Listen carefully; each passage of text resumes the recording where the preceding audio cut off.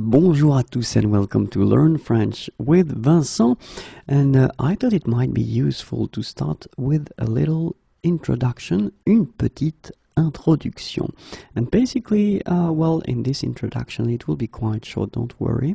So welcome to Learn French with Vincent, and I just wanted to let you know a few things. And the first one is that you should definitely have a look at the version, because I am doing quite many videos, and it might be so that this version, I mean the version you are watching right now, is not the latest one, because I will add regularly new videos, new lessons. So basically have a look at the version just to be sure that you get the latest one, okay?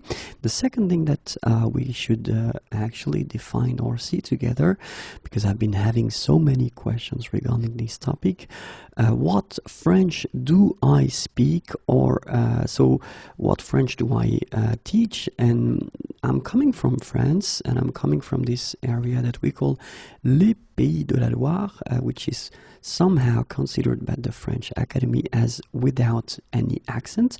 So basically the French I will teach will be the French from France, okay? So basically nothing to do with Quebec, Canada, or Belgium, or basically it will be the French from France. Okay, the third thing I wanted to actually clarify or see with you, je suis à votre écoute. So basically I am listening to you, and normally I try to make the videos according to the feedback I receive from you. It is really difficult to please everyone, so I try to make videos that will basically please everyone, but it's quite difficult. So use the feedback, use the comment options if you want to actually ask for specific topics, or if you didn't understand everything, and I will try to reply, or I will try to make a new video and include this video in the next version, okay? And the last thing is, actually, if you want to go further, then there is a website, and it's www.imagiers.net. So there you can find quite many other things like PDFs and like flashcards, and well, you can go there and have a look. If you want to have some private tutoring, it's always also possible. We just need to find suitable times, and we try to arrange ourselves. But it's another option if you want to go further in your studies. Okay, so we can start right now. Avant de commencer, so before we start learning French together, I just wanted to actually tell you something, and it's the fact that French language and English language, well, they've got a special relationship. Well, the first thing that, of course, you probably know, like many other languages, French tend to take quite many new words from English, so these are called les néologismes, okay? So it does mean that you already know quite many words in French. When we're talking about the new words, of course, you will have to pronounce them a bit differently.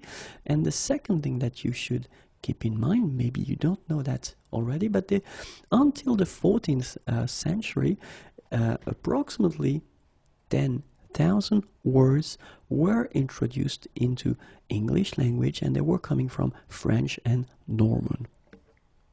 So what does it mean? It does mean that you know a lot, and really I mean a lot, of French words already if you master English. If it's your mother tongue, then it's quite good for you. If it's not your mother tongue, then you will encounter, while we do this series of videos, many words that you already know because you've been learning them already in English. Okay, so this is the thing, and well, just wanted to start with that. Keep in mind that you already know quite many words in French before you even start learning it. Okay, but now we will start with a serious thing, and we will start learning French. Get ready. La structure de la phrase, so the structure of the sentence in French. Okay, so you'll see that in a way it's not that different from English, because we are using English here to study and for me to teach. So it means that for us it will be quite nice, because in a way French language will actually work or behave in a way similar to English. So first, normally will come the subject, le sujet. Then you will put the verb, le verbe, and after that will come what we call les compléments. Okay, so this is the normal structure of a sentence. You start with the subject, then will come the verb, and after that you will complete the sentence with more information, so basically des compléments. Okay, so let's see now an example. Je suis français. Okay, je, I, so it's the subject here. Suis, so it's to be, you conjugate it. I am français, in that case it's an adjective and it's French. Okay, je suis français. So it goes in that order. You will start with the subject, then you will put the verb. You can see that the verb is conjugated here, so you will have to modify it according to the subject. And then after that you will put more informations, adjectives, or then, well, other things if you want. And then a second example, tu habites en France. Okay, tu, it's you. Habite, the verb is habiter, and then you conjugate it here. Habiter is to live. En France, in France. Okay, so you can see that in that case it's what we call complément de lieu. Okay, you introduce a place here. Tu habites en France. Okay, so but then we keep the same order, because that's normally the way we should do it. So first the subject, then the verb. Same thing here, you conjugate it according to tu, and after that, in that case, you will put en France.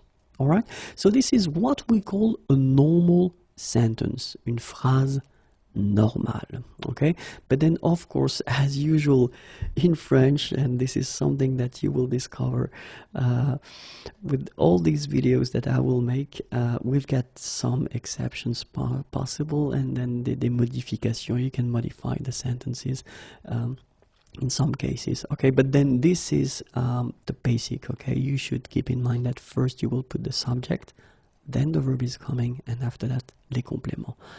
Le sujet, le verbe, les compléments. Je suis français. Tu habites en France. And that's it.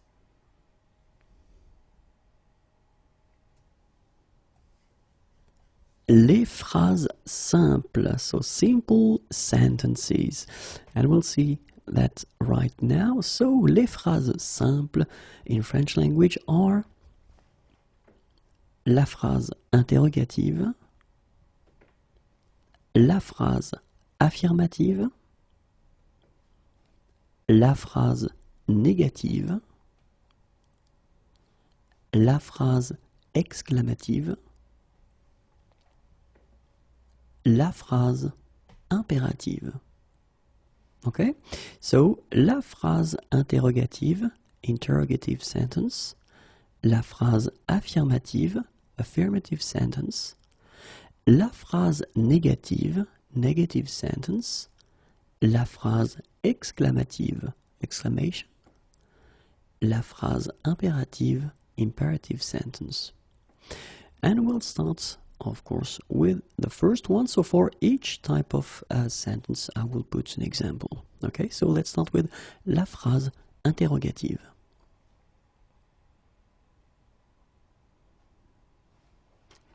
Aimez-vous le fromage? Okay, so the first thing that you should notice is this point d'interrogation here, and then keep in mind that in French we will put a space before. Okay, the second thing that you can notice is that you've got the verb here, aimer. Aimer is to like or to love, and then you will have this vous, so it's the you. okay? And it's the plural form. Aimez-vous? Do you like, do you love, sorry, le fromage? So it's cheese, of course. It's a question that a French person could ask, you know, do you love cheese? Do you like cheese? And well, the first thing, or the second, because the first one was le point d'interrogation, the second thing that you could notice is that if we want to respect the rule when we ask a question, we should change the order of the sentence. So normally in French, we've got first the subject, then the verb. But when we ask a question like that, and we want to, well, respect the rule, then we should first put the verb, then the subject. Okay, I will make some videos explaining how it works in real situations, or if this is the way that people do normally when they ask a question. Okay, but this is the way it should be done. Okay, so this is a question, c'est une phrase interrogative. Aimez-vous le fromage? Aimez-vous le fromage? And remember, you need to raise your voice a little bit at the end. Aimez-vous le fromage? Phrase affirmative. Oui, j'aime le fromage. So in that case, you just want to say that you like or you love cheese, and then this is affirmative. You will start with oui here. Oui, j'aime le fromage. Okay, so you can see that in that case, you will use this je.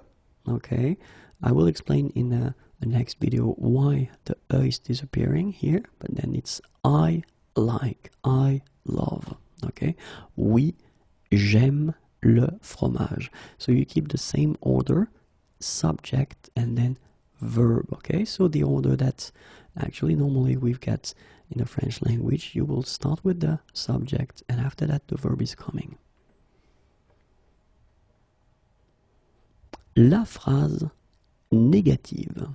Okay, so in that case, you want to say non. Okay, non, je n'aime pas le fromage. No, I don't like cheese. Okay, and in that case, well, we'll see that a bit later as well. You will use this ne and then pas. So basically, when we introduce the negative form in French, we will have two parts that will be before and after the verb. Okay, non, je n'aime pas le fromage. La phrase impérative. Mangeons ce fromage. Okay, and in that case, you can see quite clearly that you've got what we call le point d'exclamation here at the end. Keep in mind that you should put a space before it. Okay, so point d'exclamation, and normally it means that you will use that whether to give an order. In most of the cases, it will be for an order, or then if you want to give an advice, it's possible as well. Okay, and in that case, mangeons, so it's at the nous form. Okay, so we eat. Okay, so let's eat, but then in that case it could be an order, so eat this cheese. Okay, you can see that we will see when we'll discover l'imperative form together that this nous, so the subject is not here. It's something quite special for the imperative form. You take away les pronoms personnels. Mangeons ce fromage. Okay, and in that case this sentence is une phrase impérative. Phrase exclamative, and in that case it's actually interesting because it's so short, and in a way it's a sentence even if you don't have any verb, because here quel, what, and then bon, good, fromage. So one more time, cheese. What a good cheese, quel bon fromage. Okay, it's a sentence, but then clearly you don't have any verb. Okay, so it means that in some cases, like this one for instance, you can have sentences without having a verb in them. Okay, and it's here in phrase exclamative, quel bon fromage.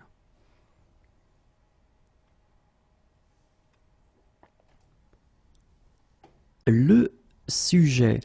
And we'll see actually in this video what in French can be subject of a sentence. Okay, le sujet, the subject. And basically it can be un nom, un pronom personnel, un pronom interrogatif, un pronom indéfini. Okay, so when we're talking about a subject, it can be un nom, and it's a noun, un pronom personnel, and it's a subject pronoun, un pronom interrogatif, interrogative pronoun, or then un pronom indéfini, indefinite pronoun. And we'll see, and we'll of course start with the first one, un nom. Okay, so let's start with un nom. And I just wanted to have a simple sentence in that case. And it will be Vincent enseigne le français. Okay, so Vincent is a first name and it's mine, by the way. Enseigne, here you've got a verb. So the verb is enseigner and it's conjugated in that case. Le français, so it's French and we're referring to French language. Vincent enseigne le français. And in this sentence you can see quite easily that Vincent here is the subject of the verb here. Okay, so we could also change this Vincent, take it away and then put le professeur, and it means the teacher, and it will stay also the subject of the sentence, so it's connected directly to the verb enseigner here. Le sujet peut être un pronom personnel, so it can be also a subject pronoun as we saw. So let's see now how it would go. And in that case, same thing, simple sentence to start. Il visite Paris. Okay, so you get il here, il, visite. This is the verb visiter, you conjugate it. Il visite Paris. So in that case you can see also quite easily that this is the subject of the sentence and it's what we call un pronom personnel. So in English it's more clear because it's subject pronoun, so no doubt about the function, and actually we'll discover them together. So the first one is je, I, tu, you, il, he, elle, she. Okay, so je, tu, il, elle. And then for the plural form, we have nous, we, vous, you. So for the plural form, as in English, we tend to use it, well, of course, for the plural form, and also for the polite form. If you meet someone for the first time, it would be nice to use vous instead of tu. Il, they, so it's the masculine in that case, and then elle, they, but it's the feminine in that case. So in French we make the difference between the masculine form and the feminine form when we use les pronoms personnels at the plural. Okay, so je, tu, il, elle, nous, vous, il, elle. All right? And so let's see now un pronom interrogatif. So same thing, simple structure, simple sentence, and the sentence is qui parle, so it's a question. Okay, so the verb is parler, parler is to talk, okay, and then when you put this qui, and qui is who, basically this qui becomes, of course, the subject in this sentence, and it's a question. Who is talking? Qui parle? Qui parle? And the last one will be un pronom indéfini. And it's also quite useful, and I just wanted to make a simple sentence as well to make it clear.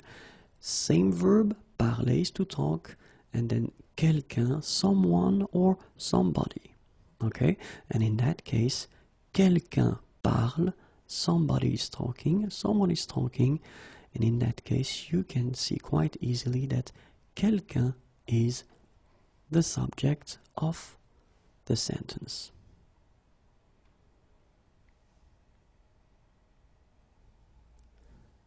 Le sujet et le verbe, so the subject and the verb. And it's actually quite important when we start to learn French, just to know that in French, basically, the subject will affect the verb. Okay, so I just wanted to take a simple example first, because we will focus on the conjugation a bit later. So it's not the idea of this lesson. The idea of this lesson is just to show you that basically the relationship between the subject and the verb is quite close, because the verb will be affected by the subject. So the verb is marcher. Marcher is to walk. Okay, and let's take the example of il. Okay, so it's he. And basically when you use il, you will have to conjugate the verb. So conjugate the verb means that for each form you will have a specific ending. Okay, this is the basic form here, marcher. It's what we call the infinitive, all right? But then you don't reuse marcher just like that. You will have to conjugate it, so you will have to modify the ending according to the subject. In that case, il requires that you will put this final e here, so you will get il marche. All right, so whoops, sorry, the R is coming now. And then it will be exactly the same thing for the plural form of il, so they, il marche. And if you look carefully, the ending is different. Okay, we will see everything covering the conjugation a bit later. It's just to show you that the subject is basically affecting quite much the verb. Okay, and so when we're talking about this topic, basically it's quite good to have a general view of the conjugation of marcher, so how it will be modified according to the subject. So the first person, je, I, you will get je marche. Tu marches. Il, elle. Okay, so tu is for you, the singular form, and then il, he, elle, she. Marche. Nous marchons.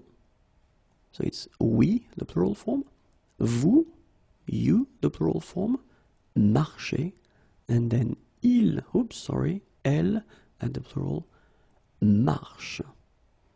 So you can see that basically the forms are different, and it's one important thing that you've got to keep in mind, and that can be a bit tricky or difficult at the beginning, but then once you get used, you will remember the endings. Okay, so basically the subject will affect the verb. Okay, and it was the topic of this video.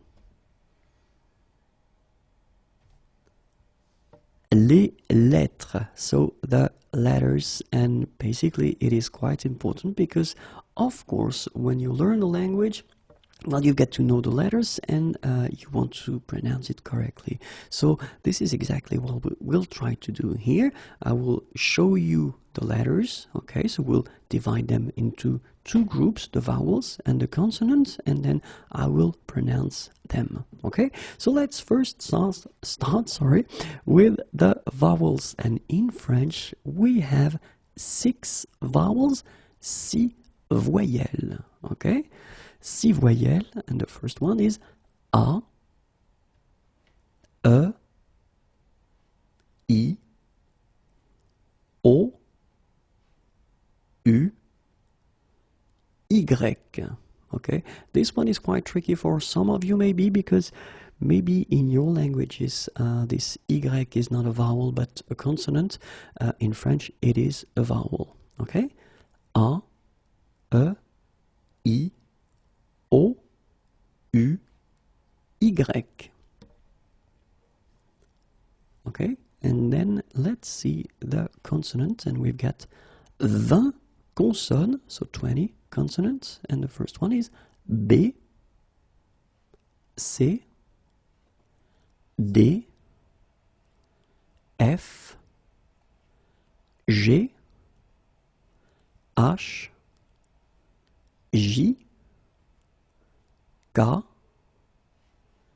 L, M, N, P, Q, R, S, T, V, W, X, Z.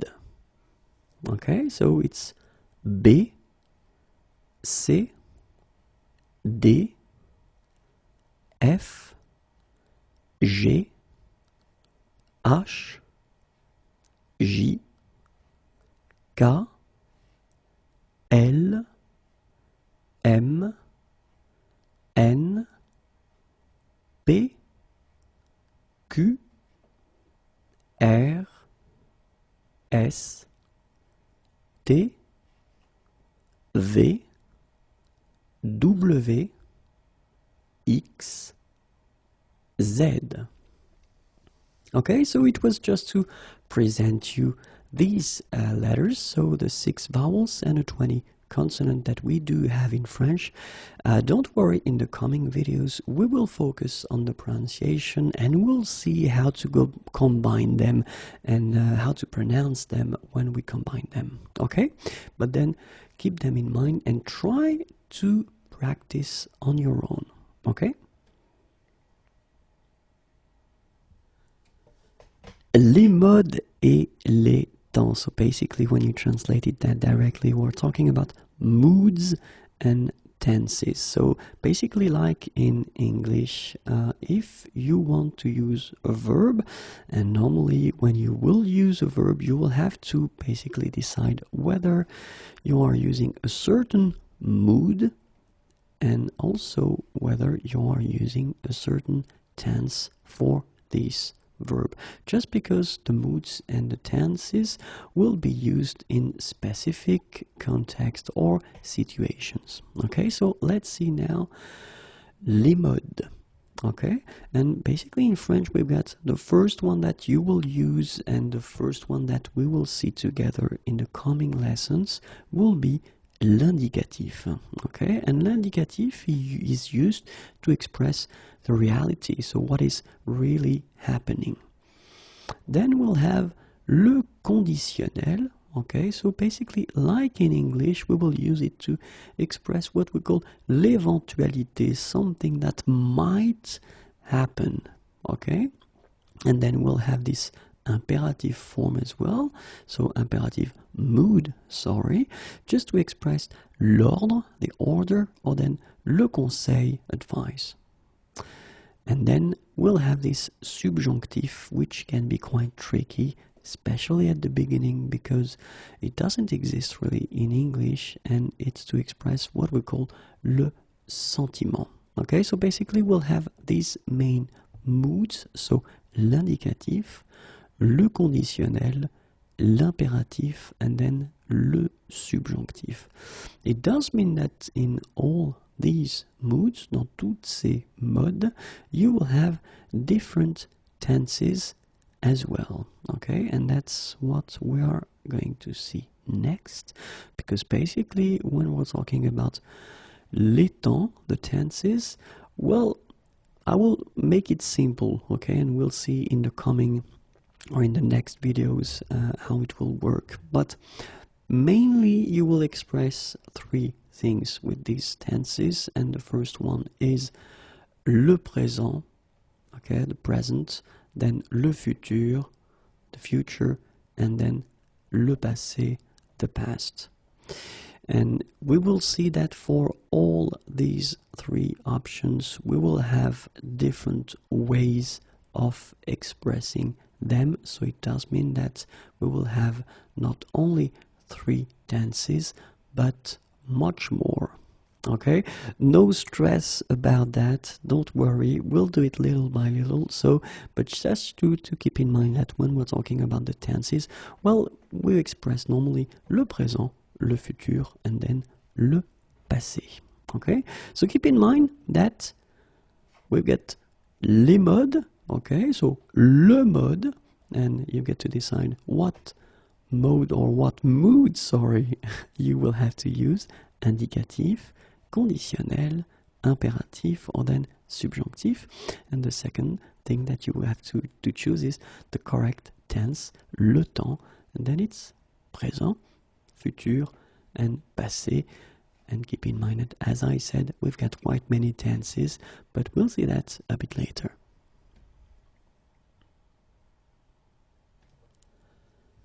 Les signes diacritiques. And I know that the title is quite scary, and you probably think that, oh, I don't want to watch this video. But trust me, it's quite important for a good reason. And well, basically, what is les signes diacritiques? It's the idea that at one point in the language, we will use un signe, a sign, something that you will add to a letter, and by adding this sign to the letter, it will make a new letter. Okay, and it's something quite common in French, and we'll see exactly what we are talking about, because even if it's scary, the good news is that we've got only 5 signes diacritiques. 5 signes diacritiques. And the first one is accent aigu. Okay, the second one is accent grave. Third one is accent circonflexe, then tréma, and last but not least, cédille. Okay, so accent aigu, accent grave, accent circonflexe, tréma, and then cédille. So let's start with l'accent aigu, and it looks like that. Okay, so this is l'accent aigu, and let's see, you will actually put l'accent aigu on the top of E. Okay, it doesn't come on the top of A, I, O, U, Y, it's only on E. Okay, so keep in mind that l'accent aigu is only coming right here on the top of E. Okay, then you will have l'accent grave, and it goes in the other direction.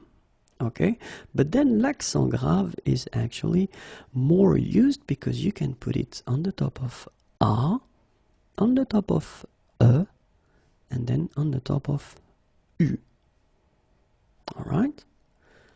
After that you've got l'accent circonflexe, so it's like a little roof here, like a little hat, and it will come on the top of A, E, I, O, and U.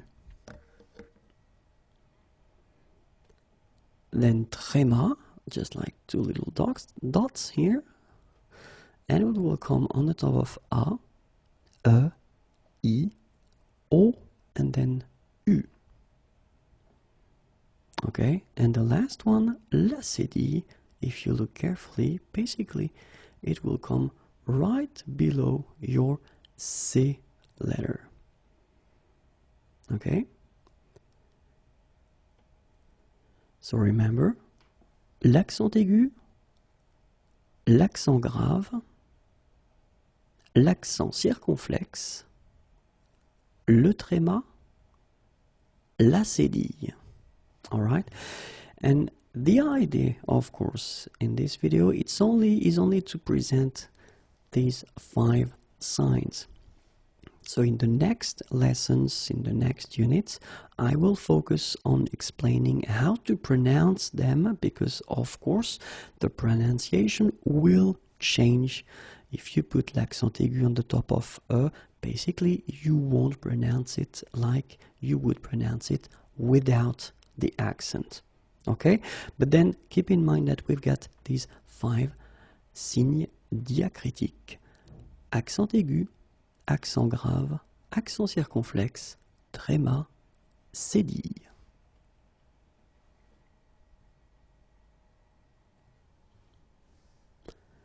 Les ligatures. So even if it's a bit scary, let's start the video. And basically, what are we talking about when we're talking about les ligatures? Well, we're talking about two letters, some strange letters, you might say. This is the first one, and this is the second one. They are quite rare in the French language, but basically you can see them and you need to know what they are, and that's the reason why I've been making this little video.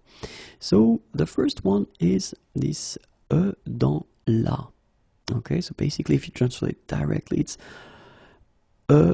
inside or in a, and that's the reason why, because if you look carefully, it's only one letter here, and like if these two letters were glued, okay, or connected like that, so it's e dans la.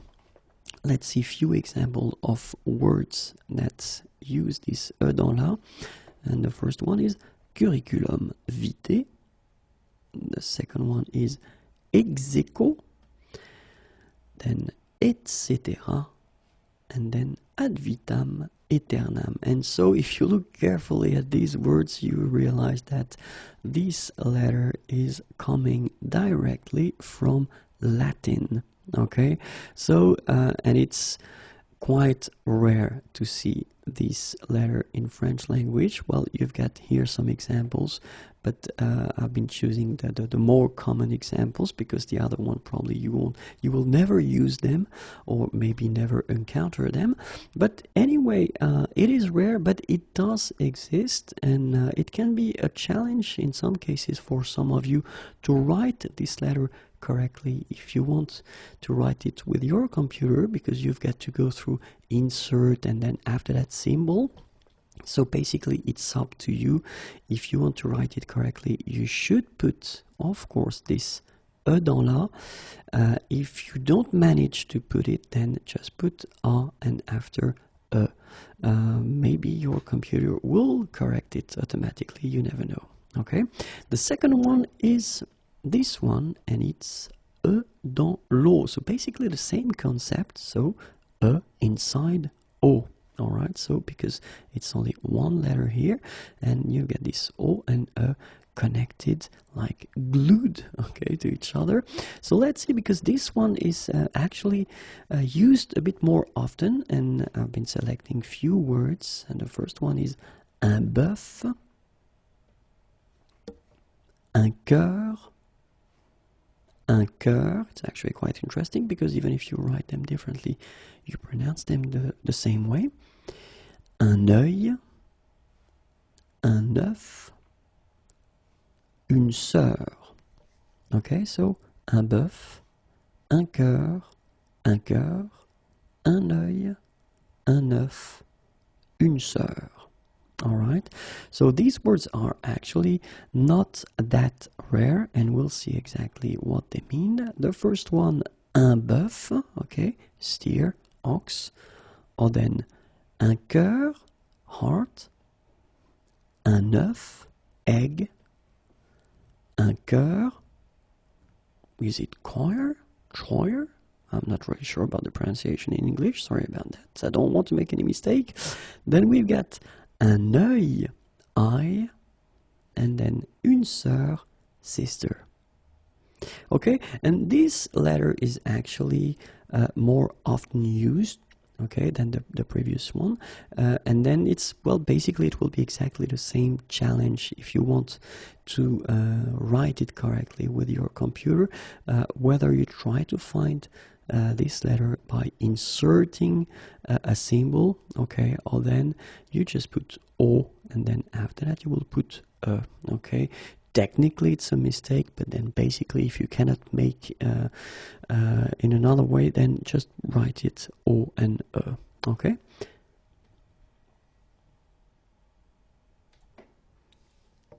le masculin et le féminin, so the masculine and the feminine. And actually, in French, when it comes to grammar, we've got the difference between the masculine form and the feminine form, and we'll see that it will affect quite deeply the language. For instance, we've got, when it comes to les pronoms personnels, we will have the difference between the masculine and the feminine. So we'll start with the feminine, ladies first, and it's elle, okay? So she, so in that case, it is the feminine singular form, elle, okay? For the masculine, it will be il. So in English, it will be he, okay? Il, so in that case, it's the masculine singular form. When it comes to the plural, actually in French we also have the difference between the feminine and the masculine. So basically here, elle, it's the feminine plural form, okay? And then in the same way here, il will be the masculine plural form. So if you look carefully, the only difference between the singular and the plural, it's this final S here. Same thing here between il and il, it's the final S. And if you listen carefully, basically you don't have any differences, so it's elle and elle, il and il. Okay, the grammar rule is quite strict in French. If you've got a group of persons and in this group you get at least one man, it will be masculine. Okay, so let's see now if you discover a new word. Okay, so it could be a noun, it could be an adjective. In that case, the good reflex would be to try to see and to try to remember whether it's feminine or whether it's masculine, okay? Because it will basically affect after that, and we'll see that in this video, what will come after.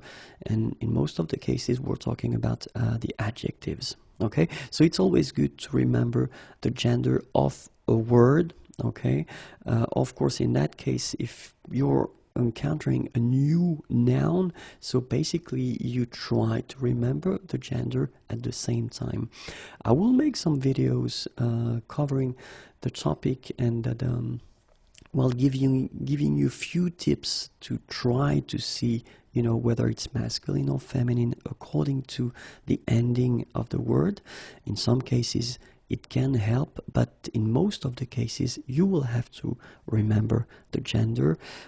Just when you discover a new word, try to remember the gender at the same time. Okay, so for a good reason, and this is now what I will explain sorry. Well, basically when you've got a noun, it will actually be connected to an adjective, and whether it's masculine or feminine, basically in French the adjective will be changed also. So let's see an example here. We've got un pays chaud. So if we translate directly, it's un pays, it's a country, and it's chaud is warm, hot. Okay, un pays chaud. So you can see that here pays is masculine, un is the article, the masculine article, un pays chaud. And in that case, your adjective is like that, written at the basic form. So the masculine form is the basic form. And if we take another word like boisson, boisson is feminine, une boisson. Okay, so here you've got the article and it's the feminine form of the article, une boisson, and you can see that here your adjective is changing. You will have to put this final chaude, okay, at the end, and then the pronunciation will change a little bit. Chaude. So here you pronounce the final D, whereas in the masculine form you don't pronounce it. Okay, all right, so it's just an introduction, don't worry. In the coming videos I will explain everything, so the articles, the adjective, the way to put the feminine form, everything. So in this video it's just to show you that basically the masculine and the feminine, so whether it's a noun at the masculine and at the feminine, it will affect the adjective connected to it. Okay, and then it's also actually possible that the noun, or as we saw, le pronom personnel, will affect the verb. We are talking in that case about what we call compound tenses. So we will cover that probably in unit 4, 5, or 6. Have a look there. We're talking about le passé composé, for instance, so the past tense. And basically, let's have a look there. You will have il est allé. Okay, it's the masculine form here. So aller is to go, and this is the compound tense of il est allé, all right?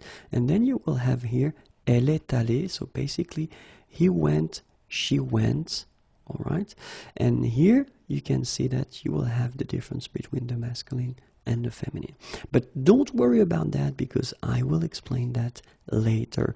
It's just to show you that basically the difference between the masculine and the feminine will concern, of course, the subject, so pronom personnel, and then the nouns, but it will also affect what is coming after, so it can be an adjective, as we saw, or it can be a verb. In that case, it's a compound tense, so it's this past tense, le passé composé. All right, so no stress about that. I will explain everything after, okay? Just keep in mind that we've got a difference between the masculine and the feminine. And so my tip for this video will be, when you discover a new word, as I said, try to remember whether it's masculine, or sorry, feminine here, or masculine. Okay? Merci beaucoup.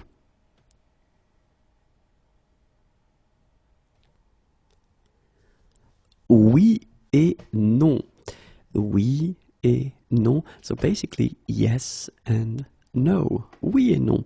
So because I thought, it might be useful to make this video. In some situations, I've been assuming that people would understand and would know how to use oui et non, but it's not always the case. And well, basically, I don't expect them to do that, and as I am doing this video and this series of videos for beginners and total beginners, then this is the reason why I thought it might be useful to introduce oui, yes, and then non, no. So basically, when you have a question here, well, in French, you can answer with oui, yes, or then with non, no. It might seem simple, but it's just the way it is, and let's make it quite clear. And that's the reason why we have this question: vous parlez français? Okay, basically, do you speak French? I just put that in that order because normally it should be verb first and after the subject if we want to construct a correct question. But in many situations, especially when we talk, we can keep the same order. We just need to raise the voice at the end. So of course, l'Académie Française would like me to put them in the other order, but basically you will hear many French people and many French-speaking people just keep the same order and raise their voice at the end. Okay? Vous parlez français? So basically it's a question, do you speak French?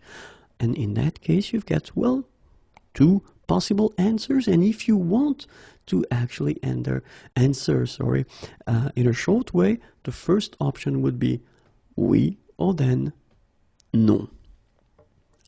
Of course, at one point, and that's the reason why we'll have these videos, you will have the possibility to construct sentences, but basically if you want to answer shortly, it's not rude. It's quite just you just show that you don't really want to talk that much, but basically you just answer to the question. So oui, yes, and then non, no.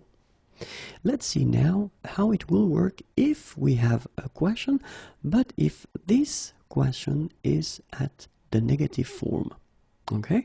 Because in that case, it's somehow a bit tricky, because strangely, for the affirmative answer, it won't be oui, but it will become si. and then for the negative, it will be exactly the same. It will be non. Okay, so keep in mind if you get a question, but then this question is at the negative form, then instead of using oui, you will use si, but then non will be the same. Okay, so let's see the same question. Vous ne parlez pas français? So you don't speak French, okay? So this is how it works for the negative form. Don't worry, in few videos I will explain you how it works exactly, okay? But at this point it's only to introduce oui, non, si, non, okay? So it's a negative question in that case. You don't speak French, and the answer would be si, or then non. Obviously, at one point you would like to make sentences instead of using these two possibilities, okay? But it's just to show you that, you know, actually you've got these two options. So if you've got a question, the first one would be oui or then non. If it's a negative question, then it will be si or non, okay?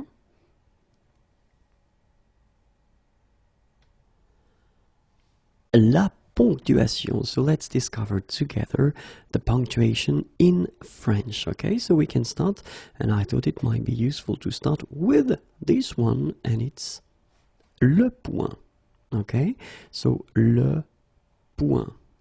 And for this video, I will actually tell you how to put these punctuation signs, and if we need to put some spaces or not, because it does change a little bit if you compare it to English, for instance. So let's see now le point.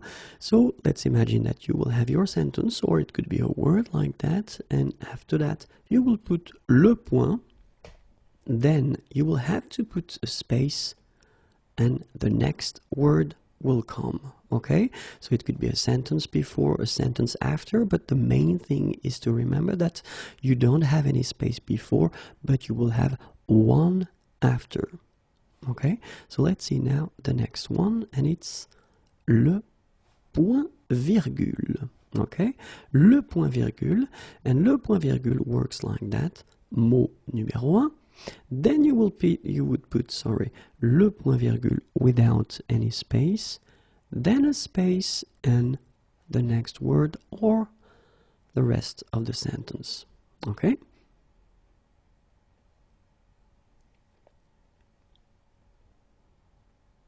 La virgule. Okay, so la virgule. And for la virgule, actually you will have the first word, then la virgule is coming without any space, then you will put a space and the rest of the sentence or the next word is coming after. Okay, nothing before, one space after.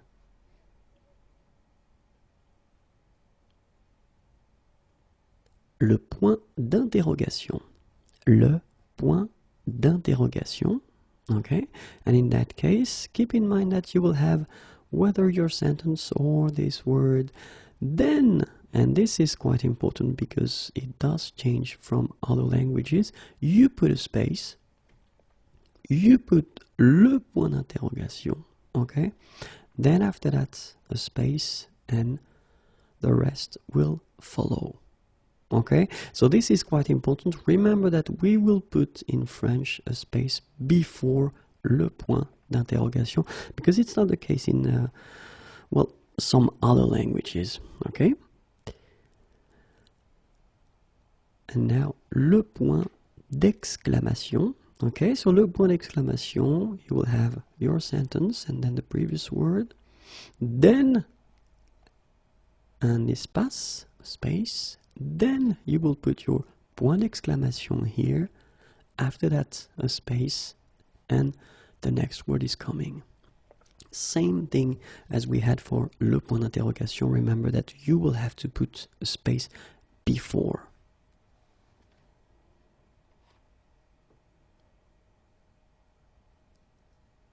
Les deux points, okay, les deux points, and then they work like that. Le mot, then you will have to put space, les deux points are coming right after, another space after, then the rest will come.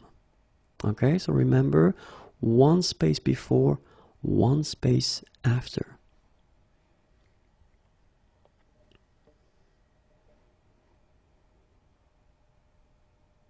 Les guillemets. Okay, les guillemets. And concerning les guillemets, actually it will go like that. So you will have your sentence, or, well, the previous word, then a space, then the first one. After that a space, then you put what you want to put between them. Another space, guillemets again, space, and the rest of the sentence or the next word or whatever you want here.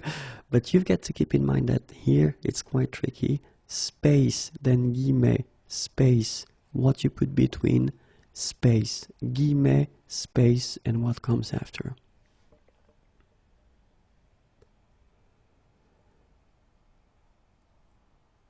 Les points de suspension. Les points de suspension. And regarding les points de suspension, it will come like that. So what comes before, le mot, or then the sentence, and then les points de suspension, space, and then the next word or what comes after the sentence if you want. Okay, so nothing before, a space after.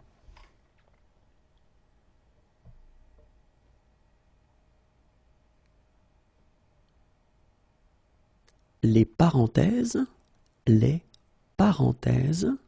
okay, and regarding les parenthèses, well, the first word, then you will put a space, then the first part, so la première parenthèse, your word, or then a group of words, fermez la parenthèse, then you will put a space, and after that, the next part is coming. Okay, so remember, before and after, nothing between. Okay?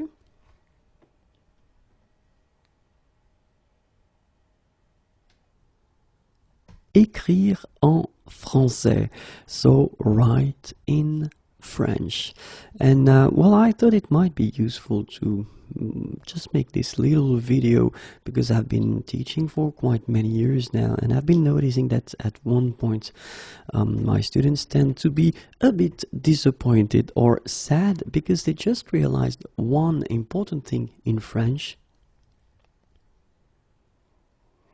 and it's the difference between what je prononce, I pronounce, and j'écris, I write.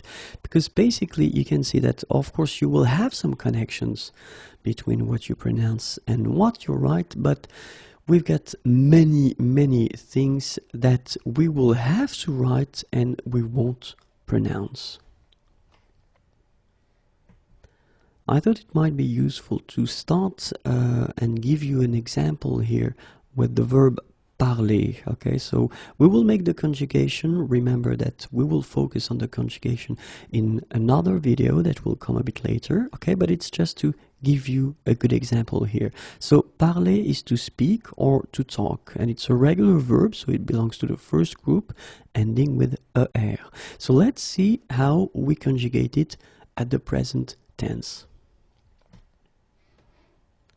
Je parle, tu parles,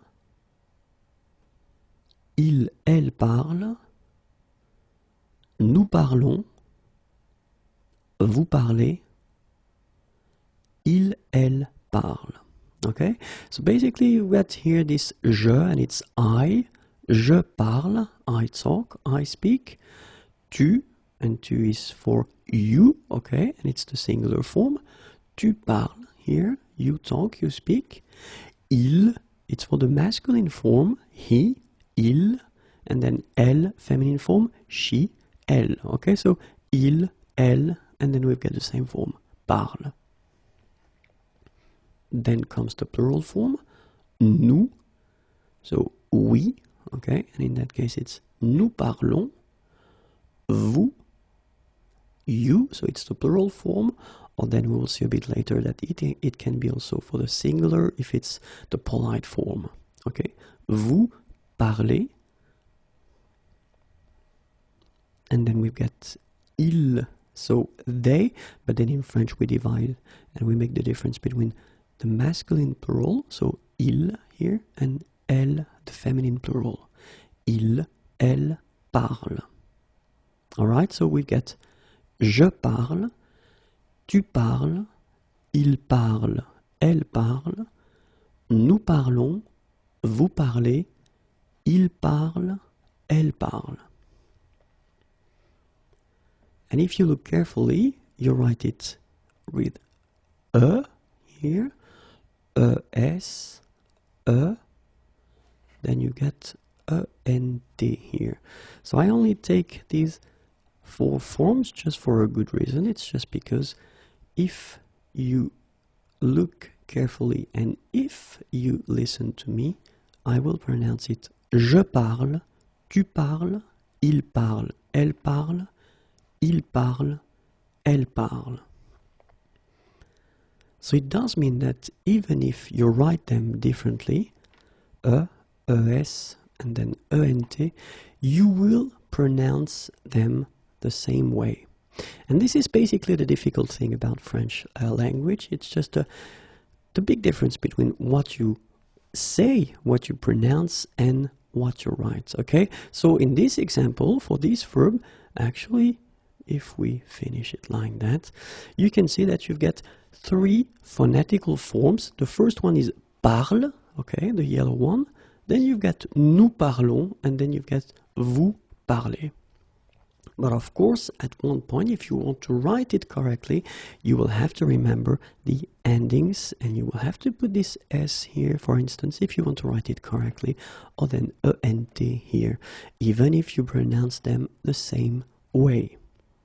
Okay, so my advice would be, if you want to be happy, well, basically, when you see, it's coming, yeah, when you see a new word, un nouveau mot, well, word in general, so it can be a verb, it can be an adjective, it can be a noun, whatever. When you see a new word, try to remember, of course, how you will pronounce it, but then try also to remember how to write it correctly.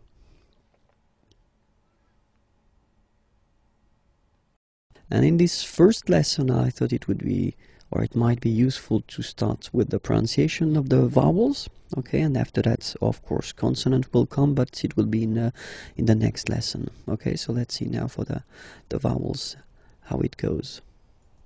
So the first one is A, okay, A, so not really difficult to pronounce for most of you. Second one is repeat, okay.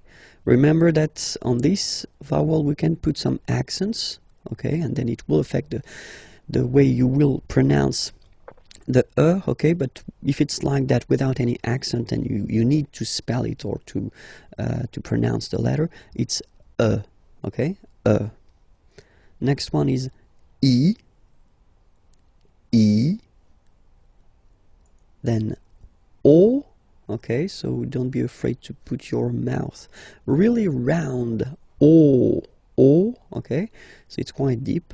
O, okay. Then U.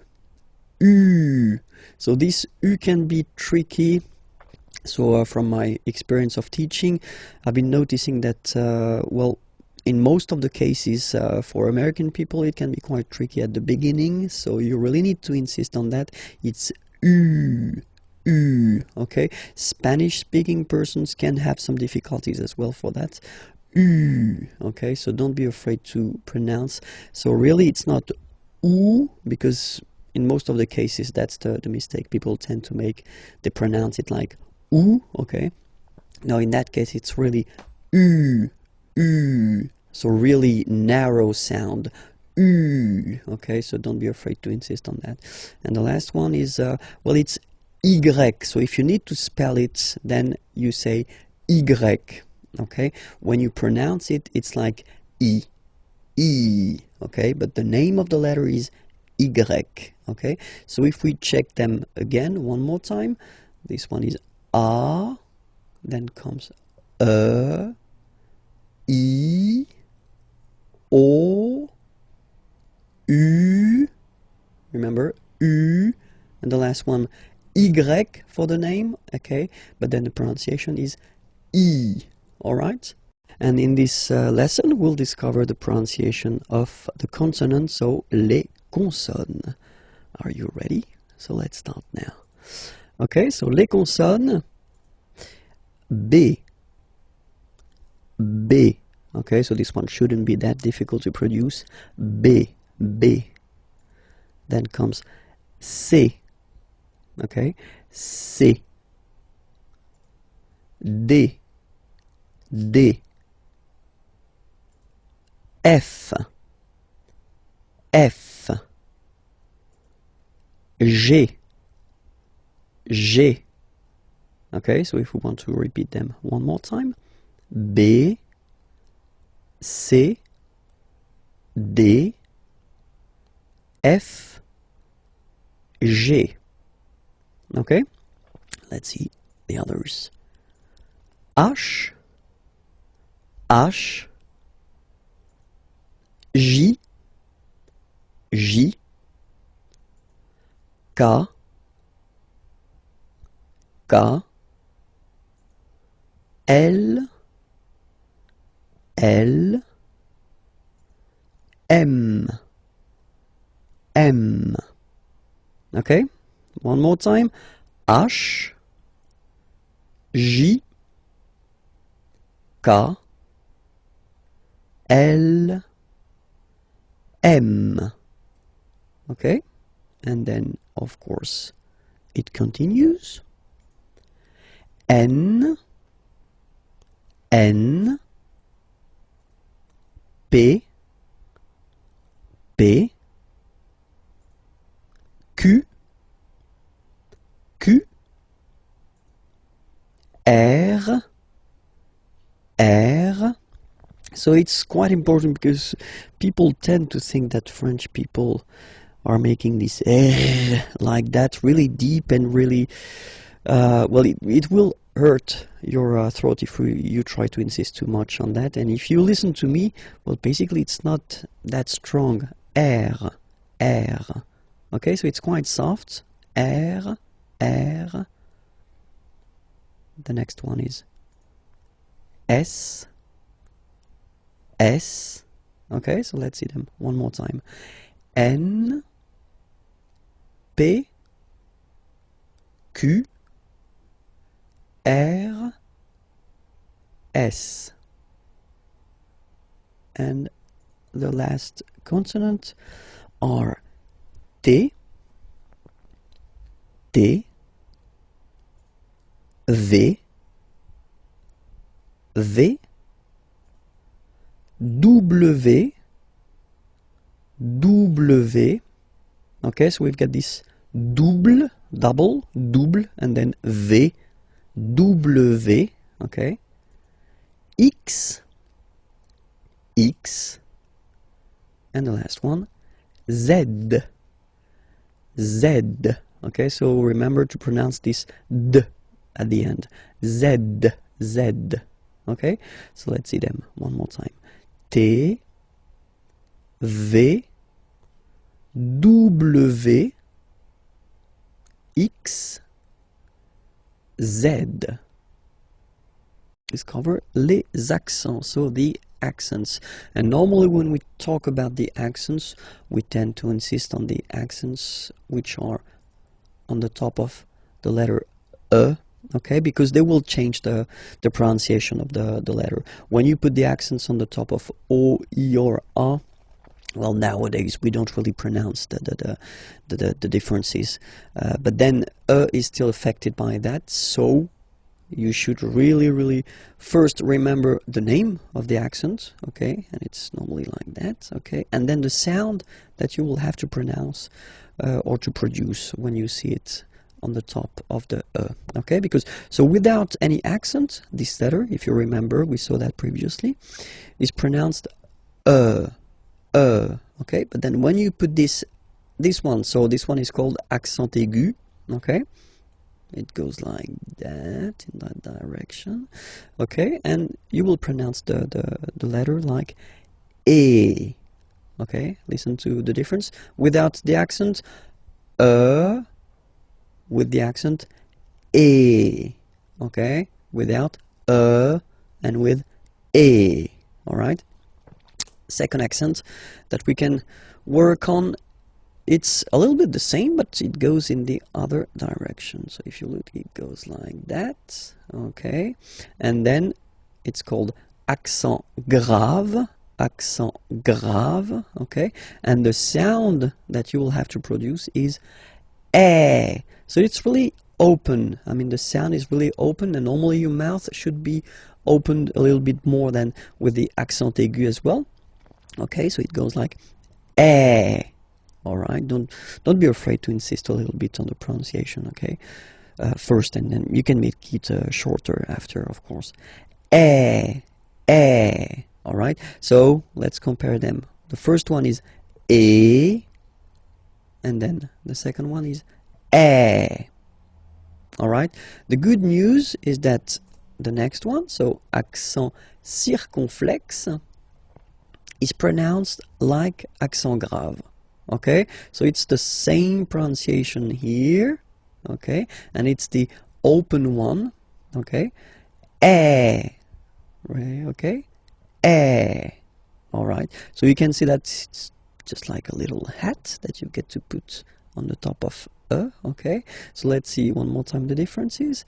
This one e, okay, and then these two accents like here.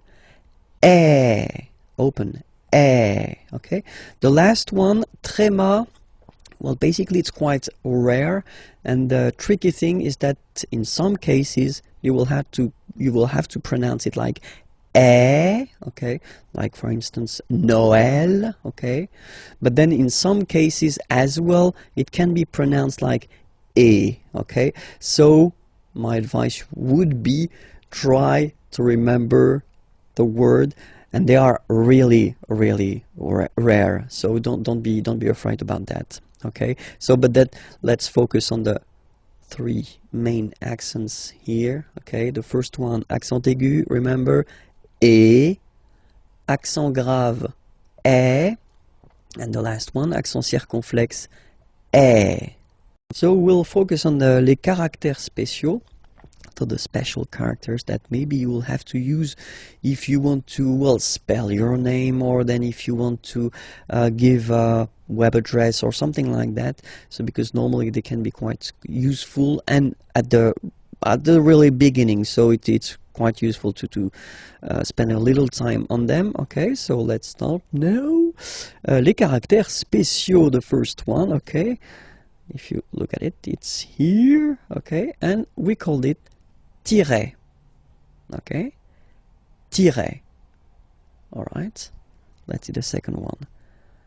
Same thing, but it's, you know, the low one, so we call it tiret bas, tiret bas. Okay, so remember the first one located in the middle is tiret, and the other one here is tiret bas.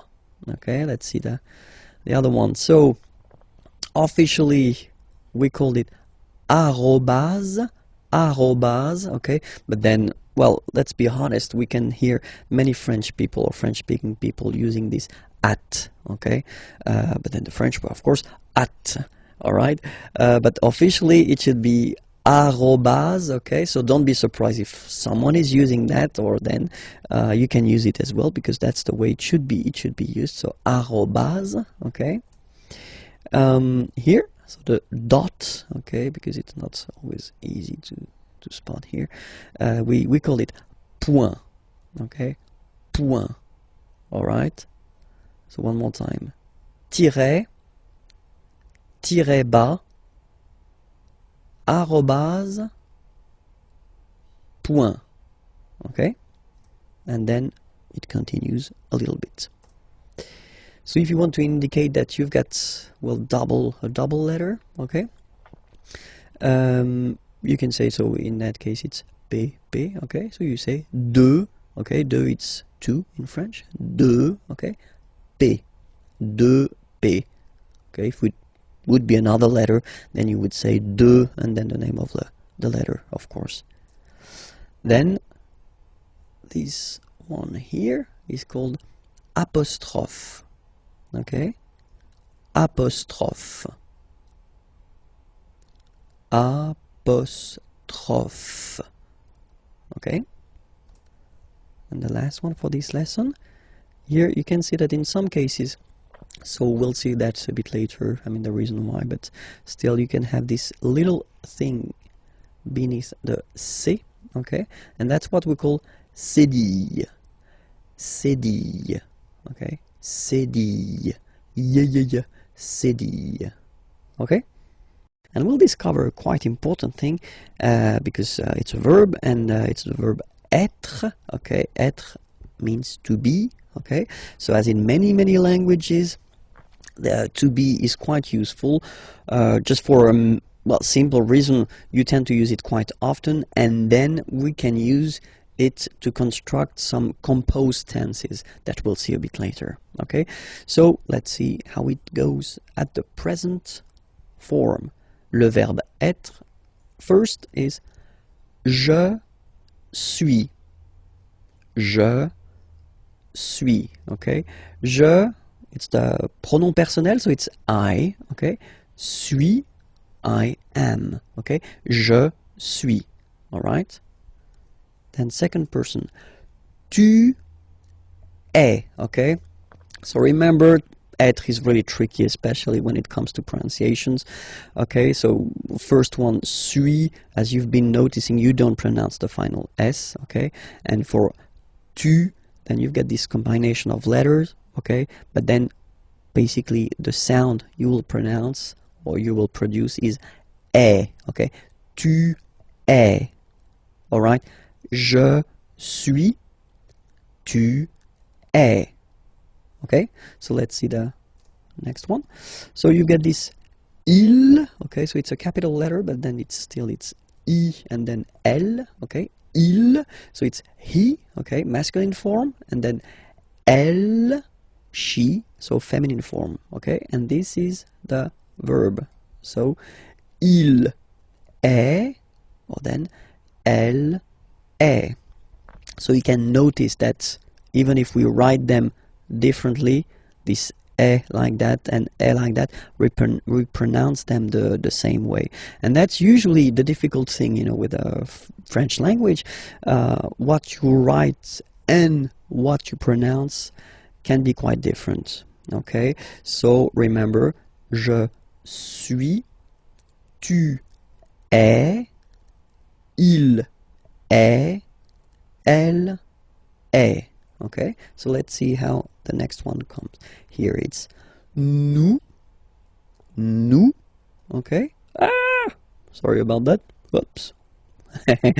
Nous sommes, okay. Nous sommes, okay. So you don't pronounce the final S here, it doesn't exist. Sommes, nous sommes, okay. Then the next one is coming. Vous êtes. Same thing here. Notice that final S is not pronounced. Et. Okay.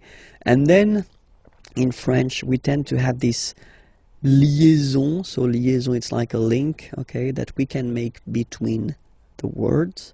So in that case, vous is ending with S, and then you tend to make a little link between them. So vous êtes, z, it goes like that. Vous êtes, okay.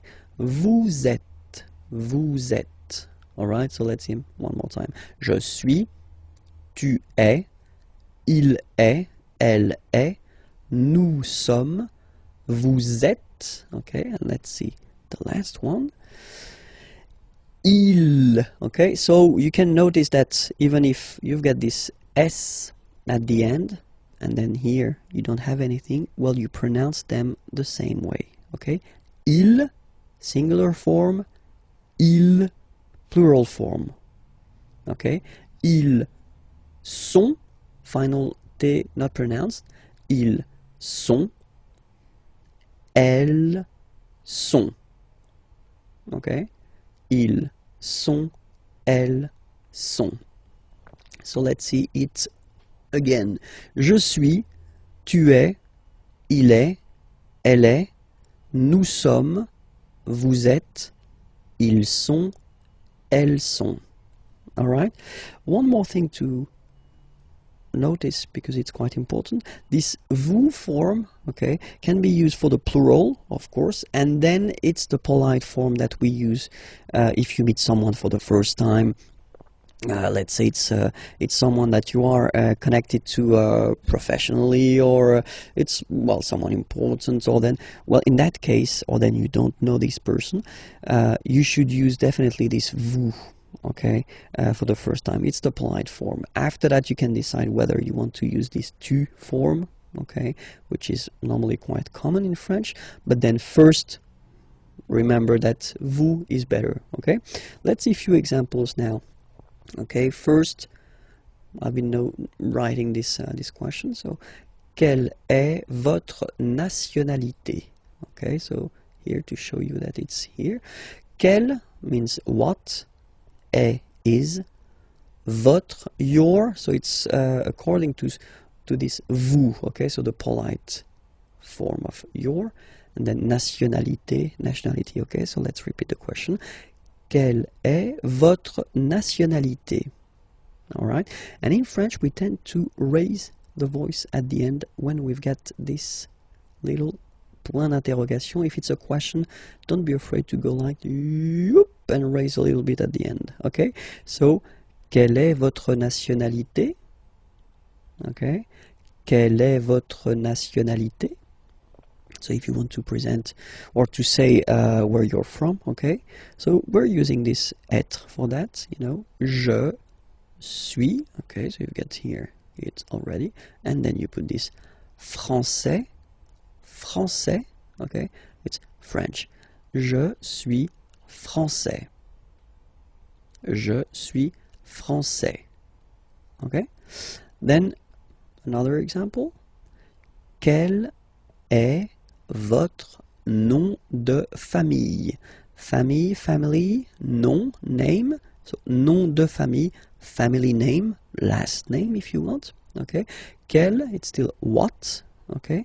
In that case, it's written like that. So we will see that in a coming lesson, but just to inform you, that's the masculine form, just because nom is masculine, and here you've got the feminine form because nationalité is feminine. Okay. But then we pronounce them the same way. So, quel est, what is, votre, your, nom de famille, so family name or last name. Okay, it's a question. Quel est votre nom de famille? Okay, so it's not the opera or something that you want to sing. Okay, so just raise a little bit your voice at the end of the question. Okay, so the answer, c'est le François. So it's interesting because you can see that we've got this c'est here, and it doesn't show in the examples that we saw previously, or for the conjugation, just because it's so, well, basically you could translate it like it is, or this is, or yeah, it is. Okay, c'est le François. Okay, and the last one, quelle est sa profession? Okay, quelle est sa profession? What is, so être, hein, same. Sa, so it's her. Profession, profession. Okay. Elle est directrice. Elle est directrice. Okay, so she's a director, and then it's the feminine form here. All right. So the last lesson was introduction of le verbe être. Okay, and I thought it it would be more logical to continue with le verbe avoir. So avoir means to have, okay, and for the same reason as to be, okay, it's really useful and really used, so you should definitely know this verb avoir by heart if you want to master French language, okay. So let's see that, the verb avoir, okay, and so we'll see the different forms. So the first one is j'ai, okay, j'ai, all right. So if you remember correctly, we had this je, personal pronoun, and then when it comes near another vowel like a, for instance, then it tends to disappear, okay. So just to avoid pronouncing this je ai, because we think that in French it doesn't sound that beautiful, so we tend to take this e away, okay, so that you get this sound j'ai, j'ai, okay. So j apostrophe ai. Remember, when you combine this ai, you get the e sound, okay. Second one, tu as, okay. As usual in French, final s is not pronounced. Tu as, tu as, okay. First one, j'ai, tu as. Then comes il, so masculine form, he, okay, il, he, elle, she, okay, and then a. So as you can notice, second form as is pronounced a, and this is a, same pronunciation in both cases, okay. Then nous avons, final s not pronounced, avons, okay. And then we tend to make this little link, as I said previously in the lesson, for être, you make this link between the two, so nous avons, okay, nous avons, that's it. Next one, same thing, the little liaison, little link between the two, okay. Vous avez, all right. And the last one, so same thing, if you can see, you get this final s and final s here, okay, and then you will have to make the little link between the two. Ils ont, okay, and then feminine form, elles ont, all right. Let's see the whole thing one more time.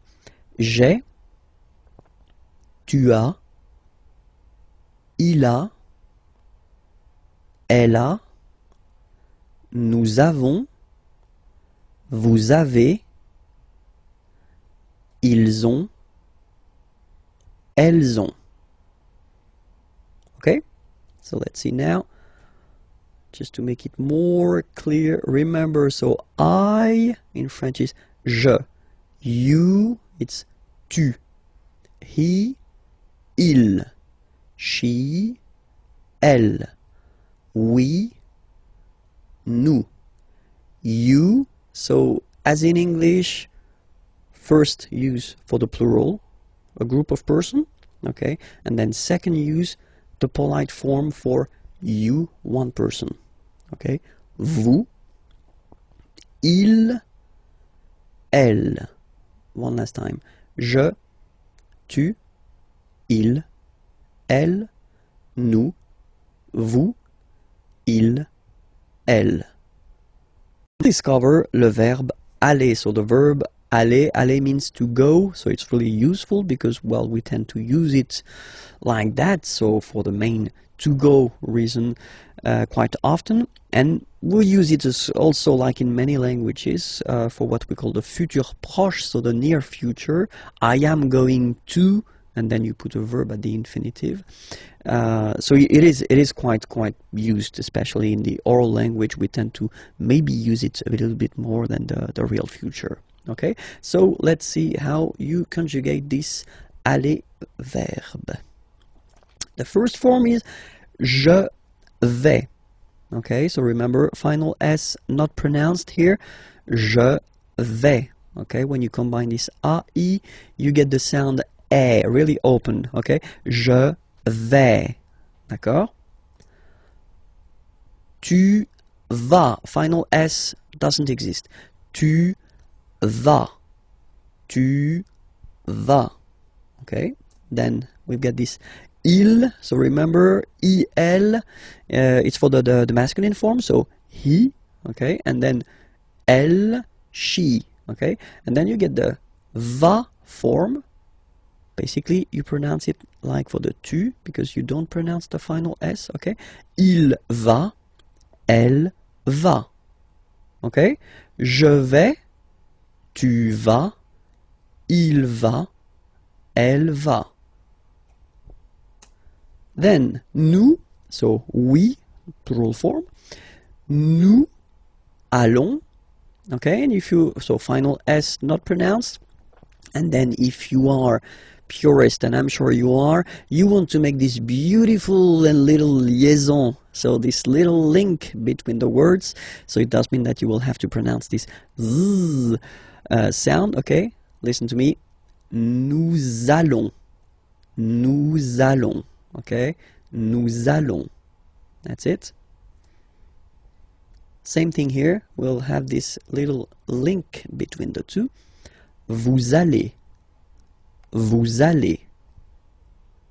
And the last one, so remember, here you've got this S just to make the difference between the singular and the plural, because when you put the plural form, normally you tend to add S at the end of the words, okay, like here, but then you don't pronounce it, so ils vont, final T, not pronounced.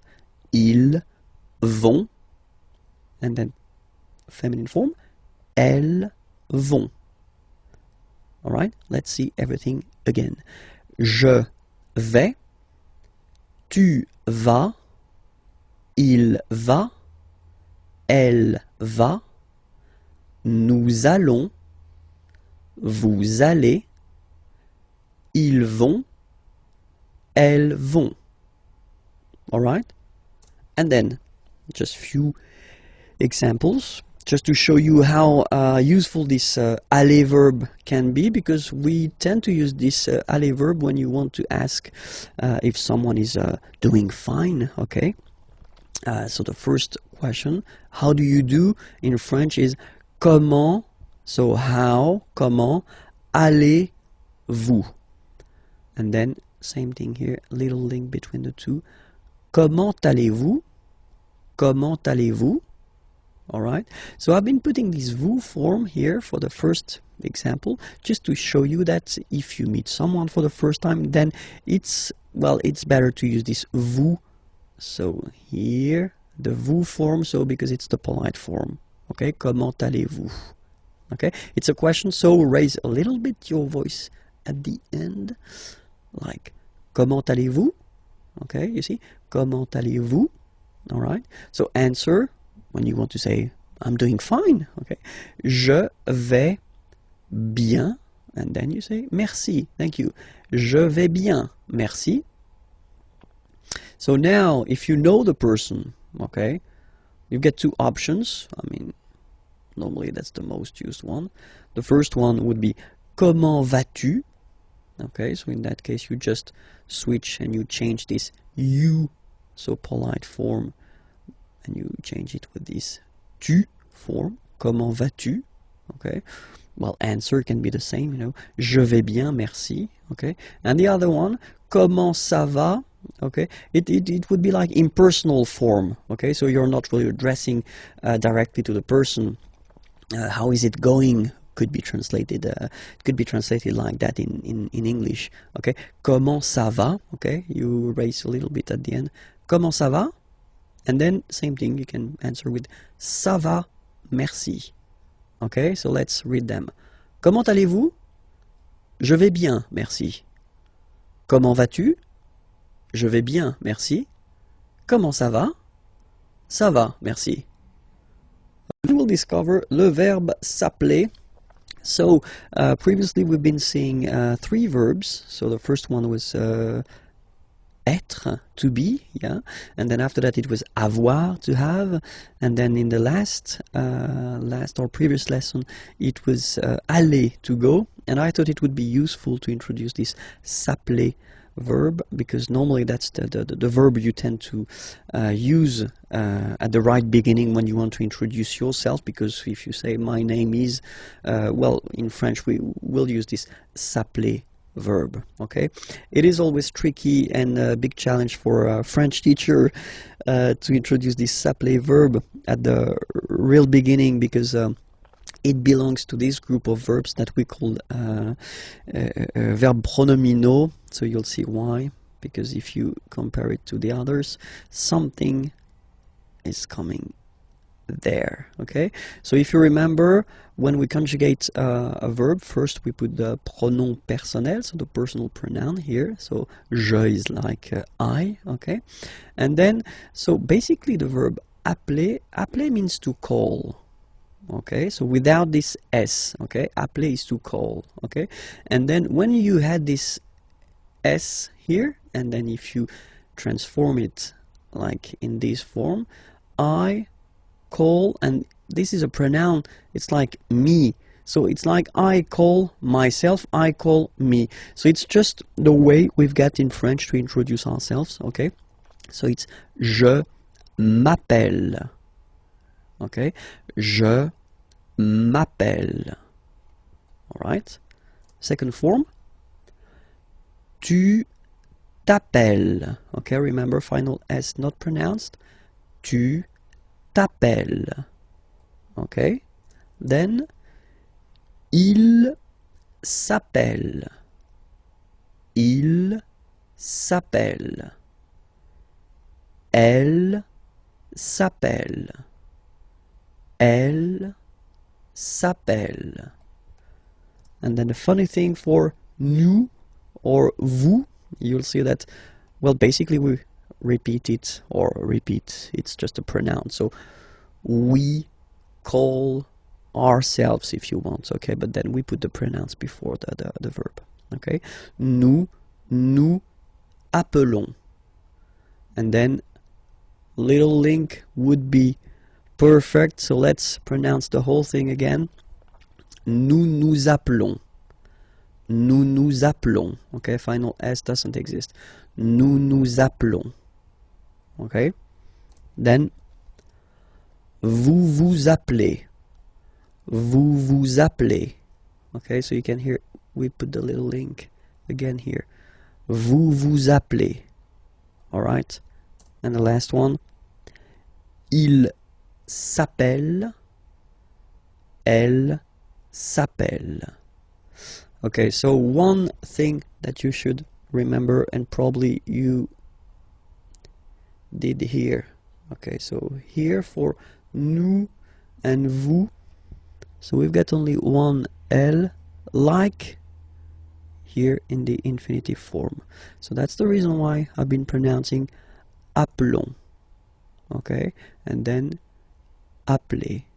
Alright, but for je, so if you can spot it here, look, we've got double L here, double L, and then for the plural form double L.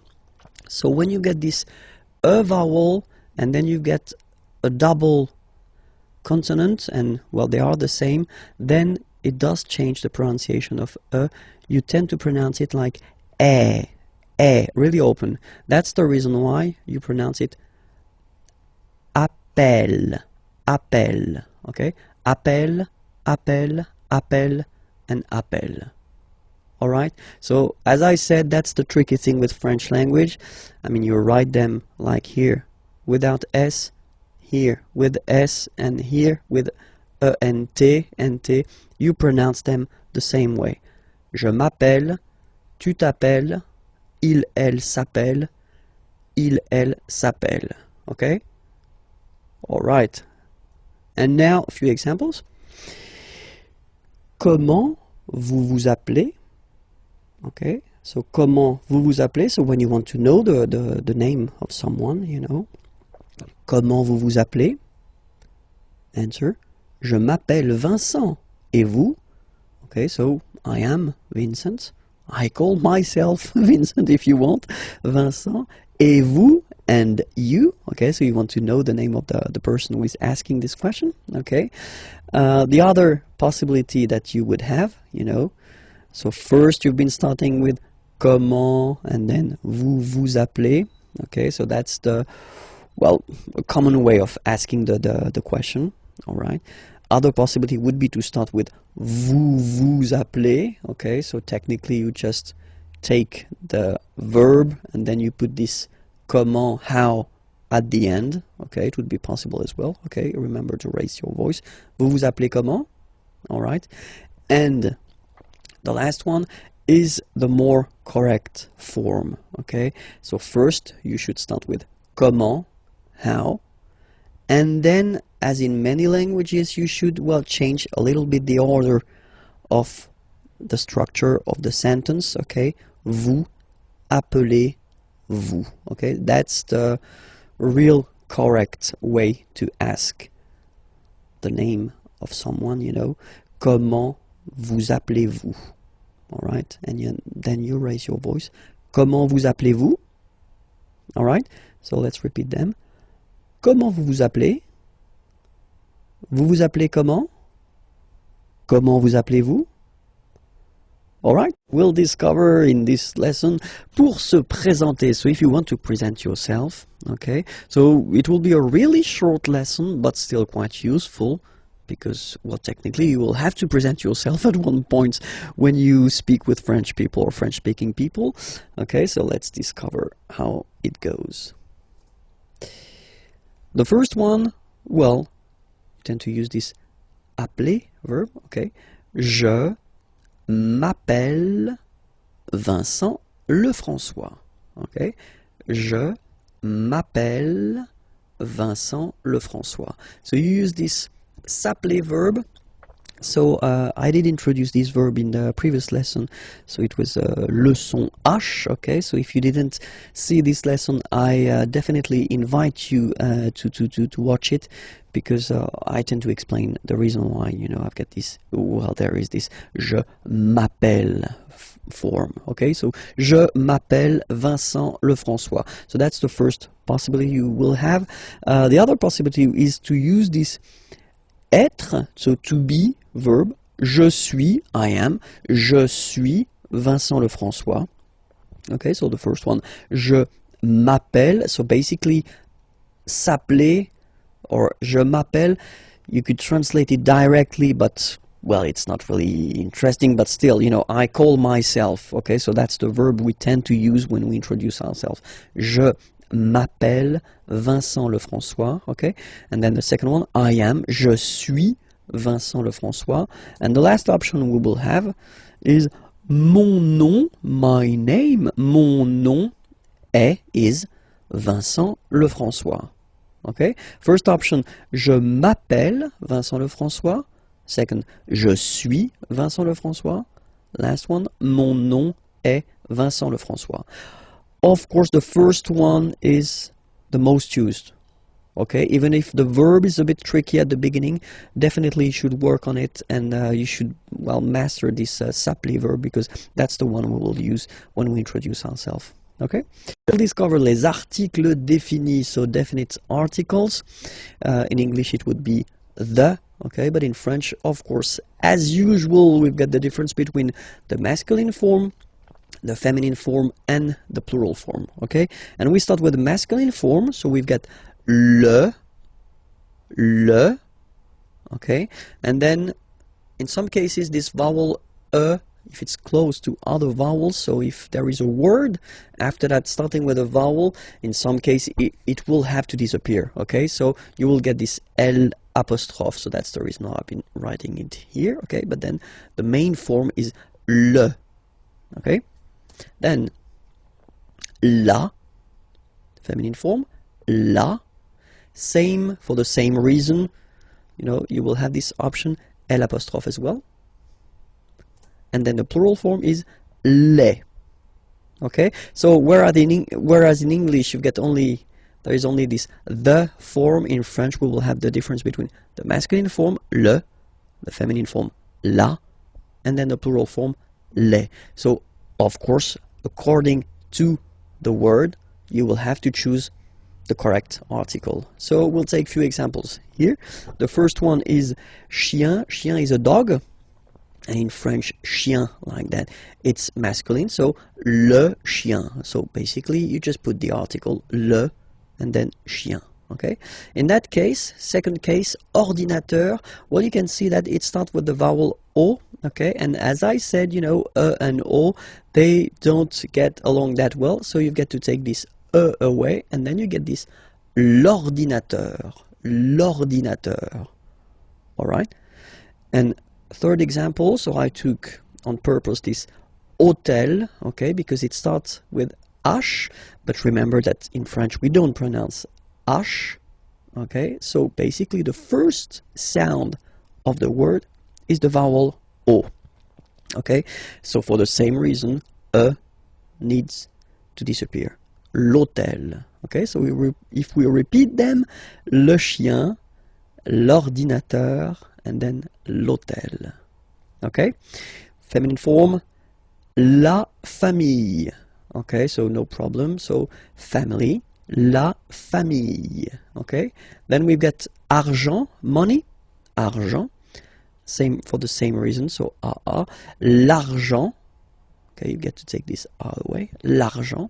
And same thing as previously when what we saw for the masculine part. Even if you've got this H, then the first sound you hear is A. Okay, so for the same reason you will have to take this A away, and then you get this l'habitation. L'habitation. Okay, and then I've been taking, well, basically the example from here, chien. Okay, and then I put S at the end. And it's the mark of the plural, okay? So you put les chiens, the dogs, okay? Les chiens. And then you take famille, family, okay? You just add this final S, and you get the plural form, les familles, okay? Remember, chien, singular form, chien, same pronunciation, but you put this S, okay? Final S, not pronounced. Famille, singular form, famille, plural form, same pronunciation, S, not pronounced. Okay? We'll discover les articles indéfinis. So, indefinite articles. So, in English, there is only one, and it's or un. Okay? And in French, we've got always the difference between the masculine form, the feminine form, and the plural form, as we saw in the previous lesson. Remember, for the definite articles, okay, it was the same, okay, and in this lesson, so article indéfini, well, it's the same. We'll start with the masculine form, and the masculine form goes like that. So when you put these two letters together, it can be quite tricky to pronounce at the beginning. Of course, after that you will master it without any problem and without any doubt, but you've got to pronounce it like un. So it's what we call the nasal, so it goes in your nose, okay? Un. So if you listen to me, you don't hear any N, okay? So it's just a combination of the two. Un, un, un. All right?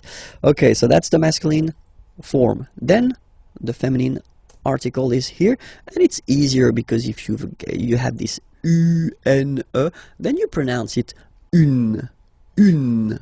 Okay, masculine, un, feminine form, une, une. Okay, and then the plural form, des. All right, here S, you pronounce it like e. Okay, un, une, des. All right, let's see a few examples now.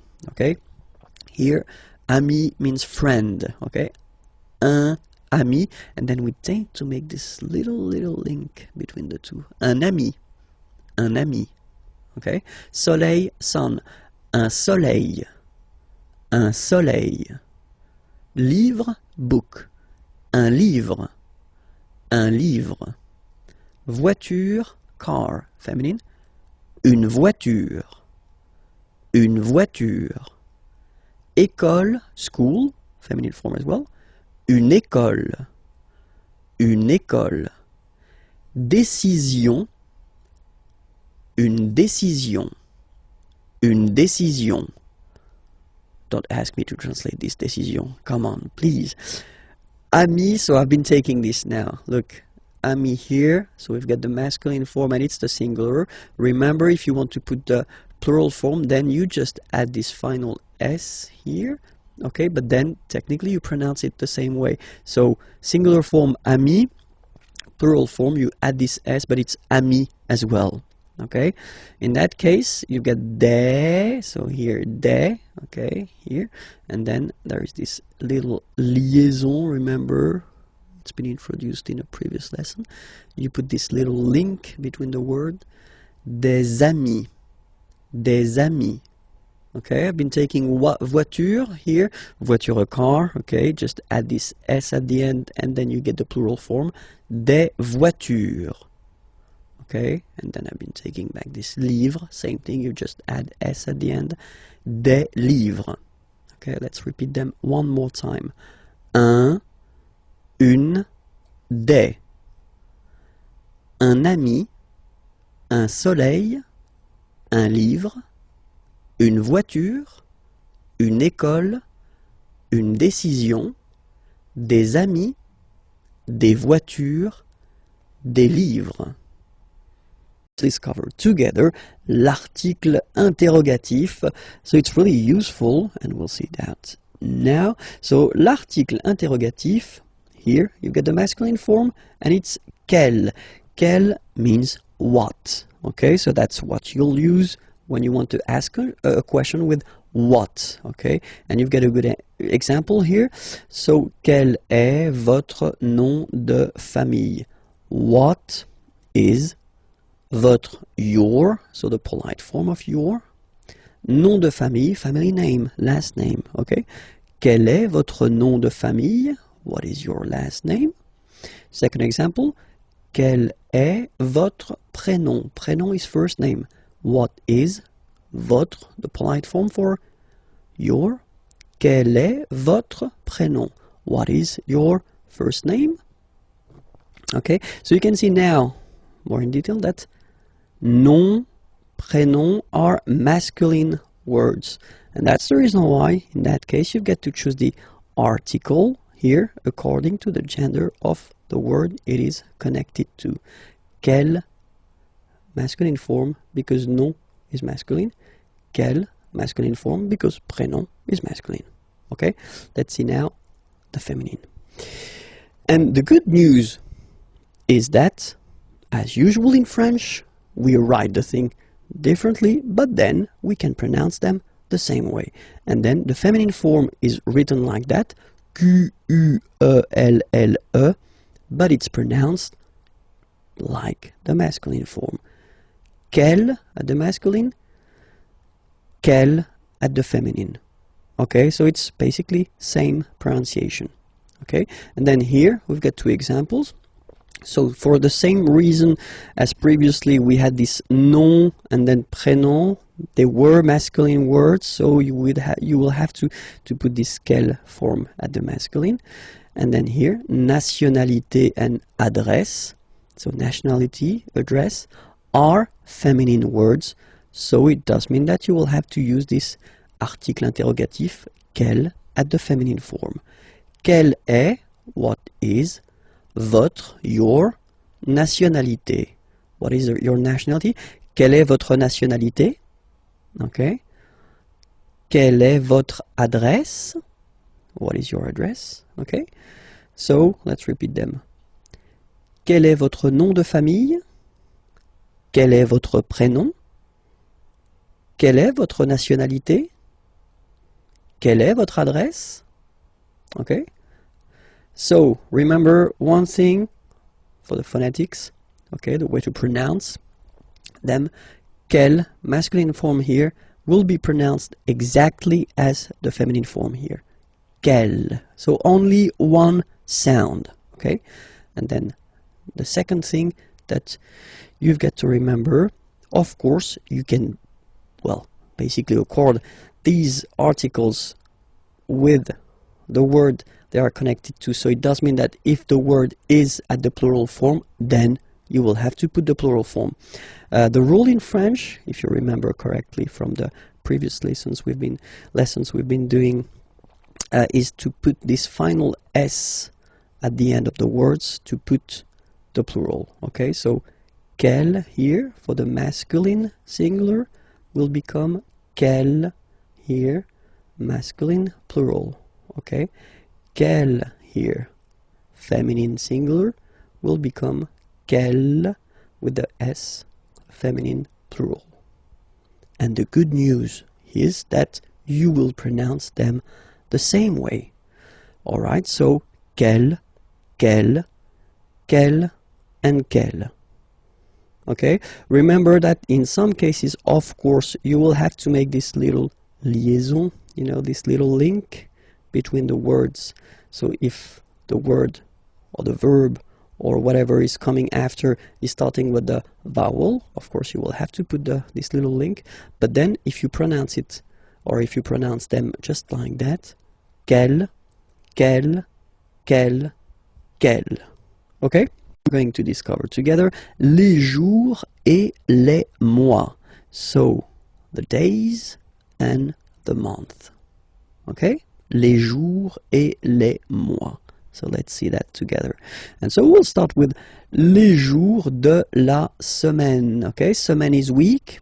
Les jours, so you can see that it's the plural form. Huh? The days, huh? Les jours of de la semaine. Les jours de la semaine, the days of the week. Okay, so we'll start with the first one. And in France, the week starts with lundi, Monday, lundi, lundi. Okay, remember, UN is pronounced like un, lundi, lundi, lundi. Then mardi, mardi. So you can hear that you don't pronounce it that strongly, this R. Huh? Mardi, mardi, okay? You don't need to go too deep like mardi. No, no, no. You don't move your tongue, so it doesn't sound like mardi. No, it's really soft. Mardi, mardi, mardi. Okay? The next one is mercredi, mercredi, Wednesday, mercredi, mercredi. Okay? Next one, jeudi. Jeudi. Remember, when you combine this u, you get the sound e. Jeudi. Jeudi. So I insist a little bit, so make it softer. Jeudi. Jeudi.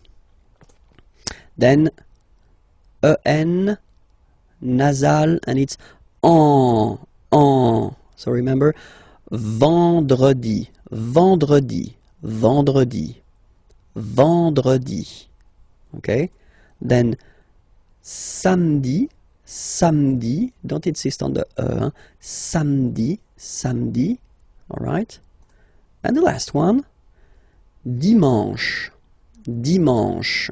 You get the sh, and then an, en, dimanche.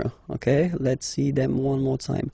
Lundi, mardi, mercredi, jeudi, vendredi, samedi, dimanche.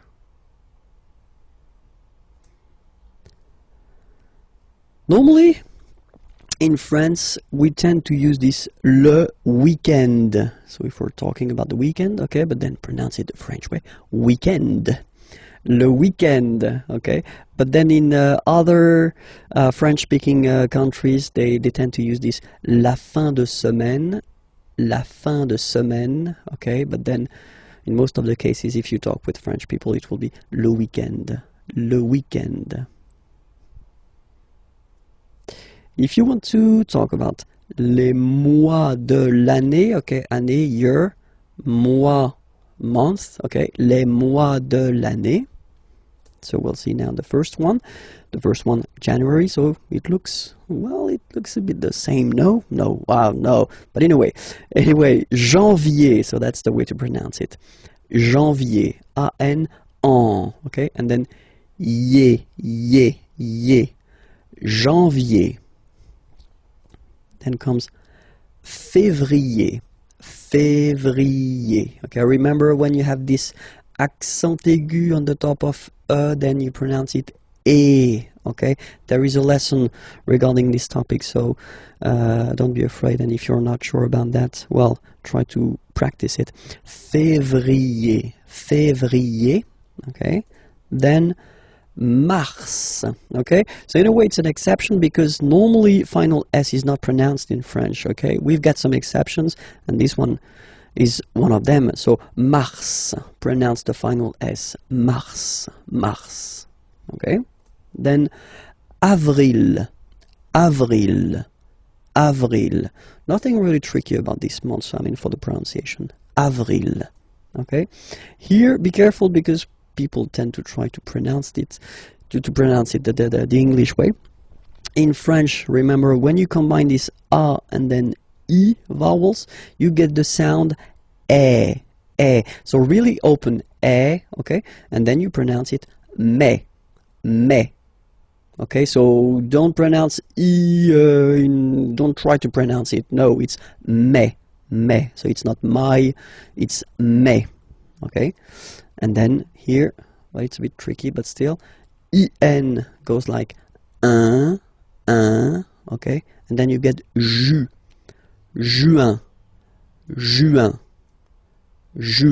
Okay, let's see them one more time. Janvier, février, mars, avril, mai, juin. Okay? Second round. Hop. Juillet. Okay, you get this double L here. Juillet. Don't pronounce this final T, E-T here at the end. E. Juillet. So it's July. And then here, two options, because, well, two options are acceptable in French. The first one, you don't pronounce the final T. Ou. Second one, you pronounce it août. Alright, so remember, first option, don't pronounce it ou. Second option, you pronounce it août. Okay? Then, well, it's quite simple normally for English-speaking persons, or then it's quite close to other languages as well. So septembre. Remember this EM en septembre. You don't insist on the final septembre. Then same thing here. Don't insist on the final octobre.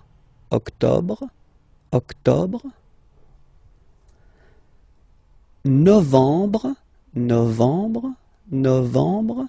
Okay, EM en novembre. And the last one, décembre. Same thing, EM en décembre. Okay, so let's repeat them. Juillet, remember this, juillet. Août, first option. Août, second option. Septembre. Octobre, novembre, décembre. Okay?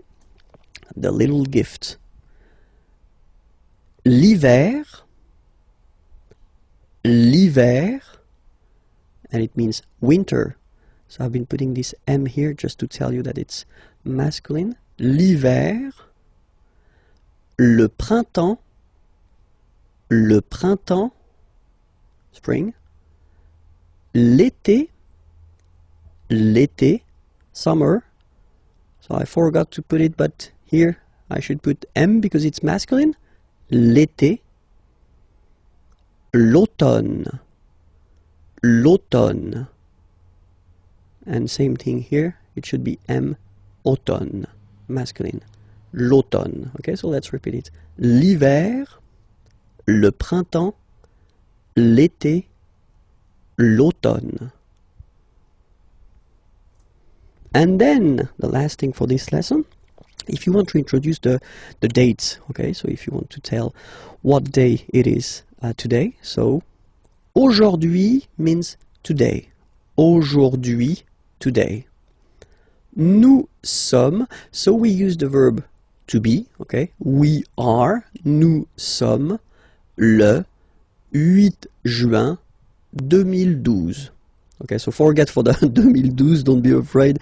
We'll see that a bit later for the numbers. Okay, aujourd'hui, today, nous sommes, we are, le, you put the article, definite article, okay, and then you put the date here. Okay, you start with the number, the month, and then the year. Okay, or then, second option, aujourd'hui, so it doesn't change, it's here, today, c'est, it is, this is, and then you put the date, le 8 juin 2012. Okay? Le masculin et le féminin. So let's see how we will modify some words that are masculine into a feminine form here. Because for instance, we're talking about, well, whether professions or occupations. Here, student, assistant, actor, dancer, baker, and then computer scientist. It looks quite nice in English. Informaticien is nice, but still in English. Computer scientist, it's really interesting. Okay, so the rule in French is to add a at the end of a word to put the feminine form. Okay, so for instance here we've got étudiant, and then we've got assistant here. Okay.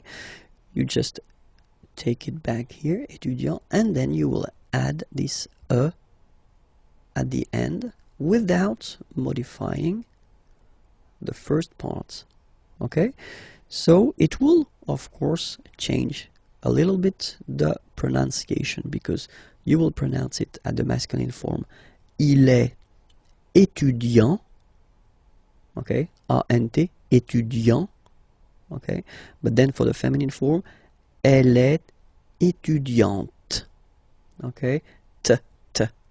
Okay, you don't really insist on the e, but you insist quite much on the t.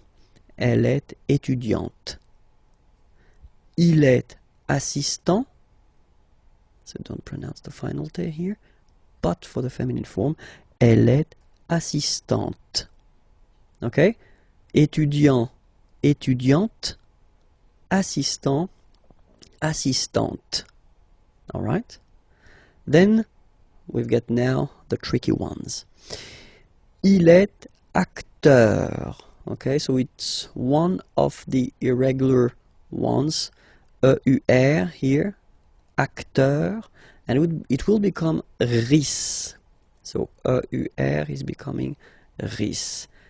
Elle est actrice. So acteur is becoming actrice. Okay, and then we've got a second group with this EUR combination. Il est danseur. EUR is becoming euse. Danseuse. Okay, danseur masculine, danseuse feminine form. Il est danseur. Elle est danseuse. Okay, then we've got this group like boulanger, boulanger, ER. So if you add this final E at the end, then you will have to put this accent here, accent grave. Remember, when you've got this E plus this accent grave, you pronounce it like E, really open E sound. Okay, so boulanger, boulanger, and then feminine form, boulangère, boulangère. Same thing, don't insist too much on the final E, boulangère. Okay, il est boulanger, elle est boulangère. All right? And the last group is IEN, informaticien, yin. So that's the way to pronounce this IEN, yin, okay? Informaticien, all right? And then, if you look carefully, then here, okay, you will have to double the N and then add this final E, okay? And you get the sound informaticienne, sienne. Remember, E and then double N, or then it could be double L or double consonant here. You open your E, so it's E, informaticienne. Okay, so I tend to insist a little bit, okay, don't worry, I will pronounce it a bit more normally after. Il est informaticien, elle est informaticienne. Okay, so let's see them one more time. Il est étudiant, elle est étudiante. Il est assistant, elle est assistante. Il est acteur, elle est actrice. Il est danseur, elle est danseuse. Il est boulanger, elle est boulangère. Il est informaticien, elle est informaticienne. We'll work on the vowels, les voyelles, in this lesson, and then we'll see how they behave when we combine them with another letter. So the vowels that we will work on, we won't take this Y vowel on purpose, okay? So we'll focus only on A, E, I, O, U. Okay, so remember, one more time, A, E, I, O, U. Okay, remember this U is usually can be quite tricky for English-speaking persons, especially the difference between the U and the U. Okay, but we'll see that a bit later. So if you combine this vowel A with the vowel I, okay, you will get the sound E. So really open E. Okay, and then if you combine it with the vowel U, then you will get the sound O. O. Alright, so, well, exactly the same sound as this O vowel here. So it's the same O. Okay? And then if you combine it with the letter N, in that case, you will get what we call a nasal. So it goes in your nose, and then you get the sound on. Okay? If you listen carefully, well, basically you don't listen, or you don't hear, sorry, any N in my pronunciation. On. Okay, let's see what happens with E. So E combined with the vowel I will give you the sound E. So the same sound as we had previously here. Okay, so it's the same sound, and it's E, so really open. And now if you combine it with the U, you will get the sound E. And if you combine it with N, then you get the sound on.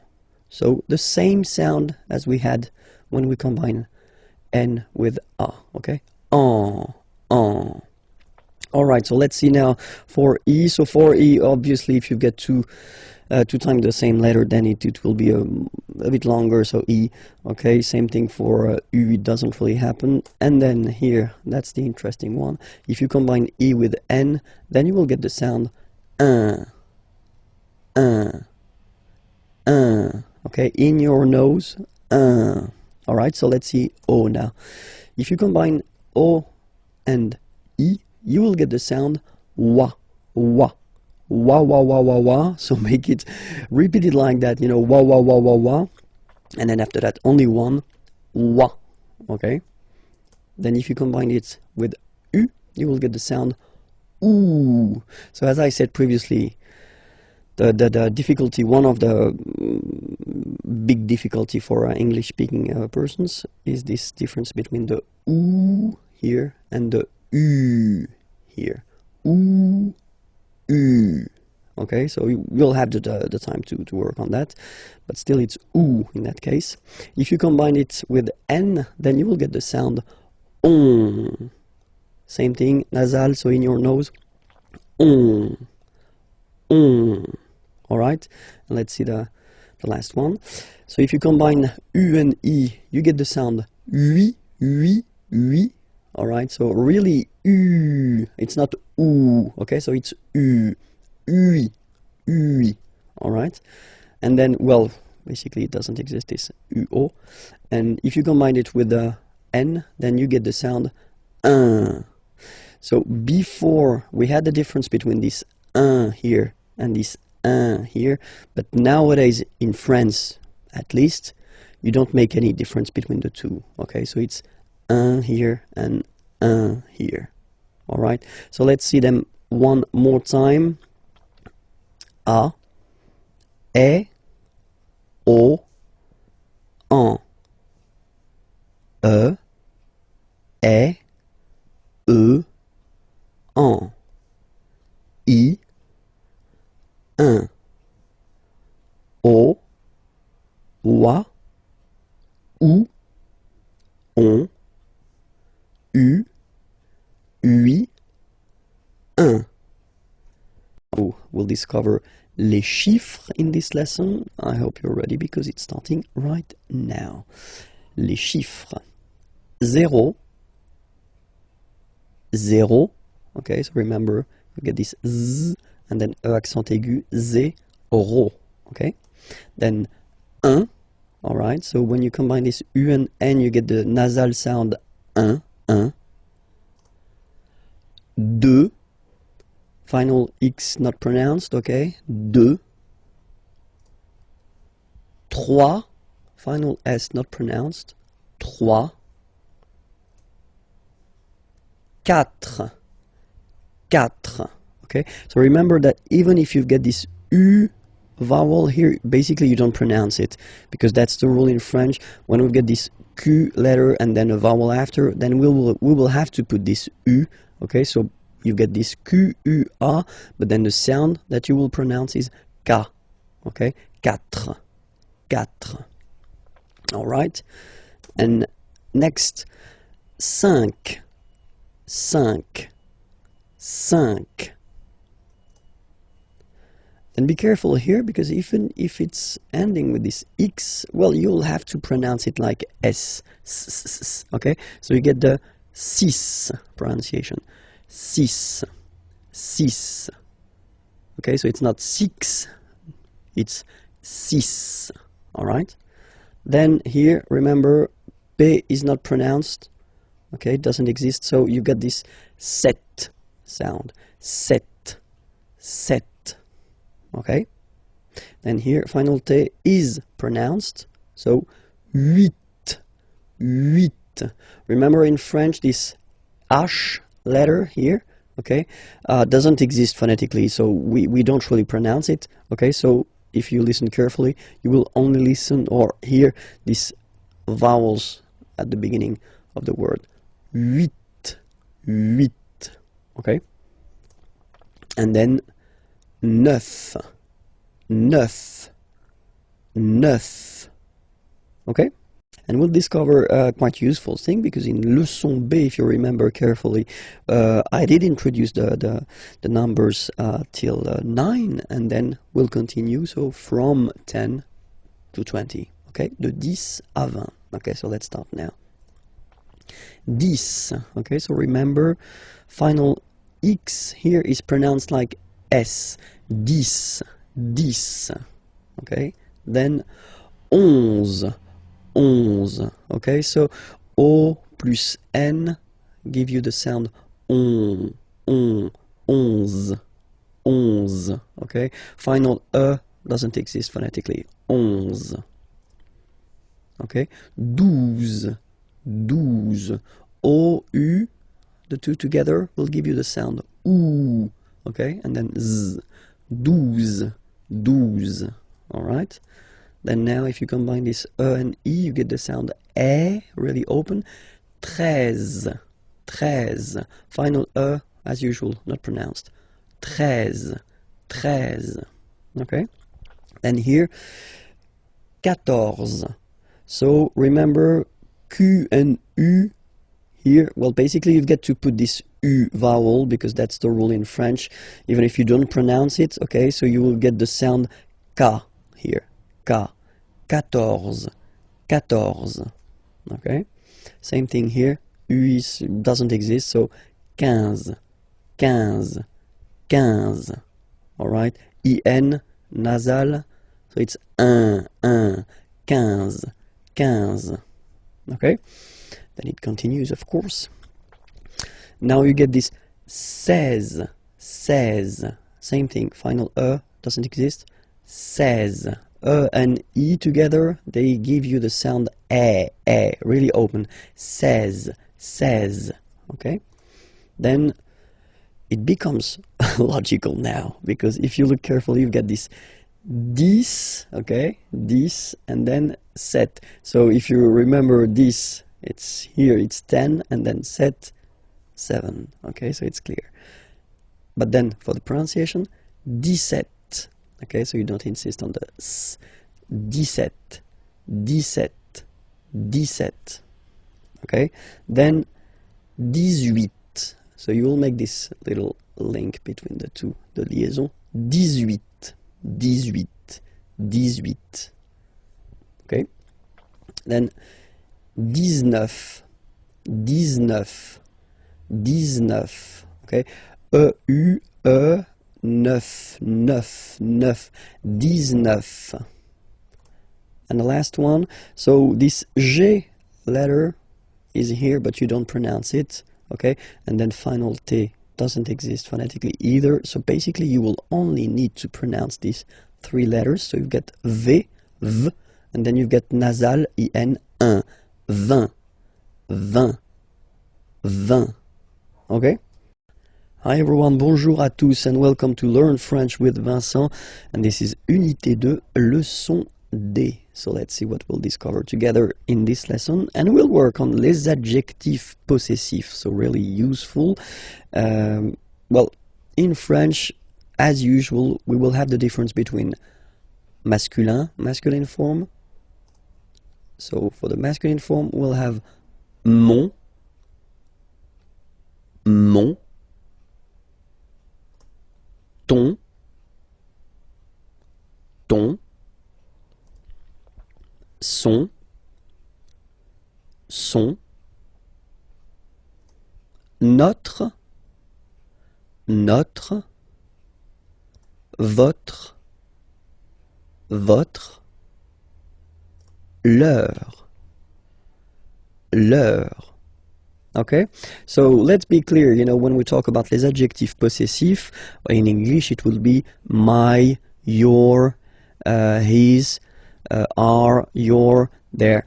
Okay, but then in French, well, basically we'll have the difference between the masculine, the feminine, and the plural. And then keep in mind, we'll see that a bit later when I will give you some examples, that in French we don't decide whether it's masculine, feminine, or plural according to the subject, like in English, because in English you put whether the masculine or the feminine according to the subject, but we will in French put the masculine according to, or the feminine or the plural, according to the word it is connected to.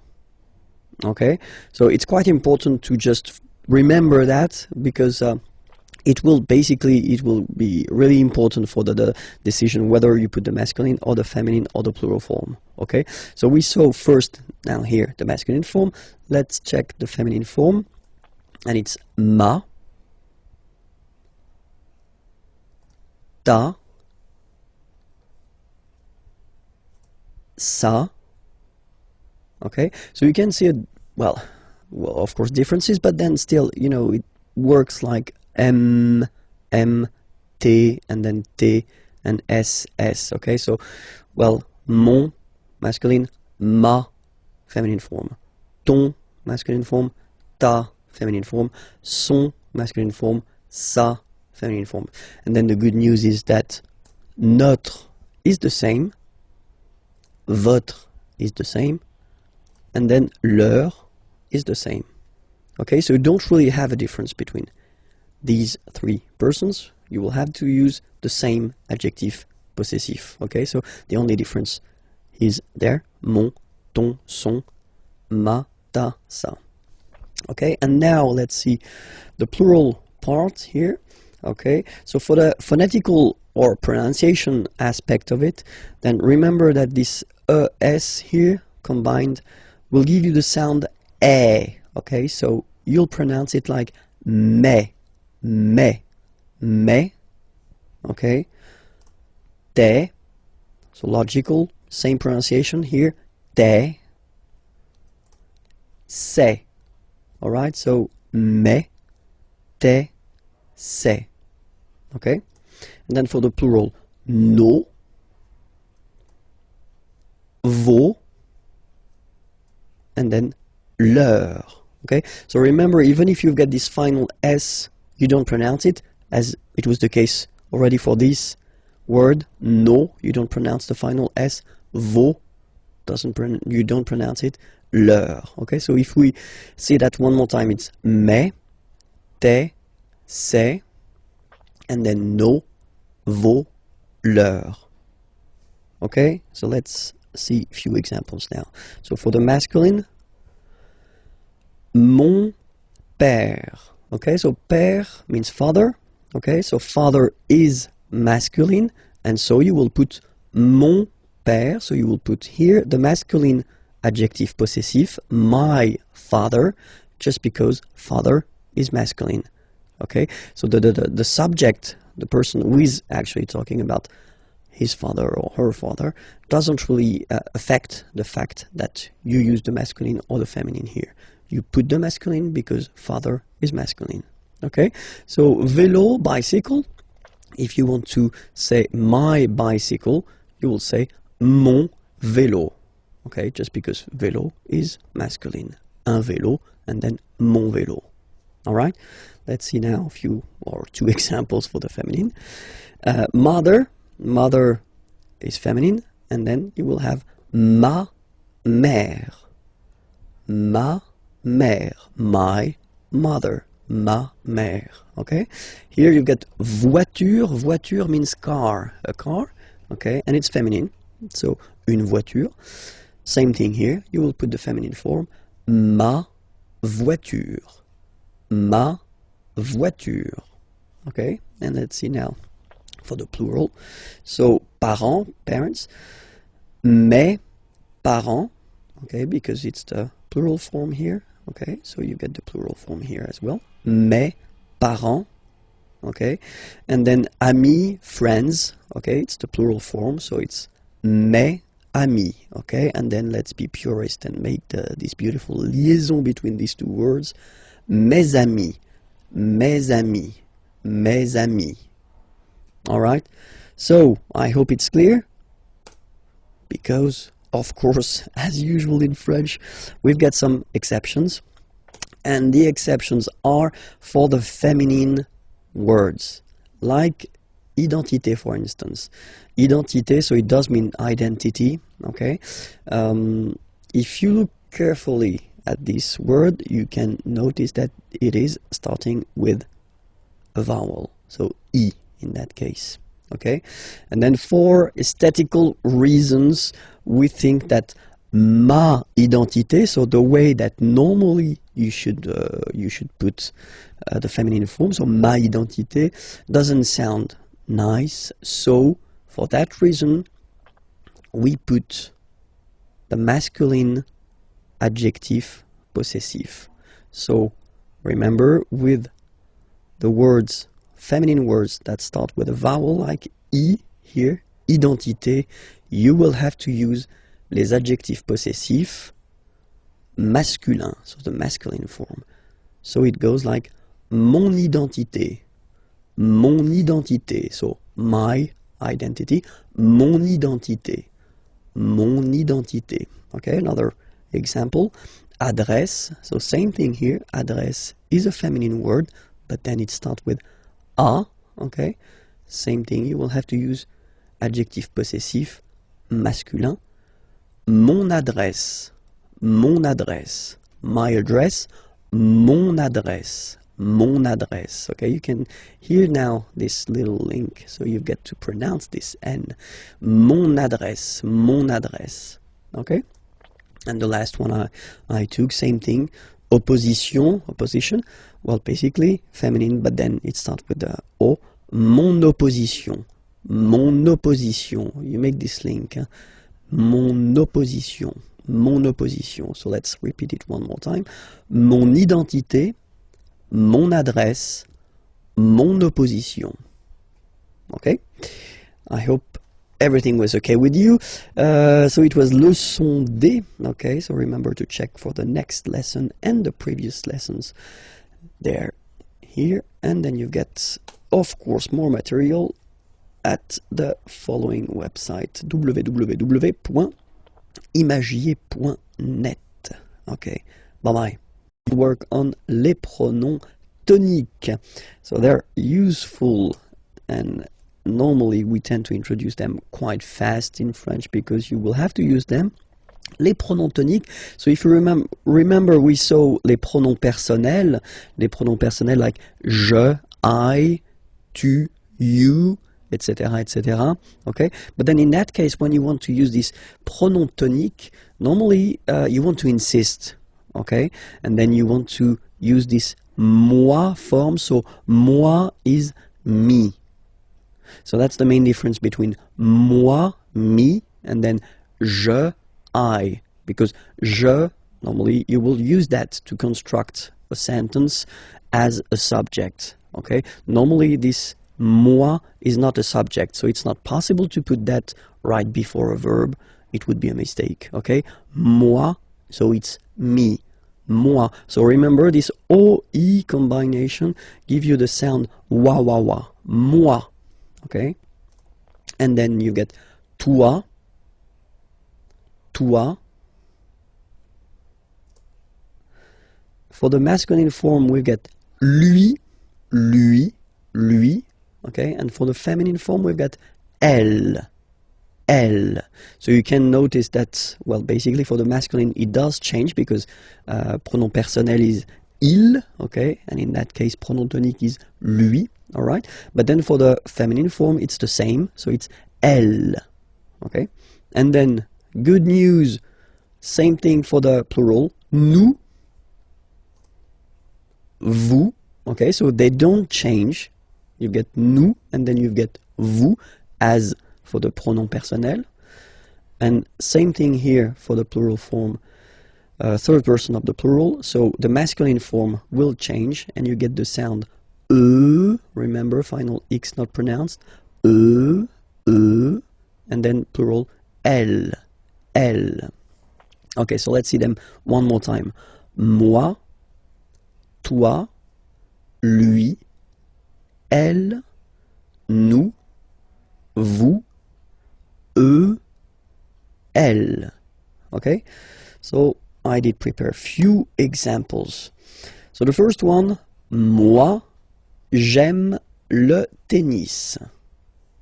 Okay, so here you can see that you start the sentence with moi, okay, so me, okay, and then you have to put pronom personnel, je.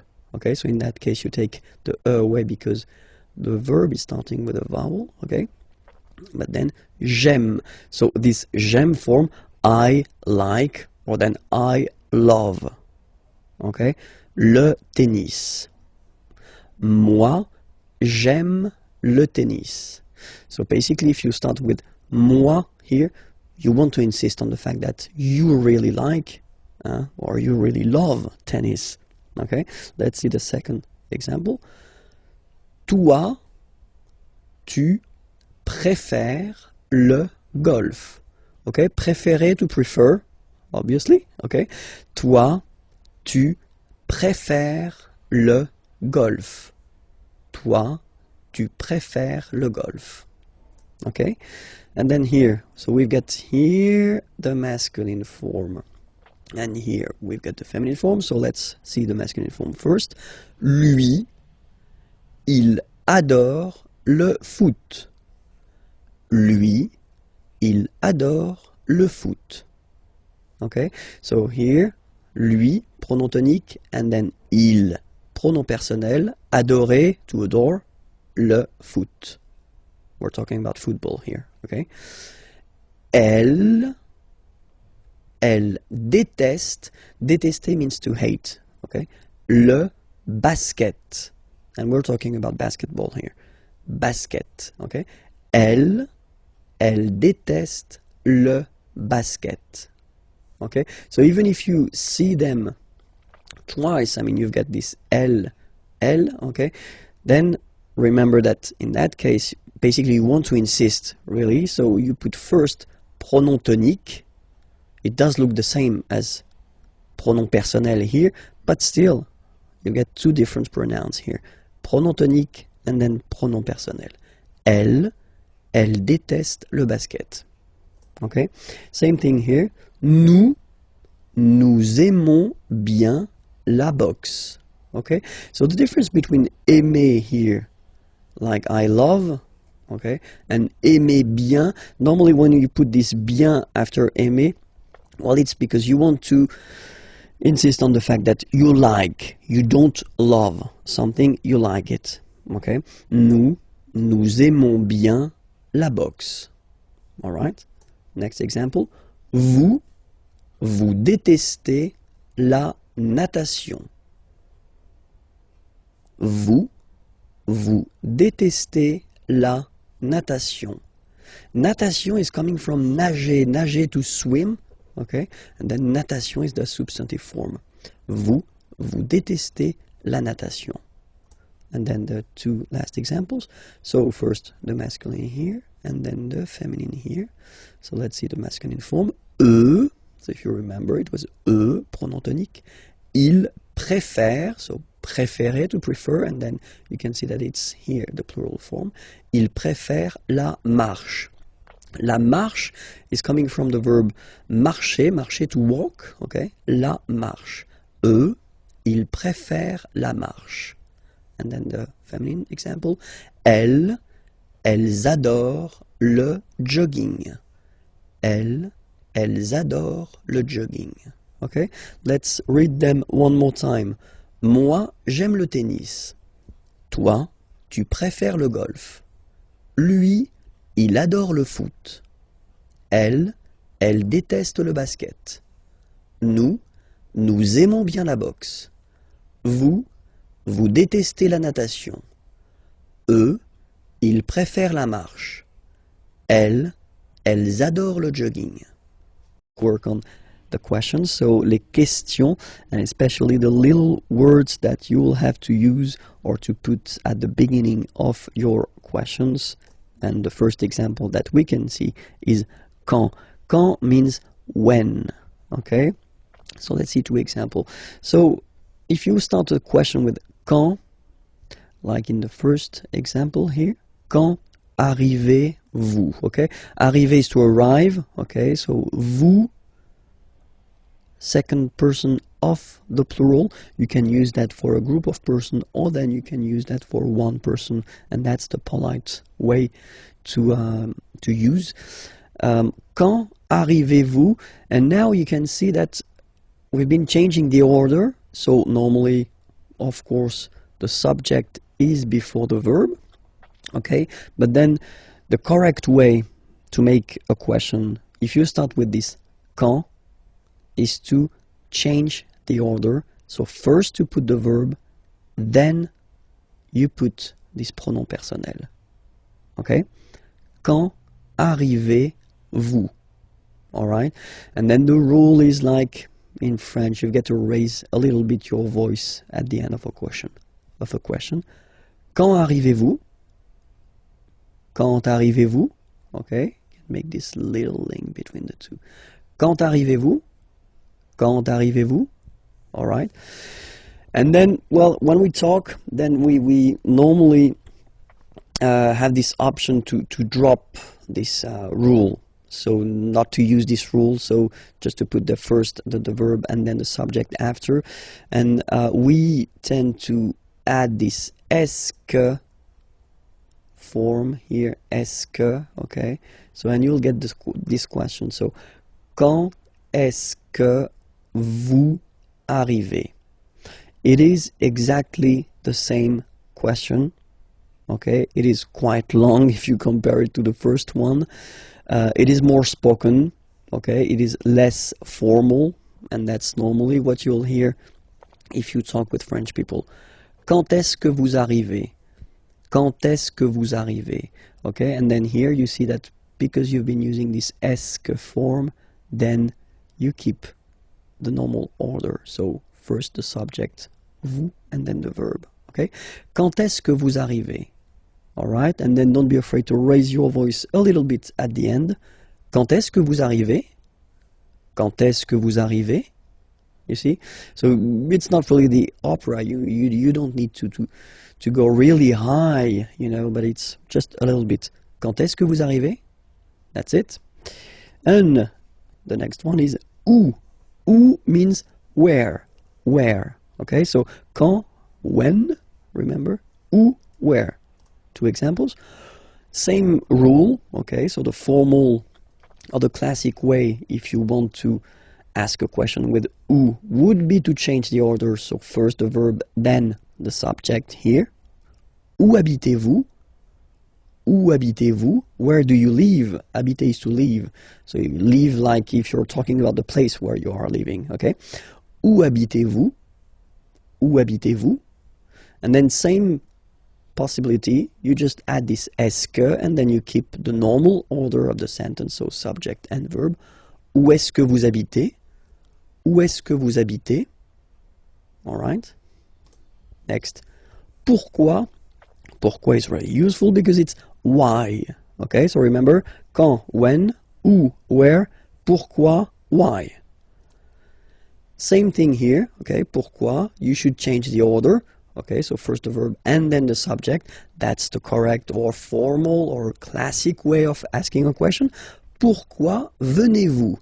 Venir is to come. So why do you come? Pourquoi venez-vous? Pourquoi venez-vous? All right. Same rule here. If you want to add this est-ce que, then you just keep the classic order like subject and verb. Pourquoi est-ce que vous venez? Pourquoi est-ce que vous venez? Okay. And then, comment is how. How. Comment venez-vous? How do you come? Comment venez-vous? Comment venez-vous? Comment est-ce que vous venez? Comment est-ce que vous venez? And then the last one. Combien? How much, how many? So in French we use this combien, how much or how many. Combien de sucre? Sucre means sugar. And then voulez-vous? Okay, vouloir, to want. Okay, so how many sugar do you want? Combien de sucre voulez-vous? Combien de sucre voulez-vous? Combien de sucre voulez-vous? And then same thing here, just add this est-ce que. Combien de sucre est-ce que vous voulez? Combien de sucre est-ce que vous voulez? All right. Discover together le verbe faire, so the verb to do. Okay, so faire is really useful because we tend to use it quite much in French. Okay, so it's, well, usually quite important to discover this verb at the right beginning. So le verbe faire. Je fais. Je fais. Remember, final S not pronounced. Je fais. Tu fais. Same rule here, final S not pronounced. Tu fais. Il, masculin, and then elle, féminin, fait. Final T not pronounced. Il, elle, fait. So if we take 1 second, actually you can see that here, here, and here, you get the same phonetical form, so the same form that you will pronounce. Okay, so you get je fais, tu fais, il fait, and then elle fait. It's the same. Okay? Then nous. So it's quite strange because French people tend to pronounce faisons. Okay? So like here, this AE is not pronounced like normally we should pronounce it like E, but then like okay? Nous faisons. Nous faisons. Okay? And then this one is a bit tricky, so you will have to remember that. And it's quite funny because many French people tend to make the mistake and tend to say vous faisiez, okay? But then no. It's vous faites. Vous faites. Okay? So remember, final S here is not pronounced, and then this is not pronounced either. So faites, faites. Vous faites. And ils, plural, font, final T not pronounced, font, font, elles font. Okay, so I will repeat the whole thing one more time. Je fais, tu fais, il fait, elle fait, nous faisons, vous faites, ils font, elles font. We'll discover la forme négative. So if you want to say that you are not blah blah blah doing something, or so the negative form in French.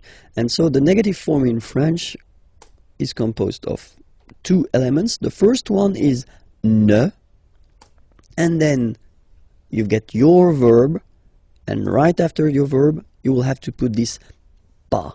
Okay, so first ne, then the verb, and after that, pas.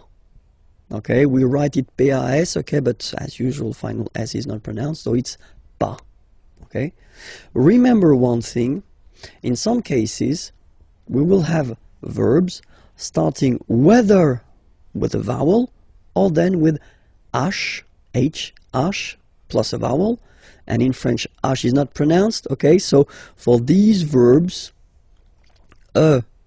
will have to disappear, and it will be written like that. N. Okay, then will come the verb, and after that, doesn't change, it will be pas. Alright, so let's see a few examples now. So for ne pas,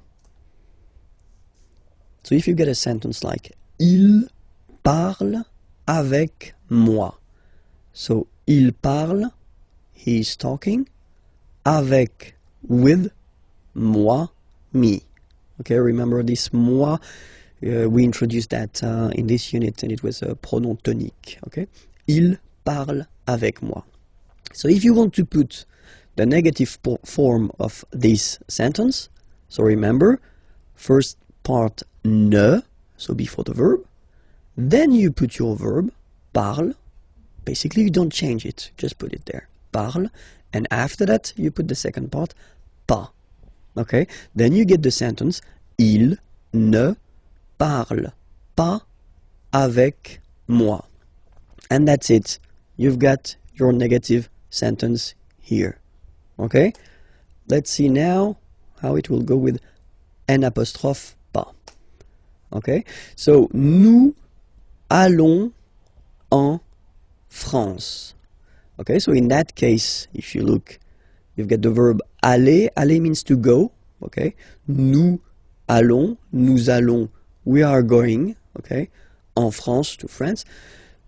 Here, first letter is A. Okay, remember the rule. If it's not with a vowel, like here it is the case, you will have to drop and take away this form. So that's the reason why we've got this N apostrophe like that. N'allons. Nous n'allons. And then you don't really need to think. You just put this pas after the verb, en France. Nous n'allons pas en France.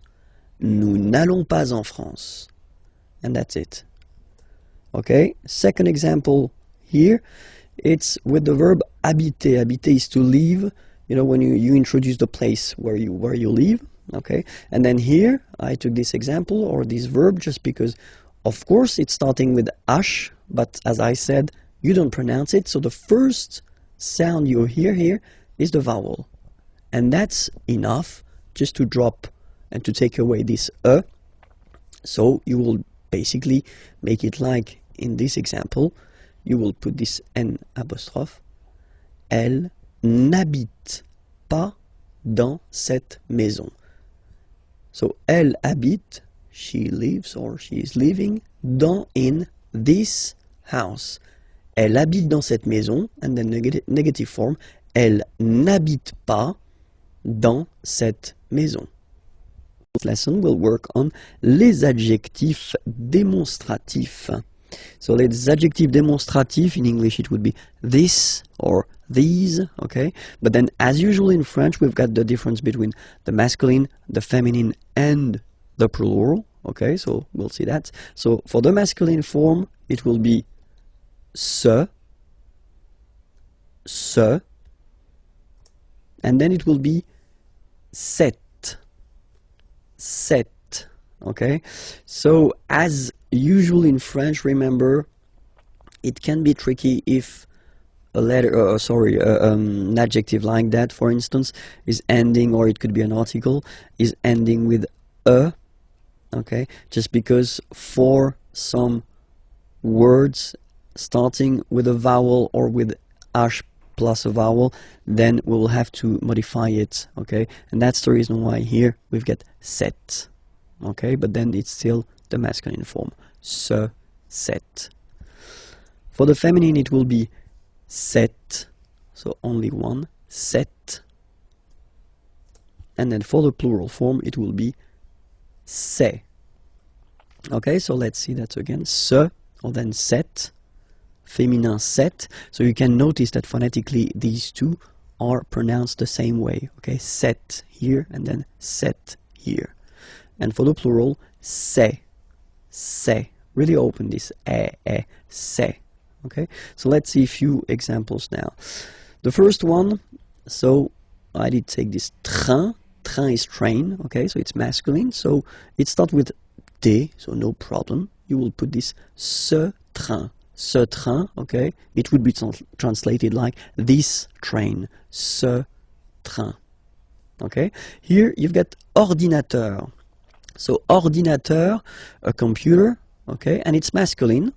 Un ordinateur, okay, but if you look carefully, it starts with O, okay, so vowel, and then you will have to take this cette form, so the masculine form, but the one that we'll use with the words that start with vowels, or then H plus voyelle, okay, so cet ordinateur, this computer, cet ordinateur, okay, and then here we've got the word homme, man, okay, but then it starts with H, as in French, H is not pronounced, so the first sound that we hear is O, okay, and then it will follow the same rule. You'll have to use the masculine adjective démonstratif, but this form, cet homme, alright, femme, woman, cette femme, this woman, cette femme, okay, and then the last one, personne, persons, pluriel, ces personnes, okay, so let's repeat them one more time. Ce train, cet ordinateur, cet homme, cette femme, ces personnes. In this lesson, and we'll work on the way to conjugate les verbes réguliers, so the regular verbs of the first group, okay, and then with er, so let's start now. So let's take an example. The example is parler. Parler is to speak or to talk, okay, and then if you have a look at it like that, you can basically divide this verb in two parts. The first part, parle, and then second part, er. So it does mean that this verb ending with er is belonging to the first group of verbs. In French we've got three groups, okay, the two first are regular, and the last one, the third one, is irregular. So this is one verb ending with er. It does mean that it belongs to the first group, and it won't be tricky or so difficult to conjugate. So we'll see together how to conjugate this verb. The first person, like je here, so you will put this parle again, so remember, and after that you just put the ending e, and then the way to pronounce it is je parle, parle. So remember, we put it, okay, but then we don't really pronounce it, je parle, okay. Then for tu, you will have to put es. Okay? Phonetically, tu parles. So you've got the two first forms, you pronounce them the same way. You write them differently, of course, because you've got here, and then you've got and s, okay? But then phonetically, they are the same. Je parle, tu parles. Okay? So let's see what you'll get for il and elle. And, well, as you see, you've got il parle, elle parle. So it's the same form here. So if you really want to only speak and only use orally the language, well, it's quite easy to conjugate these verbs. Je parle, tu parles, il parle, elle parle. Okay? For nous, okay, we'll have, well, let's say the classical ending for nous, and it will be ons. Classical because you will see that with the other groups as well, it's quite common to have this ons for nous, okay? Nous parlons, okay? Remember, final S is not pronounced, okay? And then this on together, they will give you the sound on, okay? Nous parlons, all right? Let's see now for vous, vous parlez, okay? Remember, a Z, when you combine them together, you get the sound E. Vous parlez, all right? And the last one, so even if you've got this ENT, well, don't hate me, but you won't pronounce these letters, okay? You have to write them for the plural form, but you don't pronounce them, so you get il parle, elle parle. So the good news is that you've got here, je parle, tu parles, il, elle parle, and then if you check it here, il, elle parle. So it's the same phonetical pronunciation, or phonetical form, sorry. Okay? And then you've got nous parlons, and then vous parlez. Alright? So here, remember the endings. You will have to write them, okay? Alright, so we'll take another example. Regarder is to watch, okay? So you can see that the verb is ending with er, okay? So you just take this er away, and then you keep this radical form, like we say in French, only this form, okay? So you will get je regarde, tu regardes, il regarde, elle regarde, nous regardons, vous regardez, il regarde, elle regarde.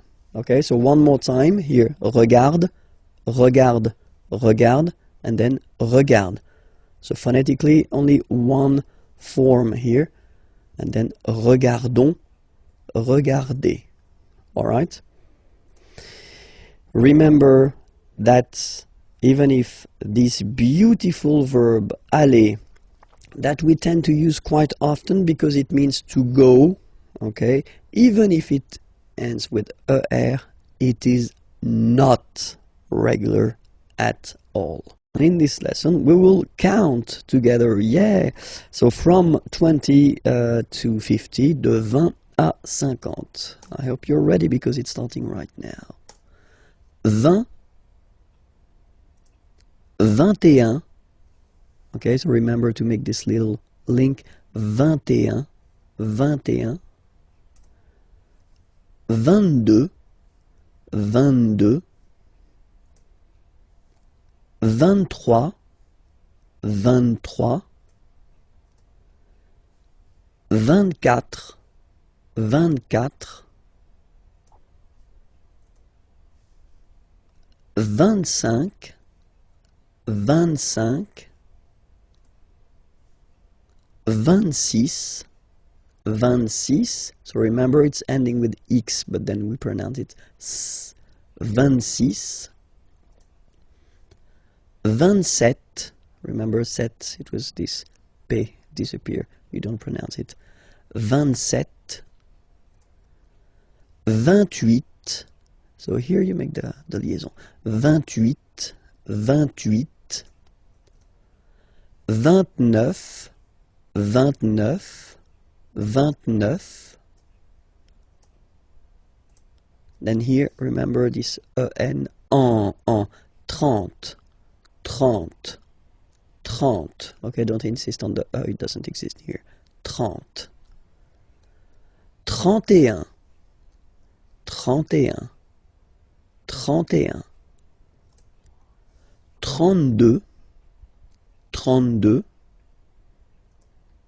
33, 33. Remember, final S doesn't exist. 33. 34, 34, 34. Remember, in French, the rule is that if you start with, well, if you get this combination Q, U, A, well, you will pronounce it K, K. Same thing for the other vowels, okay? So because that's the rule, after Q, normally we put U and then another vowel, but then this U, well, basically it's not pronounced, okay? So K, 4, 34, 35, 35, 36, 36, 37, 37, 38, 38, 39, 39, 40. Okay, so same rule as previously, as for 4, okay? 40, 40, okay? 41, 41, 42, 42, 43, 43, 44,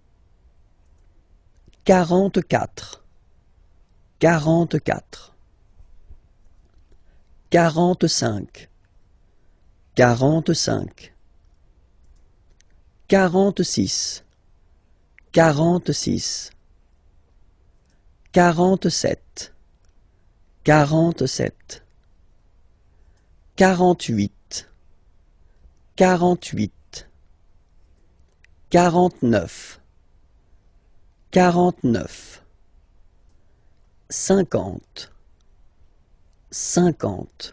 Same thing here, okay? Remember that you get this QU, but then you don't pronounce the U. And then you get the nasal, un, and then en. 50, 50. Okay? We'll discover together le verbe venir. Venir means to come, okay? To come, so it's quite useful. And then you will have to use it quite often in French. So let's see how you conjugate this verb at the present form, okay? Because this verb is not regular, just wanted to tell you first, okay? So, the first form is je viens.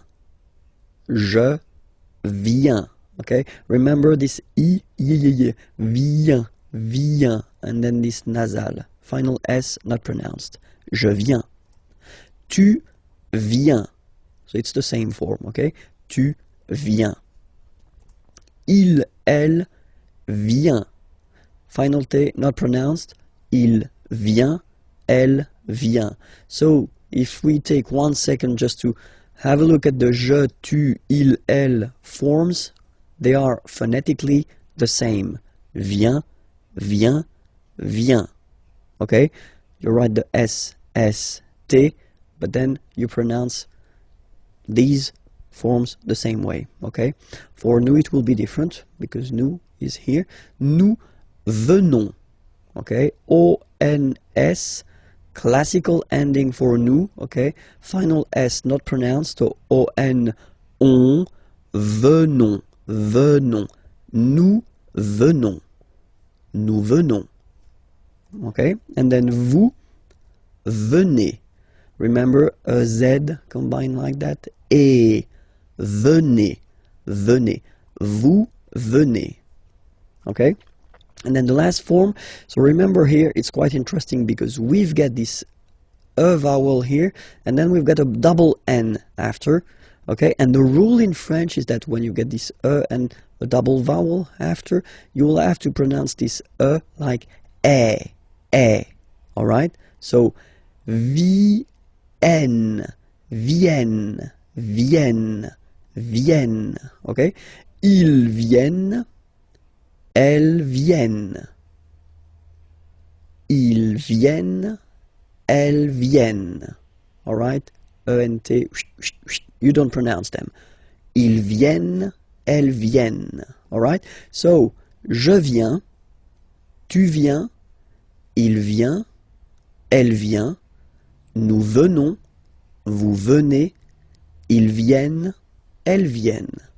All right? This lesson will work on vocabulary and then the vocabulary connected to la famille, so the family, la famille. And then we'll start with the grandparents. Les grands-parents. Les grands-parents. Remember, you don't pronounce this final S here. Grands-parents, okay? So, le grand-père, grandfather. Le grand-père. Remember, accent grave like that. It's this opened père. Le grand-père. Le grand-père. And then the feminine form, grandmother, la grand-mère. La grand-mère. Okay, so les grands-parents, le grand-père, la grand-mère. Okay, so let's see now the parents. Les parents, le père, the father, le père, la mère, the mother, la mère. Okay, so les parents, the parents, le père, la mère. All right? So till now, I think that it's not really difficult to remember. Okay? Let's see now. Les enfants. Okay? So first, I don't make the liaison. Les enfants, just for you to see that we've got this en, and then we've got this en as well. Same pronunciation here. Enfant. Don't pronounce the T, you don't pronounce the S. Enfant, okay? And now we can focus on the liaison here. So you should make the little link. Les enfants. Les enfants. Okay? Enfants, children. Les enfants, the children. So let's see. It will be the masculine form, so the son, okay? So it's le, and then even if you've got this L, well, basically you don't pronounce it, and then strangely you pronounce the final S. Le fils. Le fils. Le fils. Le fils. And then the feminine form, the daughter, la fille. Yeah. Okay, so this L here and E will give you the sound Y. La fille. La fille. Okay, so make the difference between the masculine form, le fils, and then the feminine form, la fille. Okay, so les enfants, le fils, la fille. Okay, and then the grandchildren, but then in French we use the petit. Petit is like small. Okay, so les petits enfants. Make this liaison here. Petits enfants. Okay, les petits enfants. Les petits enfants. So grandson would be in French petit-fils, okay? So le petit-fils, le petit-fils, and then the feminine form, la petite. So I insist because here it's t, okay? So really you need to make the difference between the masculine form petit and then the feminine form petite, okay? So la petite fille. La petite fille. So let's repeat them. Les petits enfants, le petit-fils, la petite fille. Okay? And then, when you're talking about your in-law family, well, in French we use this beau and belle, so it's beautiful, okay? So the beautiful family, you're talking about your in-laws, okay? So la belle famille, la belle famille. Remember, I-L-L-E, I, la belle famille, okay? So, père, okay, father, so father-in-law, okay, in French it's le beau-père, the beautiful father. Le beau-père. So remember this E, A, U combination of vowels only give you the sound O, beau, beau, okay? Le beau-père. Mother-in-law, la belle-mère, la belle-mère, la belle-mère, okay, so let's see them one more time. La belle-famille, le beau-père, la belle-mère, all right? And then brother-in-law, le beau-frère, le beau-frère, le beau-frère. So frère is brother, okay?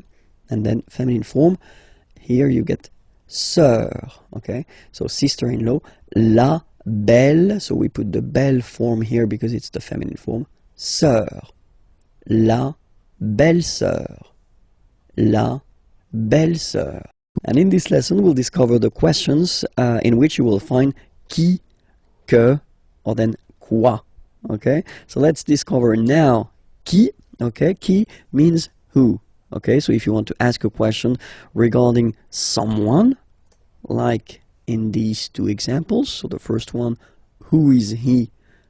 Qui est-il? Okay, so remember the normal way when we start a question with qui, or then as we saw in the previous lessons, okay, you will have to change the order and to put your subject, il, he, here, after the verb.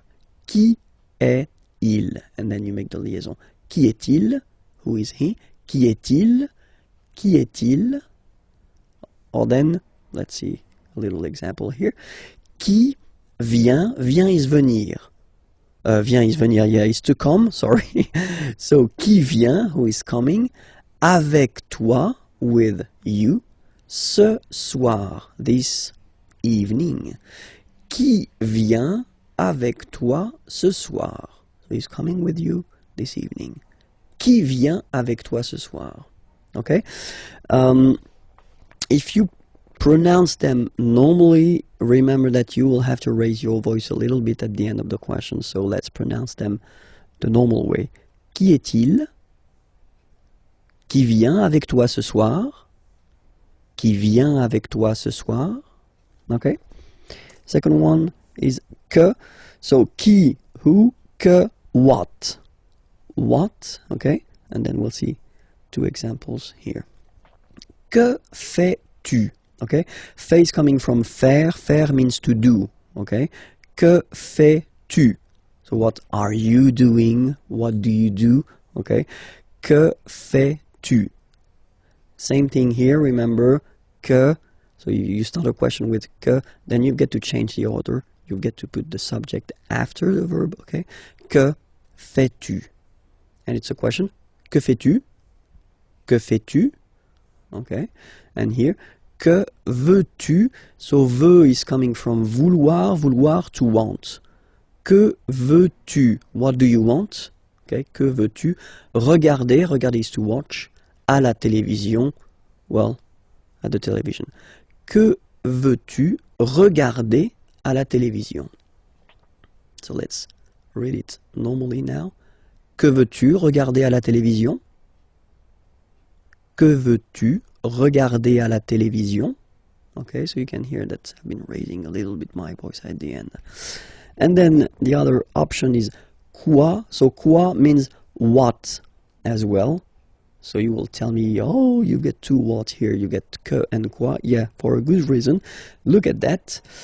Well, tu fais quoi? So, I've been just taking the same question as we had here, this que fais-tu? What do you do? What are you doing? Okay, but then if you're using this quoi, then it does mean that you don't start the question with it. You just put it here, for example, at the end. Okay, tu fais quoi? It is exactly the same meaning as this question, okay, but then you can see that you just keep the normal order of the sentence, subject, verb, okay. In that case, you definitely need to raise your voice at the end, okay. Tu fais quoi? Tu fais quoi? And then I took the same example as we had here. Okay. Tu veux regarder quoi à la télévision? Okay. So let's raise the voice at the end to make it clear that it's a question. Tu veux regarder quoi à la télévision? Tu veux regarder quoi à la télévision? Okay, so let's repeat. Qui, who, qui est-il? Qui vient avec toi ce soir? Que, what? But you start the question with it. Que fais-tu? Que veux-tu regarder à la télévision? And then quoi? You don't start the question and it means what? Tu fais quoi?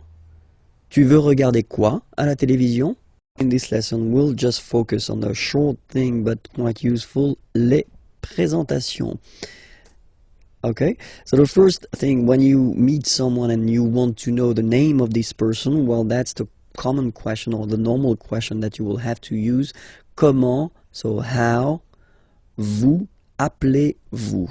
Okay, we've been seeing in Unit 1, if my memory is correct, the verb s'appeler, so to call oneself. Okay, when you introduce yourself, you use this s'appeler verb. Okay, so that's the reason why it will look this way.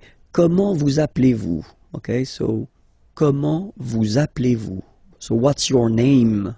How are you calling yourself? If you want a direct translation, but it sounds a bit strange in English, but then that's the question. Comment vous appelez-vous? All right.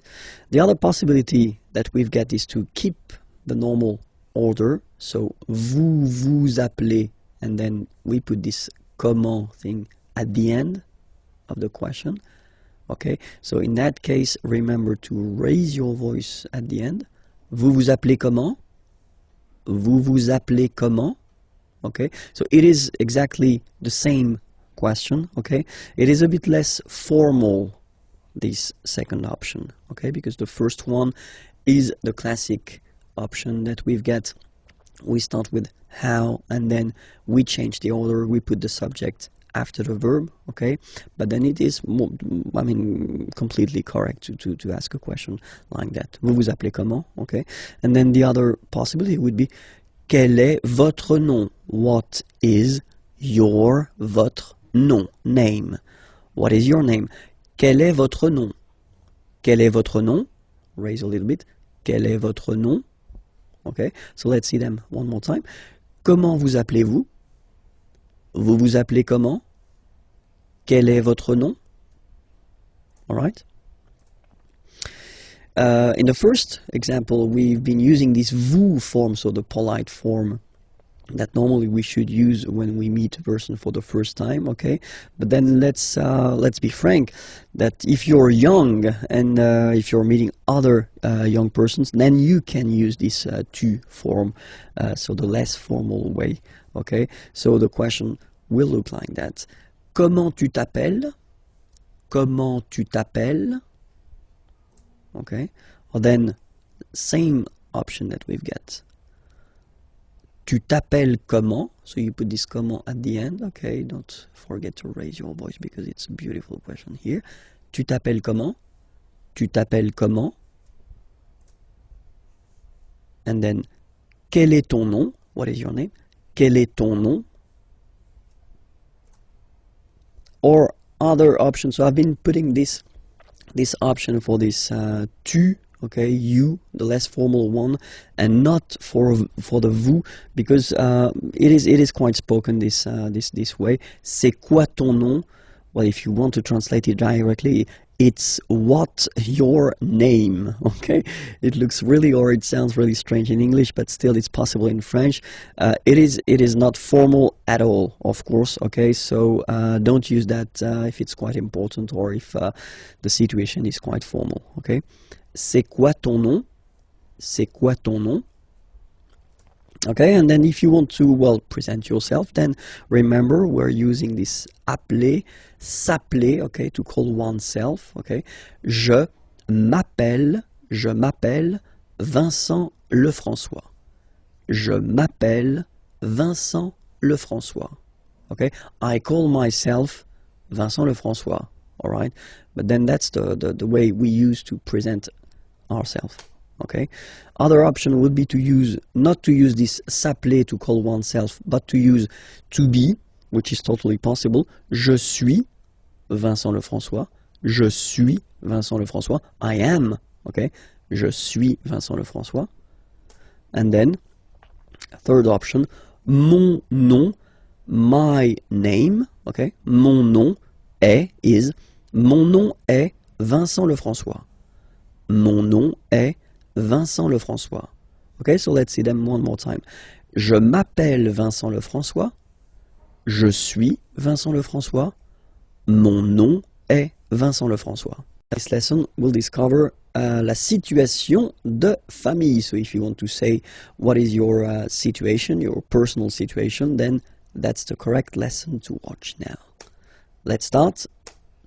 Je suis célibataire. So I know that many of you will laugh when they will see this beautiful célibataire word. It doesn't have any other indication but the fact that you are single. Okay, so if you want to say that you are single, whether it's the masculine form or the feminine form, it will be like that. Je suis célibataire. I am single. Okay, second option. J'ai un copain. Okay, boyfriend would be copain, okay, and then it's the feminine form here, girlfriend, copine. J'ai, so j'ai, I have, okay, j'ai un copain. I have a boyfriend. J'ai un copain. Féminin, j'ai une copine. I have a girlfriend. J'ai une copine. Okay, so if you're in couple, en couple, je suis, I am, je suis en couple. Je suis en couple. So here you want to indicate that you are living with someone, but then you are not married, okay? Je suis en couple. You can make the liaison here. Je suis en couple, okay? And then fiancé, engaged, all right? And then here you've got the masculine form.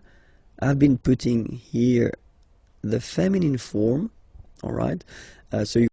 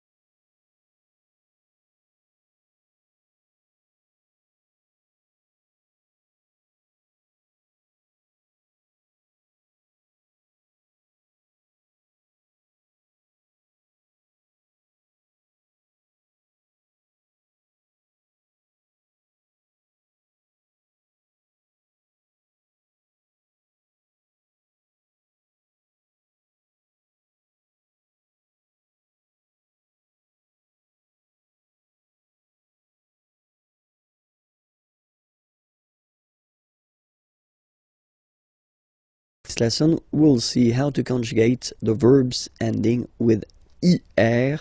So not all the IR verbs are belonging to the second group, but some of them, and then we'll see how to conjugate them at the present form. Okay, so we'll take an example. The example is finir. So finir means to finish. okay, and then you can see that it's ending with IR, alright, so we'll do it like that. We'll divide it in two, so FEN, and then we take away this IR ending, alright, and we'll just keep this form here, FEN, to construct the present. So you take it and you put it here, and after that you will add this ending. So for je, it will be IS. Je finis. Remember, final S is not pronounced. Je finis. Okay? Tu finis. So ES as well, like we had for je. So same way to pronounce it as well. You don't pronounce the final S. Tu finis. Il, elle finit. So IT, final T not pronounced. Il, elle finit. So je finis, tu finis, il finit. Phonetically, it's exactly the same form for these persons. Okay, so it's quite good if you want only to talk and not to write. So just focus on this fini form. You know that it's for je, tu, and il, elle. Okay, but then for nous, so have a look. Nous finissons. Okay, I-S-S-O-N-S. Issons. Nous finissons. Finissons. Okay, final S not pronounced. Nous finissons. Vous finissez. Vous finissez. Okay, EZ at the end gives you the sound E. Okay, finissez. Finissez. Vous finissez. Ils finissent. So remember, as usual, when we get the verbs E and T not pronounced. Ils finissent. Elles finissent. Alright, so let's see them one more time. Je finis. Tu finis. Il finit. Elle finit. Nous finissons. Vous finissez. Ils finissent. Elles finissent. Alright, let's take another example. Unir, to unite. Okay, same rule. We just keep this UN and then you spot the ending, you take it away, and you will keep the UN to construct. So, j'unis, same way. Tu unis. Il unit. Elle unit. Nous unissons. Vous unissez. Ils unissent. Elles unissent. Okay, so it's the same, exactly the same. So, same group, same way to conjugate it. Okay, let's take choisir, third example. You spot it ending with er here. Choisir means to choose. Okay, then same way. Je choisis. Tu choisis. Il choisit. Elle choisit. Nous choisissons. Vous choisissez. Ils choisissent. Elles choisissent. Then we'll discover together, well, the plural form, how to construct or how to make a plural form. So it's le pluriel en français. So let's start now. So we'll take this example, okay, basic example. A friend, un ami, okay, un ami. Okay, so here you can see that we've got this article indéfini, un, at the masculine form, singular form, and then we've got ami, friend, like that, at the singular form as well. So if we want to construct the plural form, well, obviously the article will change, okay? We saw previously that the plural article was des, in that case, and then we keep the same word, so ami, and the rule goes like that. You get to add at the end of the word S, okay? In that case, and as in most of the cases, you won't pronounce it, but you will have to put it, okay? And so you've got des amis, okay? And if you make the liaison, so the link between the two, you will get des amis, okay? Des amis. So ami, remember, doesn't change. Even if you get to write the S, then you don't pronounce it. Okay, and now let's see a few examples. So this one, une femme, une femme. Okay, so if we think about the rule that we saw previously, then une is changing and then the article become des. Okay, femme, you write it like it was at the singular form, and then you just add this s at the end, and as we said, you don't pronounce it, so you get des femmes. Okay, des femmes. So une femme, singular, and then des femmes, right? And then un homme, if we make this little link between the two, un homme, un homme, un homme, and then we'll put this word at the plural form. So same thing here. So this article indéfini un is becoming des in that case, and then you rewrite the word homme, and after that you just put the s at the end. You don't pronounce it, so you get des hommes, des hommes, des hommes. Okay, un homme, singular form, des hommes, plural form. Okay, and then I took well, this example with this article défini le. Okay, so le livre, le livre. Okay, if you want to put the plural form, then the article here becomes les, so that's the plural form. Okay, les, and then same rule, you just write livre, and then you put s at the end, but then you don't pronounce it. Les livres, le livre, les livres. So it's quite interesting in this example here, because if you listen carefully, le livre, les livres, so the only way to know whether it's singular or plural is to pronounce correctly the article, in that case le, and here les. So it's really this le, and then les, that will make the difference between the singular form and the plural form. Okay, as usual in French we've got exceptions. So you get words that will end with this a, u, combination of vowels, like for instance une, o. So remember, when you get these vowels like that, then you get only the sound o. Okay, une o. So in that case, well, you won't add the s as like we saw previously, but then it will be, the rule is that you get to put x here at the end, but then same rule, you don't pronounce it.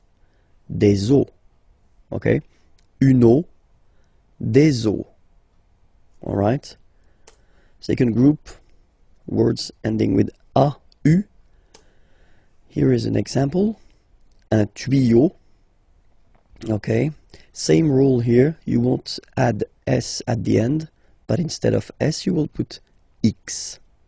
Okay, des tuyaux. Same rule, you don't pronounce it.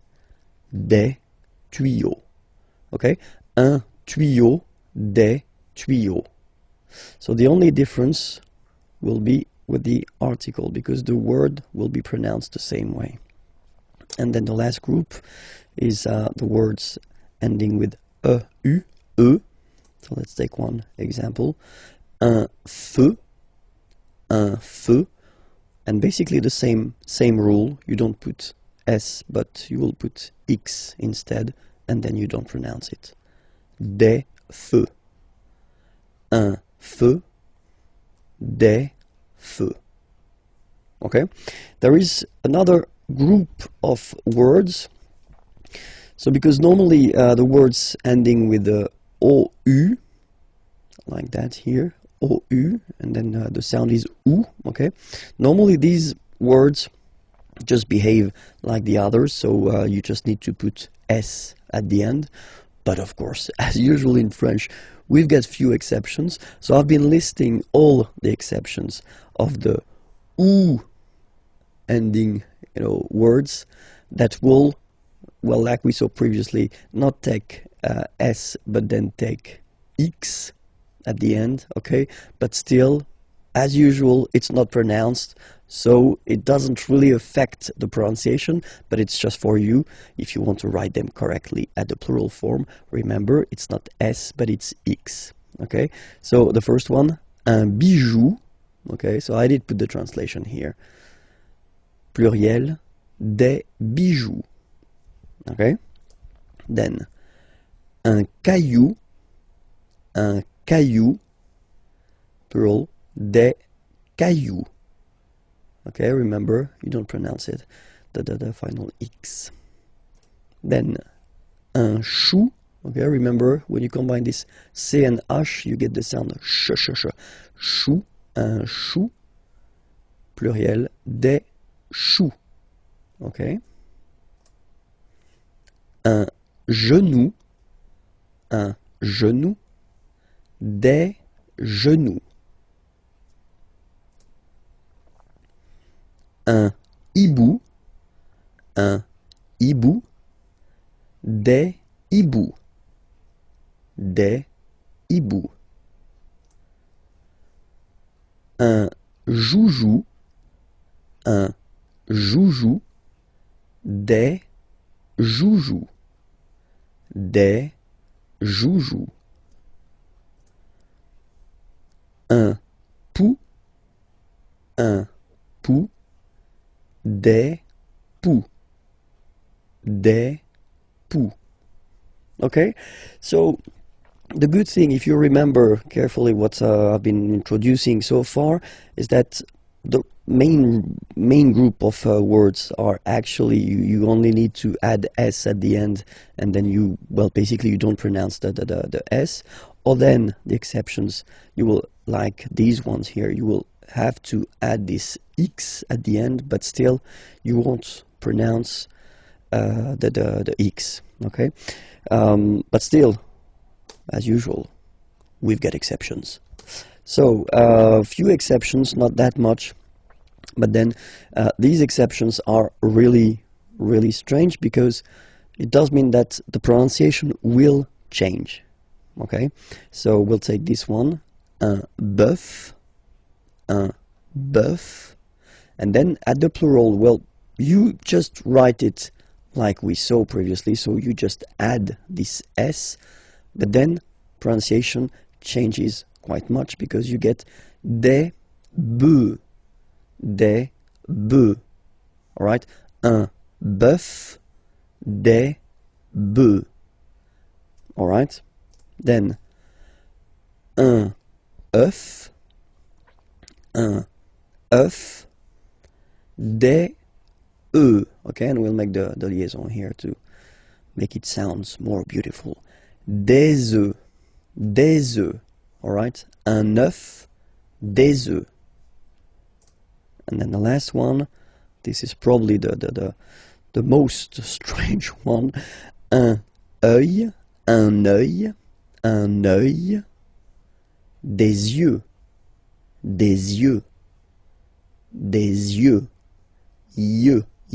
okay?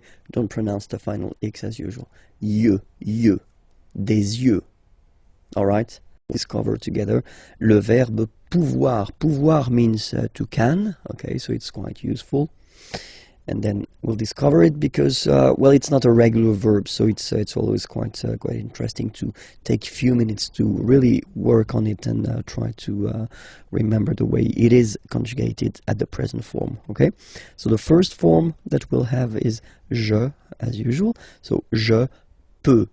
Okay, final X not pronounced here. Okay, so you get X, but you don't pronounce it. So basically, you get the sound peut. Je peux. Okay, so I can, je peux. Okay, then tu peux. Same pronunciation and same spelling or writing. Okay, P-E-U-X. Okay, you don't pronounce the final X. Tu peux. Okay, je peux, tu peux. Then il, elle peut. So you will put T at the end, you don't pronounce it. Il peut, elle peut. Okay, so if you look carefully, you've got peut here, you've got peut here, and you get peut here, okay? So for the 3 first, or 4, because there is the feminine form as well, for the four first persons here, well, it's the same phonetical form. It's peut, okay? And then nous, so classic ending for nous, this ONS ending for nous, okay? Nous pouvons, okay? You don't pronounce the final S. Nous pouvons. Then vous pouvez, okay? Classic ending as well for the vous form. A Z like that, okay? Remember you pronounce it E, okay? Vous pouvez, vous pouvez. And then plural form, ils, elles peuvent, ils, elles peuvent. Okay, so be careful, because as you can see, you get this EU here, EU here, EU here, and then it's coming back here as well. Okay, so the only OU that does connect to the infinitive here, pouvoir, it's only for nous and vous. Okay, so let's read them one more time. Je peux, tu peux, il peut, elle peut, nous pouvons, vous pouvez, ils peuvent, elles peuvent. Okay, as usual, this ending, this ENT ending, you write it, you don't pronounce it. Okay, peuvent, peuvent, peuvent. Okay, so it's really useful. You should really, I mean, definitely know it by heart. Okay, so try your best. Well, watch again this video if you need it, and then I hope it will enter in your head quite easily. Okay, let's see some example now. Je peux chanter. Okay, je peux chanter. So you can see that in that case, when you construct a verb, or sorry, you construct a sentence with the verb pouvoir, here you've got a second verb, chanter, and it means to sing. Okay, so I can sing. Well, you should all the time put the second verb at the infinitive form. Okay, so when we talk about the infinitive form, normally it's the basic form of the verb. Okay, je peux chanter. Another example, tu peux partir. Partir is to leave. You can leave. Tu peux partir. All right, same thing here. Okay, second verb, well, basically coming right after, of course, and then at the infinitive form. All right. Elle peut dessiner. Dessiner is to draw. Elle peut dessiner. She can draw. Okay. Elle peut dessiner. And in this lesson, we will try to focus on le verbe devoir. Devoir means to must. Okay, so it's quite useful.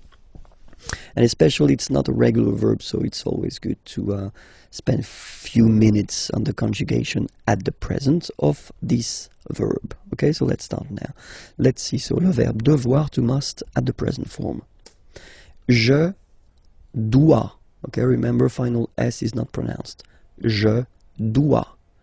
OE, when you combine the two, you get the sound wa wa wa. Je dois. Okay, tu dois. Final S not pronounced, tu dois. Il, elle, doit. Final T not pronounced. Il doit, elle doit. Okay, so if you have a look at these forms, phonetically they are the same forms. Okay, so doit, doit, and then doit. Okay, and then nous is coming. Nous devons. Okay, classic ending ONS for nous. Okay, you just pronounce this on, this nasal. Okay, and then the S, final S is not pronounced. Nous devons. Nous devons. Okay, nous devons, well, basically we must. Okay, and then vous devez. Remember, classic ending for vous here, a Z, but then you pronounce this combination of two letters, et, devez, devez, vous devez. All right, and then the last one, ils doivent. So same thing, classic ending for the plural form, E-N-T here, okay, but then you don't pronounce it.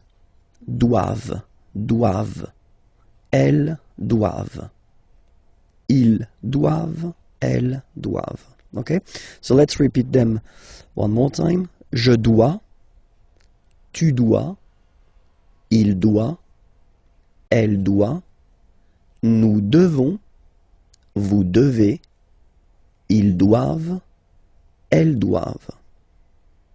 All right, so let's see a few examples now. The first one, je dois étudier. Étudier is to study, okay? So it's a verb, and then the rule in French goes like that.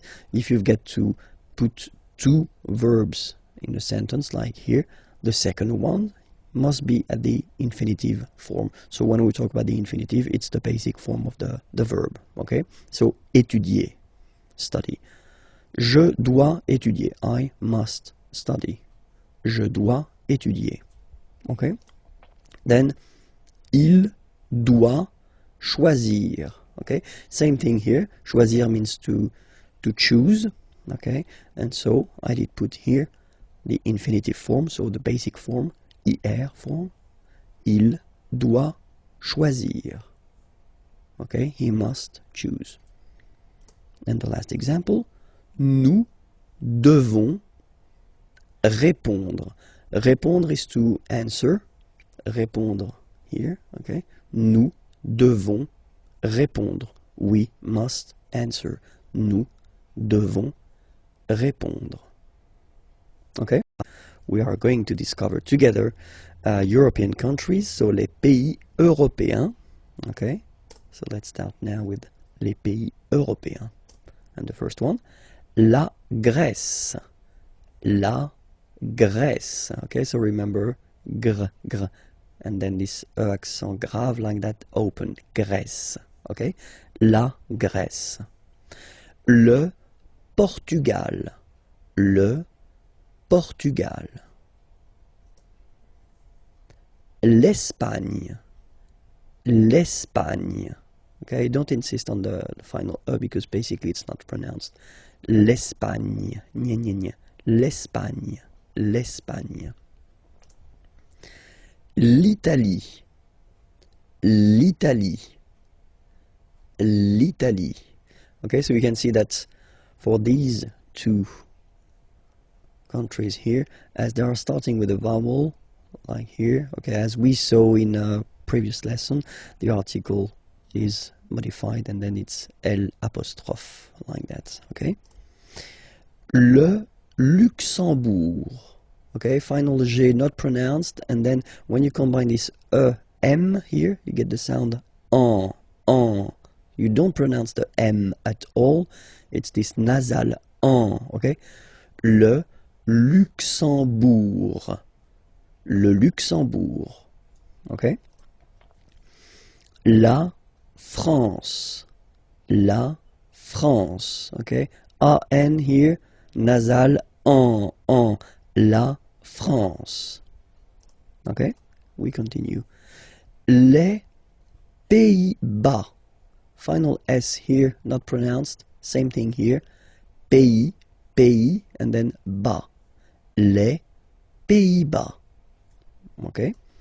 Then l'Irlande. Remember, this is E, and it should be pronounced like E. Irlande. Irlande.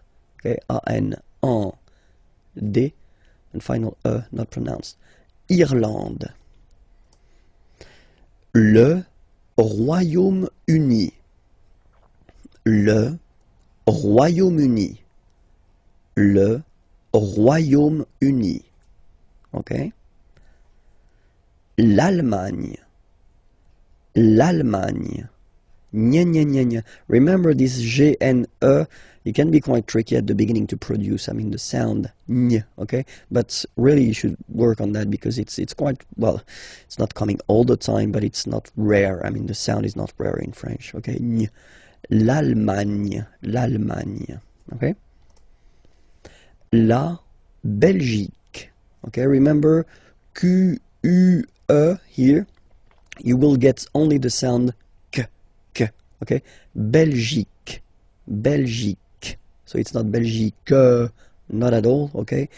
Because it's only the k. Belgique, okay? Le Danemark. So same sound here, this K and then this QUE, well, they will produce the same sound here. Belgique, le Danemark, okay?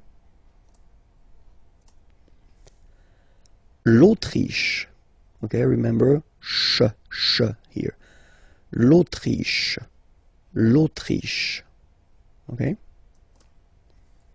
La Suède, la Suède, Suède. Remember, accent grave, it's really open. Suède, Suède. La Suède. La Finlande. IN here, nasal, un. AN, nasal, en. And then D, final not pronounced. La Finlande. Okay? L'Estonie, final not pronounced. L'Estonie, l'Estonie. La Lettonie. So remember when you've got this and then a double letter like that, T, okay, then you will have to open your and it will become Lettonie. La Lettonie. La Lituanie. Remember in French, sorry, H doesn't exist, okay, so you don't pronounce it, and it's Lituanie, Lituanie. La Lituanie. Okay, continues. La Pologne, again. La Pologne. La République tchèque. So remember, QUE, k, tchèque. La, and then here as well, République. La République tchèque. Okay, la République tchèque. Chypre. Chypre. So remember, we've got this Y letter here, but then phonetically when you pronounce it, it's like I, okay? Chypre. Okay? Malte. Same thing here, you don't insist on the final E. Malte. Malte. La Slovénie. Remember, you get this accent aigu here, it's E. Slovénie. Final as usual, not pronounced. La Slovénie. Okay? La Hongrie. So remember, H doesn't exist, so you don't pronounce it. So it starts with on, and then gris. Final not pronounced. La Hongrie. La Hongrie. Okay? Les nationalités. So basically I've been making this nationalities lesson based on the previous lesson. So leçon D. Okay, so I definitely invite you to check the leçon D if you want that everything is clear for you. Okay, but then les nationalités, and it's starting right now. La Grèce. Grec, so I will put each time the masculine form for the nationality, Grec, and the feminine form here for the nationality, okay? So you get the country, la Grèce, and then you get Grec, masculine form, Grec, feminine form. You write them differently, but then, if you listen carefully, Grec, you pronounce them the same way, okay? Le Portugal, Portugais, portugaise. Okay, so listen carefully. Portugais, portugaise. The only difference between the two, as usually when we'll have some, nationalities ending with AES, like that, and then the feminine form, as, okay? It will be only in this z sound, the difference between the masculine form and the feminine form, okay? Masculine, portugais, you don't pronounce the S. Feminine form, portugaise, you pronounce this z sound, okay? And then l'Espagne, espagnol, remember, espagnol, espagnol. So you get this final E for the feminine form, but then phonetically it's the same. L'Italie, italien, italienne. Remember, when you get this E followed by a double consonant like here, then you will have to open it. Italienne, italienne. Okay? Le Luxembourg, luxembourgeois, luxembourgeois, and then feminine form, luxembourgeoise. Okay? Same thing here, only difference, joie, joie, joise, okay? You insist on it. Luxembourgeois, masculine form, and then luxembourgeoise, feminine form. Then, la France, français, française, okay? C'est, and then seize, okay? Français, française, all right? It continues. Les Pays-Bas, néerlandais, néerlandaise. Néerlandais, néerlandaise. Okay? L'Irlande, irlandais, irlandaise. Le Royaume-Uni, britannique. Okay? Only one form, whether it's masculine or feminine. Britannique. L'Allemagne, allemand, allemande. Okay, same thing here. En, okay, you don't pronounce the final D, but then you pronounce it here for the feminine form. Allemande, okay? Allemand, allemande. La Belgique, belge. So only one form here for the masculine and the feminine form. Le Danemark, danois, danoise. Z, okay, insist on that. Danois, don't pronounce the final S. Danoise, here you pronounce it. L'Autriche, autrichien, autrichienne. So same thing here. You get E and then double N. You open the E. Autrichienne. Okay? Autrichien, autrichienne. La Suède, suédois, suédoise. Okay? Suédois, suédoise. La Finlande, finlandais, finlandaise. Finlandais, finlandaise. L'Estonie, estonien, estonienne. Same thing here, double N, E, and then you open it. E, estonienne, estonienne. La Lettonie, letton, lettonne.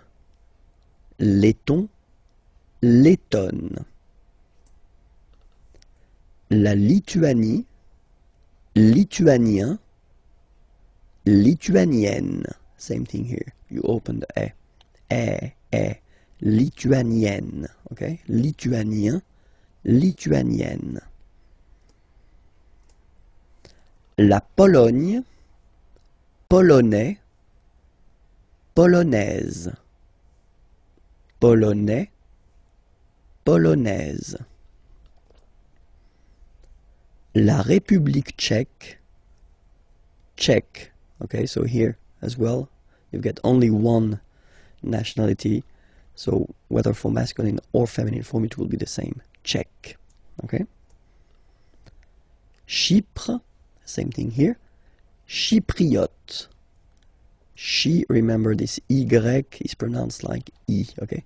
Chypriote. Chypriote. Okay? Malte, Maltais, Maltaise. So remember, as I said previously, the only difference est. Maltais, Maltaise. La Slovénie, so only one form here, Slovène. Slovène. Remember, E accent grave, you open it. Slovène. La Hongrie, Hongrois, Hongroise. Okay? Hongrois, Grois, Hongroise. Okay, so here final S not pronounced for the masculine form, and then you pronounce it here for the feminine form. Hongrois, Hongroise. Okay? Les Amériques. Les Amériques. So let's see now. Les États-Unis. Okay, so if we make every links, we'll have it here and then here. Okay, les États-Unis. Les États-Unis. Le Canada. Le Canada. Le Mexique. Le Mexique. Mexique. It's really the X. Huh? Le Mexique. And then remember this Q-U-E, it's only K. Mexique. Okay? Le Brésil. Le Brésil. Okay, you will pronounce the final L here, and then remember, accent aigu goes like E. Brésil. Le Brésil. L'Argentine. Okay, so you've got this nasal here, en, l'argent, and then tin. Don't pronounce the final it just gives you the pronunciation of the N, in. L'Argentine. L'Argentine. Le Chili. Le Chili. Okay, remember, CH, sh. Okay, Chili. Le Chili. La Bolivie. Okay, final not pronounced. La Bolivie. La Bolivie. Alright, so I assume everything is clear. We can repeat them one more time. Les États-Unis, le Canada, le Mexique, le Brésil, l'Argentine, le Chili, la Bolivie. Okay, and then we'll see now the nationality.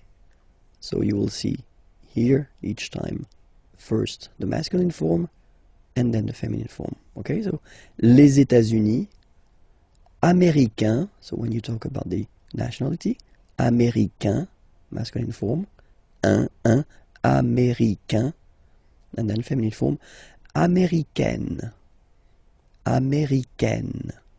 Okay, it's really open, this A-I, américaine. Okay. Le Canada, canadien, yin, here, canadien, canadienne, yen. Remember, here you've got double N, so you've got to open the so it will become canadienne. Okay. Le Mexique, mexicain, un here, like we had in américain, A-I-N, mexicain, and then mexicaine, mexicaine. Le Brésil, brésilien, yin, brésilien, like we had for canadien, brésilien, feminine form, brésilienne, yen, brésilienne. Okay. And then l'Argentine, argentin, in, gives you this un sound. argentin, okay, and then Argentine, Argentine.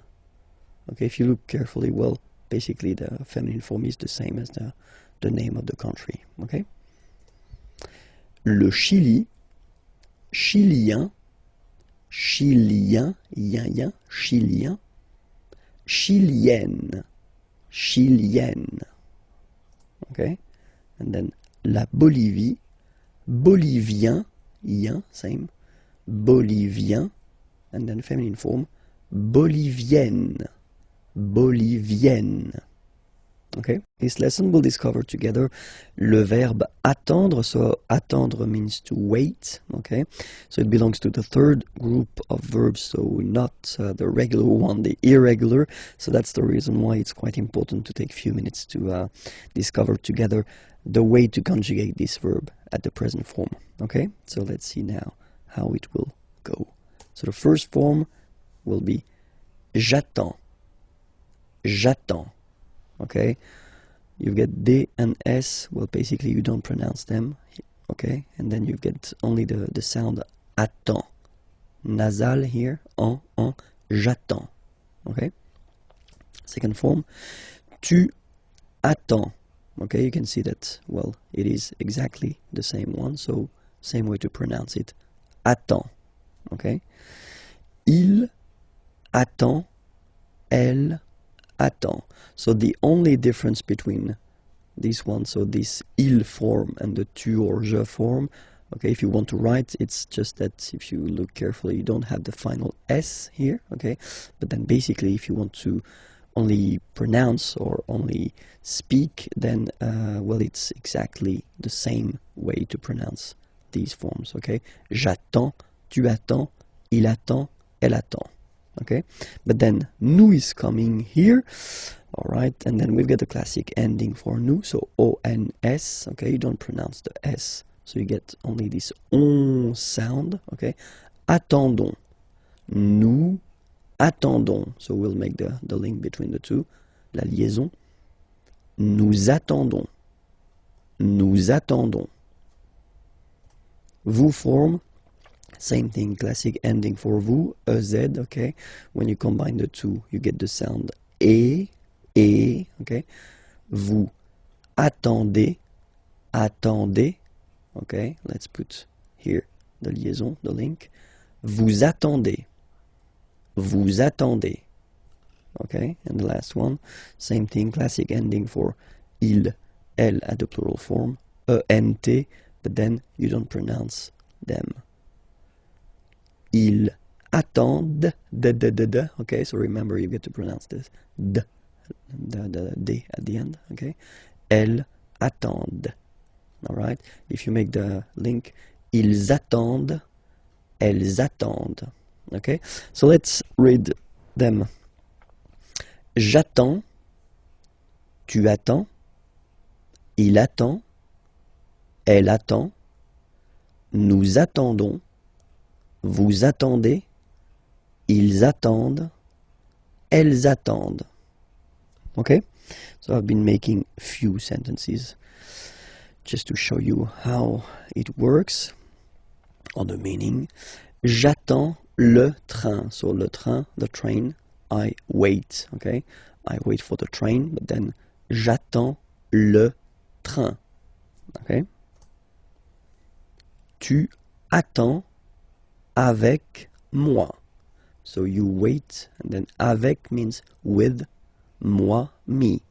You wait with me. Tu attends avec moi. Il attend sa femme. Okay, remember, sa, it's the possessive, his in that case, and then femme, wife. Il attend sa femme. Nous attendons tranquillement. Nous attendons tranquillement. So here I wanted to show you how it could work if you put this tranquillement. So tranquillement is quietly, and it's an adverb. Okay, it's ending with régulièrement like that, which is one of the classic ending for the adverbs. We'll have the time to see that a bit later. But then, yeah, quietly is tranquillement. Nous attendons tranquillement. So basically you put this adverb after your verb, okay? Nous attendons tranquillement. Vous attendez les enfants. Okay, children, les enfants. Vous attendez les enfants. Elles attendent votre réponse. Réponse, answer, and then remember, votre, it's the possessive, your. Elles attendent votre réponse. Okay, so I will read them one more time, and I will read them at my normal speed. Okay, just for you to get used, because I've been reading them quite slowly when we were just we were covering them previously. Okay, so j'attends le train, tu attends avec moi, il attend sa femme, nous attendons tranquillement, vous attendez les enfants, elles attendent votre réponse. Le verbe répondre. Répondre means to answer, so it's quite useful. And then, well, it belongs to the third group of verbs, so we'll see how to conjugate this verb répondre at the present form. So let's see now the first form. Je réponds. Je réponds. Okay, so you can see that D and S here are not pronounced. Je réponds. Okay. Tu réponds. Well, the same form. Okay, exactly the same form, so the same pronunciation. Tu réponds. Il répond. So, final D is not pronounced. You only have this on nasal sound at the end.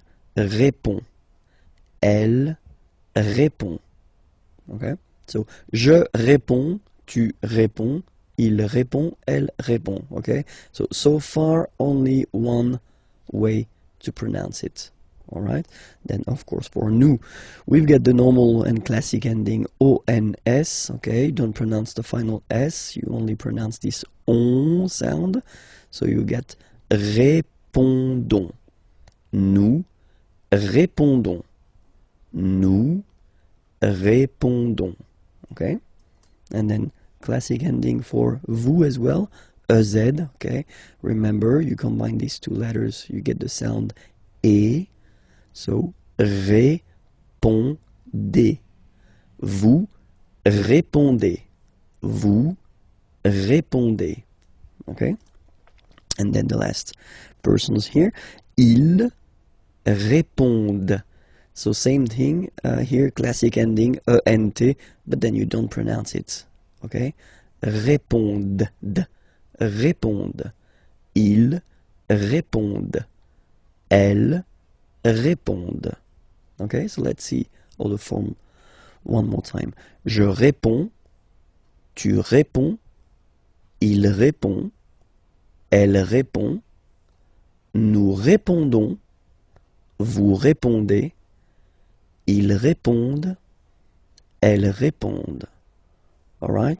Hier, yesterday, aujourd'hui, today, demain, tomorrow. Okay? Hier, yesterday, aujourd'hui, today, demain, tomorrow. So let's see now. Hier, so yesterday. Hier matin. Matin is morning. Okay? So yesterday morning will go in French like hier matin. Hier matin. Okay? Après-midi means afternoon. Hier après-midi. Yesterday afternoon. Hier après-midi. Hier après-midi. Alright? And then soir, evening. Hier soir. Hier soir. Okay, so let's repeat that. Hier.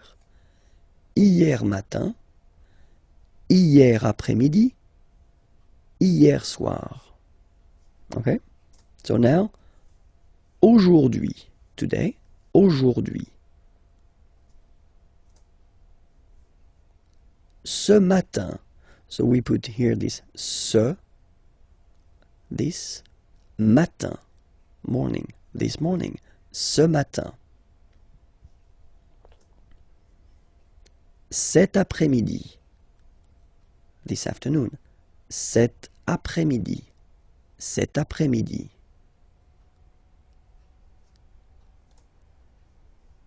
Ce soir, so soir, evening, this evening, ce soir, ce soir. All right? And then, demain, so tomorrow. Demain matin, tomorrow morning. Demain matin. Demain après-midi, tomorrow afternoon. Demain après-midi. Demain soir. Demain soir. Tomorrow evening. Demain soir. So one more time. Hier. Hier matin. Hier après-midi. Hier soir. Aujourd'hui. Ce matin. Cet après-midi. Ce soir. Demain. Demain matin. Demain après-midi, demain soir. 50, de 50 à 75, till 75, de 50 à 75. So let's see how they go. 50, 50, 51, 51. 52, 52, 53, 53, 54,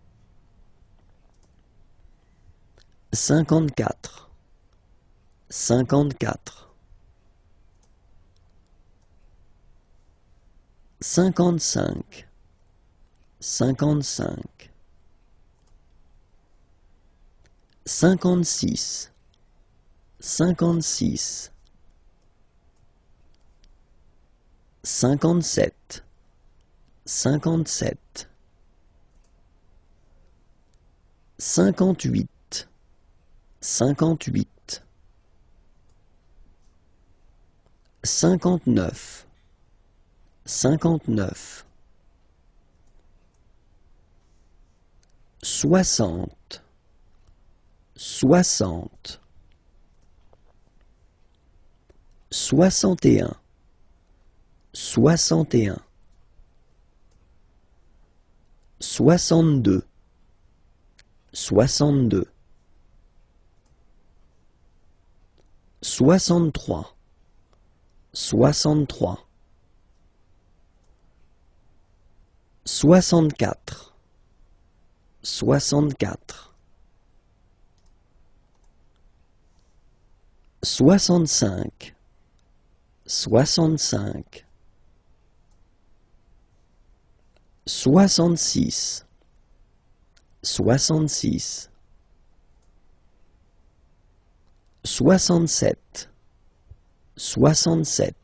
66, 66, 67, 67, 68, 68,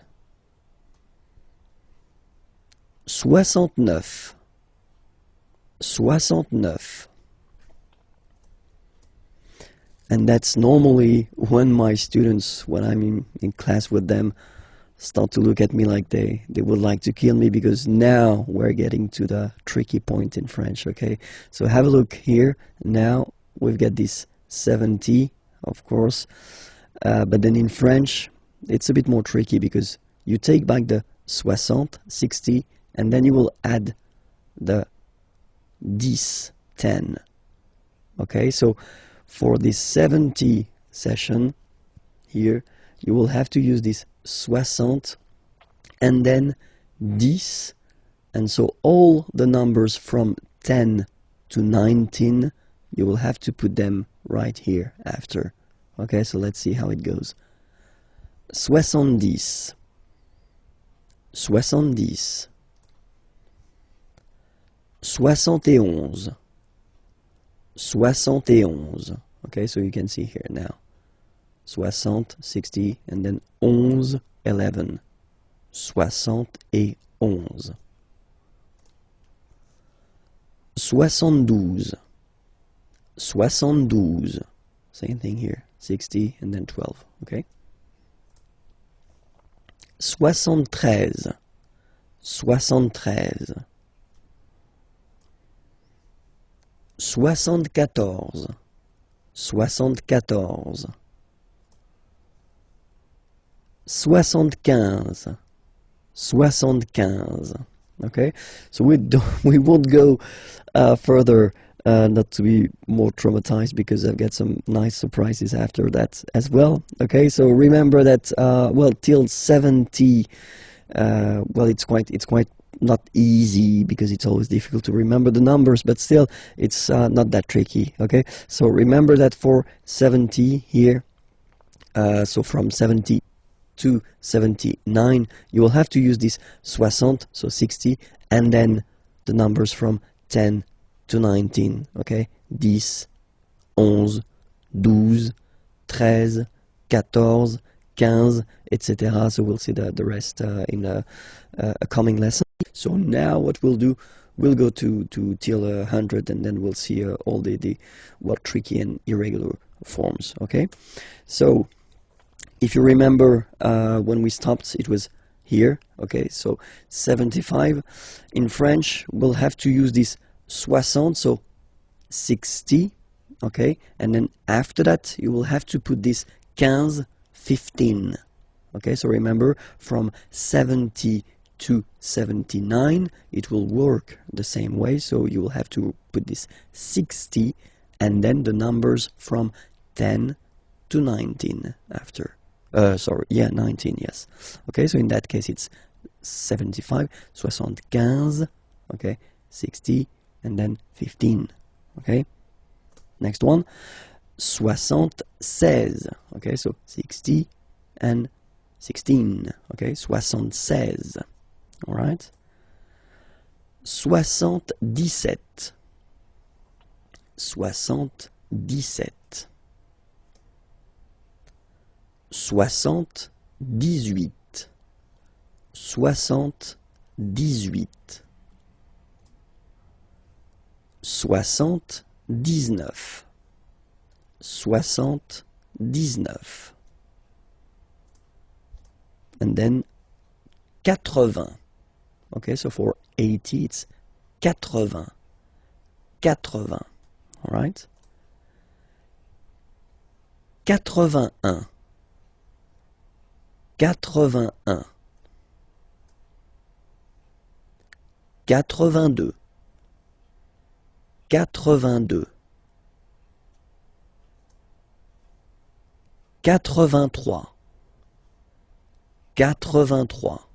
84,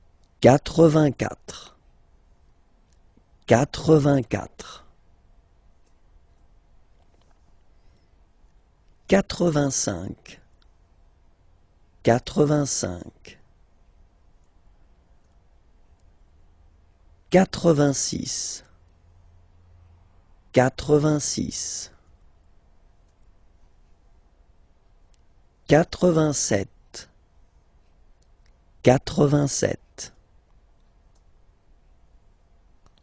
88,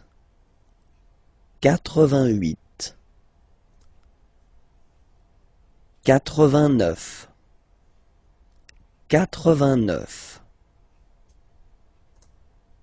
And now for 90, well, basically it would be the same thing as we had for 70. So you will take this 80, 80, and then you will add the numbers from 10 to 19 after. So 90, and then 91, so 91, so remember 80, 80, and then 11, 11, 91, 92, 92,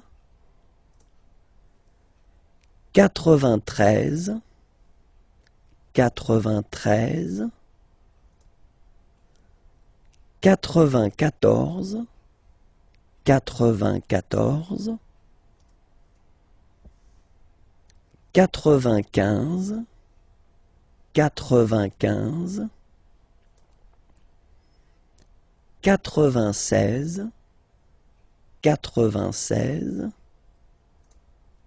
95, 96, 96, 97, 97, 98, 98, 99, 99, and the last one, 100. Remember, final T not pronounced. 100. Okay? Discover this parce que form. So parce que means because. Okay, and it's really useful. So we'll see how to use it. Okay, so parce que here. So the first use of parce que is when you want to introduce the reason. Okay, so we've got two examples here. Il ne mange pas tout de suite. Okay, so here you've got the negative form, remember, ne, and then pas. Manger means to eat. Il ne mange pas, so he doesn't eat. Tout de suite, well, basically it means right now. Parce qu'il, okay, préfère attendre. So in that case, because he prefers to wait. Il préfère attendre. Okay? Préférer, to prefer. And then here you can see that attendre is to wait. Second verb, okay? And then you should put it like here at the infinitive form, so the basic form of the verb, okay? Il ne mange pas tout de suite parce qu'il préfère attendre. Okay? Second example, nous allons dehors. Aller is to go, dehors, outside. Nous allons dehors, so we go outside. Parce que, so because, nous voulons marcher. Vouloir, to want, marcher, to walk. Nous voulons marcher, we want to walk. Okay? Nous allons dehors parce que nous voulons marcher. Okay? And then the second option to use this parce que is when you want to introduce the cause, la cause. Okay? Example here. Il prend son parapluie. Parapluie, umbrella. Prendre is to take. Il prend son, his. So he's taking his umbrella. Il prend son parapluie parce qu'il pleut. Pleuvoir, to rain. It rains, il pleut. Il prend son parapluie parce qu'il pleut. Okay? And then, second example. Il appelle le garagiste parce que sa voiture ne démarre pas. Okay? Appeler is to call. Garagiste is this nice person that will fix your car if it's broken or if it doesn't start, like in this example. Okay? Parce que sa voiture, voiture is car, sa voiture, possessive, his car, and then ne pas, so you get the negative form here, and démarrer is to start. Il appelle le garagiste parce que sa voiture ne démarre pas. So because his car doesn't start. Okay? Il appelle le garagiste parce que sa voiture ne démarre pas. Alright? So you can see the two main way of using this parce que. So the first one, the reason.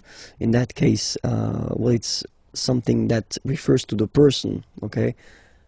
Actually, in that case, he doesn't eat because he prefers to wait, and then we go outside because we want. Okay?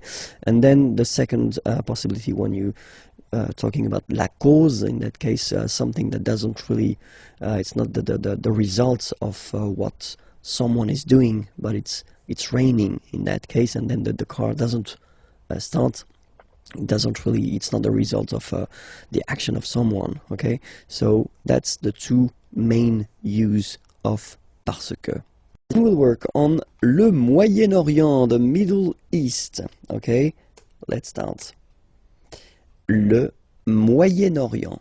So it's interesting here because normally if you would have only this word here, you would pronounce it moyen, moyen, okay? But then as you get this vowel after, okay, you get to make the liaison between the two, le Moyen-Orient, Moyen-Orient, okay? Let's start now. Israël, Israël, la Palestine, la Palestine, le Liban, le Liban, la Jordanie, la Jordanie. Okay, so let's repeat them one more time. Le Moyen-Orient, Israël, la Palestine, le Liban, la Jordanie. Okay, and now we'll see the nationalities. Okay, so Israel, and then I will put the masculine form here and the feminine form here. Israélien, Israélien, so masculine form, and then feminine form. Israélienne, Israélienne, okay, yen, yen, okay, and then Palestinien, Palestinien, feminine form, Palestinienne, Palestinienne. Le Liban, Libanais, Libanais, Libanaise, okay? Z, Libanais, Libanaise. And then Jordanie, Jordanien, Jordanienne, okay? Yen, yen. Jordanien, Jordanienne. Okay, so let's see them one more time. Israël, Israélien, Israélienne. La Palestine, Palestinien, Palestinienne. Le Liban, Libanais, Libanaise. La Jordanie, Jordanien, Jordanienne. L'extrême-orient, so Far East, l'extrême-orient, so let's discover that together. So Far East in French we will say l'extrême-orient, l'extrême-orient. Le Japon, le Japon. La Chine, la Chine, la Chine. L'Inde, so remember you get this nasal here form, IN1, l'Inde, l'Inde. Le Pakistan, le Pakistan. Hong Kong, Hong Kong. Okay, so let's see everything one more time here. L'extrême-orient, le Japon, la Chine, l'Inde, le Pakistan, Hong Kong.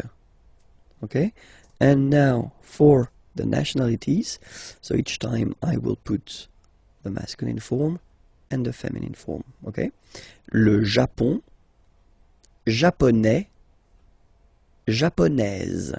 Okay, so the only difference is there, aise. Japonais, japonaise. La Chine, chinois, So it's really this wa wa wa sound, remember? Chinois, chinoise, z, z, was, chinoise. So chinois, chinoise. L'Inde, indien, yen, indien, indienne.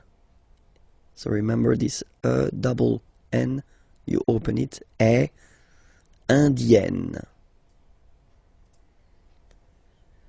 Le Pakistan, pakistanais, pakistanaise. Hong Kong, chinois de Hong Kong, chinoise de Hong Kong. So let's see them one more time. Le Japon, japonais, japonaise. La Chine, chinois, chinoise.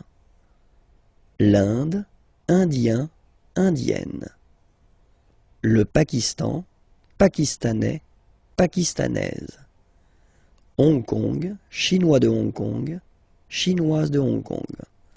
Le verbe pronominal. So, what is le verbe pronominal? So first we'll take an example. Regarder, to look, to watch. Okay?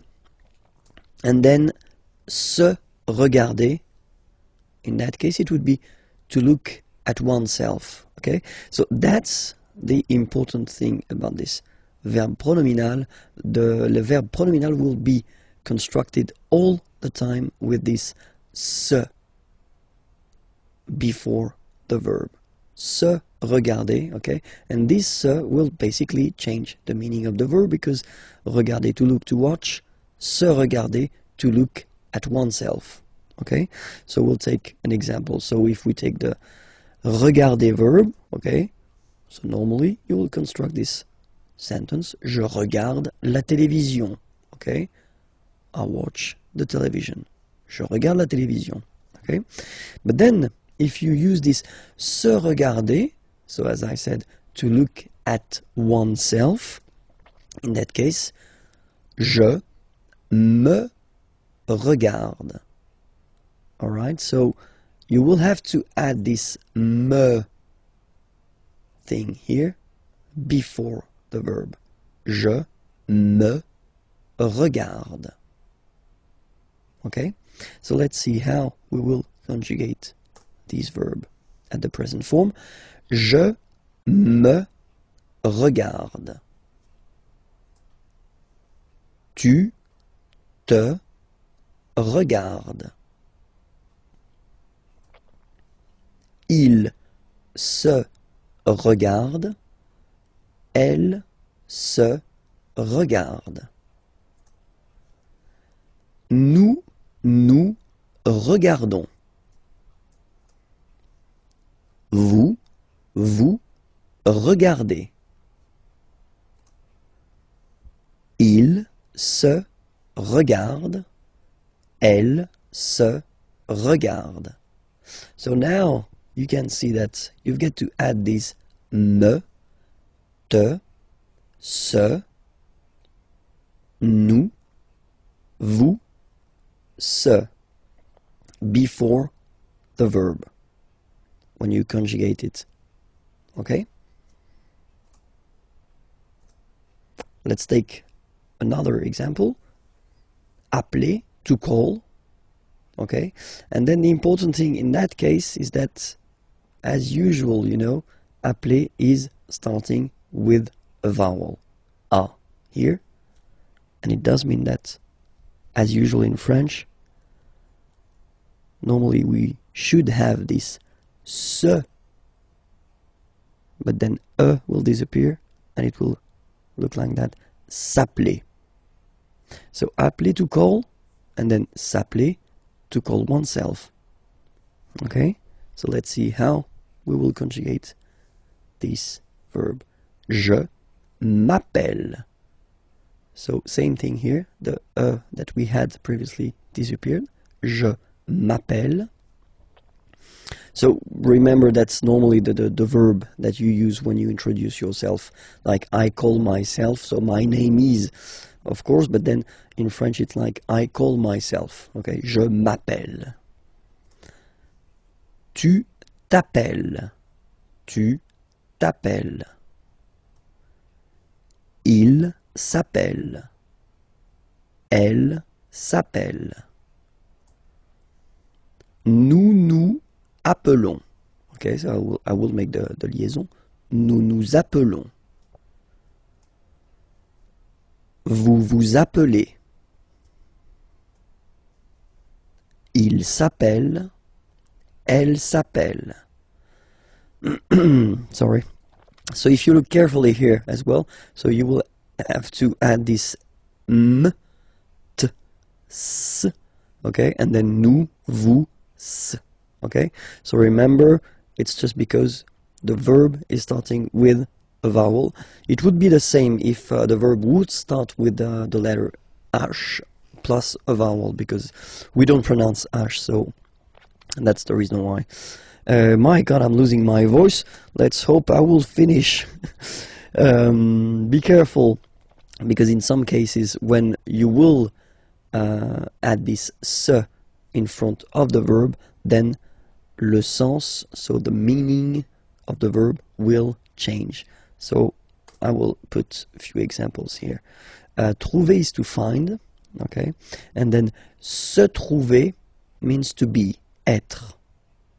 Okay, trouver, to find, but then se trouver is to be, être. Passer, to pass. Se passer, avoir lieu, so to take place. Se passer, to take place. Passer, to pass. Okay? And then mettre, to put. Se mettre, well, it's to start. Commencer, to start something. Okay? So remember, trouver, to find.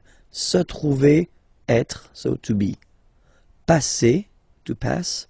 Se passer, avoir lieu, to take place. Mettre, to put.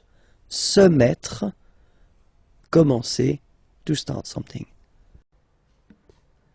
Les verbes du troisième groupe, and we'll see together more precisely how to conjugate the verbs that will end with uire, uire. Okay, so let's start now. Uire, and the verbs I think that could represent this category is conduire. Conduire means to drive or conduct. Okay, and so let's see how you will conjugate this verb. Je conduis. Tu conduis. Il conduit. Elle conduit. So far it's not that difficult, okay, because I assume that most of you would have put this final S here, S and then T, okay, because it's in most of the cases the way we will conjugate the verbs of the third group. Not all the verbs, but most of them, okay, so that's the reason why you will get this form, je conduis, okay, so it's quite simple, tu conduis, and then il, elle conduit, okay, keep in mind that you pronounce them the same way, okay, so let's see how it will go for nous. And it's actually not that difficult, but then of course most of you maybe would like to see R here, okay, but then no, it's not the case because it will become S. Nous conduisons, okay, and the good news is that it will stay for vous, vous conduisez, and then also for il, elle, ils conduisent, elles conduisent. Okay, so one more time. Je conduis, tu conduis, il conduit, elle conduit, nous conduisons, vous conduisez, ils conduisent, elles conduisent.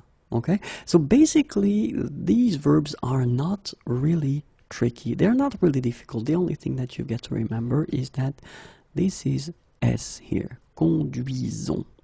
Okay, because, well, I won't get into that, but if you would put this R here, it would be the future form, okay? But then here, keep in mind that you've got to put S here. Conduisons, and then conduisez, and here conduisent.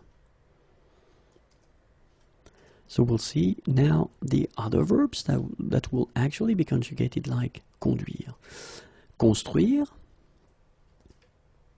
cuire, déduire, détruire, instruire, introduire, nuire, produire, reproduire, réduire, séduire, traduire, and few others.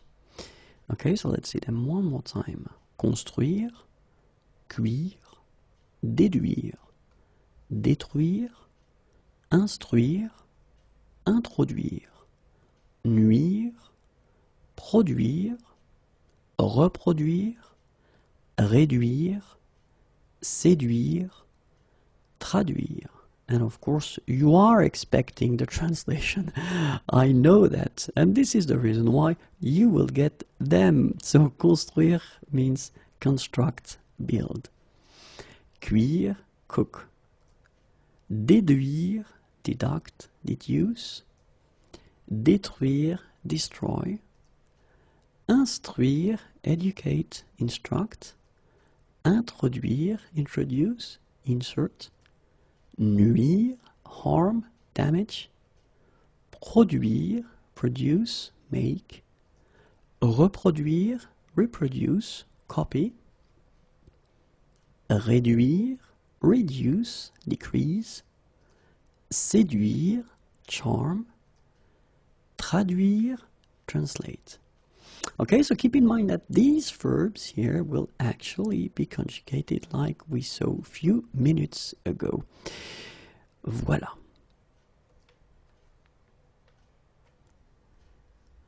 Les verbes du troisième groupe, and more precisely, we'll see the verbs that are ending with ER, okay? And remember, they can be quite tricky. So that's the reason why we will take the time to have a look at them, okay? And so basically, in that case, so the verbs ending with ER, we'll see three categories. The first one, it will be what we call les verbes à un radical, okay? So we'll see that a bit later, but radical is the stem, the root, okay? So actually, these ones are quite easy to conjugate. The second group is les verbes à deux radicaux.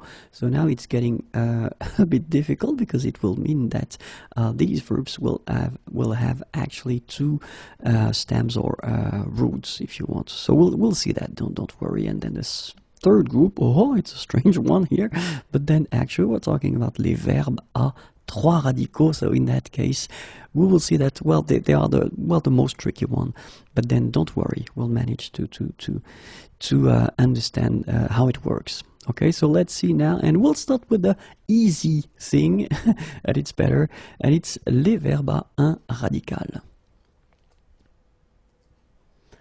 So the verbs ending with ER, and in that case, I thought it might be interesting to take the verb ouvrir. Ouvrir is to open, okay, so it's quite useful.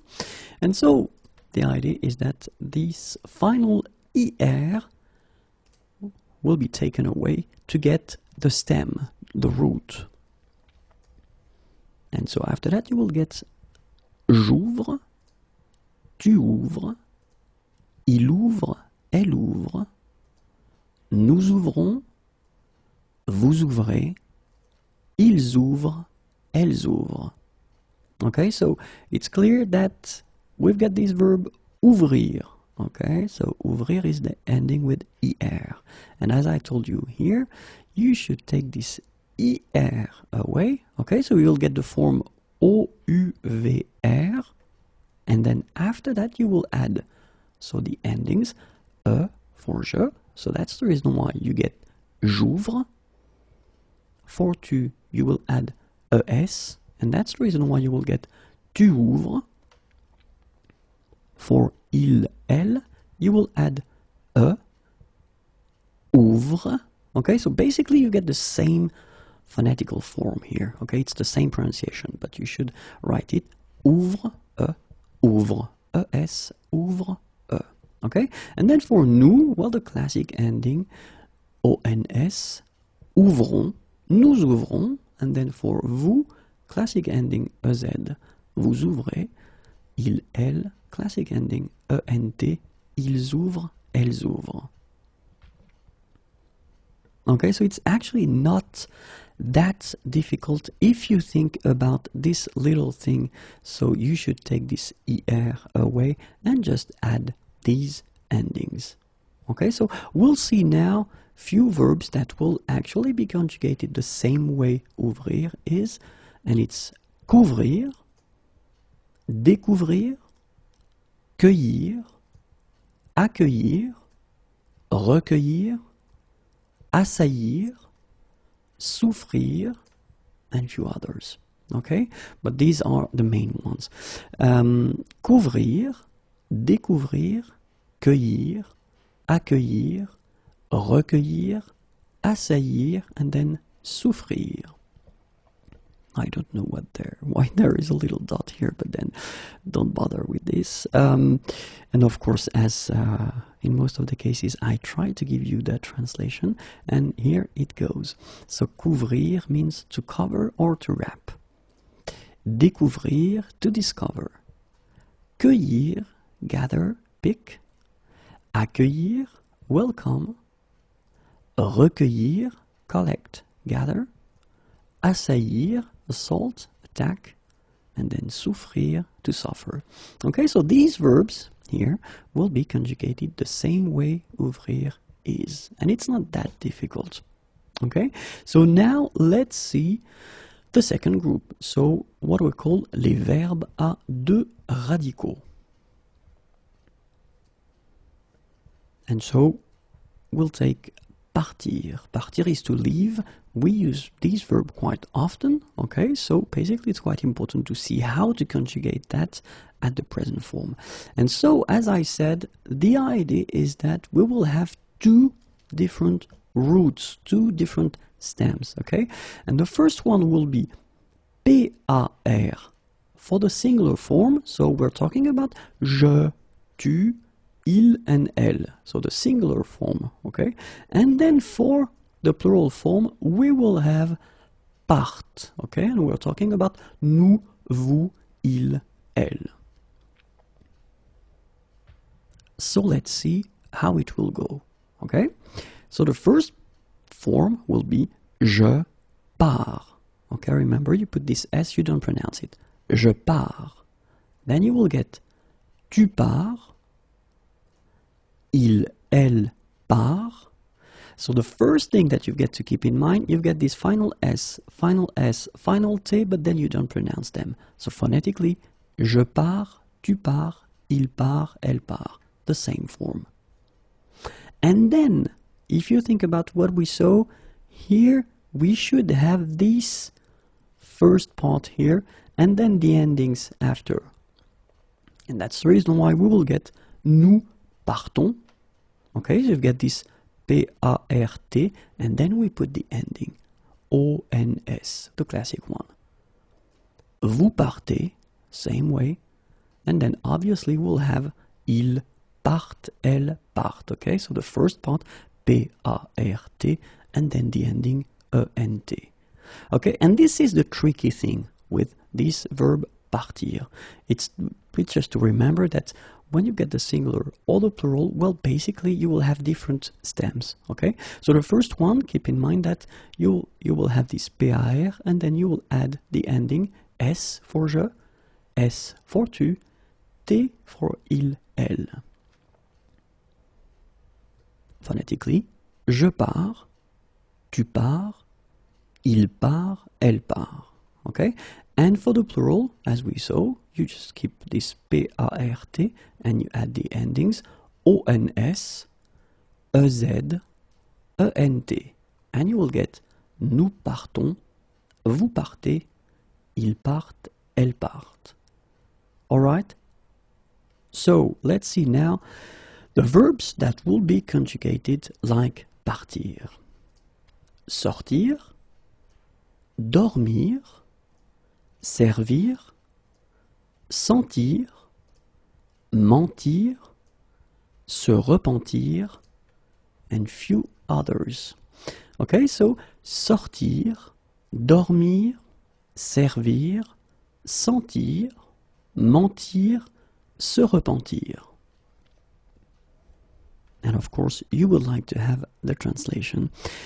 Sortir means to go out, dormir, sleep, servir, serve or be used for, sentir, smell, feel, mentir, lie, se repentir, express remorse.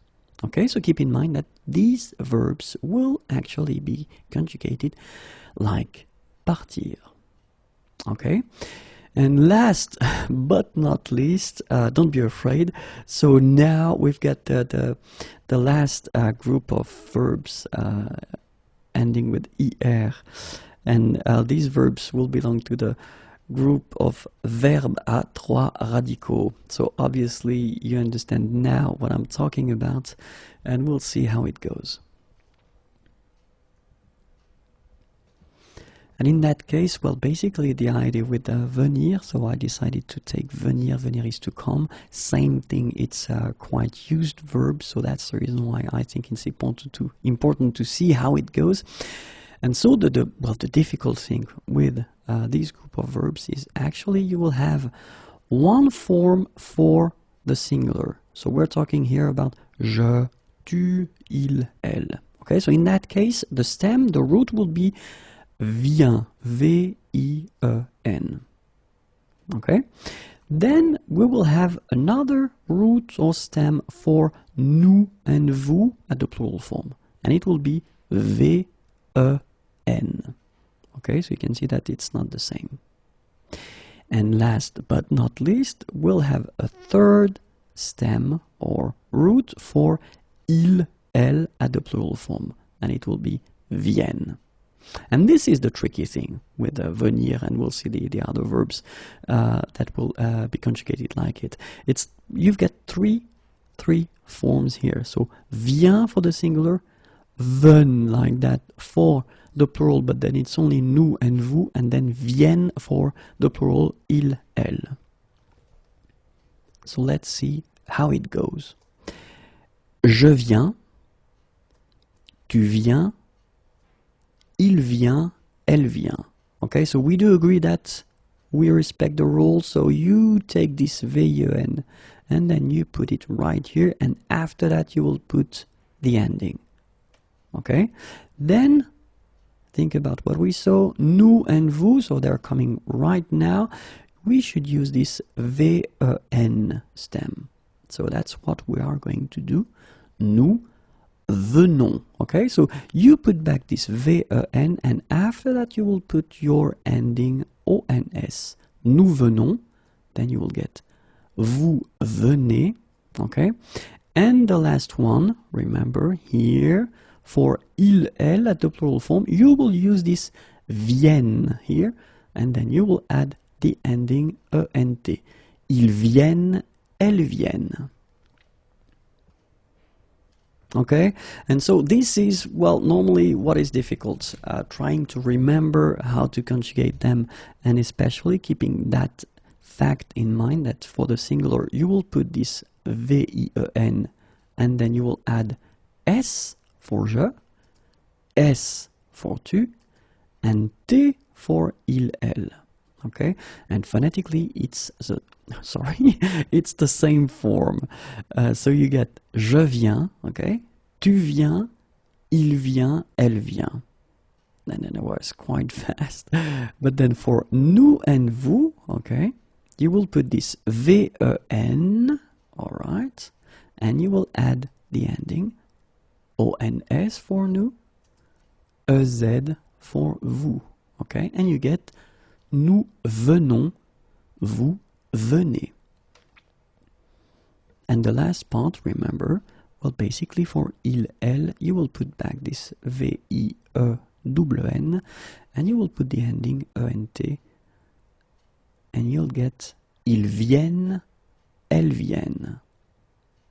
And it can be quite tricky because if you think about that, especially phonetically, it's challenging in a way because you get this nasal sound here.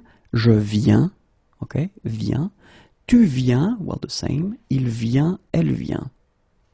Then you will get this venons, okay? Keep in mind that it's really in that case. Venons, venez. And the last one, because you've got this double N here, you need to pronounce this like eh. And that's the reason why you should pronounce it viennent, viennent. Okay, so ils viennent, elles viennent. So just one more time to make it clear. Je viens, tu viens, il vient, elle vient, nous venons, vous venez, ils viennent, elles viennent. And so let's see now the verbs that will actually be conjugated like venir, and we're talking about tenir, contenir, détenir, maintenir, obtenir, devenir, revenir, intervenir, se souvenir, and few others. Okay, so tenir, contenir, détenir, maintenir, obtenir, devenir, revenir, intervenir, se souvenir. So let's see now the translations. Tenir, hold, keep. Contenir, contain. Détenir, possess, have. Maintenir, keep, maintain. Obtenir, obtain, get. Devenir, become. Revenir, come back. Intervenir, intervene. Se souvenir, remember.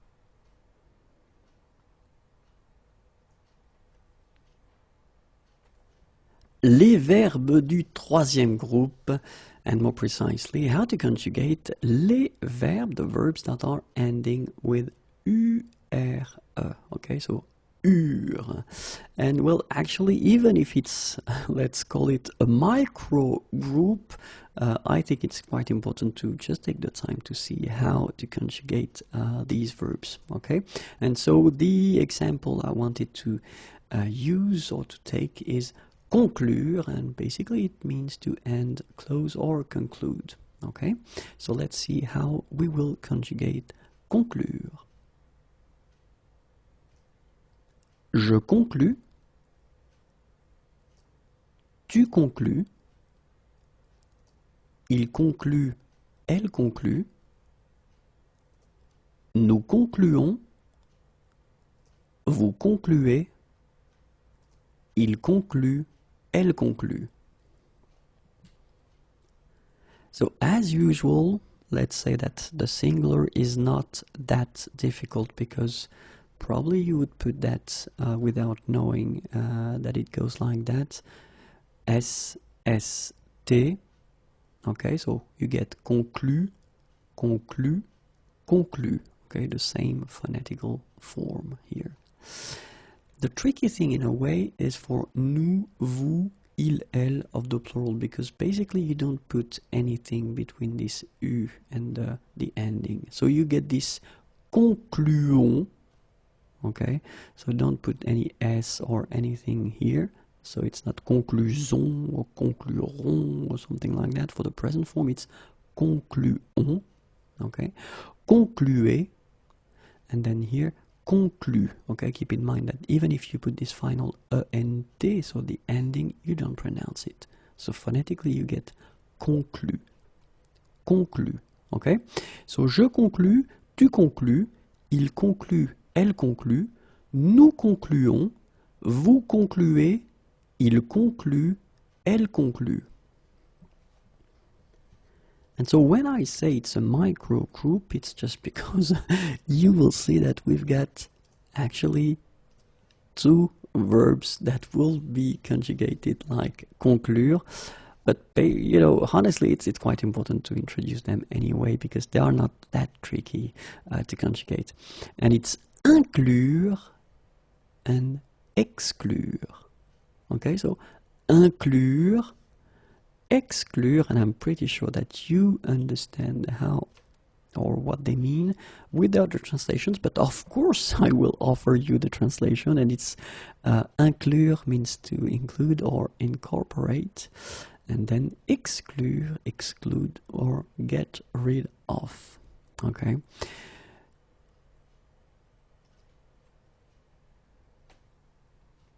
Les verbes du troisième groupe, and more precisely, we'll see together how to conjugate at the present form the verbs ending with VRE, okay, vre. So let's see that together. And so the example I wanted to take is quite useful because it's vivre, and vivre means to live. And so the tricky thing that you've got to keep in mind with this group of verbs is that it will have actually two stems or two roots. So we'll see practically what it does mean, okay? But then keep in mind that for the singular form, so je, tu, and then il, elle, actually the stem or the root will be vi, okay? So basically you take away this vre ending. Okay, and then for the plural form, so it will be nous, vous, and then il, elle. The stem or the root will be v, v. Okay, so and that's the difficult thing because for the singular the stem will be vi, for the plural it will be v. Okay, so let's see now how it will go when we conjugate this verb. So you will get je vis, tu vis, il vit, elle vit. Okay, so we do agree that you take this root or this stem here, you put it right here, and after that you will put the ending. For je it will be s, for tu it will be s the same, and for il, elle it will be t. And so if we keep the logic as we saw now for the plural form, we will take VIV, and then after that we will add the ending, and the classic ending for nous is ONS. Nous vivons. Vous vivez.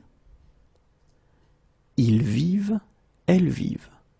Okay, so if you have this thing quite clearly in mind that we've got two stems, so the first one for the singular is VI plus the endings, and then for the plural it will be VIV plus the ending, then you will master this verb and the other verbs that will actually be conjugated like it. Okay, so let's see now the endings. Remember, for je it's S, for tu S, and for il T. So this is the reason why we get je vis, tu vis, il vit, elle vit.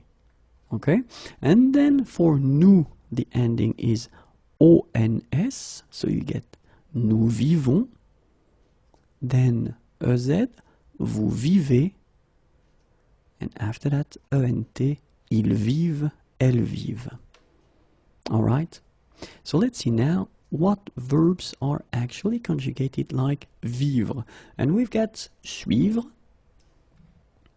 poursuivre, revivre, survivre, and a few others, but then these are the main ones. So suivre, poursuivre, revivre, survivre. Okay, so let's see what they mean. Suivre, it's to follow. Poursuivre, pursue, chase. Revivre, relive, live through again. Survivre, survive. Okay, and these verbs will actually be conjugated like vivre that we saw a few minutes ago.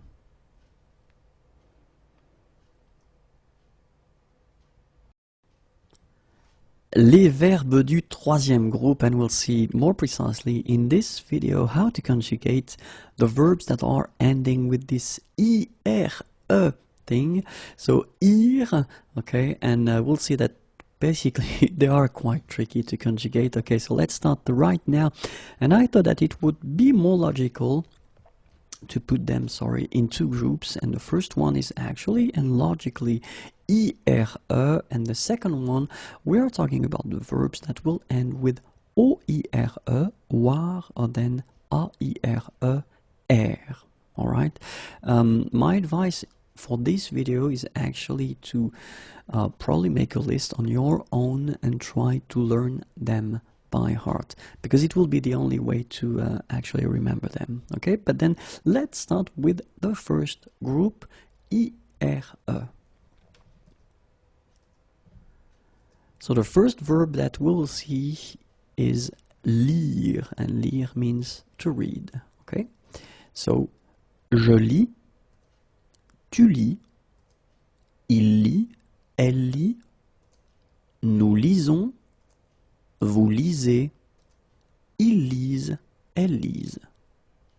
Alright, so je lis, tu lis, il lit. Okay, so same form here, phonetical form, but then it's S at the end, S and then T. Then you will get nous lisons, vous lisez, ils lisent. Okay, so this one honestly is not that tricky, so that's the reason why I wanted to start with this one. Let's see now the second one, and it's dire, and dire means to say. Je dis, tu dis, il dit, elle dit. Nous disons, vous dites, and now you can see the tricky thing here. So it's not vous disiez, okay, as many would think, but then it's vous dites, okay, final S not pronounced, vous dites. Ils disent, elles disent. Alright, so let's see that one more time. Je dis, tu dis, il dit, elle dit. So basically here it's not that difficult, because I'm pretty sure that most of you would actually, without knowing that, try to conjugate it and put these forms. Okay, so je dis, tu dis, il dit, elle dit. Then nous disons. So far it's actually quite logical, but this is the tricky thing here. Vous dites. Okay, so remember that, well, in most of the cases at the beginning you will say vous disiez, okay, and it's quite interesting because French kids normally when they start to learn the language they don't use this vous dites, but then they make this logical mistake, vous disiez, okay, but it's actually vous dites, and then ils, elles disent. Third verb is écrire. Écrire is to write. And then j'écris, tu écris, il écrit, elle écrit. Same thing here. It's really easy, okay? It's getting normally tricky at the plural form. Nous écrivons, and this is the strange thing here. You've got to put this V here. Écrivons, okay? But then you keep the logic, in a way, vous écrivez, okay, so V is coming here as well, and it will be here for the plural form as well, okay, ils écrivent, elles écrivent. Alright, so j'écris, tu écris, il écrit, elle écrit, nous écrivons, vous écrivez, ils écrivent, elles écrivent. So keep in mind that for écrire, actually the tricky thing will be to put this V for the plural form.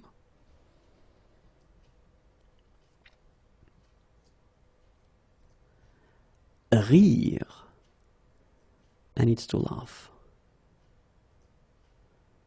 Je ris, tu ris, il rit, elle rit, nous rions. And this is a tricky thing, nothing between I and O, rions, vous riez, il rit, elle rit. And keep in mind that here at the end, okay, you've got this E and T, but if you remember, because I've been talking about that quite many times, you don't pronounce this final E and T, and so phonetically you get the sound ri. okay? Exactly like you have here. Ri, ri, ri, ri, okay? So, and then here, rions, riez, okay? So you get je ris, tu ris, il rit, elle rit, nous rions, vous riez, il rit, elle rit. So now comes the second subgroup, okay? We're talking about the verbs ending with war or er. And so for the first verb, I decided to take plaire, and plaire is to please. Je plais, tu plais, il plaît, elle plaît. Have a look here. Accent circonflexe for il and elle, but not for tu and not for je. Okay? Nous plaisons, vous plaisez, ils plaisent, elles plaisent. And that's normally the tricky thing, because in many situations persons or students will put er here because they are logic, and in a way French language can be quite strange. So basically you will have to put s here, but then the good news is that it's coming also for vous and then for il, elle. Okay, so this is the tricky thing here. But then je plais, tu plais, il plaît, elle plaît. Well, this circonflexe also. Nous plaisons, vous plaisez, ils plaisent, elles plaisent.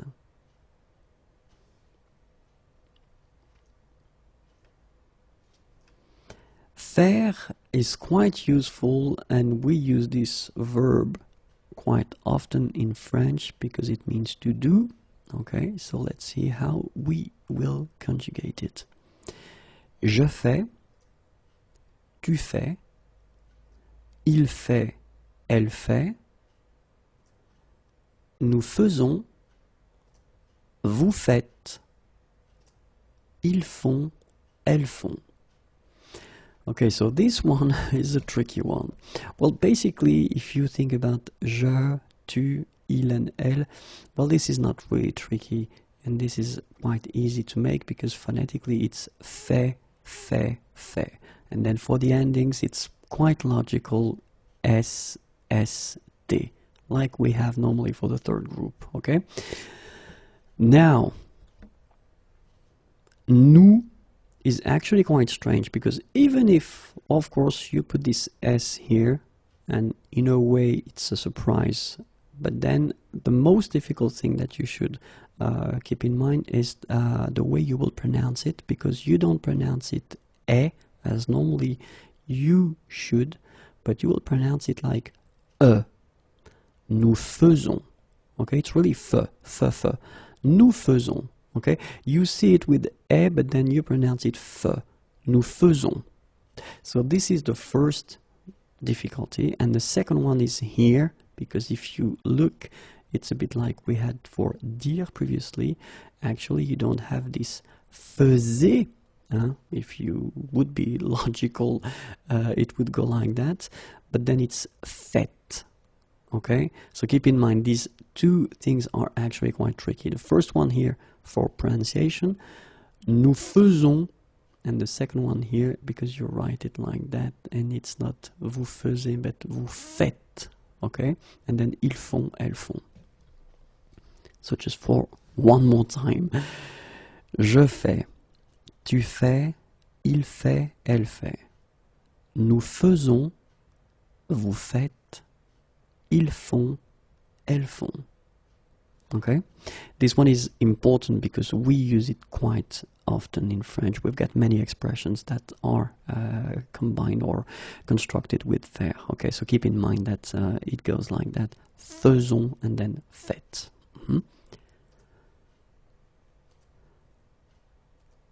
Croire. Croire is to believe, and it's quite useful as well. So, je crois, tu crois, il croit, elle croit, and now you've got this Y here, and the sound goes like nous croyons. Okay, croyons. Vous croyez, and last but not least, look, il croit, elle croit. And phonetically here, as we saw, ent is not pronounced, so you get the sound croit. Exactly the same sound as we've got here. Croit, croit, and then croit. Okay, so one more time. Je crois, tu crois, il croit, elle croit, nous croyons, vous croyez, il croit, elle croit. Okay, so keep in mind that here, when you get this Y and two vowels, one before, one after, it will be like y. So you combine it with O first, you will get croyons, croyons. And here, croyez, croyez. Okay?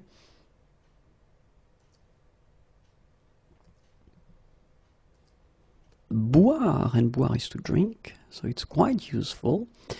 You do that every day, or then at least you should. Je bois, tu bois, il boit, elle boit. And this is the tricky one. Nous buvons, vous buvez, ils boivent, elles boivent. Okay, so same thing here. If you look carefully, you've got, well, three different stems. So bois here, so it will be actually quite easy at the singular. So je bois, tu bois, il boit. Okay. Then for nous and vous, you've got this stem. So buv, then you put the ending. Buvons, then buvez. And for il, elle, we've got a third stem or root, and it's boiv. And you put the ending, ent. Okay, so you get je bois, tu bois, il boit, elle boit, nous buvons, vous buvez, ils boivent, elles boivent.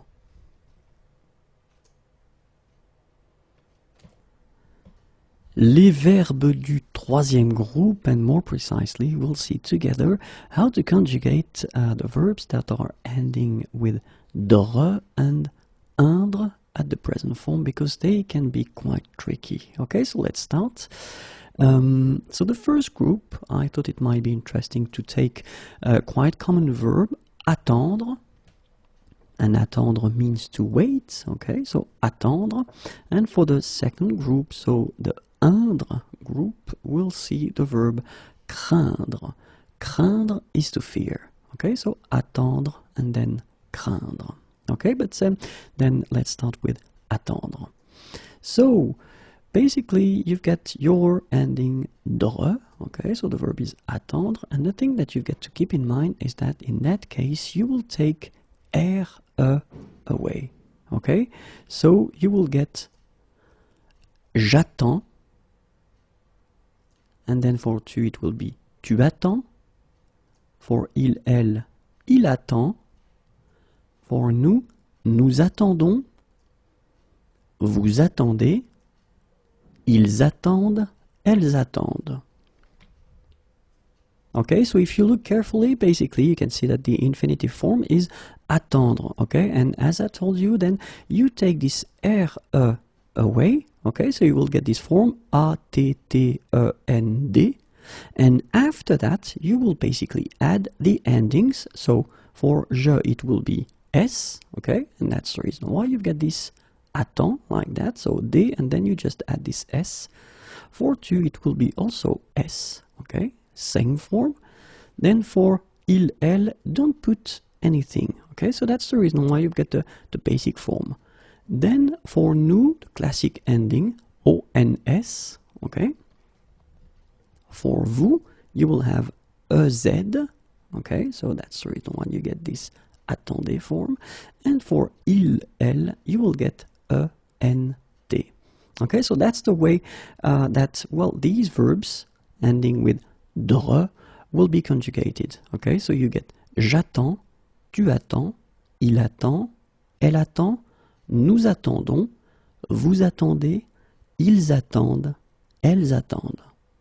All right, and well, if you think about the verb attendre in that case, let's see the verbs that will be conjugated like attendre. Okay, so répondre, for instance, confondre, descendre, défendre, entendre, perdre, prétendre, rendre, répandre, tendre, vendre, and other verbs as well. Okay, but I cannot make the full list. Okay, so these verbs will be conjugated like attendre. Okay, but then I'm pretty sure that well, you are expecting some translations here. Okay, so that's the reason why they are coming now. So répondre, it's to answer. Okay, confondre, to get mixed up. Descendre, to go down. Défendre, defend. Entendre, to hear. Perdre, to lose. Prétendre, to claim. Rendre, to give back. Répandre, to spread. Tendre, to stretch. And then vendre, to sell. Okay, so these verbs will actually be conjugated just like attendre was conjugated a few minutes ago. Okay, so répondre, confondre, descendre, défendre, entendre, perdre, prétendre, rendre, répandre, tendre, and then vendre. Okay, but as you know, like almost all the time in French, we've got some exceptions. Okay, and of course, the verb prendre, and it's quite used because it means to take, is an exception. Okay, so even if it's ending with DRE, well, basically it won't behave like attendre that we saw previously. Okay, so let's see how it goes. So DRE, prendre, you've got to remember that the forms will go like that. Je prends, tu prends, il, elle prend, nous prenons, and here you can see the difference. Vous prenez, and the last one is quite tricky because it's ils, elles prennent.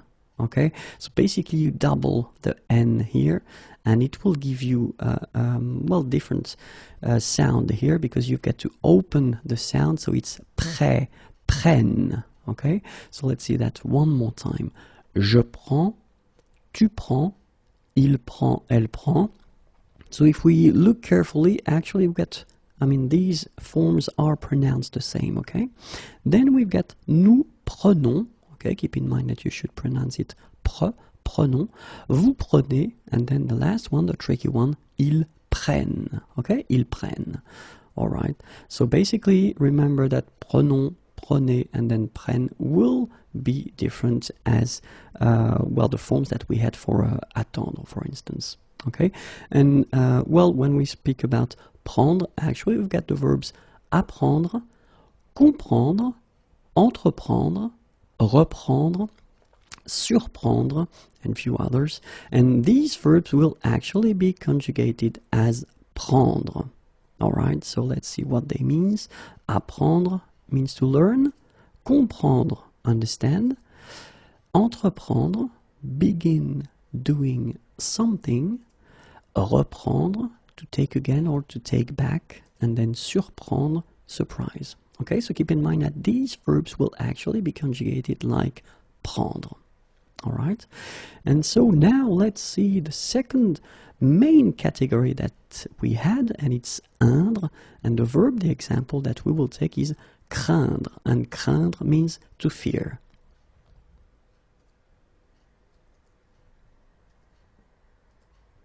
Je crains,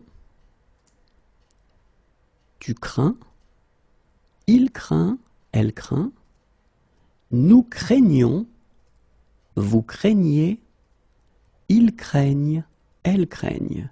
Okay, so you can see that for nous, vous, and then il, elle at the plural form, it is quite tricky because you've got this GN coming right here, and then the sound is craignons, okay? You get the ñ sound, okay?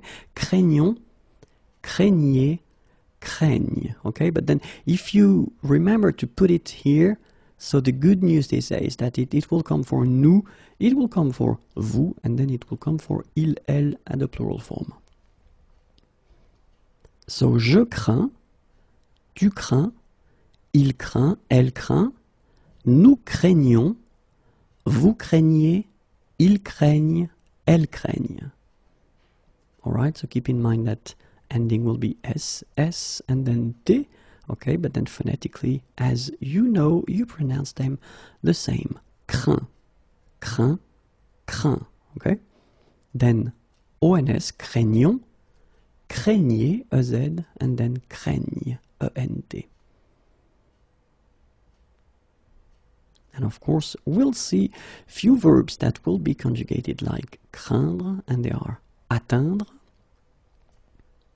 contraindre, éteindre, joindre, peindre, plaindre, teindre, and few others.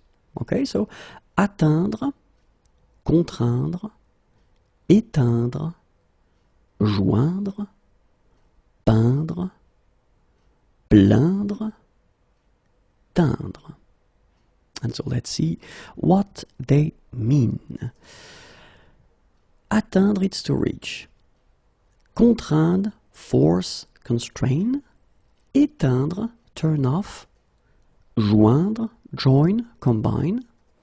Peindre, paint. Plaindre, pity, complain. And then teindre, die. Okay, and so keep in mind that these verbs will be actually conjugated the same way as craindre is conjugated. All right.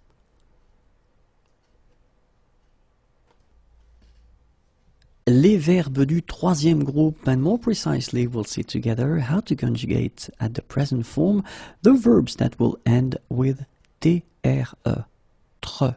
Okay, so we can start right now.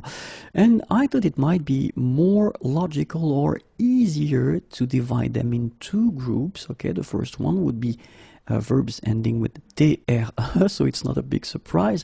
But the second one, and I thought that maybe we should put them in a special group. So the verbs ending with être and votre. Okay, so AI, accent circonflexe, TRE, être, votre, OI, accent circonflexe, TRE. Okay, so because basically they will behave a bit differently. So let's start now with the first one, so the verbs ending with TRE. And for this group, I thought it might be interesting to use a quite useful verb, mettre. Mettre is to put. Okay, and so the concept is that you will have for the singular form one stem or one root, okay, and it will be M-E-T. And for the plural, you will have actually another stem, another root, and it will be M-E-T-T, T-T. And this is the tricky thing if we're talking about these verbs. Okay, so let's see how it will go. So, je mets. So you can see that now, as we saw, you put back this M-E-T, so the root, M-E-T, and then you add here the ending, S. Tu mets, il met, elle met. Okay? So then now, if we think about that, we should, for the plural form, put back this M-E-T-T, and after that we will put the ending. And this is the reason why we'll get nous mettons. So you can see that we put back M-E-T-T, and then the ending O-N-S. Nous mettons. Then vous mettez, so in the same way, we keep this first part, so the root or the stem, plus the ending. And then finally, ils mettent, elles mettent, exactly the same thing. And this is basically the difficult thing when we're talking about this group of verbs, okay? Just to remember that for the singular form you will have to use this stem here, and then for the plural you will have to use another stem. Then the endings will be S for je, so you will get je mets, S for tu, tu mets, Nothing for il, elle, so that's the reason why we have this M-E-T. Keep in mind that phonetically you pronounce them the same here. Mais, okay? Then for nous, you will put the ending ONS, but then keep in mind that the stem is different, M-E-T-T. For vous, EZ, same thing, same stem here, and then ENT for il and elle. Okay, so now let's see few verbs that will be conjugated like mettre, and we're talking about admettre, commettre, compromettre, permettre, soumettre, transmettre, battre, abattre, combattre, débattre, and few others. Admettre, and it means admit, confess. Commettre, commit. Compromettre, compromise. Sorry, this is my French pronunciation here. Compromise would be more appropriate. Then permettre, allow, permit. Soumettre, submit, subdue. Transmettre, pass, transmit. Battre, beat, defeat. Abattre, knock down. Combattre, combat, fight. And then débattre, discuss, debate. Okay, so keep in mind that these verbs here will be actually conjugated the same way as mettre.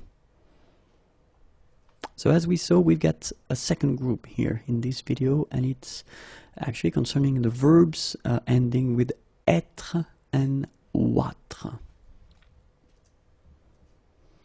And for this group, I thought it might be interesting to have this verb connaître. Connaître is to know, okay, and we use that quite often, okay. And basically, we will have the same kind of situation, meaning for the singular form, we'll have one stem, one root, and it will be connaît, like that. And for the plural form, we will have a different stem or root, so connaissent. Okay, so connaît and then connaissent. And that's the reason why we'll get the following forms. Je connais, tu connais, il connaît, elle connaît. And keep in mind that it's a strange thing. I know, but you should put here this accent circonflexe. You don't pronounce it, I know that. But then if you want to write correctly, you should put it here, okay? It doesn't come for je, it doesn't come for tu, but then it will come here for il and elle.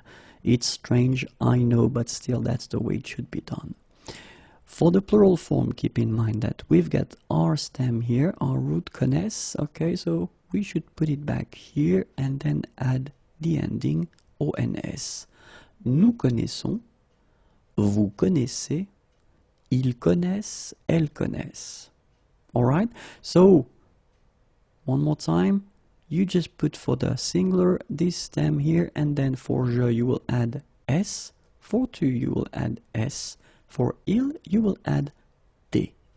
And that's the reason why you will get je connais, tu connais, il connaît, elle connaît. And then keep in mind this little circumflex thing here.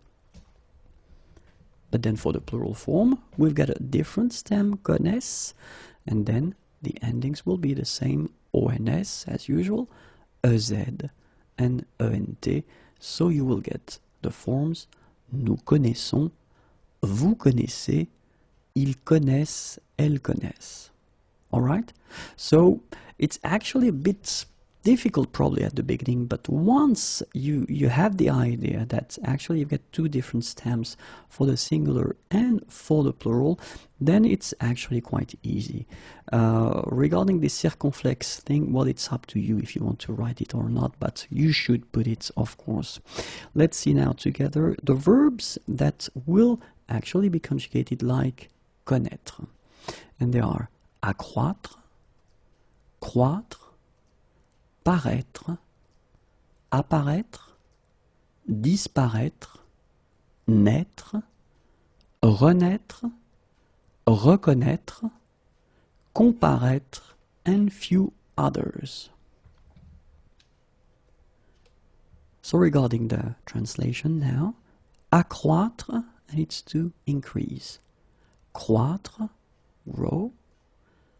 Paraître, appear, seem. Apparaître, come into being. Disparaître, disappear. Naître, be born. Renaître, rise, be reborn. Reconnaître, recognize. Comparaître, appear before. Okay, and these verbs will actually be conjugated like connaître. Le futur proche, so basically if you want to translate it directly, it would be the near future. So what is le futur proche exactly? It's the possibility that we have in French and in other languages to construct basically a future with aller at the present form followed by the infinitive, so the basic form of the verb. Okay, so like in English you would say I am going to travel, for instance.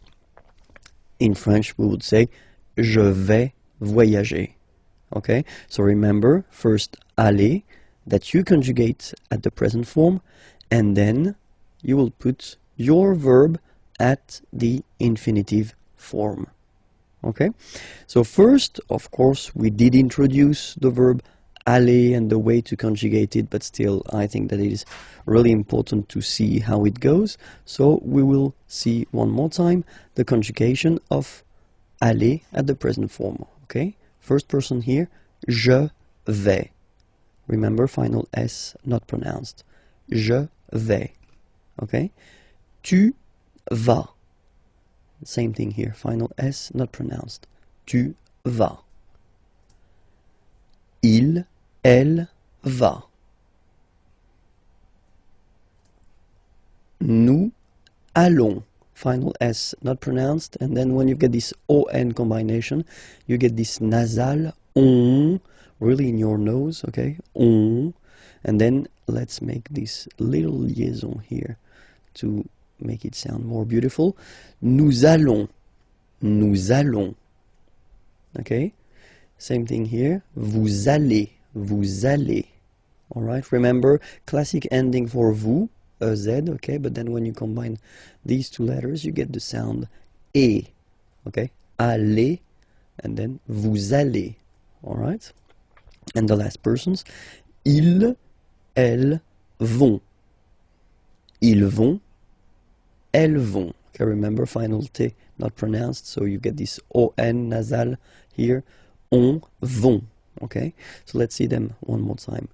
Je vais, tu vas, il va, elle va, nous allons, vous allez, ils vont, elles vont. Okay, so that's the first part that we will use to construct this futur proche, okay? And then the second part will be, well, the verb that you want to express, but at the infinitive form. So I've been writing few examples here. So the first sentence, je vais voyager. Voyager means to travel. Avec, with, ma famille, my family. Je vais voyager avec ma famille. Okay? So, quite simple way to construct a future form. Tu vas chercher. Chercher means to search. Une nouvelle maison. Okay? Une nouvelle. Nouvelle, it's the feminine form of the adjective nouveau, new. Okay, because maison, house, as you can see here, is feminine, so une nouvelle maison, a new house. Tu vas chercher une nouvelle maison. Okay, and then il, elle va partir. Partir is to leave. Okay? Pour means for. Pour un an. 1 year. Un an. Okay? So I will make the liaison just to make it more normal after. Okay, but I just want to divide here. Un an. Okay? So let's read it normally now. Il va partir pour un an. Okay, so you can hear that now I make this link between the two. Un an. Un an. So no break between the two. Un an. Okay? Il va partir pour un an. Elle va partir pour un an. Okay? Then for nous. Nous allons chanter. Chanter means to sing. Okay? Cette chanson. So remember, cette feminine form of ce, this. Okay? Chanson, song. And as chanson is feminine, so you should put this form here at the feminine. This, okay?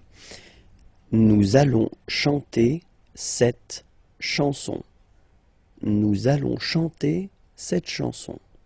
And then for vous, vous allez adorer.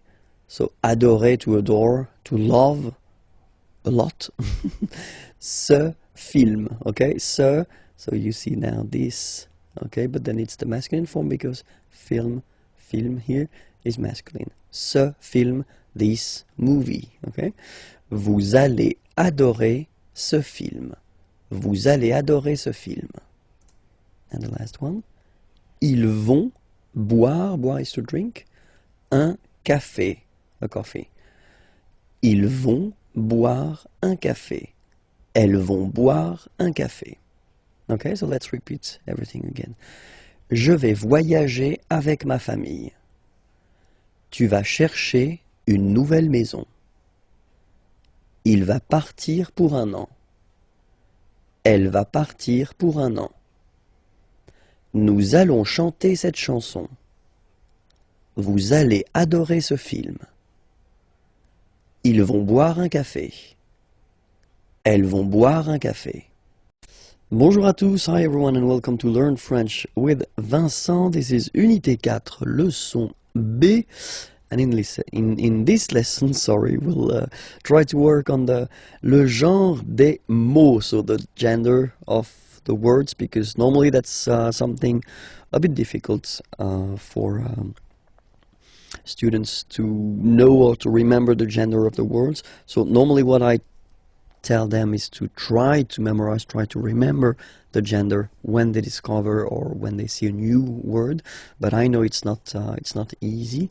Okay, so in this lesson we'll try to see actually a few endings that give you some useful tips, and well, we'll focus only on the feminine words, and we'll start right now. Sorry.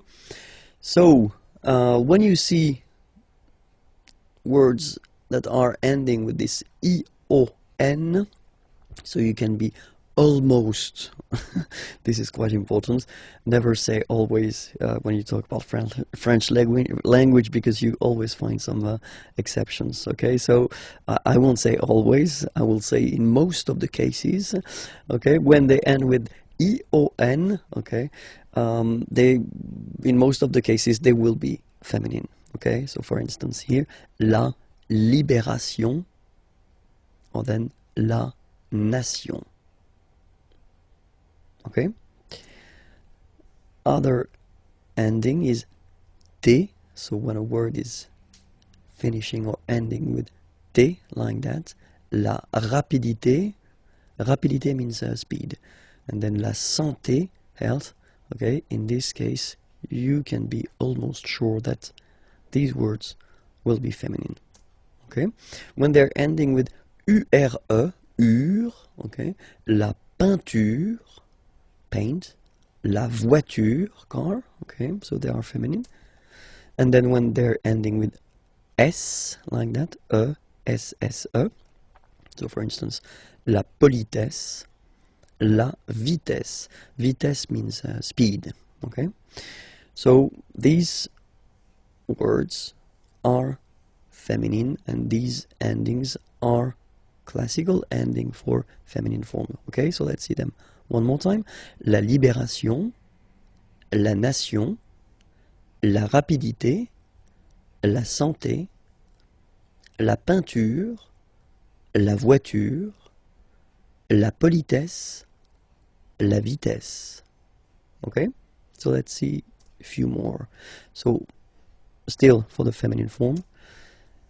So when you will have a word ending with this double T, et, okay, for instance, la chaussette, la roulette, so they will be feminine. Okay, chaussette means sock, and then roulette, well, it's the same, the thing you will find in casinos. And then when they're ending with ie, like here, okay, so basically you don't pronounce the okay, so it will be only the sound i, okay, for instance, la vie, life, okay, la partie, the part, okay, so they will be feminine as well, okay, and then words ending with accent aigu, and then here, okay, remember this final is not pronounced, so you will have this e, remember accent aigu, it's e sound, okay, la poupée, the doll, l'arrivée, the arrival, okay, la poupée, l'arrivée, so feminine as well.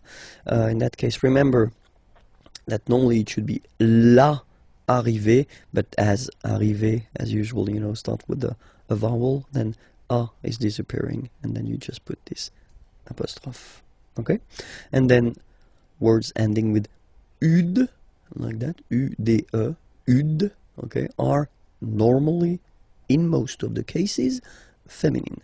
La gratitude, well, if my understanding is correct, it is exactly the same in English. La gratitude, and then same thing here, latitude, latitude. Okay, so let's repeat them one more time. La chaussette, la roulette, la vie, la partie, la poupée, l'arrivée, la gratitude, latitude.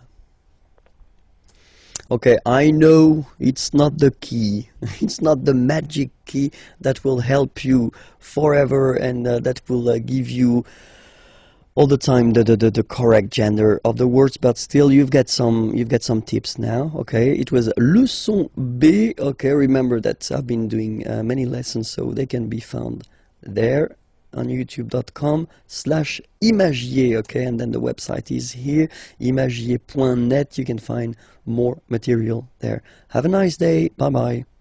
L'article partitif. So what's l'article partitif? Well, basically it's when you want to say that you want some sugar, for instance, so you don't want to specify the quantity, okay, just want to say that you want some, but you don't want to say 1, 2, 3, okay, then as usual we will have the difference between the masculine form and the feminine form. Okay, so for the masculine form, it will be du. Okay, du. Simple thing, d, u. This is u, this is d. Du. Alright? And then for the feminine form, it will be de la. Okay, de la. Alright? Masculine form, du. Feminine form, de la. Alright, let's see a few examples now. Je bois, boire is to drink, okay, so je bois du café. Alright, so you can see the difference here. It would be possible to say je bois un café. Okay, in that case you would translate it je bois un café by I drink one coffee or I drink a coffee. Okay. In that case, when you put this du café, so first you put the masculine form because café is masculine, okay, and then you want to say, you don't want to specify the quantity, you want to say I drink some coffee, okay, je bois du café, okay. The other option as well would be to say je bois le café, so if you want to put this article défini, but then you would have to put more information after. Le café de ma mère, the coffee of my mother, if you want. Okay, so in that case, in this lesson, we'll only focus on l'article partitif, so it's some. Okay, je bois du café. All right, let's see another option. Tu voudrais.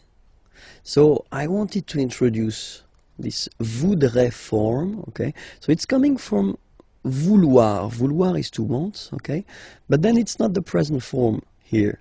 The classic present form, it's the conditionnel form, okay? So it's the polite form that normally we should use. So I would like to have, you know, you don't say tu veux, you don't say you want, because it is too strong and too direct. So normally we tend to use this conditionnel form. So tu voudrais, you would like to have. And then salade, okay, and it's feminine, so you should put the feminine form of this partitif, so de la salade, so some salad, okay. Tu voudrais de la salade. All right. Let's see another example here. Nous mangeons, so manger is to eat, okay, and that's the form for nous, okay. Nous mangeons du gâteau. Gâteau is cake, okay, and it's masculine, so du gâteau. We eat some cake. Vous voulez, okay, so vouloir again, all right, to want, okay, but here it's the present form, okay. Do you want? Vous voulez du fromage, cheese, du fromage, so some cheese. And it's a question. Vous voulez du fromage? Okay, and the last example here. So I've been putting this il y a, we'll see that a bit later in this unit, but it will come. Il y a means there is, okay? Il y a, there is, okay? Il y a de la neige. Neige is snow, okay? Par terre, on the ground, par terre. So there is snow on the ground. Il y a de la neige par terre. Okay, so let's repeat all these sentences. The first one, je bois du café. Second one, tu voudrais de la salade. Nous mangeons du gâteau. Vous voulez du fromage? It's a question, so I've been insisting a little bit too much maybe. Let's do it one more time. Vous voulez du fromage? And the last one, il y a de la neige par terre. Pourquoi? Why? Pourquoi? Why? Okay? So, if you ask a question with pourquoi? Why? Normally, the answer that you will have will start with whether parce que, because, okay? Or then pour plus one verb at the infinitive form, so the basic form, okay? So whether parce que, and then you just start a sentence, or then pour plus a verb at the infinitive form, okay? Let's see now some examples. First question, pourquoi es-tu ici? Pourquoi es-tu ici? Okay? Ici means here. Es-tu, are you? Why are you here? Pourquoi es-tu ici?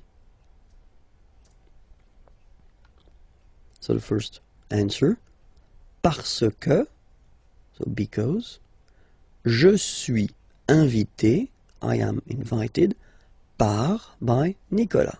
Because I am invited by Nicolas. Parce que je suis invité par Nicolas. Okay, so normally when you start with the parce que, so you want to express the reason why, okay? Parce que je suis invité par Nicolas. Alright? And then, other option would be pour passer la soirée. So in that case, passer should be translated like spend, okay? pour, to spend, pour passer la soirée, the evening, avec, with, vous, you. Pour passer la soirée avec vous, to spend the evening with you. And in that case, when you will start your answer with pour, okay, so you will express what will you will do after that, okay, pour passer la soirée avec vous, okay, and in that case, parce que you want to introduce the reason why, okay, so that's the way we will construct answers when you will ask a question with pourquoi, okay. Où est le cube? Where is the cube? Où est le cube? Okay, so let's see that together. So here, first situation, here, okay, so this is le cube and this is le cylindre, okay, so just to make it clear, because that's the things we'll use to introduce, well, the prepositions. Le cube est sur le cylindre. So you can see it's on, okay, so sur le cylindre, okay, and there is contact here, okay, it's quite important. Second option, same thing, but it's basically under here. Le cube est sous le cylindre, okay, le cube est sous le cylindre. Don't pronounce the final S, and then this OU combination of vowels is pronounced OU, okay? Sous, sous. Le cube est sous le cylindre. Alright? Then, here, no contact, and that's really important, okay? Le cube est au-dessus du cylindre. So let's repeat it. Le cube est au-dessus, final S not pronounced here, au-dessus du cylindre. Okay? Then, same situation, sorry, but then the opposite, so it's here and no contact here. You can see no contact. Le cube est au-dessous du cylindre. Okay? Au-dessous, final S not pronounced, du cylindre. Le cube est au-dessous du cylindre. Alright? So here, I've been putting the plural form because we've got two here. Les cubes sont à côté du cylindre. So next to, okay? Les cubes sont à côté du cylindre. Le cube est à gauche du cylindre. Okay, gauche, left. On the left of le cylindre. Le cube est à gauche du cylindre. Okay, then the next one. Droite, obviously it's right, on the right.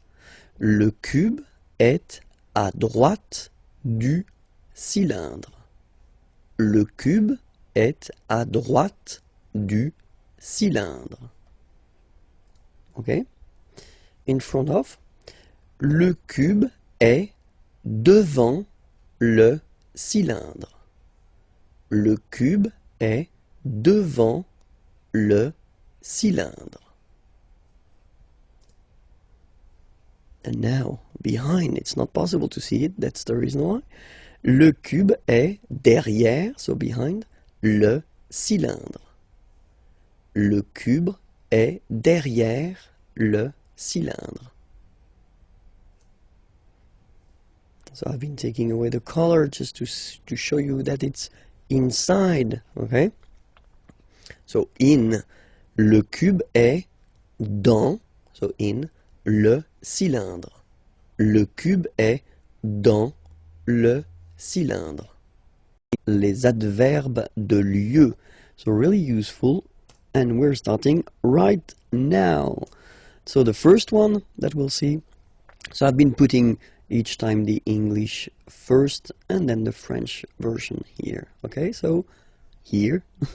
So I won't read the English one. I will focus on the French one, if that's okay with you. Ici, ici, okay. Then là. So remember, you've got this accent, but well, you don't pronounce it. Okay, so it's là, là. Whoops.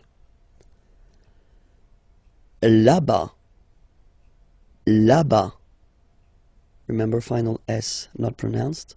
Là-bas. Loin, loin. So remember, when you get this combination O-I-N, it's ouin, ouin, ouin, okay? Loin, all right? So let's see them one more time. Ici, là, là-bas, loin, okay? Devant, final T not pronounced. Devant, devant. Derrière. So if you look carefully, you've got E here and then double R, so it will open the sound of this E, and you should pronounce it E, okay? De, derrière. Same thing here, you've got this E accent grave, E, derrière, okay? Don't pronounce the final E. Derrière, okay? Final S not pronounced. Dessus, dessus, dessus. Dessous, dessous. Final S not pronounced here. Dessous. Okay, so let's repeat them. Devant, derrière, dessus, dessous. Okay? Dedans. Final S not pronounced. Dedans, dedans. Dehors. Okay, so remember, final S not pronounced, and then this H in French doesn't exist phonetically, so you don't pronounce it. Dehors, dehors, dehors. En haut, en haut. Okay, final T not pronounced, and then this H as previously, you don't pronounce it, so this is O. En haut, en haut, en haut. En bas, final S not pronounced. En bas, en bas. Okay? Quelque part. Don't pronounce the final T. Quelque part. Quelque part. Autre part. Autre part. Autre part. Ailleurs. Look, final S not pronounced, and then you've got this y sound. Ailleurs. Okay, so sorry, I insist a little bit too much maybe, but still, let's read it normally now. Ailleurs. Ailleurs. Okay? Autour. Autour. Autour. Okay, so repeat them one more time. Quelque part. Autre part, ailleurs, autour. Comment exprimer l'obligation? So when you must do something, well, there is a verb for that to express must, and this is falloir. Falloir, okay, falloir. And then you will have two options. The first one will be il faut, so you get to remember that falloir is what we call verb impersonnel, okay, because there is only one form and it's il, third person of the singular. Il faut, okay, so je, tu, nous, vous, etc. they don't exist for falloir, it's only il, okay, il faut, and then the verb coming after will be at the infinitive, okay, so that's the way to express to must, okay, and then, or to have to if you want. il faut, okay, same form, but then you will add after that un nom, a noun. Okay, so whether a verb at the infinitive form or then a noun. So we'll see few examples now. So the first scénario, as we would say in French, is falloir plus infinitif.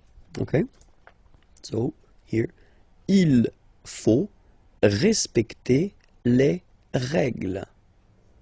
All right, il faut respecter, so to respect, les règles, the rules.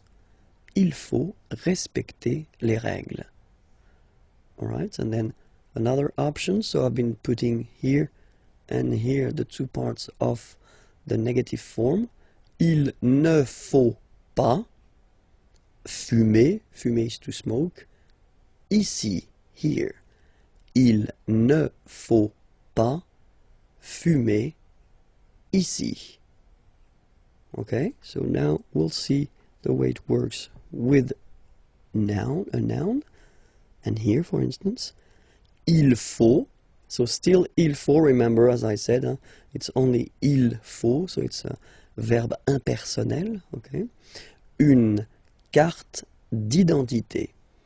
Il faut une carte d'identité.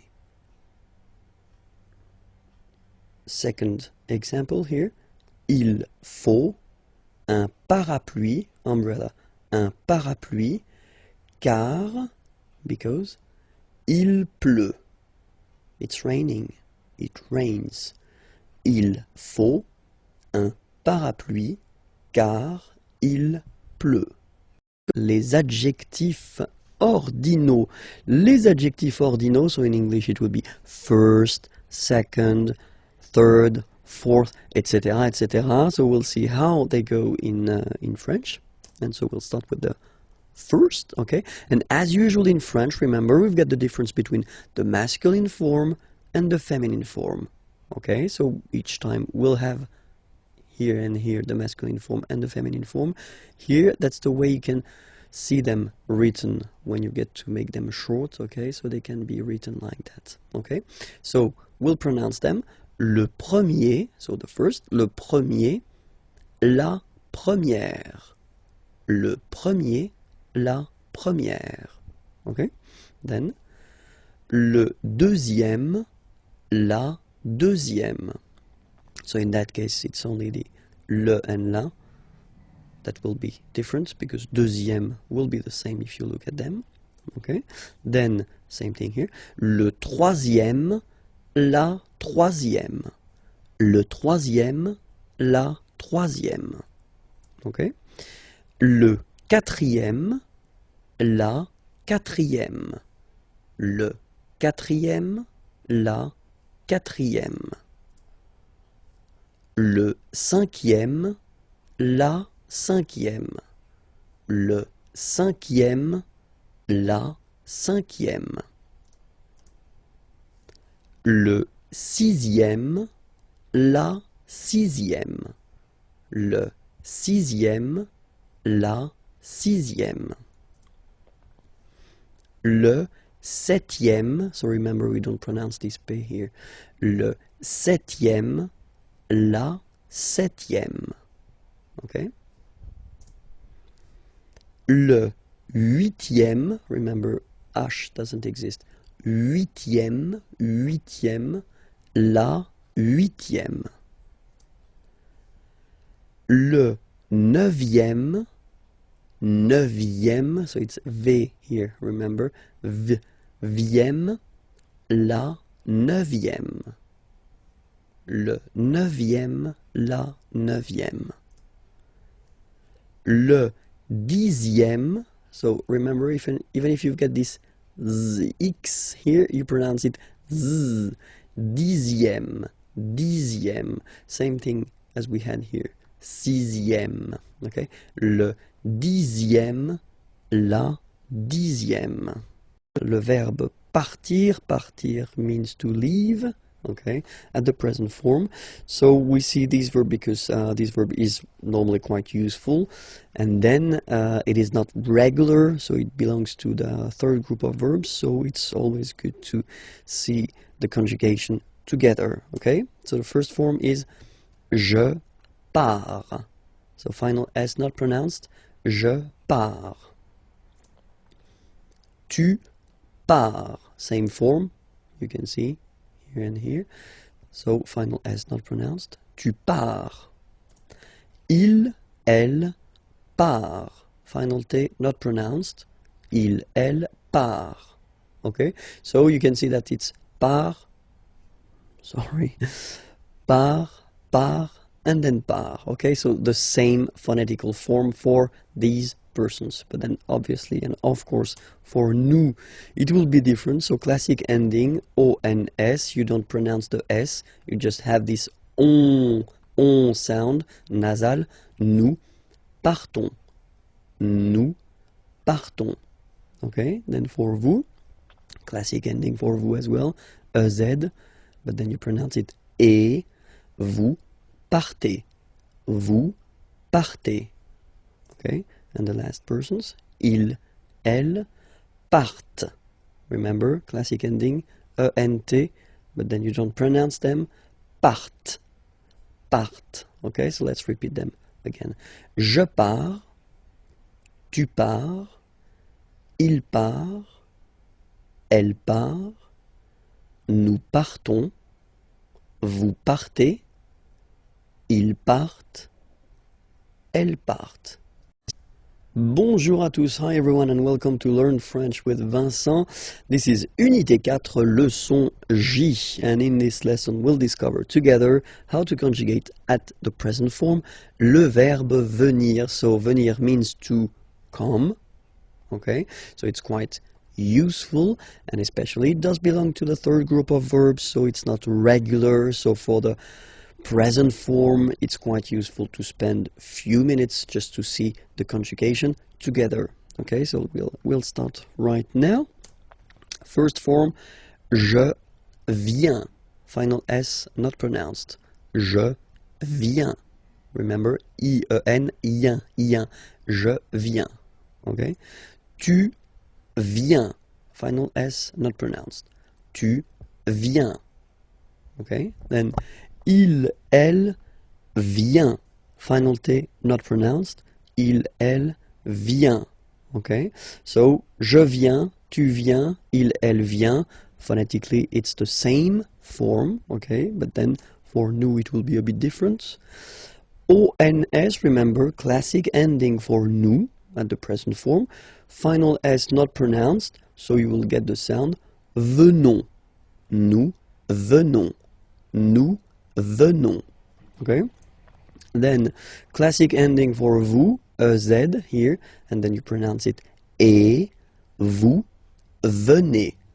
Vous venez. Okay? And the last one here. So you've got this double N just after the so it will change a little bit your pronunciation. You will have to pronounce this like okay? Ils viennent. So remember this classic ending ENT for the third person of the plural is here, but phonetically it doesn't exist, so you don't pronounce it. Viennent, viennent, okay? Ils viennent, elles viennent. Alright, so let's see the form one more time. Je viens, tu viens, il vient, elle vient, nous venons, vous venez, ils viennent, elles viennent. Alright? So, venir is quite important. Be sure to remember it by heart. Please, please, please, s'il vous plaît. And then, when you're ready, you can go at the following address to find the next lesson, okay? And then more material here, imagiers.net. Have a great day. Au revoir. Les pronoms COD, okay? So, no stress, but still, it will be quite important. Okay, les pronoms COD. So we'll take first a sentence. Okay, so it's a question, and it's tu regardes la télévision. Okay, so tu regardes, regarder is to watch, la télévision. So if we look at this question, okay, and then we want to define all the elements, the first thing that we've got in this sentence is tu. Okay, so it's here, and it's sujet, so the subject of the sentence here. Okay, second part that we've got here is regarde. Okay, regarde here, and it's the verb. Okay, that you've been conjugating. It's es, just because it's tu, all right? And the second part, or the third part here, so the last part, la télévision. So la télévision, that's what we will call complément, okay, because it's a complement, it will complete the sentence here by giving some information. It's objet, it doesn't have anything to do, because it's la télévision, okay, so it's not an object like that, but it's what we call grammatical object, okay, and we say that it's direct because you don't have any preposition between the verb and this complément. Okay, so no preposition, so it's direct. Okay, so why do we say that it's quite important to use les pronoms COD? Just because when you've got a question, so if someone is asking you, tu regardes la télévision, okay, the first option would be oui, je regarde la télévision. So of course it's possible to repeat, I mean, this part, la télévision, okay? But then if we are honest, then in most of the cases we won't repeat la télévision. In that case, we will use what we call pronouns, okay, just to avoid repeating this word, okay? So let's see these pronouns together. So as usual, we will have the difference between the masculine, the feminine, and the plural, okay? In that case here, we'll start with the masculin singulier. Masculin singulier will be first le, or then, as usual, if we've got a vowel coming after, the e will disappear, so it will be L apostrophe, okay? Le, or then l, like that. Okay, if it's feminine and at the singular form, so we're talking here about the third person of the singular, it will be la, or for the same reasons as previously, L apostrophe if you've got a vowel after. Okay, and then for the plural form, so here we're talking about the third person of the plural, then it will be les. Okay, so let's repeat them one more time. So for the masculine singular form, it's le. For the feminine singular form, it's la. Okay, and then if they are followed by vowels, then you take e and a away, and then you get this l. Okay, and for the plural form here, it's les. All right, so let's see that in action now. So if you get the same question, tu regardes la télévision. All right, so now we've got all the elements. So we know that tu was the subject, regarde the verb, la télévision, complément d'objet direct, and that's the thing we want to replace. We don't want to repeat la télévision, okay? So first, what do we need to do is first to spot the gender of the word. We know that la télévision is feminine, okay? So we've got all the keys necessary. Oui, je la regarde. So as I said a long time ago in a lesson, remember that in French, the pronouns, like this one for instance, are coming before the verb. So that's the reason why you will have this la here before the verb. Oui, je la regarde. Okay? Let's take another question. And here you've got tu vas regarder la télévision. So what's the difference between the previous question and this question? Well, this is, and we saw that in a previous lesson, I guess it was on this unit, so you can check it if you're not sure about that. That's what we call the futur proche, so the near future. Tu vas regarder la télévision, you are going to watch. Okay, so that's the near future. Tu vas regarder la télévision. Okay, and then here, if you look carefully, well, you've got two verbs. And that's the important thing here.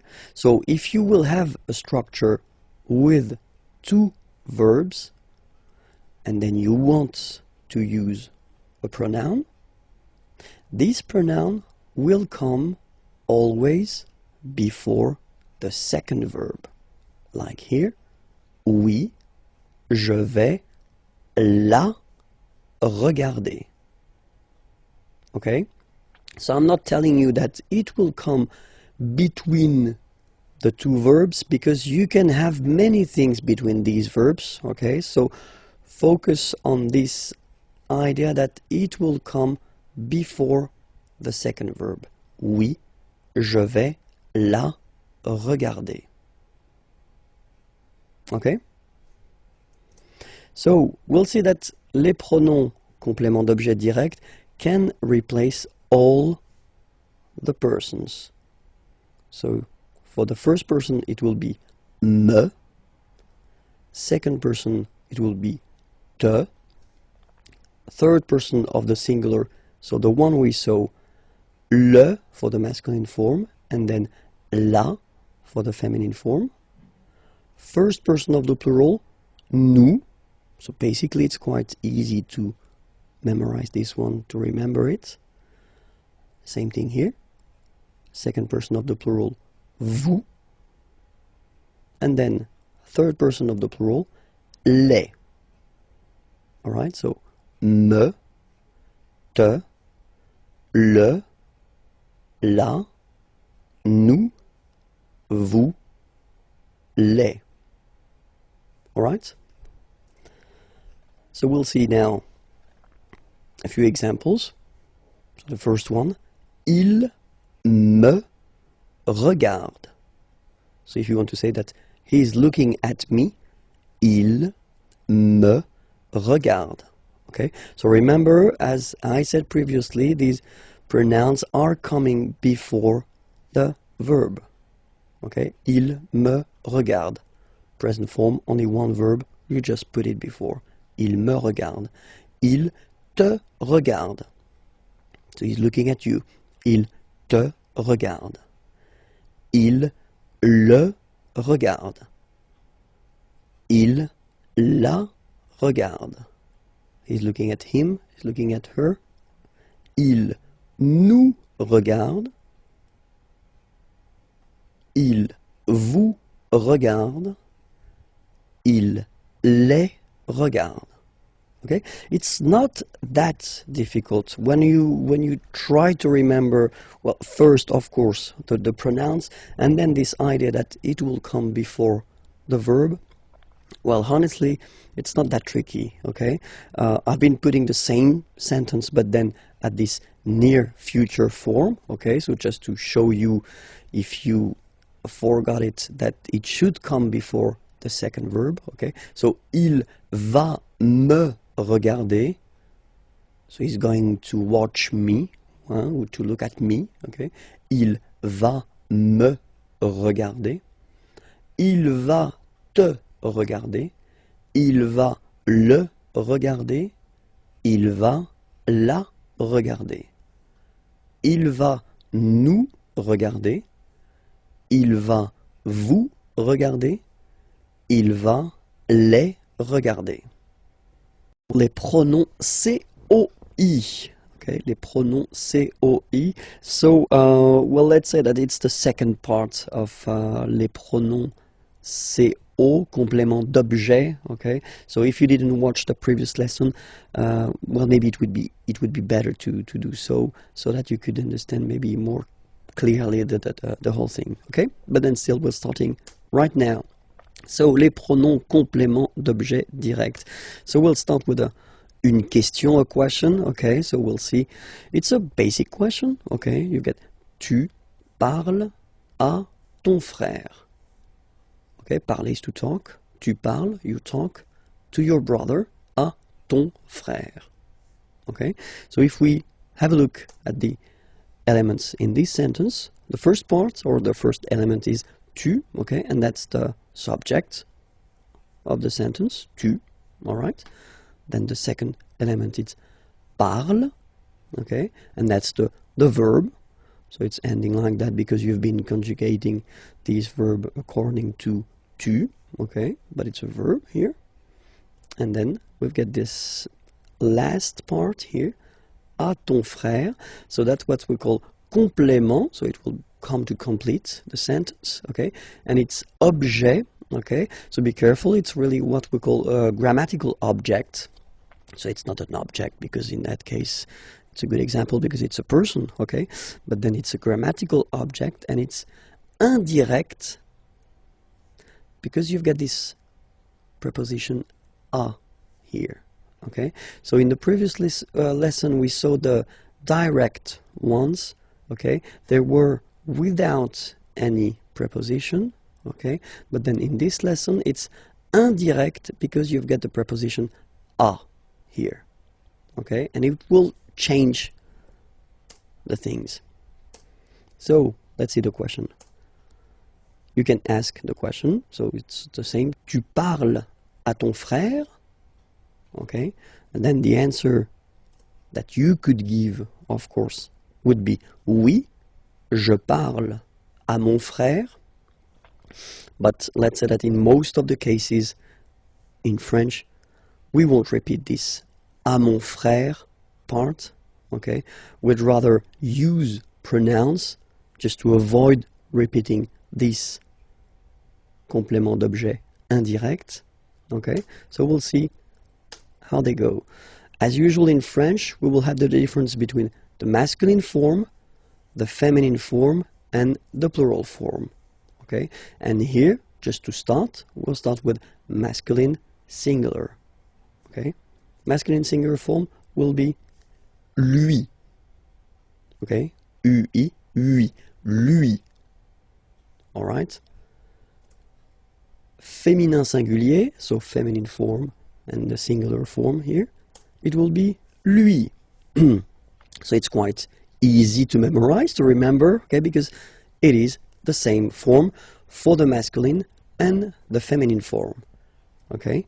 And then for the plural form, so third person of the plural, to be more precise, it will be leur, okay? So masculine singular, third person of the singular, lui, féminin singulier, feminine singular form, third person of the singular, lui, and then the plural form, third person of the plural, leur.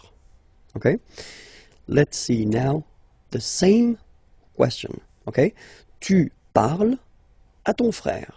Okay? And the idea in that case, of course, is to avoid repeating this part here, so complément d'objet indirect, and to replace it with the pronoun, okay? So first we know that it's indirect because we've got the preposition here. We know here that it's masculine because it's brother, okay? And then we've got the information here because it's ton, all right? So we've got all the elements just to reply using the pronoun. Oui, je lui parle, okay? So the only thing you should really think about here is the position. So you should remember, as I said previously, that the pronouns in French will be placed before the verb. So, je lui parle. Oui, je lui parle. All right? And then we could have Well, basically the same question, but then this question would be like it is here at the near future. So if you didn't see the lesson regarding the near future, maybe it would be more useful for you to watch it, but still the near future, it's a way to construct the future, but at the present tense with the verb aller, to go. You are going to speak or talk, okay, to your brother. Okay, so you are going to, but then the important thing in that case is that you've got two verbs. Okay, you've got aller here, to go, and then you've got parler, to speak or to talk. Okay, and when you've got two verbs, then for the pronoun that you would like to use, you will have to put it just before the second verb. Oui, je vais lui parler. Okay, so I'm not telling you that it should be between, because that's the case here, but then between these two verbs you could put many things, okay, like adverbs or other things. Okay, so remember that this pronoun lui should be before the second verb. All right, so now we'll see these pronouns, but then for all the persons. Okay, for the first person of the singular, it will be me. Second person of the singular, te. Then third person, like we saw, so masculine and feminine, I only put one, so lui, because it's the same. First person of the plural, nous. Second person of the plural, vous. Third person of the plural, leur. Okay, me, te, lui, nous, vous, leur. Alright? So let's see examples now. So he's talking to me. Il me parle. Okay, remember, me, and then before the verb. Il me parle. He's talking to you. Il te parle. Il lui parle. I don't know why lui is still white. Well, maybe it was a mistake from my... Yeah, it is a mistake. It should be orange, but then still. Il lui parle. Okay. Il nous parle.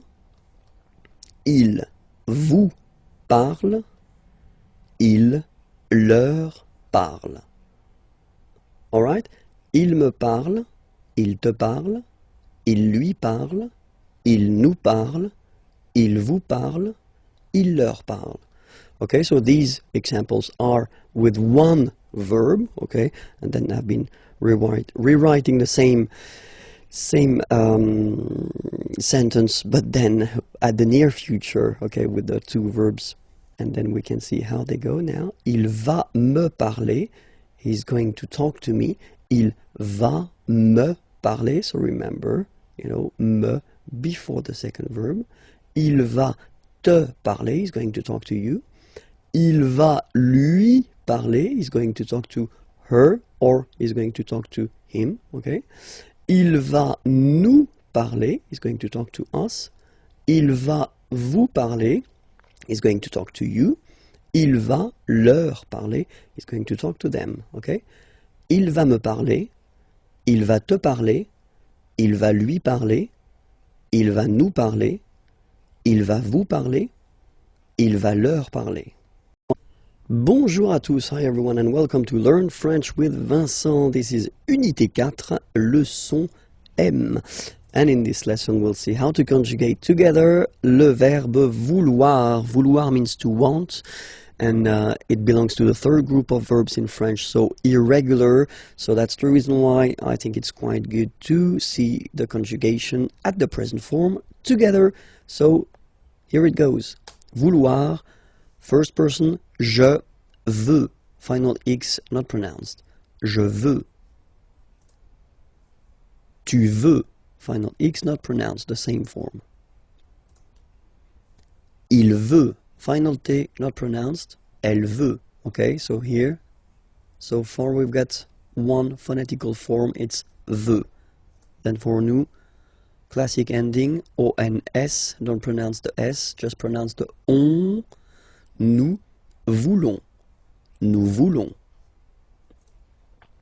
Same thing here, classic ending EZ for vous, but then you pronounce it et.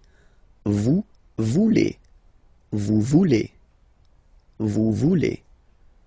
And the last one, here, EU, and then ENT, classic ending, but then you don't pronounce it, so you get veulent, veulent. Ils veulent, elles veulent. Ils veulent, elles veulent. Okay, so let's repeat it one more time. Je veux, tu veux, il veut, elle veut, nous voulons, vous voulez, ils veulent, elles veulent. So that's it for this lesson. It was leçon M. Well, you can find more lessons right here. IMAGIERS is the name of the channel on YouTube, and then more material can be found there at imagiers.net. Have a great day. Au revoir. Le verbe savoir. Savoir means to know, and it's quite useful. And but then it is irregular, so it belongs to the third group of verbs. So it's quite good to see the way to conjugate it together. Okay, at the present form, and we'll see it right now. Okay, so let's start now. Je sais. Okay, final S not pronounced, and then you get this A-I, E. Okay, je sais, sais. Okay, tu sais, same form, final S not pronounced, tu sais. Il sait, final T not pronounced, elle sait. So one phonetical form so far. Nous savons, so classic ending for nous, O-N-S, you don't pronounce the final S, nous savons, nous savons, okay? Then vous savez, classic ending for vous, EZ, but then phonetically it's et, vous savez, savez. And then il, here classic ending for il and elle at the plural form, E-N-T, you don't pronounce it, so you get the sound savent, v-v-v-v, savent, okay? Ils savent, elles savent. So let's see that one more time. Je sais, tu sais, il sait, elle sait, nous savons, vous savez, ils savent, elles savent. Il y a, so we saw it in a previous lesson quite shortly. So il y a means there is or there are. But then in French, we will have only one form, il y a. Okay? So let's see, for instance, here, a question. Est-ce qu'il y a un magasin dans le quartier? Okay? Est-ce qu'il y a, so is there un magasin, a shop, dans le quartier, in the neighborhood? Okay? Est-ce qu'il y a un magasin dans le quartier? All right. So the answer would be oui, il est juste ici. Yes, it is right here. Oui, il est juste ici. Okay? So in that case, we've been using this il y a, there is. Okay? Just because un magasin, well, it's singular. Okay? So it's basically there is a shop, there is something. Okay? Let's see now. Here, same thing. Il y a une piscine, a swimming pool, dans cette ville. Il y a une piscine dans cette ville. All right. So you can see that in the first example, I've been using this est-ce que. You remember we saw that previously that you can add if you want to ask a question, okay? Or then it's possible here just to keep the same order. There is, il y a, okay? Une piscine, a swimming pool, dans cette ville, in this town, okay? But then don't forget to raise your voice at the end because it's a question. Il y a une piscine dans cette ville? Il y a une piscine dans cette ville? Okay, just a little bit to make it clear that it's a question, okay? So answer, oui, elle est à côté de la mairie. À côté, remember it was next or near, okay? And then la mairie, city hall. Oui, elle est à côté de la mairie. All right? So in both cases here, il y a, just because it was masculin singulier, okay? And then here, il y a une piscine, féminin singulier, all right? And we'll see now the other option that we would have to ask correctly the question. So first, look at it. Il y a, actually, you should change the order and put it like that. And the way you will pronounce it is y a-t-il, y a-t-il. Okay, so that's the correct form to ask a question with il y a, so the formal form if you want. And then des toilettes, here it's the plural form, okay, toilets, okay. So it doesn't really change because it will stay il y a, okay, but then here, of course, the order is changing, so that's the reason why it can be a bit tricky to notify the fact that basically it doesn't change even if it's plural here, okay. Dans ce restaurant, in this restaurant. Y a-t-il des toilettes dans ce restaurant? Y a-t-il des toilettes dans ce restaurant? Okay, and then the answer, oui, elles sont juste à droite.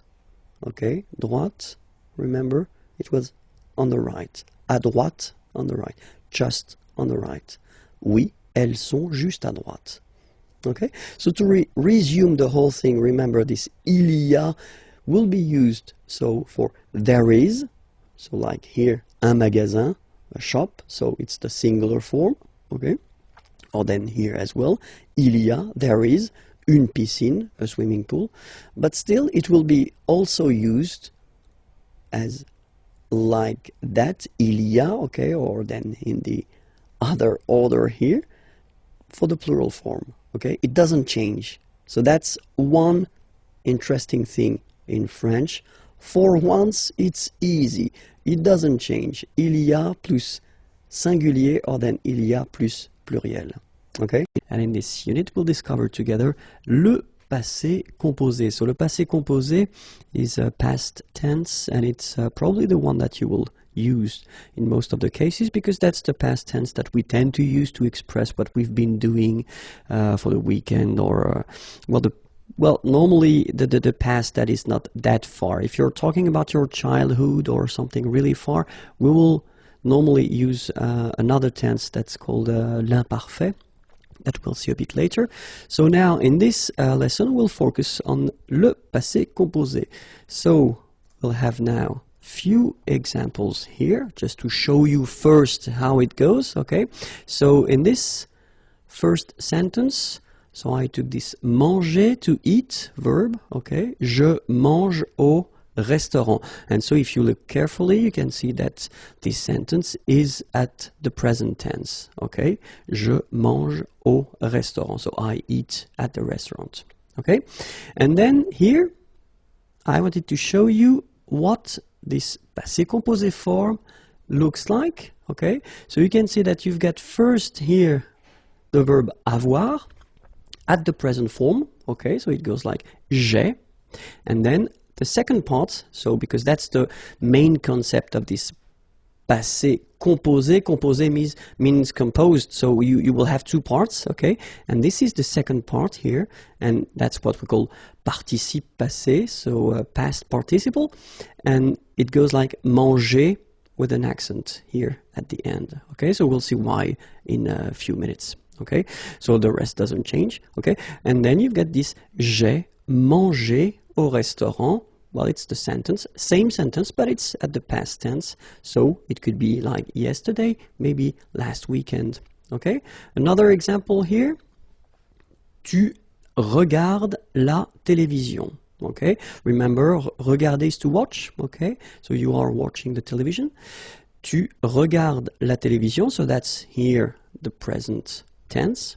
Okay? And so if we want to put the same verb at the past tense, well, basically we've got to respect the same rule that we had previously. Here you see we had avoir, so at the first person for je, and then here we've got avoir at the second person for tu, you, okay? And it's at the present form here, tu as, and then same thing here, you will have to put this participe passé form, okay, past participle, with an accent here, because it belongs to the first group. Tu as regardé la télévision. Okay? So, of course, I know that many of you will say, it looks so simple, it's not possible to be so simple in French. And that's true. We will have exceptions. And here we've got a good example.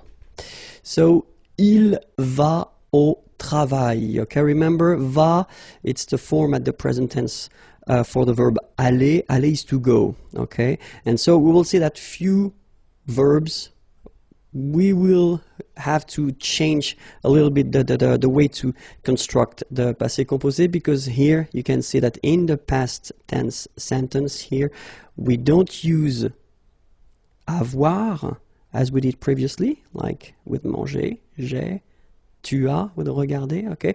But we will use être, okay? Il est, and then you can see here, aller, so participe passé, au travail, at work. Il est allé au travail, okay? And this will be, well, the first difficulty of the passé composé form. So you should really think about the fact that, well, most of the verbs will be constructed with avoir, okay? And the one that you will construct with the être will be the exceptions. So you will have to remember them by heart, of course, okay? So we'll make a list after. But then, so if we want to make it simple, so just to resume the whole thing first, okay? So normally if you want to construct this passé composé form, then the first part that you will have to put is avoir at the present tense, and then the second part will be this participe passé form, okay, that we will see, and then you will get this passé composé, okay? For the exceptions, as I said, we will have to use être at the present form, then the participe passé form, so you will get this passé composé, okay? Now, let's see the verbs that will require être at the passé composé. The first one that we saw in the example that I gave you previously was aller. Aller is to go, okay? Second one, arriver. Arriver means to arrive. Third one, descendre. Descendre means to go down. Then devenir. Devenir means to become. Then entrer. Entrer, to enter. Monter. Monter, to go up. Mourir. Mourir, to die. Naître. Naître, to born. Partir. Partir, to leave. Rester. Rester, to stay. Retourner. Retourner, to return. Sortir. Sortir, to go out. Tomber. Tomber, to fall. Venir. Venir, to come. Okay? So remember that all these verbs here that we saw will require the verb être at the passé composé form. Okay? So the others will require avoir. Okay? So you can see now that, I mean, most of the verbs will require avoir. Okay? And then these verbs will require être. Okay? So let's repeat them one more time. Aller, arriver, descendre, devenir, entrer, monter, mourir, naître, partir, rester, retourner, sortir, tomber, venir. Okay? So let's see the other group of verbs that will all the time require être. And these verbs are, well, what we call this réfléchi, sorry, verbe réfléchi, so I was thinking about the reflexive in English, okay? So, se regarder, for instance, okay? So remember that we've got these verbs, like, so regarder is to watch or to look, and then when you put this se regarder, well, basically you will have the meaning like to look or to watch at oneself, okay? And all these verbs will require être, okay? S'appeler as well, to call oneself.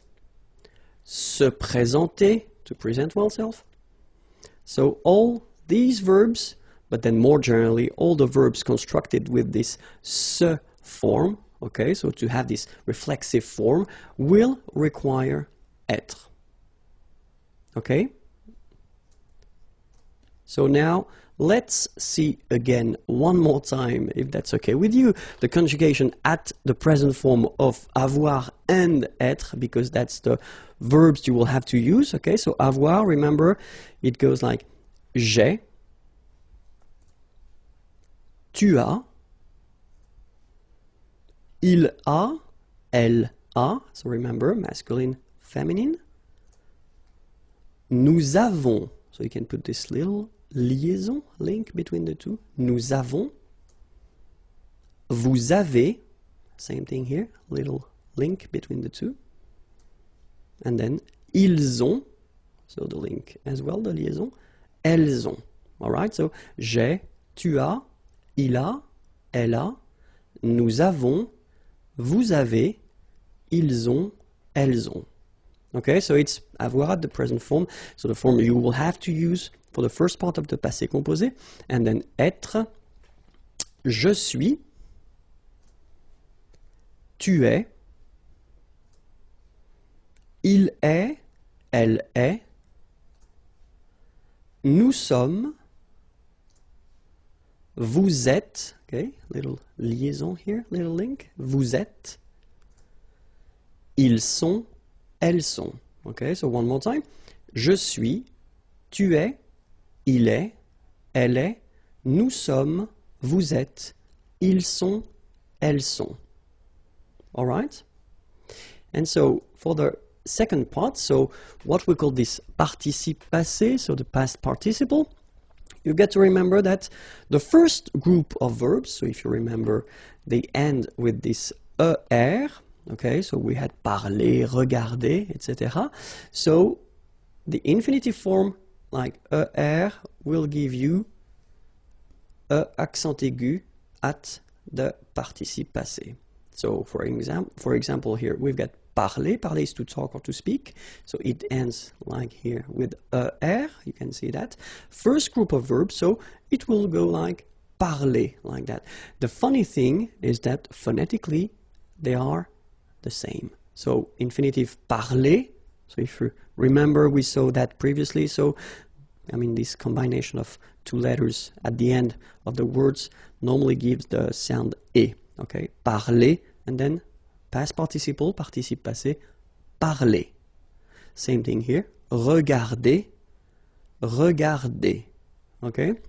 And then even the high irregular verb aller, because aller doesn't belong to the first group, even if it ends with er, we saw that previously.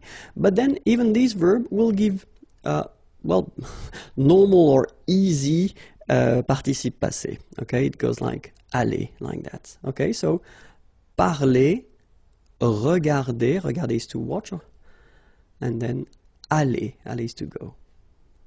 Okay, the verbs from the second group, so second group, not all the er verbs, unfortunately, but most of them. Well, it would be quite simple because this er will become I, all right? So you will have verb like choisir, choisir is to choose, will become choisi for the participe passé form, okay? Finir, to finish, to end, fini, like that. Unir, to unite, uni. All right? So it's not that difficult. Okay, so choisi, fini, uni. After that, the difficulties are for the third group of verbs, so the irregular ones. So usually it's quite difficult to make some groups and subgroups, but then we can have few examples here, like connaître. Connaître is to know, okay, and it will give you connu, okay. Voir, like oeil, will become vu, all right. Then verbs like partir, okay, even if it doesn't belong to the second group, it will give you parti, okay. Rire, ire, it will give you ri, okay. Partir, to leave, and then rire, to laugh, okay. Écrire, to write, so ire, will give it, écrit, okay. Remember that even if you've got this final t, you don't pronounce it, so it goes like écrit, okay.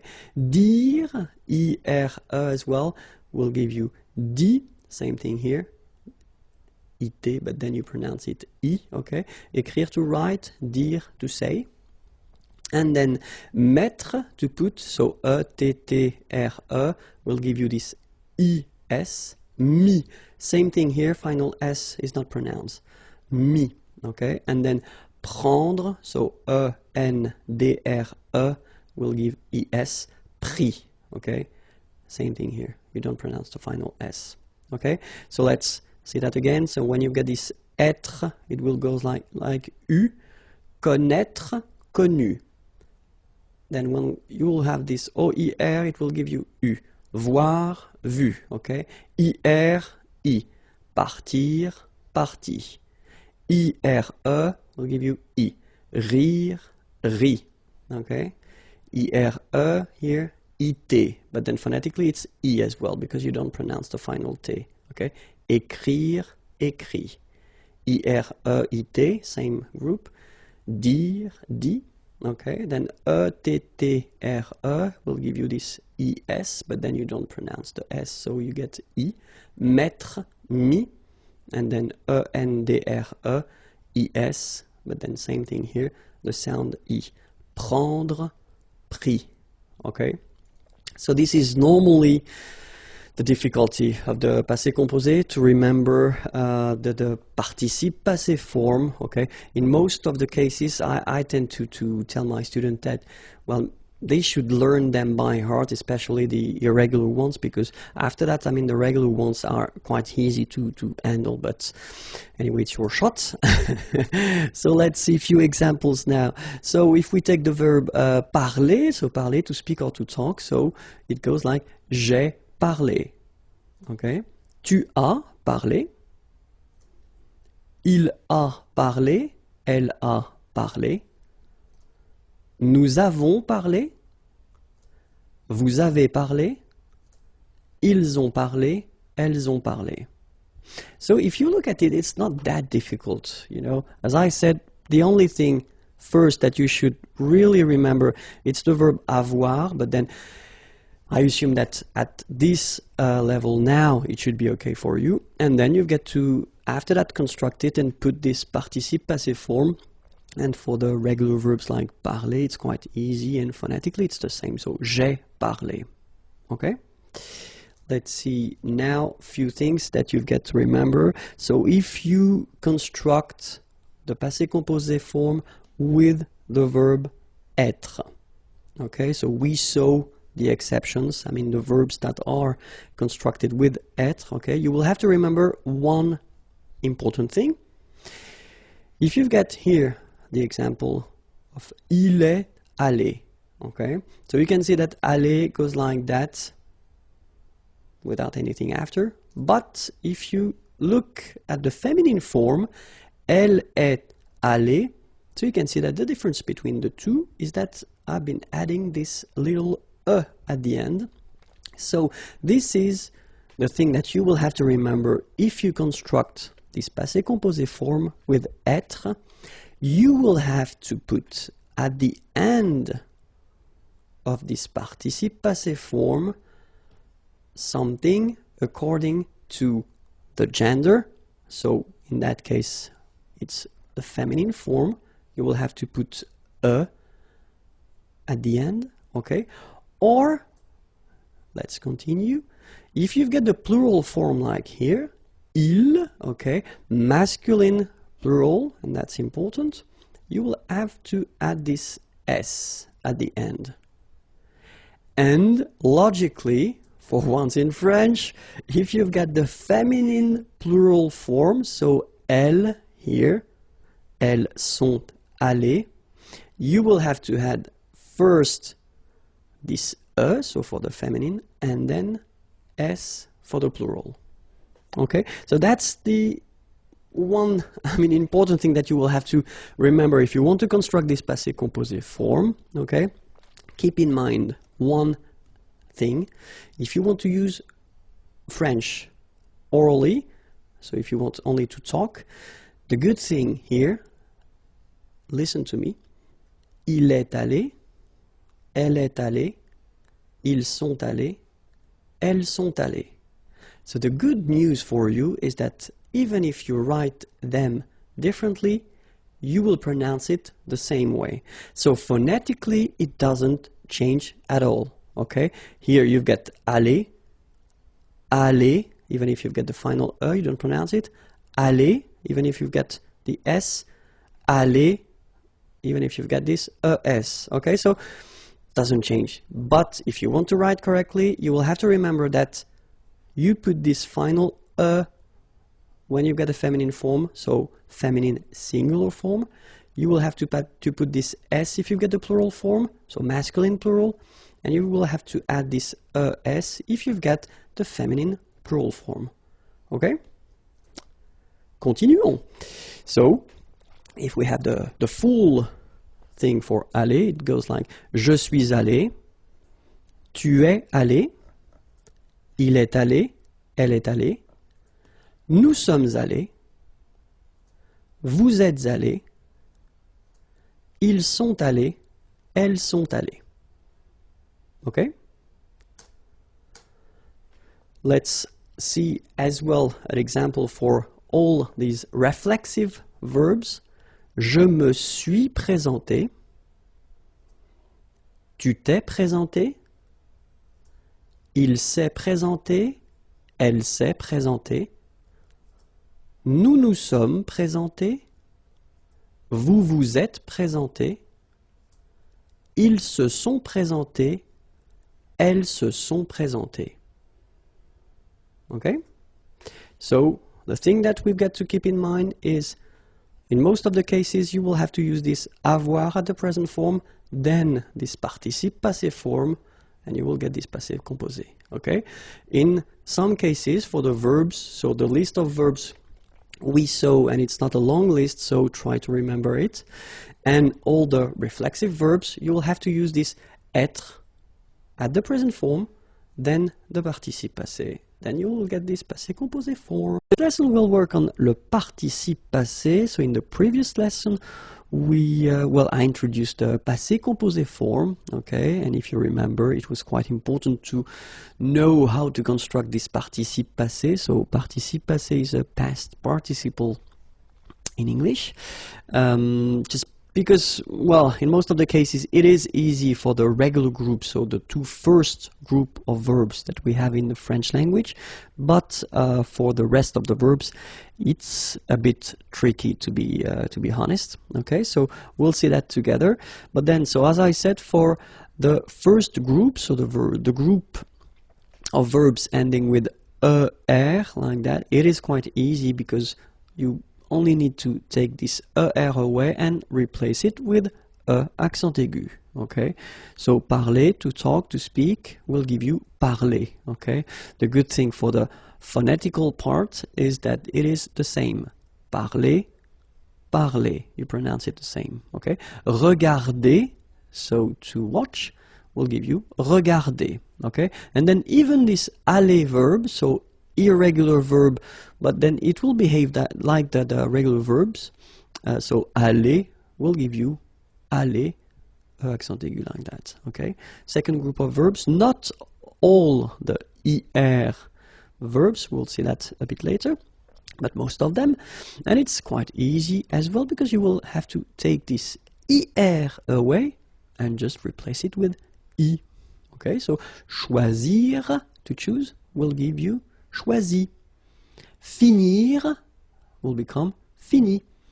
Unir, uni. Okay, choisir to choose, finir to finish or to end, unir to unite. Okay, so the two first group of verbs are quite easy to modify just to make this participe passé form. Okay, but then the third group is a bit more tricky, so we saw a few examples. So like this one, A-I-T-R-E will become U, connaître, to know, connu.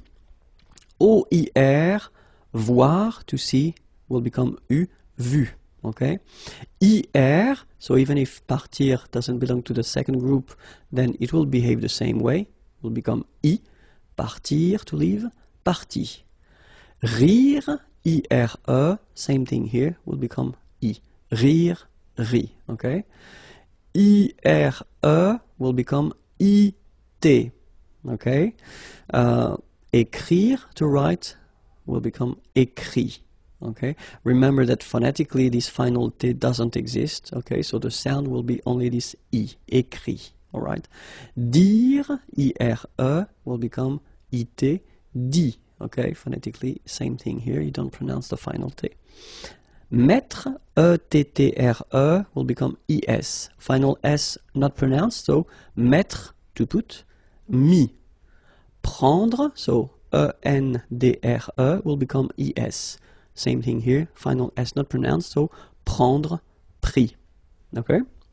So we will work now on the two main verbs of the French language. So avoir, to have, and obviously it will be a bit strange. It will become EU, so you will have to write this participe passé form like that. Okay? But you will have to pronounce it U. So remember, main difference or big difference between what you write and what you pronounce. So you write it like that, U, but then you pronounce it U. Okay? And then être is, well, it's a bit more simple in a way. So it's été. Okay? Accent aigu, T, accent aigu, été. Alright? So U and then été. Alright, so let's see. Or let's discover a few groups of verbs. So verbs ending with RIR, okay, will become RU for the participe passé form. So we'll see a few verbs. Courir, couru. Accourir, accouru. Concourir, concouru. Parcourir, parcouru. Now a new group, so NER, so verbs ending with NER, and it will become NU, okay? Tenir, tenu. Appartenir à, appartenu à. Contenir, contenu. Entretenir, entretenu. And then it continues. Maintenir, maintenu. Obtenir, obtenu. Retenir, retenu. Okay?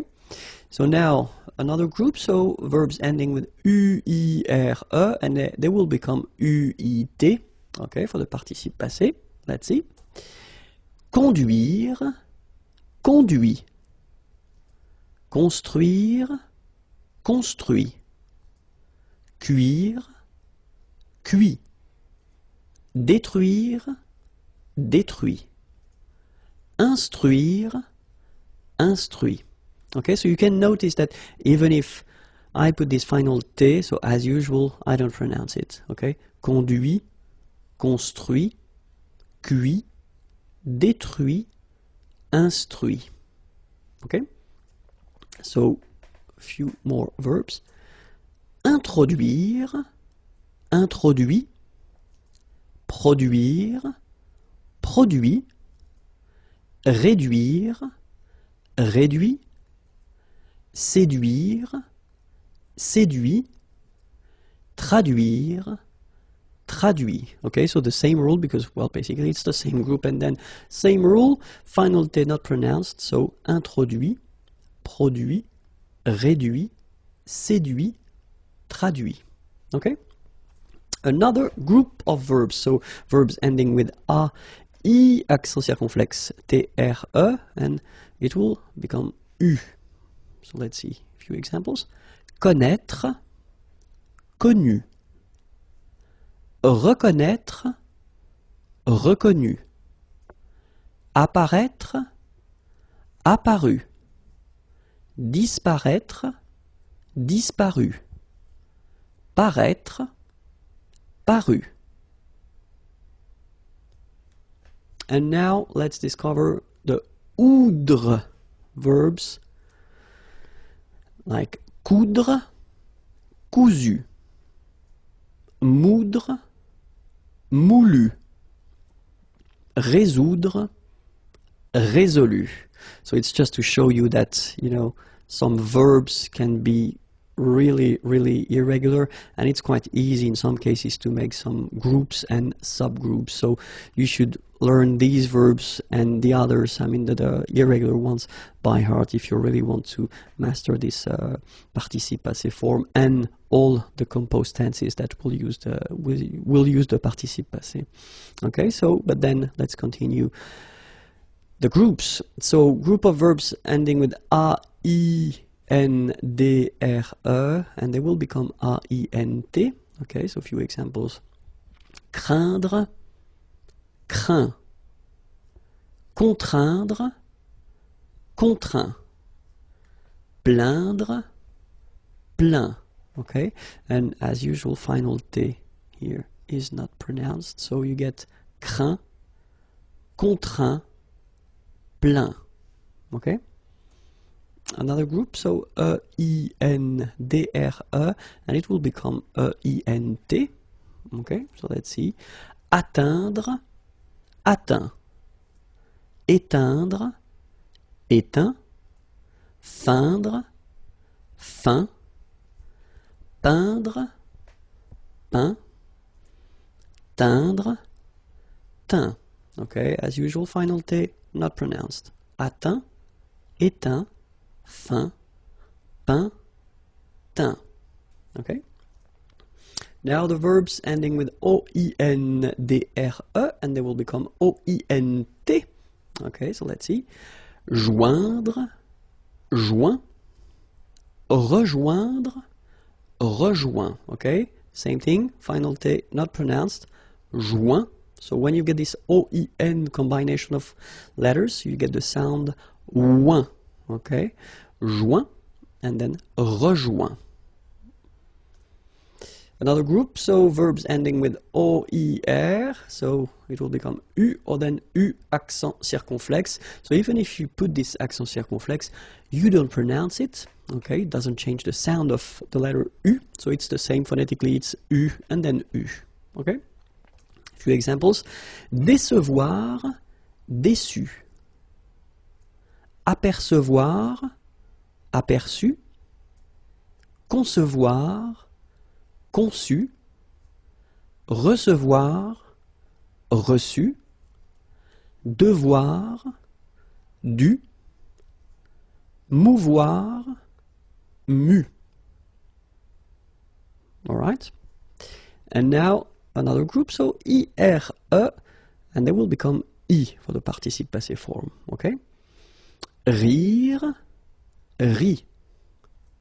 Sourire, sourit. Suffire, suffit. How we can say what time it is in French, so l'heure. Are you ready? Let's start now. So let's take this simple and interesting example. So you get this one. So you will have the chance or the possibility to use two options or two forms. The first one, il est. Okay, so we will use this verb être to introduce the time, and we will use this il form. So don't think of it like he, okay?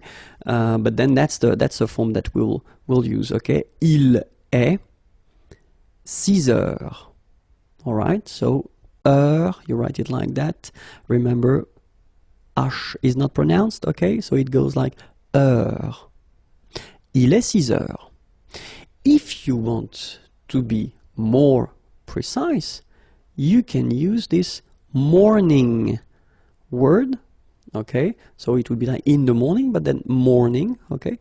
Il est 6 heures du matin. Okay, so in that case, you just want to insist on the fact that it's not in the afternoon, okay, but it's in the morning. Il est 6 heures du matin. Okay, so now another example, quite important, because normally French people tend to start to eat at that time. So, first option would be il est 12, okay, because that's the number, 12 heures. Okay, and then the other option, il est midi. Okay, so midi will be the expression we will use instead of this 12 heures. Okay, midi. Quite easy to pronounce. Il est midi. Okay, same thing here. We've got two options. The first one would be il est 15 heures. Okay, because that's the number. 15, 15. Il est 15 heures. All right. And then the other option we will have is to use 3 instead of 15. Okay. And then we can put après-midi, afternoon. Okay. Il est 3 heures de l'après-midi. Il est 3 heures de l'après-midi. Okay. So first option, like the official one, il est 15 heures.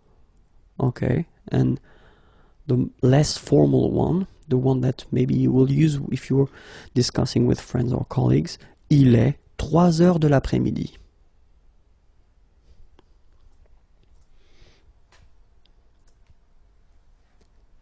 Il est 18 heures. Okay? Il est 18 heures.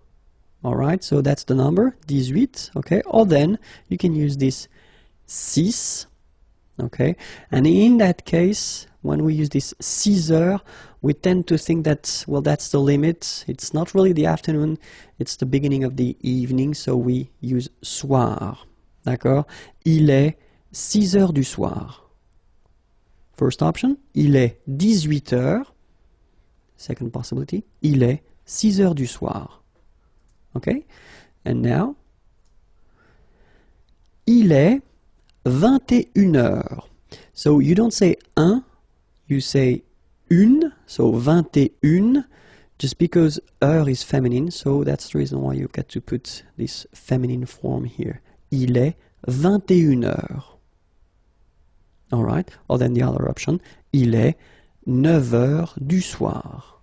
Il est 9 heures du soir.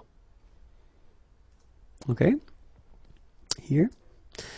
Il est 24 heures, okay, 24, 24 heures, or then, il est minuit.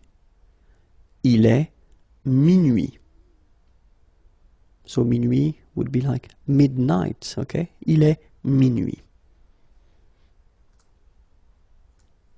So now, if we want to introduce the minutes, les minutes, first option would be il est 17h10. Okay, keep in mind that in French we don't write minute here. Okay, just write 10. 17h10.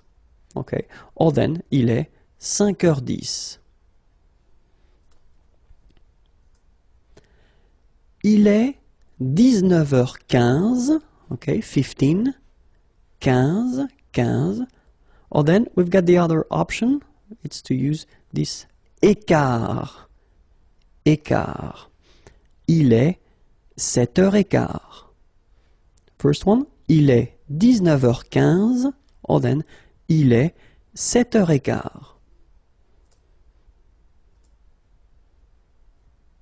Il est 15h30.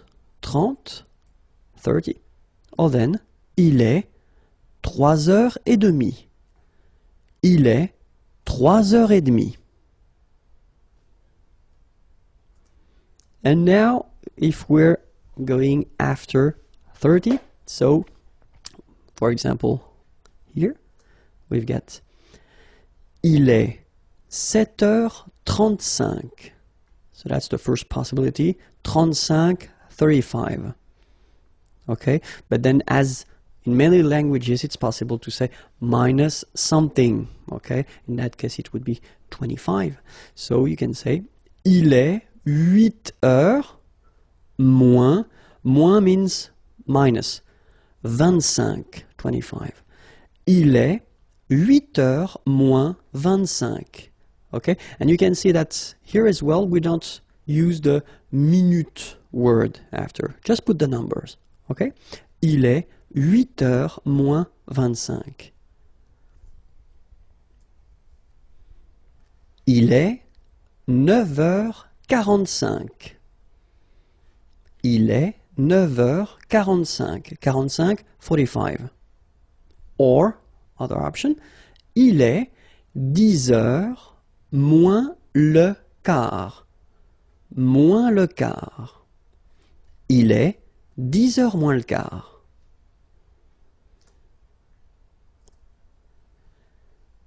Il est 11h55.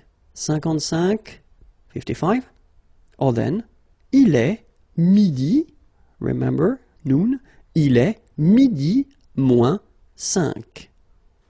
Il est midi moins 5. In this lesson, we'll see vocabulary and then vocabulary connected to la maison, the house. So let's start now. La maison, l'appartement, l'appartement, l'étage, l'étage, l'escalier, l'escalier, la porte d'entrée, la porte d'entrée, le garage, le garage. Okay, so one more time. L'appartement, so it's the masculine form, by the way. L'étage, same thing here, masculine word. L'escalier, same thing here, masculine. La porte d'entrée. Le garage. Okay, so let's continue now. La cave. Les poubelles. La cheminée.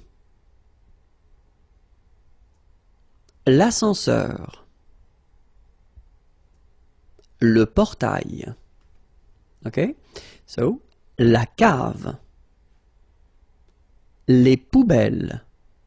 So here you've got the plural form, but then if you want to put the singular form, it would be la poubelle. Okay, so you know that, you know now, sorry, that it's a feminine word. La cheminée. L'ascenseur, okay, and it's masculine. Le portail.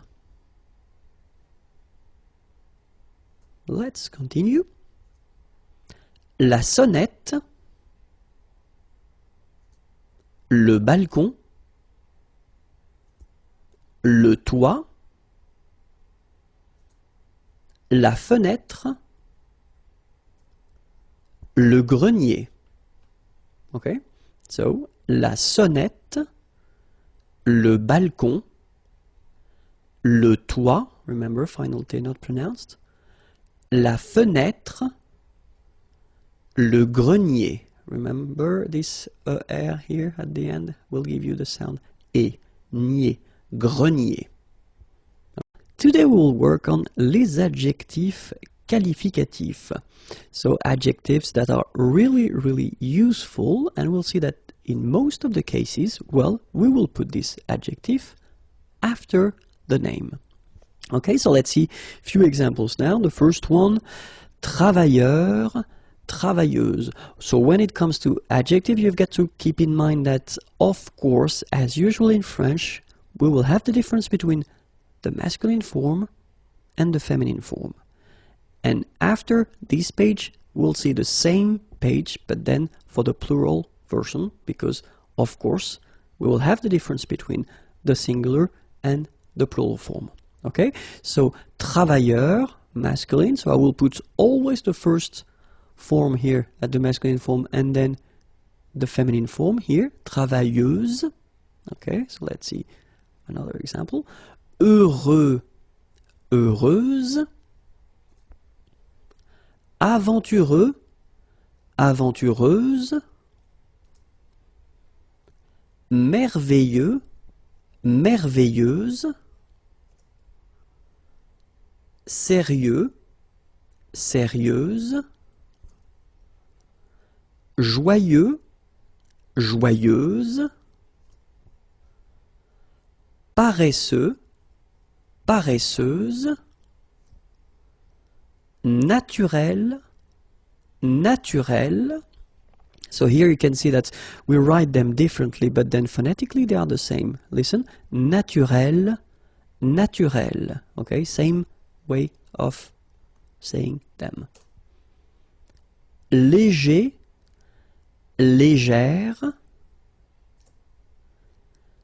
Régulier, régulière.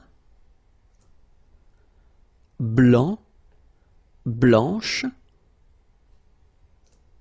And so for these adjectives and others as well, you should put them after the name, après le nom. Okay, so let's see now the same, exact same adjective, but then at the plural form. Okay, so you can see that travailleur, you will only need to add this final S here. So phonetically it's the same, travailleur singular form without the S, and then travailleur plural form with the S, it's the same. Feminine form, travailleuse, same rule and same phonetical thing, you don't pronounce the final S, so you get travailleuse. Okay, travailleur, travailleuse. Then heureux, doesn't change, heureuse, final S, not pronounced. Aventureux, doesn't change, aventureuse, final S, not pronounced. Merveilleux, doesn't change, merveilleuse, so final S, and then, what a surprise, you don't pronounce it. Sérieux, sérieuse. Joyeux, joyeuse. Paresseux, paresseuse. Naturel, naturel. Léger, légère. Régulier, régulière. Blanc, blanche. Okay, so remember, they will come after the name, après le nom. Okay, but then, so, oh, sorry, we've got some examples now. C'est un homme travailleur. J'aime la viande froide. Voici une femme heureuse. Nous prenons un repas léger. All right, so if we take 1 minute to look at it, you've got here travailleur, froide, heureuse, léger, so they are adjectives, okay? And then you've got to keep in mind that you will have to put whether the masculine or the feminine, singular or plural form according to the word it is connected to. In that case here, you've got un homme, it's a man, okay, so masculine. You can see here that it's the singular form, it's un, so you've got to put this adjective at the masculine singular form, travailleur, like that, okay? In that case here, you've got la viande, the meat, sorry. So you can see here that it's singular and it's feminine because it's la, the article la, okay? So you will put froid, so it's cold, okay? You will put it at the feminine form with the final okay, but not the plural because it's only the. Here, the singular form. And then here we've got une femme, a woman, okay, so feminine article, une, okay, and it's the singular form, so heureuse, here, feminine form, singular form. And then the last one, repas, it's a meal, okay, and here you can see that you've got the article, so it's the singular and it's the masculine, so léger, light, should be at the masculine singular form. Alright? So let's see now adjectives that will come before the word, the name or the word if you want. Okay, so let's see them. And we've got beau, belle, bon, bonne, grand, grande, gros, grosse, jeune. So it's interesting here because you get only one form. For the masculine and the feminine, it doesn't change. Joli, jolie. Mauvais, mauvaise. Nouveau, nouvelle. Petit, petite. Vieux, vieille. Autre, same thing here as for jeune, only one form. Okay, so these adjectives will come before the word or before the name. Okay, so we'll see now the plural version, and it's beau. Okay, so you put this X at the end, but then you don't pronounce it, so it's beau. All right, belle, bon, bonne. Final S not pronounced. Grand, grande. Gros, grosse. Jeune. Joli, jolie. Mauvais, mauvaise. Nouveau, nouvelle. Petit, petite. Vieux, vieille. Autre. All right, so let's see now. Important thing, so we've got some adjectives like beau, so the one we just saw previously, so beau, and then we will have this belle form as well for the masculine form. So let's see here the reason why. So in the first sentence, merci pour ce beau cadeau. So thank you for this beautiful gift.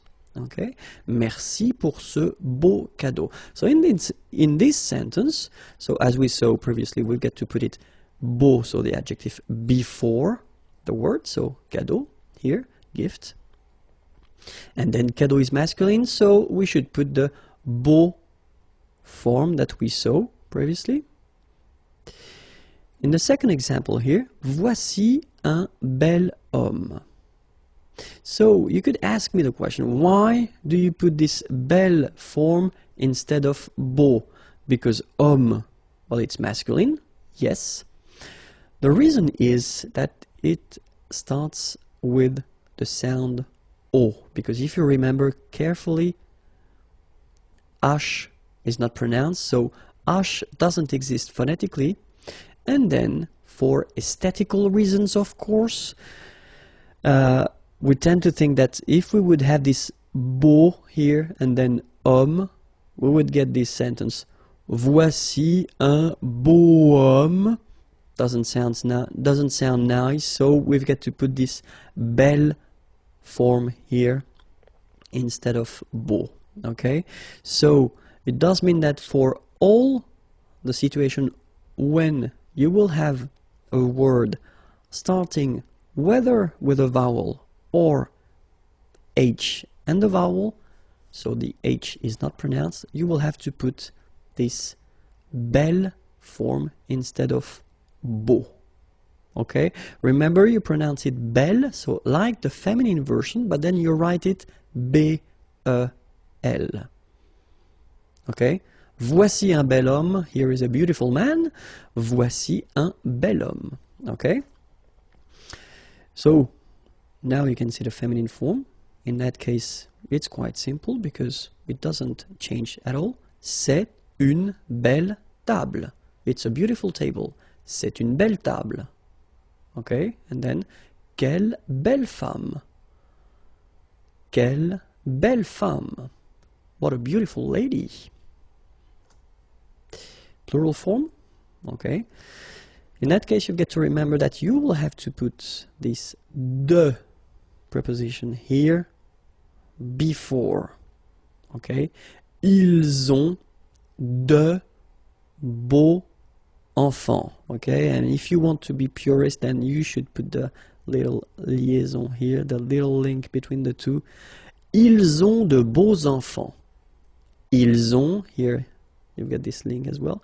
Ils ont de beaux enfants. Okay, so voici de belles promesses. Voici de belles promesses.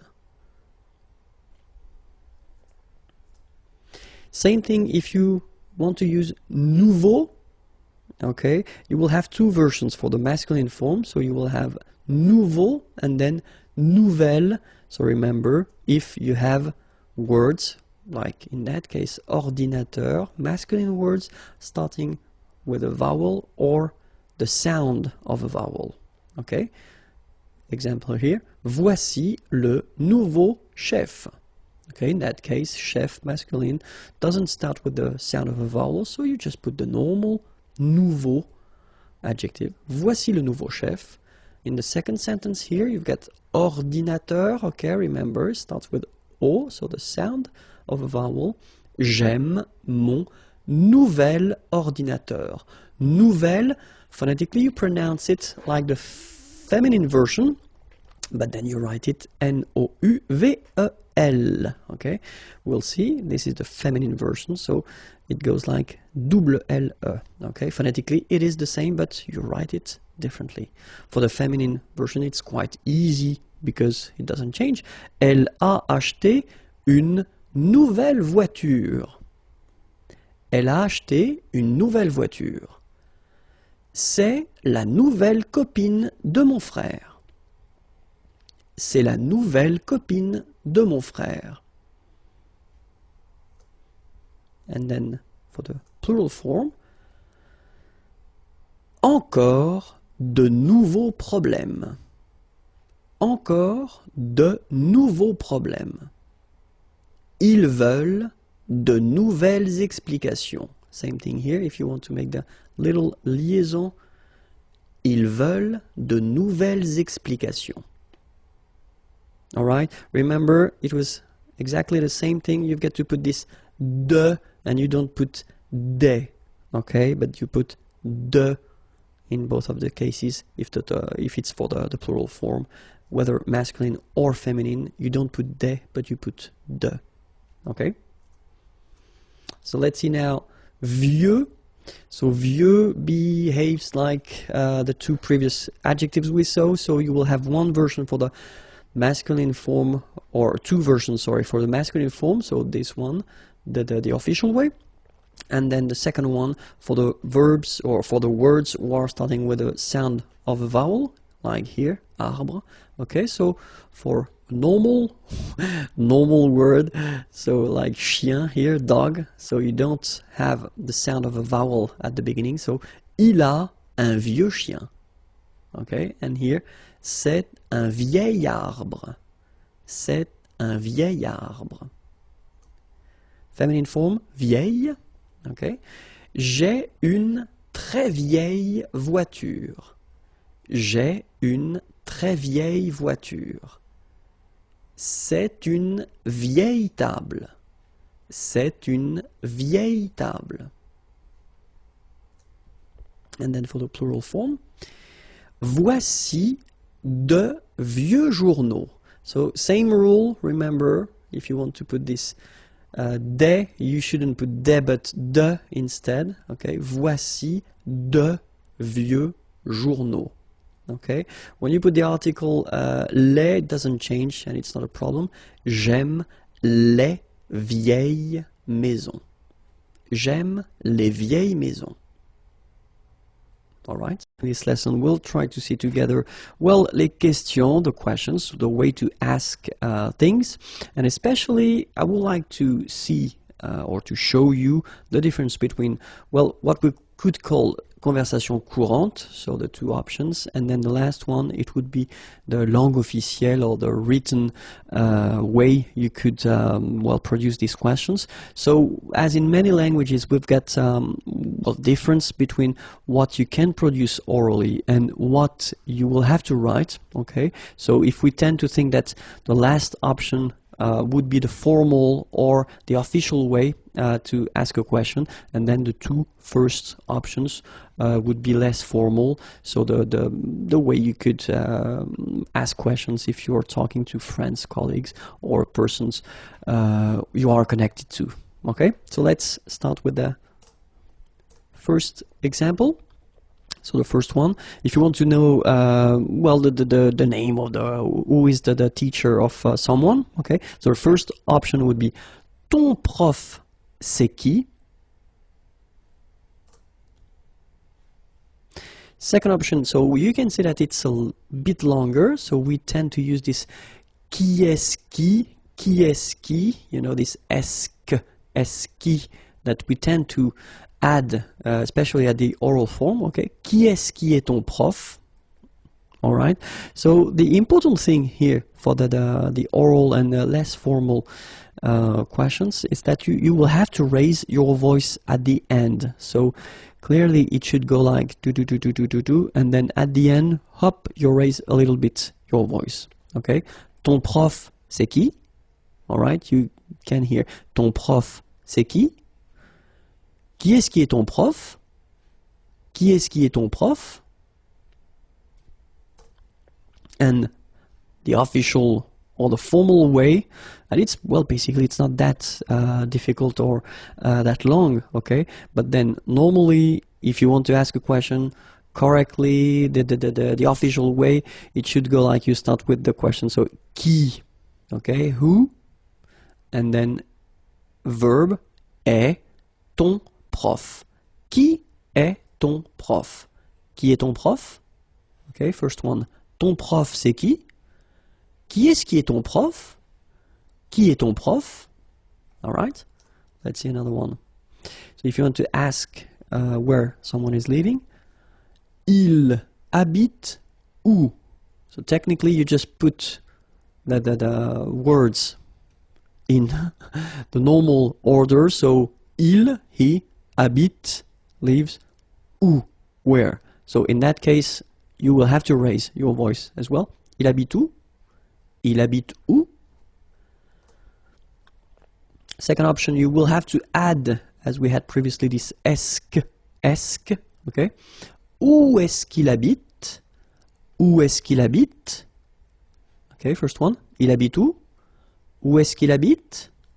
And the last one, the official one. So we start with où, where, then we put the verb, okay? Here, habiter, to live, and then after that we put the subject, il, okay? And as we've got here a vowel and here a vowel, we will have to add this T letter and then trait d'union or tiret, ir, okay? So you've got this où habite-t-il? Où habite-t-il? Okay, this is the more formal one. First one, il habite où? Second one, où est-ce qu'il habite? Last one, où habite-t-il? All right, so let's see another one. So if you want to know what someone is doing in the evening, tu fais quoi? So you do, and then quoi? What? Ce soir, this evening. Tu fais quoi ce soir? Okay, remember, you've got to raise your voice. Tu fais quoi ce soir? Again, tu fais quoi ce soir? Second option, we will have to add this est-ce que, as we did previously, okay? Qu'est-ce que tu fais ce soir? Qu'est-ce que tu fais ce soir? Qu'est-ce que tu fais ce soir? All right. And the last one. As usual, you know, we start with the que, what. Then we've got the verb, fait, so to do. Then you've got the subject, tu, ce soir, this evening. Que fais-tu ce soir? Que fais-tu ce soir? Okay, so let's see them one more time. The two less formal. Tu fais quoi ce soir? Qu'est-ce que tu fais ce soir? Que fais-tu ce soir? And now if you want, well, to know the profession of two persons, in that case they are ladies or girls, okay? Elles font quoi comme métier? So métier is profession, as a profession. Elles font quoi? Remember, faire is to do, okay? Elles font quoi comme métier? Second option, sorry. Qu'est-ce qu'elles font comme métier? So we add this esque one more time here for the second informal way of asking a question. Qu'est-ce qu'elles font comme métier? And then the more formal one, we start with the question. So, quelle?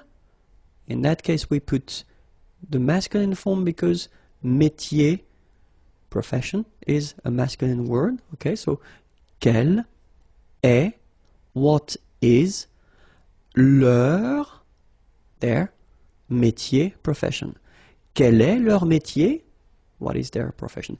Quel est leur métier? Okay, so the less formal, elles font quoi comme métier? Second one, qu'est-ce qu'elles font comme métier?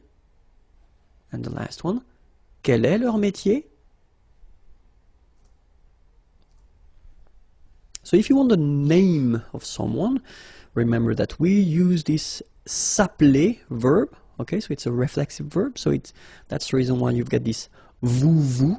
Okay, so the first way of asking the name of a person, well, you use this vous, okay, because it's the polite form anyway, because you don't know the person, so definitely you should use this vous, but then of course you can use this informal way of asking the name of a person.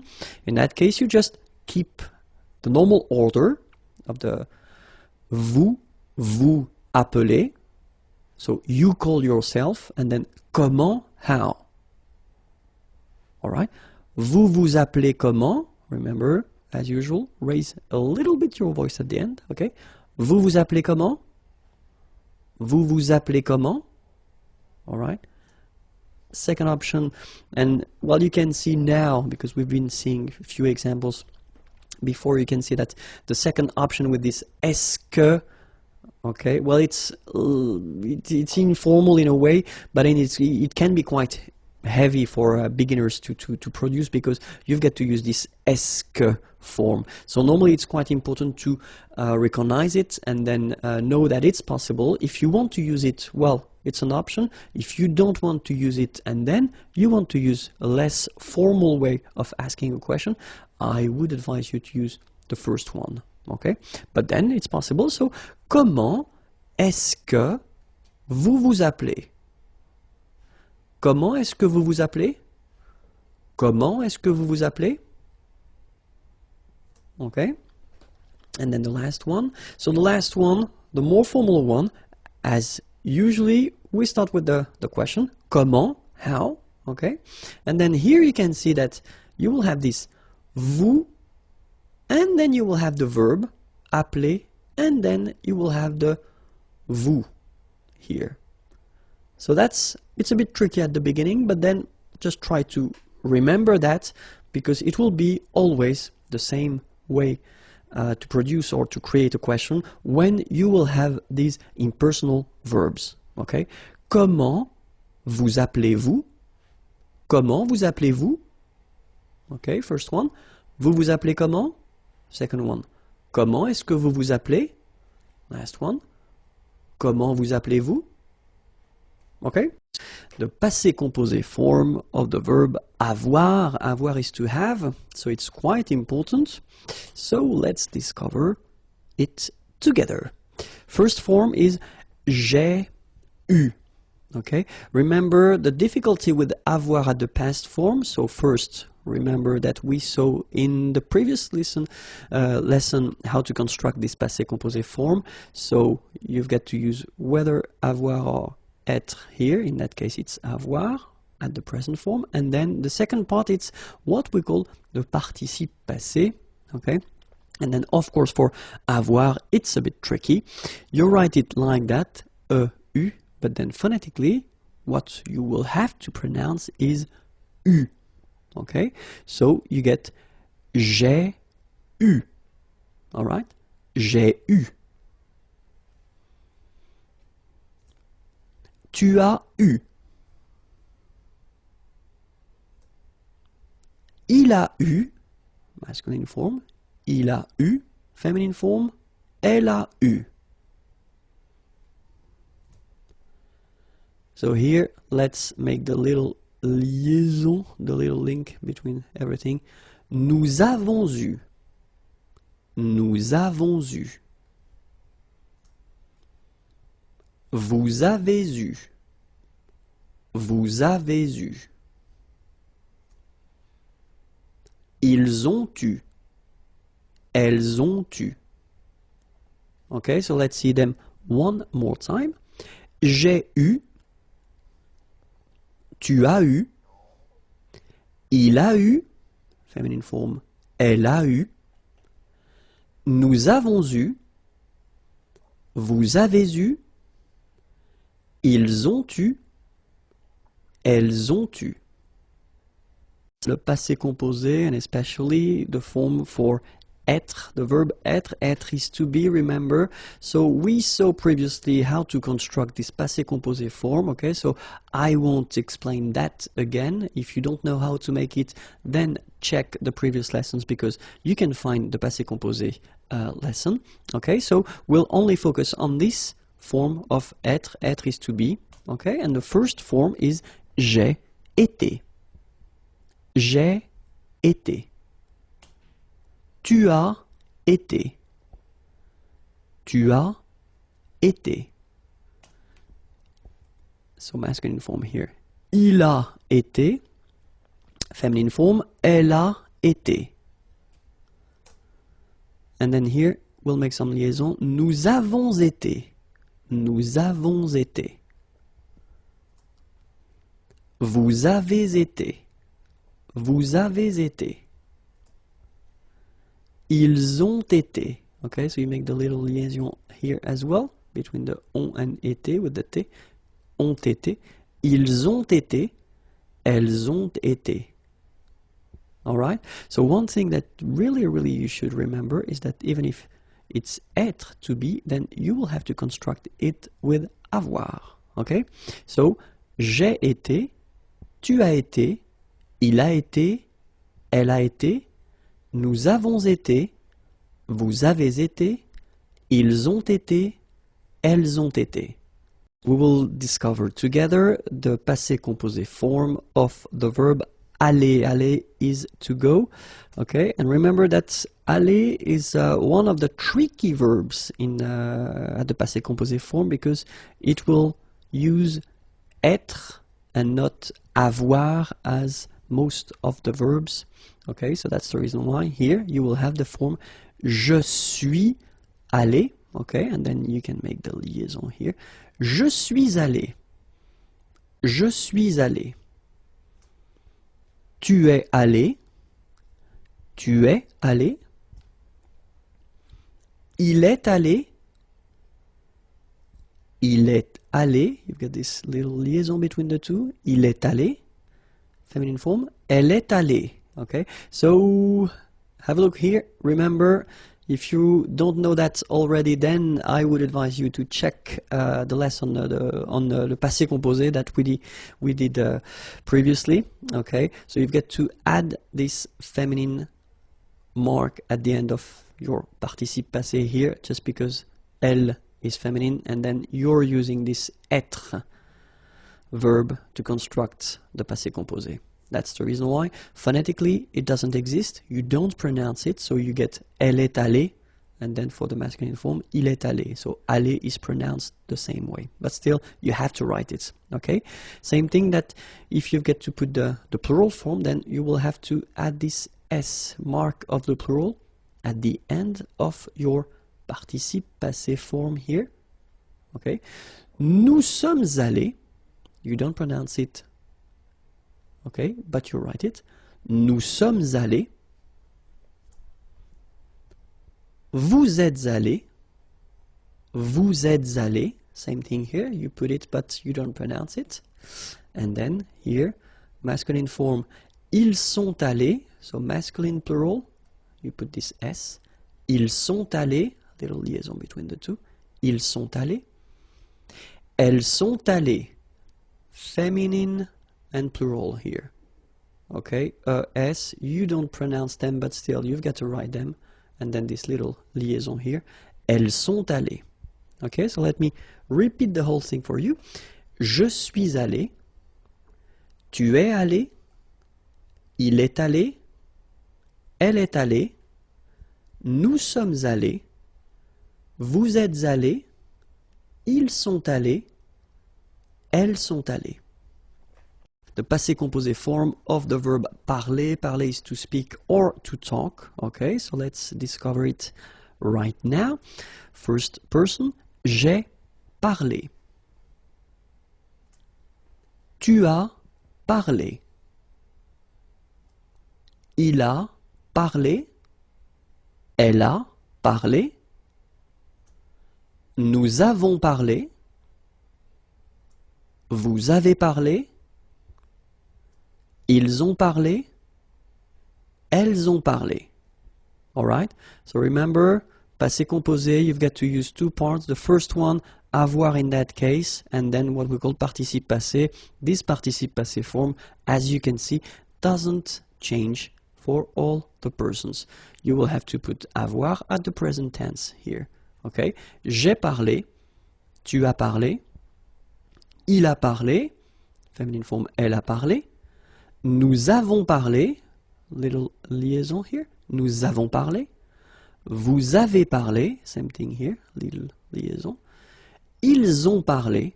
Same thing here. Ils ont. Elles ont parlé. Okay, so we'll just see one more time the passé composé form of finir. Finir is to finish or to end. Okay, and let's see how it goes. J'ai fini. J'ai fini. Tu as fini. Tu as fini. Il a fini. Feminine form, elle a fini. Nous avons fini. Nous avons fini. Vous avez fini. Vous avez fini. Ils ont fini. Elles ont fini. Okay, so let's see them one more time. Remember, as we saw previously, you've got avoir here, and then you've got fini. So this participe passé form, the second form that you get to add to construct the passé composé. And fini doesn't change. It's here all the time, and it's written the same way. Okay, j'ai fini. Tu as fini. Il a fini. Elle a fini. Nous avons fini. Vous avez fini. Ils ont fini. Elles ont fini. Les unités de mesure. Okay, so let's start. 1 millimètre. Les millimètres. 1 centimètre. Les centimètres. 1 mètre. Les mètres. 1 kilomètre. Les kilomètres. 1 mètre carré. Les mètres carrés. Un litre. Les litres. Un gramme. Les grammes. Un kilo. Un kilogramme. Les kilos. Les kilogrammes. Les faux amis, so they look the same in English and in French, but then the meaning is different. Okay, so let's start now. And then the first one, it will be travailler. Travailler. Okay, remember when you get this I and then double L like that and a vowel. Y. Travailler. Okay, travailler, and it means to work. Okay. Sympathique. Remember the H is not pronounced. Sympathique. Okay, and it means friendly, nice. Then rester. Rester. Regular verb from the first group, easy to conjugate. Rester, okay, and it means to stay, to remain. Then la monnaie. Monnaie, okay, final not pronounced. La monnaie, okay, and it means small change. Le magasin. Le magasin. Okay, remember you've got only one S between two vowels. Then you get the sound Z, alright? And then the ending here is IN, so it's nasal, it goes in your nose, and it's un. Magasin. Okay, and it's shop. Alright? Then la librairie. Okay, remember I here, librairie, final not pronounced. La librairie, okay, and it's a bookshop. Then la journée, final not pronounced, and it's day. Grand, final day not pronounced, okay, gr, gr, gr, and then the nasal en, grand, okay, and it means big or tall. Then gentil. So remember this final L is not pronounced. Gentil, gentil, and it's nice or kind. Then attendre, attendre. Remember, final you don't insist on it, it just gives you the possibility to pronounce the dr. Okay, so attendre, attendre. Alright, and it's to wait. Bonjour à tous and welcome to Learn French with Vincent. This is Unité 5, leçon N. And in this lesson, we'll discover vocabulary regarding le corps humain. Le corps humain. So let's start now. La tête. La tête. L'épaule. L'épaule. Okay, so in that case I did put this F here just to indicate you that it's feminine, okay, because you cannot see it here with the article L, okay? L'épaule. La poitrine. La poitrine. Le tronc. Le tronc, okay, remember, final C is not pronounced here. Le tronc, okay? L'estomac. L'estomac, okay, same thing here, final C not pronounced, and then M means that this word, estomac, is masculine, okay? L'estomac. La hanche. La hanche. Remember, H here is not pronounced, so you get the sound en, hanche at the beginning. Le poignet. Le poignet. So this combination of ET at the end will basically open the sound. So you get poignet. Okay, remember, GN, poignet, le poignet. La cuisse. La cuisse. Double S and then two vowels before and after. It will give you a really strong S sound. Okay. Cuisse, cuisse, la cuisse. le genou, le genou. La jambe, la jambe. Okay, remember, A, M, when you combine these two, basically it's just like A, N, so it's nasal and it's en. Okay, so you get la jambe. La cheville, la cheville. Remember, double L like that after I, Y, cheville. Le pied, le pied. Le dos, final S not pronounced, okay? Le dos. Le cou, le cou.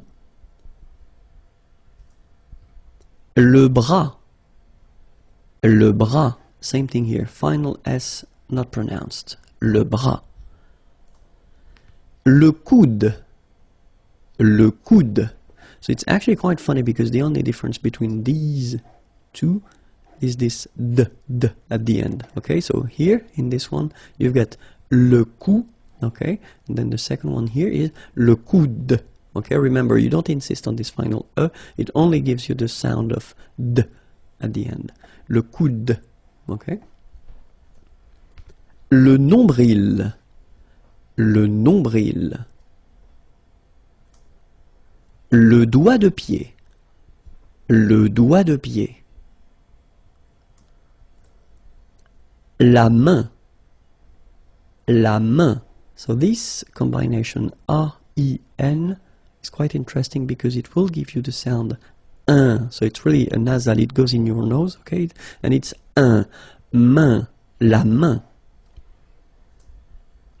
Le doigt, le doigt. Okay, so don't be frightened by this G because basically you don't pronounce it and then the final T you don't pronounce it. So the only thing you get to pronounce is this combination of three letters, sorry, here, D, O, I, okay? O, I, it's wa and then D, doigt. That's the only thing. Doigt, le doigt, okay? Le pouce, le pouce. L'ongle, l'ongle, okay, I forgot to write it, but it's masculine, okay, l'ongle. La peau, okay, remember this combination of three vowels, well, it's quite rare in French, but then, well, you can see it, but then, so the sound that you will have to pronounce when you've got these three vowels combined together, it's the sound O, okay, so really simple, O, okay, so you get la peau, okay, la peau. That's it. If you want more, then the address is here, youtube.com/imagier, and then the website is here. If you want to see more material, then write me a beautiful letter or a mail. Okay, have a great day. Bye-bye. Le visage, the face, so we just saw the human body previously, and so we'll continue with le visage, if that's okay with you. Let's hope so. So let's start now. Les sourcils. Les sourcils. Okay, so it's quite strange because you get this LS at the end, but then, well, you don't pronounce them. Les sourcils. L'œil. L'œil. Strange combination of vowels here, okay, and then you will get the sound and then y, oeil, alright, and it's masculine, by the way. Un oeil, l'œil, okay. Plural form, les yeux, okay, so that's the tricky thing when you compare the singular form and the plural form, okay, so l'œil, singular, and then the plural, les yeux. Okay, you make this liaison between the two. Les yeux. Okay, final X not pronounced. Les yeux. Les cils. Les cils. Final S not pronounced. Les cils. La joue. La joue. Final E not pronounced here. La joue. La gorge. La gorge. Okay, remember when you've got this combination G and O, you get the sound go, go. Okay, so gorge. And then G and E gives J. La gorge. La gorge. Le front. Final T not pronounced. Le front. Okay, remember this nasal on, on. Le front. Le menton. Okay, same thing here. So you get two nasal. The first one here, en, and then the second one here, on. Le menton. L'oreille. Remember, when you get this I-L-L and then a vowel, it's y. L'oreille. Alright? And it's feminine, by the way. Une oreille, l'oreille. Le nez. So remember, when you get this combination, E-Z, here at the end of a word, it's E. Le nez. Le nez. La bouche. So remember, C-H combined together will give you this sh sound. La bouche. Okay? La lèvre. Remember, accent grave here. Really open. La lèvre. La lèvre. La bouche, again, I don't know why, don't ask me, I was tired when I made this one, so la bouche, one more time. La langue. Remember, when we've got this G and then U and then E, we get the sound G, G. Because when you combine this G and then E, remember it was the sound J, okay? So you get to put this U between the two to get the sound G, G. So you get la langue, langue. Okay? La dent, final T not pronounced. La dent. Les cordes vocales.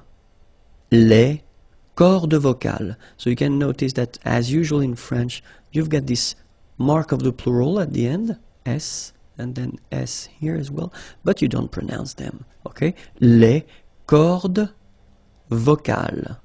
Indicateur de temps. So if you want to introduce some sentences or concept at the past, present, or future tenses, then you will have to use them. So let's start now with the past, le passé, okay? And then the first one is hier. Hier means yesterday, okay? Hier. So remember, this H here is not pronounced, okay? So hier. Then la semaine dernière, okay? So it's last week, okay? But then if you look carefully, we've got la semaine, so semaine means week, okay? And then dernière is coming after, okay? So la semaine dernière. And in that case, if you look carefully as well, you get dernière, so it's the feminine form, because la semaine, la is a feminine word. Okay, so la semaine dernière, last week. And then we've got this autrefois, so it could be translated like in olden days or in olden times, okay? Autrefois, so A-U, autrefois, final S not pronounced, okay? Autrefois. Then for the present now, we've got aujourd'hui means today. Okay, so don't be afraid by this word because it looks a bit scary if you look at it like that. But take the time to, well, divide it. So the first one, A-U-O, jour, and then dui. Okay, H is not pronounced, so you only get this dui thing. Aujourd'hui. Aujourd'hui. And it means today. Okay. Then cette semaine. Okay, so we've got here what we call adjective démonstratif. Okay, this, cette, okay, and it's at the feminine form, cette and then semaine, week, this week, cette semaine. All right, and then maintenant, okay, normally we tend not to pronounce this okay, so we get this maintenant, maintenant, okay, now. For the future now, we've got demain, and it means tomorrow. Demain, remember, when you combine this R-I-N, you get the sound un. Demain, demain, okay. Then, la semaine prochaine, so it's next week, okay. And as we had for the past tense here, we had la semaine dernière, okay, so last week, and dernier was coming after semaine, exactly the same concept, so you will have to put prochaine, so it's the feminine form here, after la semaine, okay? So next week, la semaine prochaine. And then bientôt, okay? Remember, you put this accent circonflexe, but you don't write it. You write it, but you don't pronounce it. And then the final T is not pronounced. Bientôt, okay? And then you could translate this bientôt as soon. Okay, so something that will happen in the future. All right, so let's see them one more time. First one, hier. Second one, la semaine dernière. Then, autrefois. Aujourd'hui. Cette semaine. Maintenant. Or then, maintenant. Okay. Demain.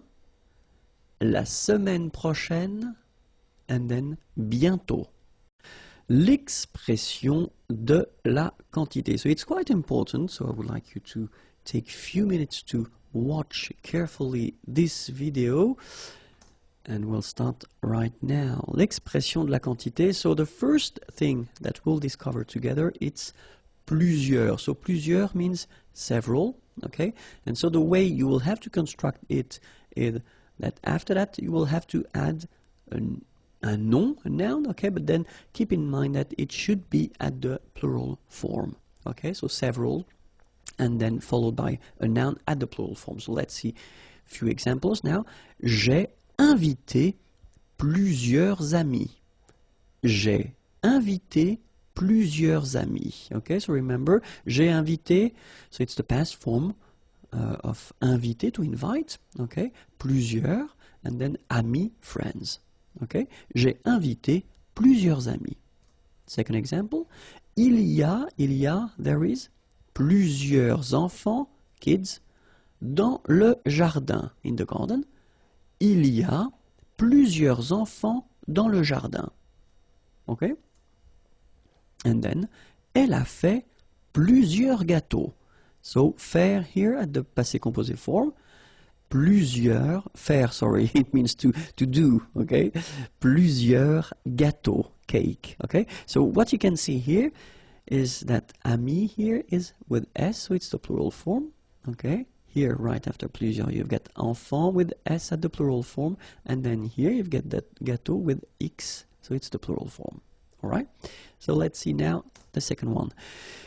Quelques, you don't pronounce the final S here.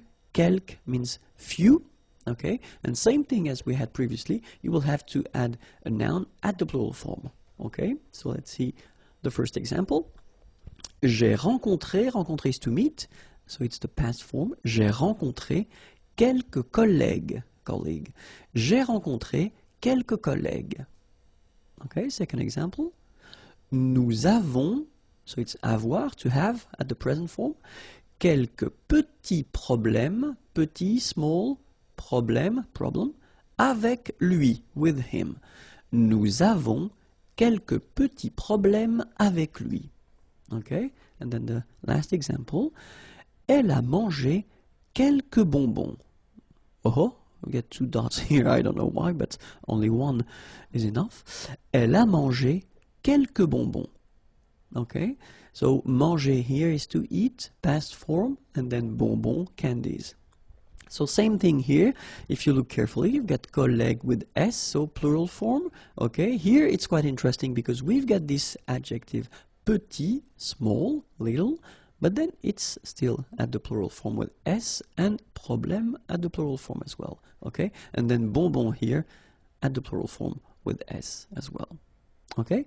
So now, other possibility would be ne, and then aucun masculine form, or aucune feminine form, so no or not any, okay? And after that you will have to put a name, or a noun, sorry, at the singular form, okay? So ne aucun, ne aucune, plus a noun at the singular form. Alright, so let's see the first example. Elle ne veut aucun conseil. Okay, so you can see here that it's elle ne veut, so she doesn't want, okay? Vouloir is to want. Aucun, so not any, no. And then conseil, it's advice. Okay, so elle ne veut aucun conseil. Other example, je n'ai eu aucun problème. Okay, so here, ai eu, so it's the verb to have at the passé composé form. Okay, je n'ai eu aucun problème. Problème, problem. So I didn't have any problem.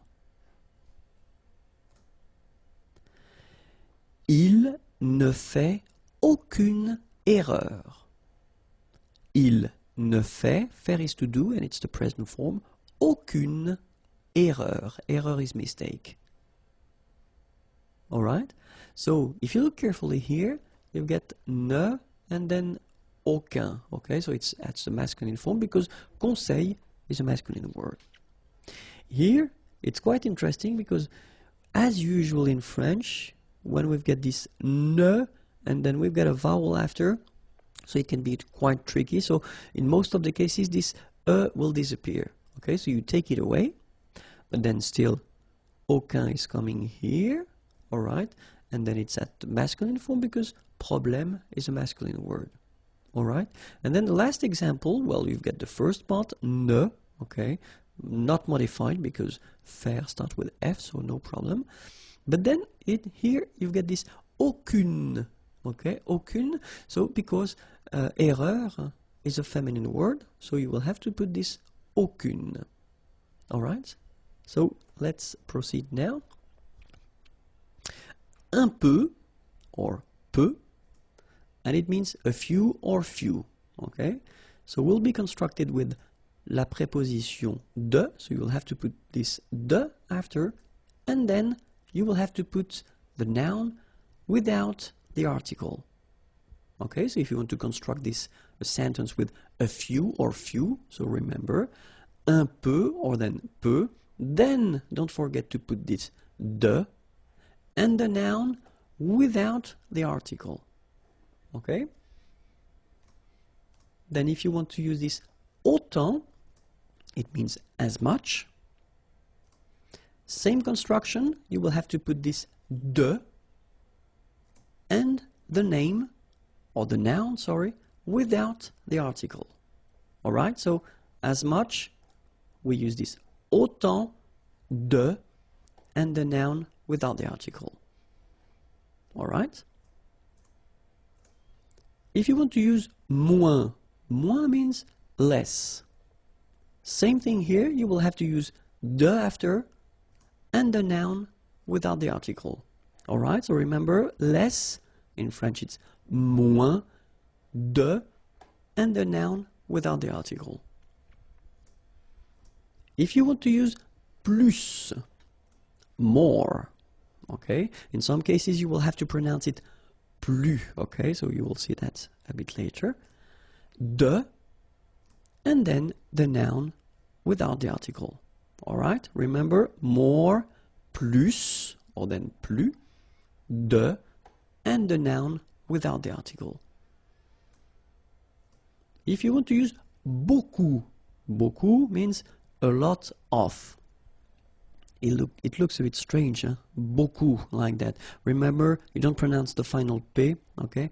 And then you get this combination of vowels, E, A, U, and you get the sound O. So technically it's beaucoup, okay? So it's not difficult to produce orally. Beaucoup, a lot of, okay?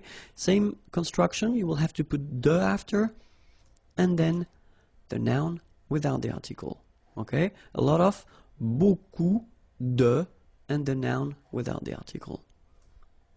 If you want to use trop, and trop means too many, okay? Then you will have to put de and the noun without the article, okay? Remember, too many, trop, don't pronounce the final P.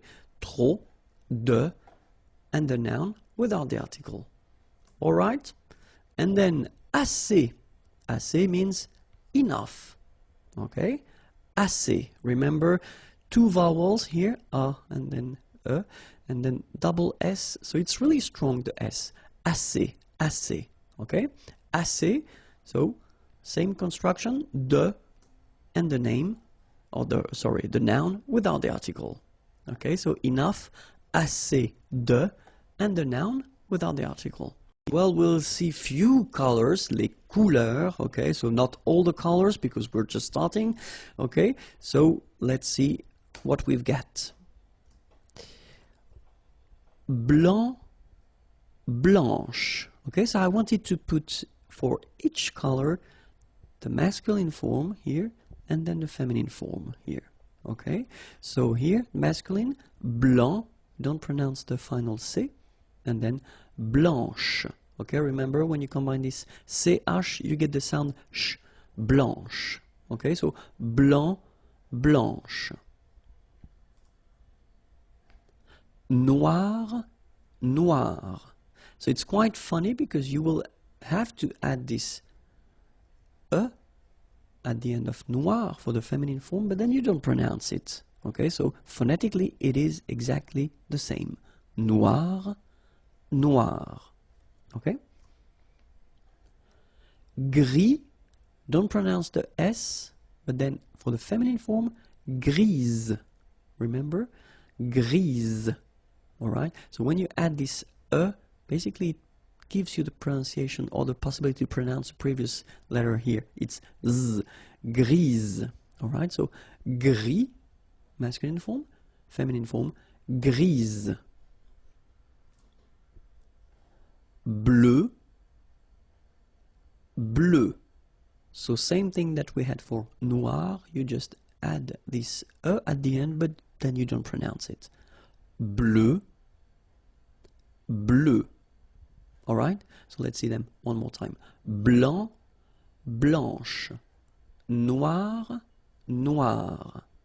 Gris, grise. Bleu, bleu. Okay? So let's continue.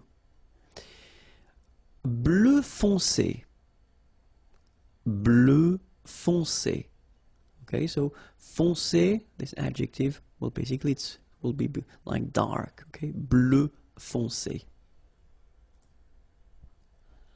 Bleu clair. So same thing here, this clair adjective is like light. Okay, bleu clair. Jaune. Okay, so it will be the same at the masculine and the feminine form. Jaune. Jaune.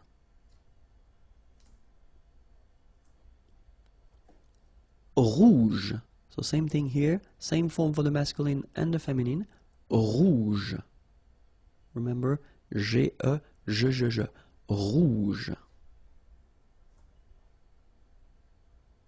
Vert. So masculine form, don't pronounce the final T. Vert. Feminine form, verte. So listen carefully. I don't say te, but it's t. Verte. Verte. Okay, so as usual, this final E only gives you the possibility to pronounce this t. Verte. Okay? Marron. Same thing for the masculine and the feminine form. Marron. Les verbes impersonnels, so they are really useful and it's quite important to see them. And so we'll focus on three verbs. The first one, être, to be. Second one, faire, to do. And the last one, avoir, to have. Okay? And so the important thing with these concept or this idea, les verbes impersonnels, is that, well, you will see in the examples, they are not connected to a person, and that's the main concept. So even if in French we use this il, so the pronom personnel il, okay, technically if you want to translate that directly in English, it would be translated by it, okay, but then in French we use this il instead of it, okay. So let's see now for être, for instance. So if you use this il est, you will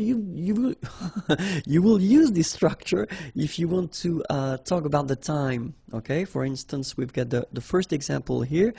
Il est tard. Tard is late, okay.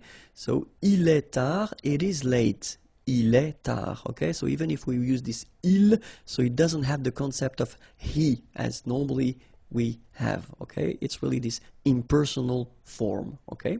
And then il est tôt, it is early, okay. Same thing, that's the reason why we use this il form when we put when we give the time, okay.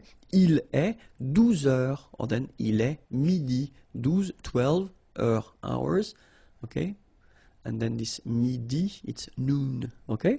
So il est 12 heures, il est midi, all right. Second example is faire, and then it's really useful to use this faire. So il fait, if you want to talk about the weather, pour parler du temps, okay, pour parler du temps. So for instance, il fait chaud, okay, chaud, warm, hot, okay.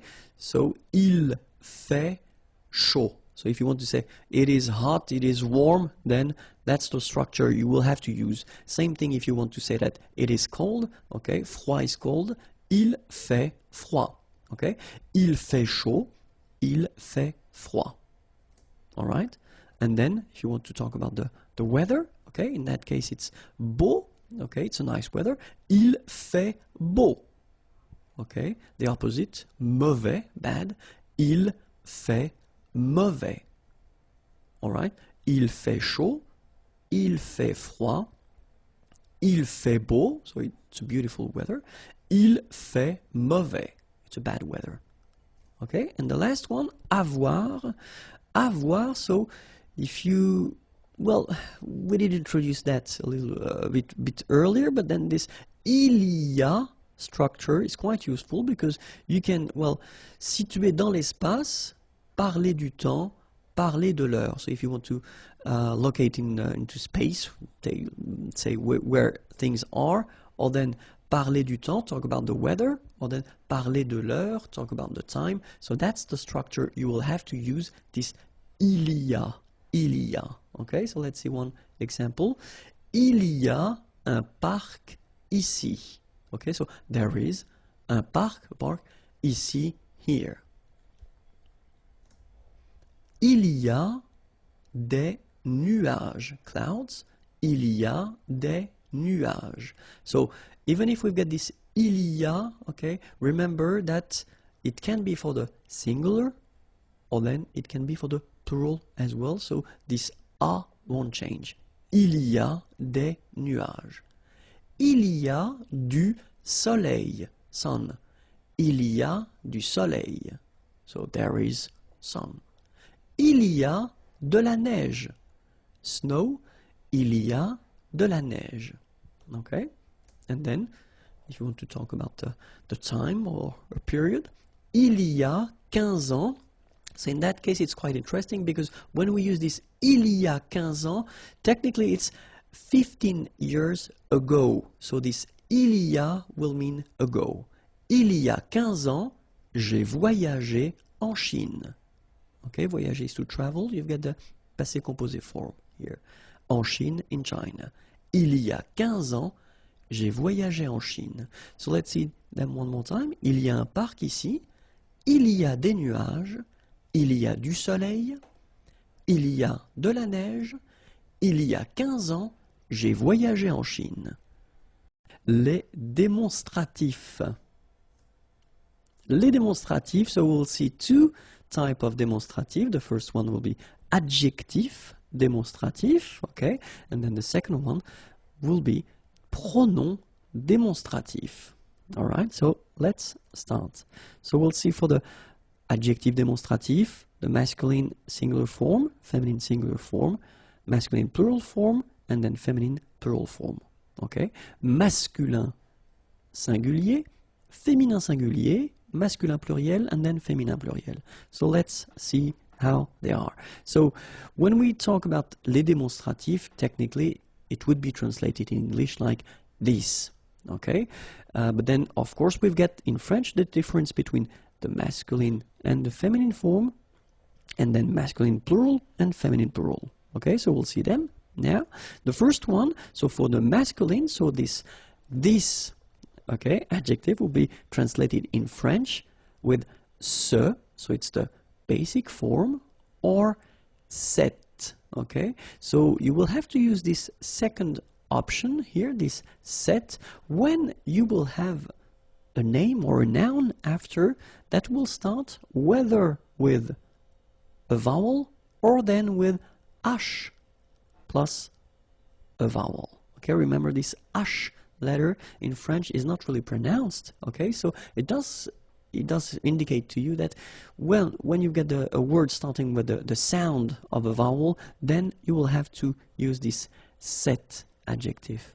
Okay, and then feminine form is cette, like that. So it's quite interesting because if you listen carefully, the masculine form here, cette, and the feminine form here, cette, you write them differently, but then you pronounce them the same way.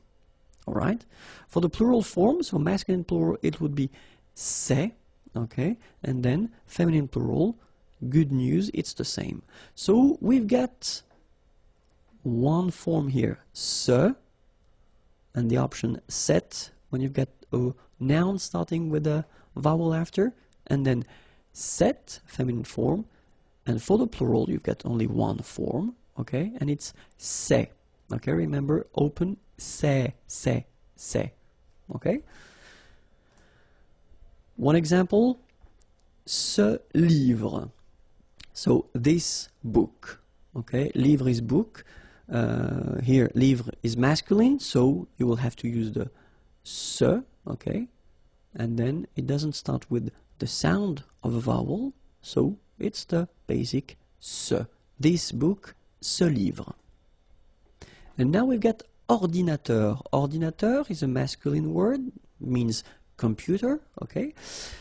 But then if you look carefully, it starts with O, okay, a vowel. So this ce ordinateur wouldn't be possible, so we've got to use the second option, as we saw previously, so it's cet, written like that, okay? Cet ordinateur, this computer.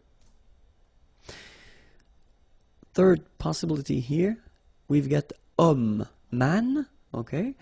But then O is here, we've got this H letter. Remember, H is not pronounced, okay? So you've got the sound of O at the beginning of this word, okay? Cet homme, so that's the reason why you will have to use the cet. So it's masculine, but still cet homme. So now, feminine word, femme, woman. No problem about that because we've got only one option for this at the feminine form, and it's cette, written like that. Cette femme. Same thing here, if you've got a word like organisation, well, it's the same in English. So it starts with a vowel, but it doesn't change anything for the feminine démonstratif here. Okay, cette organisation, cette organisation. And then plural, so whether it's masculine, so we've got friends here at the masculine form, so masculine plural, and then friends here at the feminine plural form, okay, but then the adjectif démonstratif here, as you can see, will be the same. Ses amis, ses amis. Alright, and it's quite funny in a way because if you only listen to these two things here, ses amis and then ses amis, you don't have really any phonetical information regarding the fact whether it's masculine or feminine. That's the way it is. Sorry about that.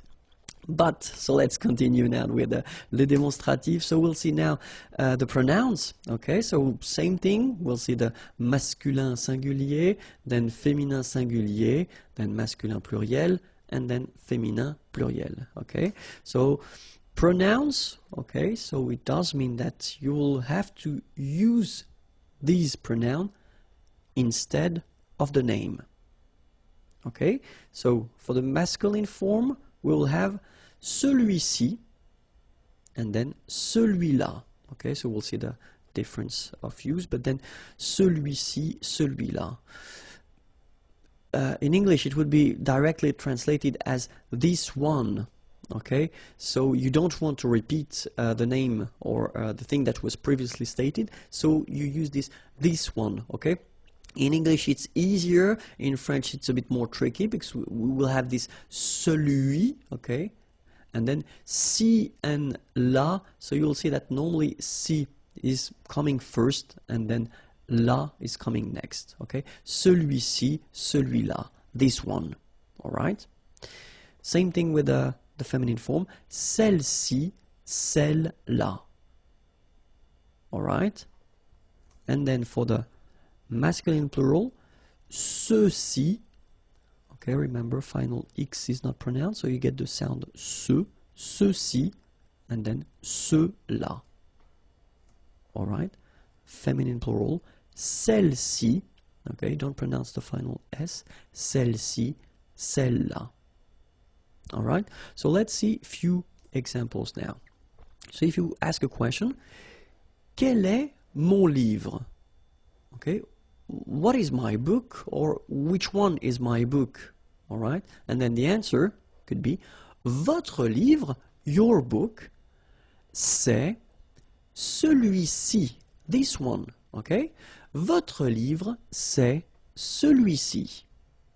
Okay, and then normally when you talk or when you say that, you tend to indicate that with your finger as well. So you point the book. Votre livre, c'est celui-ci. Où est ma place? Where is my seat? Où est ma place? C'est celle-là. Okay, same thing, you tend to point it at the same time. Okay, c'est celle-là.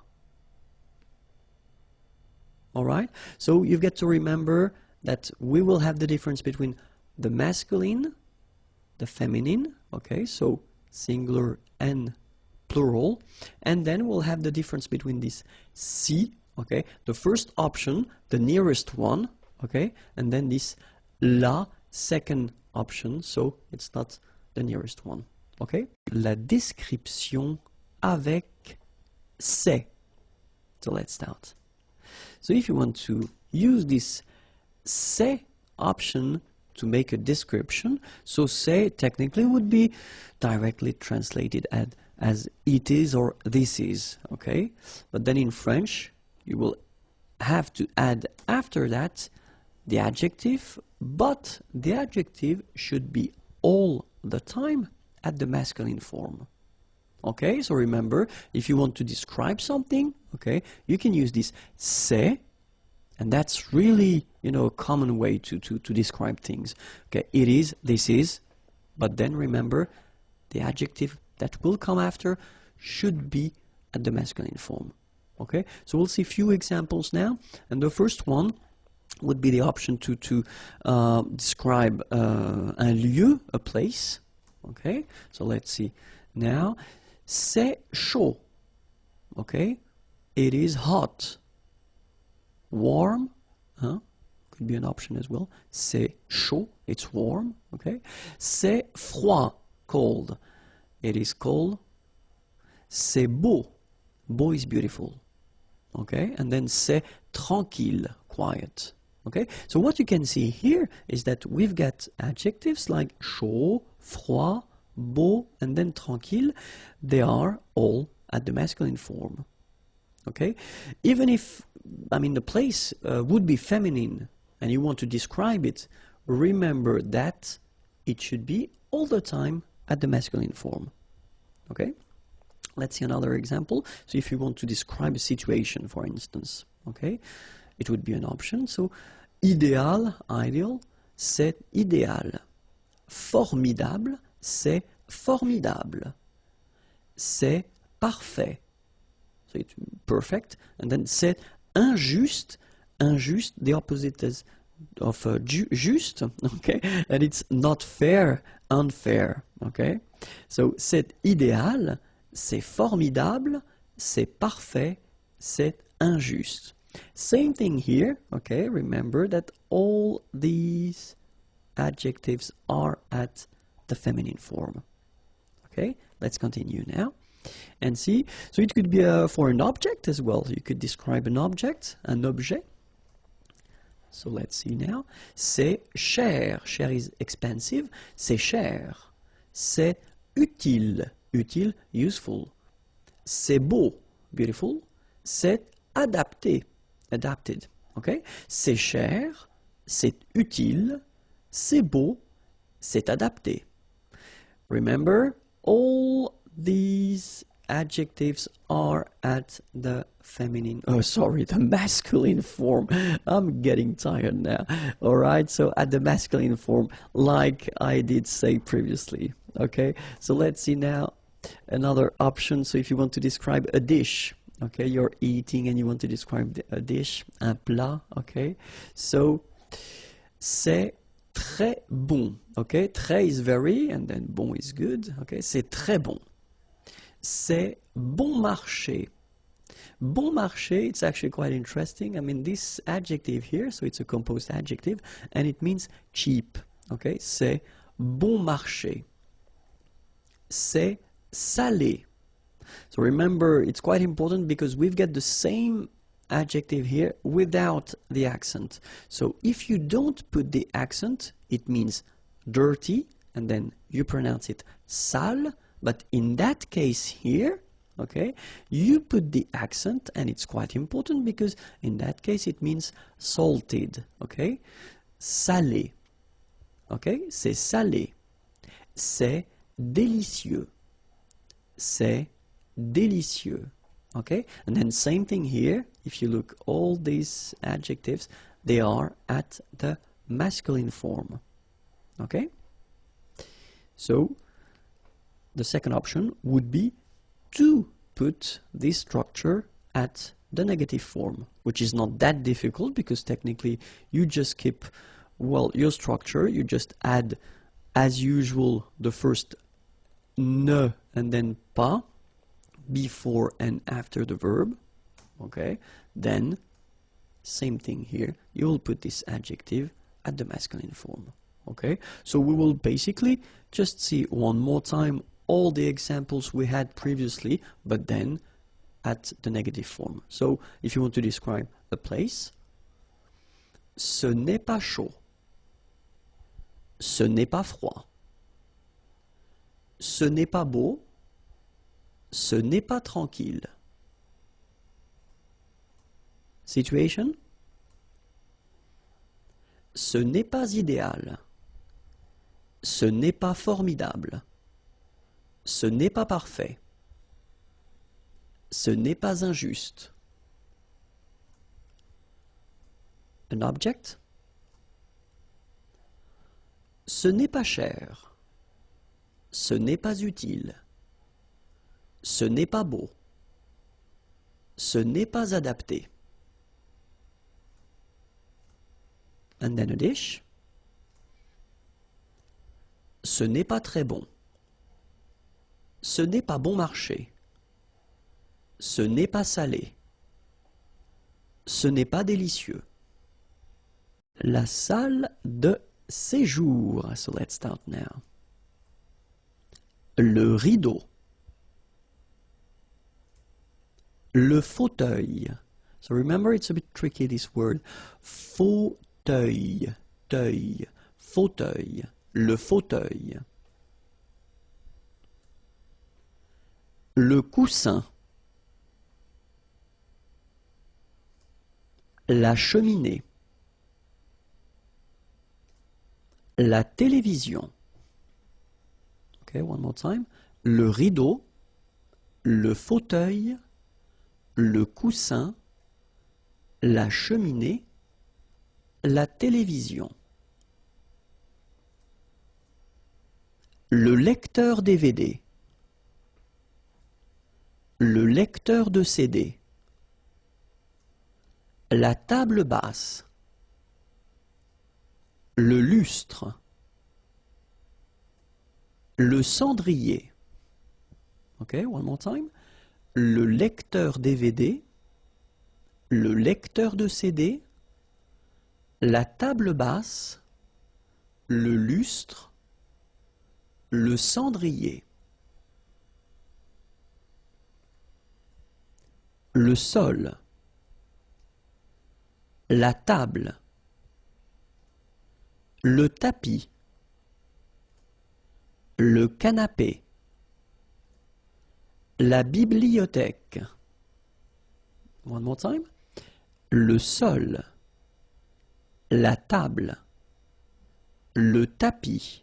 Remember final S not pronounced.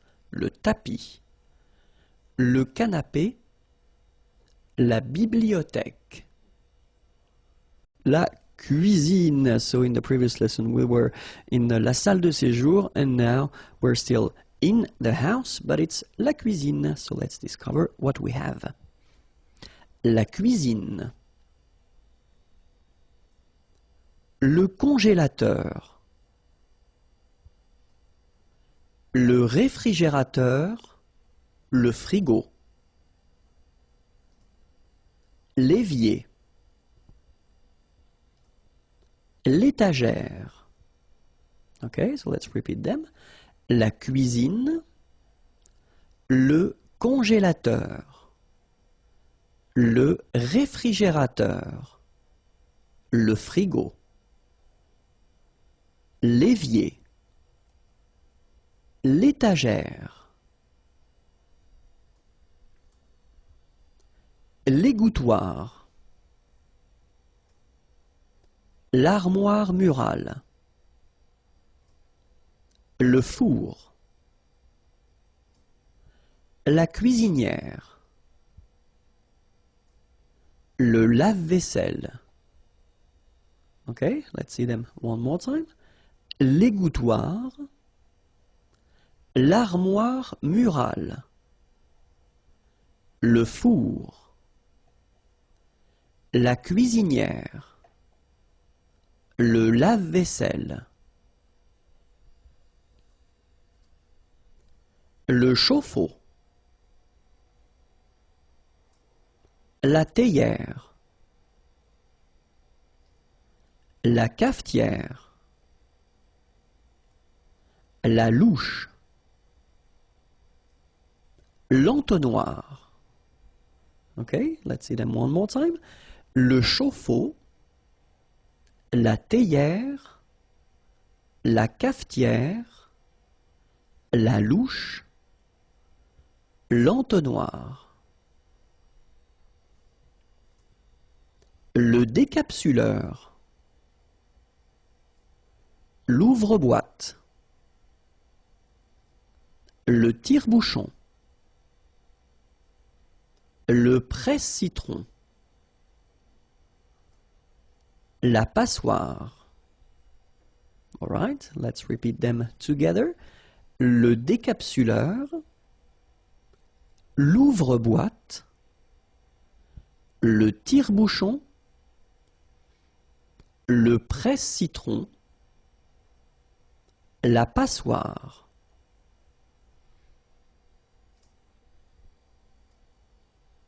La râpe, le couteau, le casse-noix, le hachoir, le rouleau à pâtisserie. Okay, let's see them. La râpe, le couteau, le casse-noix, le hachoir, le rouleau à pâtisserie. Les fruits et légumes, so fruits and vegetables. So I hope you're ready because we are starting right now. Les fruits. L'orange. So I did put this little F just to indicate you that it's feminine. Okay? L'orange. La pomme. La pêche. Le melon. Okay? So, les fruits. L'orange. La pomme. La pêche. Le melon. L'ananas. Le pamplemousse. La pastèque. La banane. La figue. All right. L'ananas. Le pamplemousse. La pastèque. La banane. La figue. La prune. La mandarine. Le citron. L'abricot. La cerise. La prune. La mandarine. Le citron. L'abricot. So by the way, I didn't put it, but it's masculine, just for your information. La cerise. La poire. Le raisin. Le marron. La date. La poire. Le raisin. Le marron. La date. Les baies. La fraise. La framboise. La groseille à maquereau. La groseille rouge. I just noticed that I've been making a little mistake here. Sorry about that. Les baies. La fraise. La framboise. La groseille à maquereau. La groseille rouge. La myrtille. La mûre des marais. La canneberge. Le cassis. L'érelle rouge. La myrtille. La mûre des marais. La canneberge. Le cassis. L'érelle rouge. La courgette. Le haricot vert. Le concombre. La salade. La carotte. La courgette. Le haricot vert. Le concombre. La salade. La carotte. L'asperge.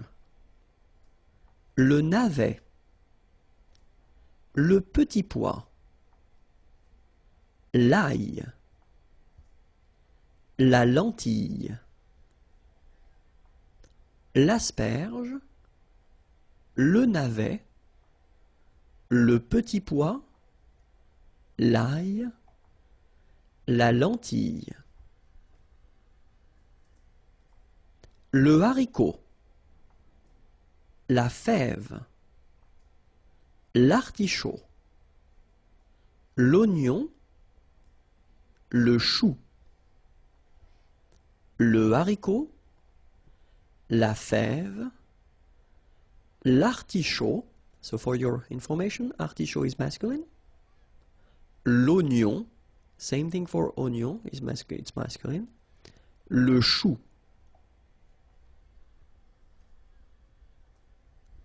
La tomate.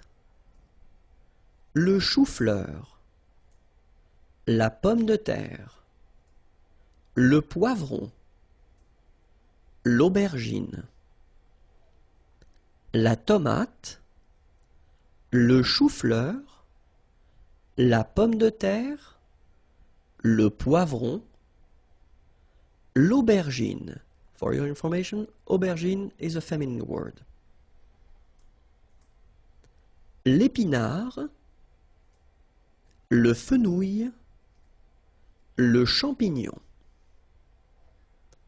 L'épinard, so it's masculine, le fenouil, le champignon. Bonjour à tous, hi everyone and welcome to Learn French with Vincent. This is Unité 6, leçon F. And in this lesson we'll discover together les comparatifs. So if you want to compare in French, well, this is the lesson you should definitely watch. So in this structure, in this lesson, we'll discover three types of structures. The first one, avec un nom, with the noun. Second one, avec un adjectif, with an adjective.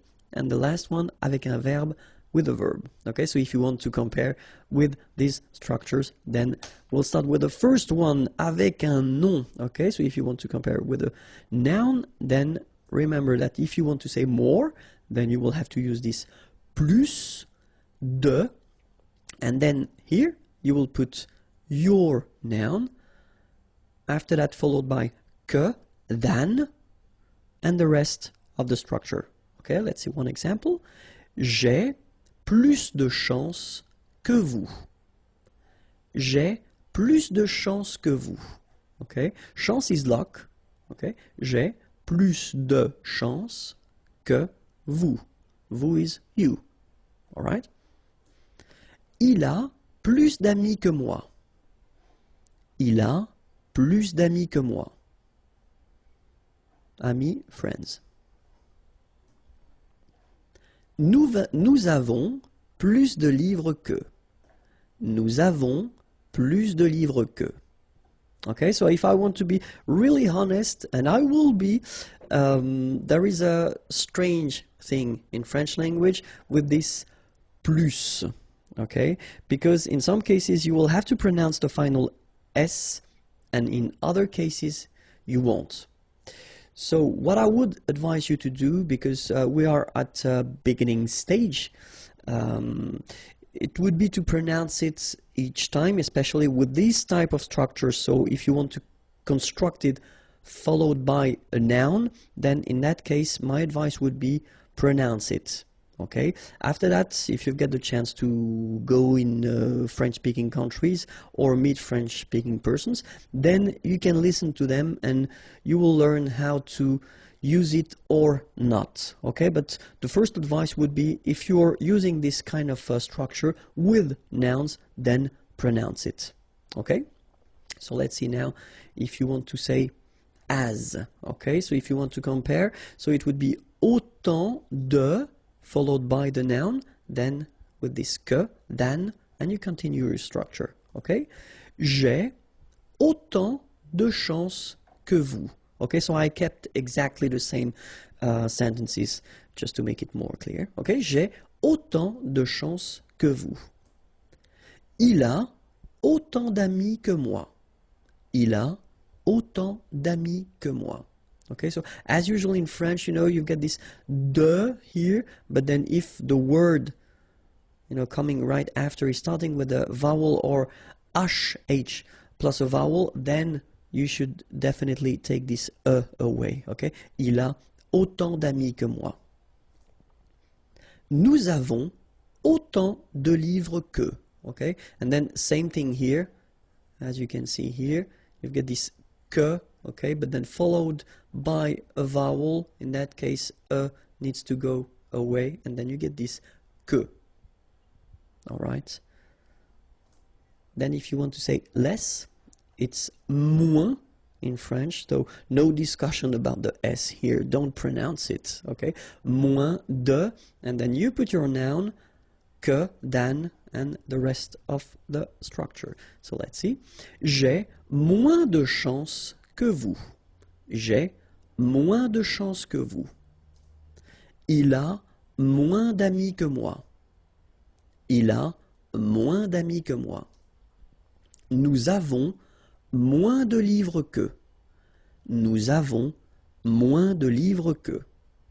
Alright, so that's it. Now let's see if you want to compare and use a structure with an adjective. Donc avec un adjectif, okay.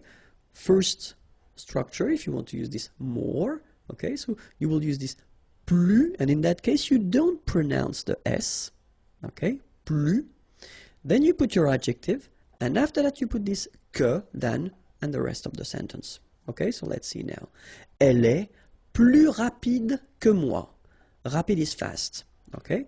Elle est plus rapide que moi. Il est plus fort que son frère. Fort is strong. Il est plus fort que son frère.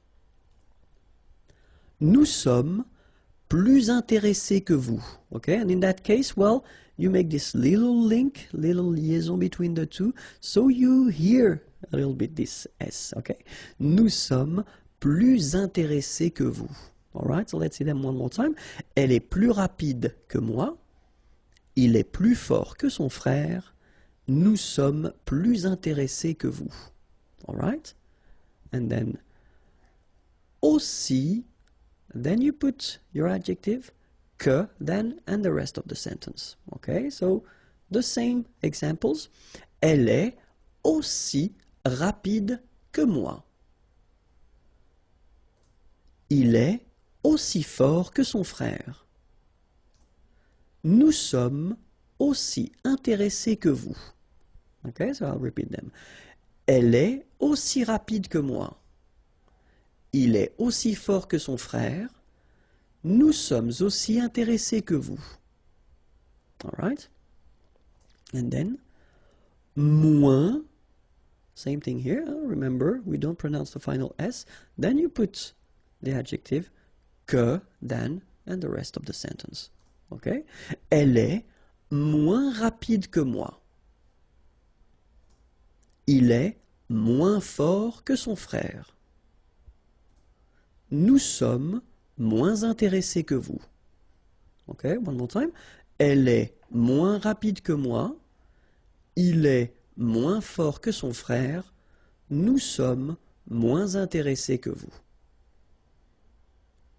All right? And so the last structure, if you want to compare with a verb, then in that case, remember, plus will be with the S. So pronounce it plus que. Okay, let's see now. Elle parle plus que toi. Elle parle plus que toi. Il mange plus que son frère. Il mange plus que son frère. Nous voyageons plus que vous. Nous voyageons plus que vous. Okay, so let's repeat them. Elle parle plus que toi. Il mange plus que son frère. Nous voyageons plus que vous. And then, autant que. All right? So it goes like, elle parle autant que toi. Il mange autant que son frère. Nous voyageons autant que vous. All right, so let's repeat them one more time. Elle parle autant que toi. Il mange autant que son frère. Nous voyageons autant que vous. And the last one. Moins que. Elle parle moins que toi. Il mange moins que son frère. Nous voyageons moins que vous. One more time. Elle parle moins que toi. Il mange moins que son frère. Nous voyageons moins que vous. And this is it. Okay, the next lesson is here on YouTube/Imagier, and then the website is here, imagier.net. Have a great day. Bye bye.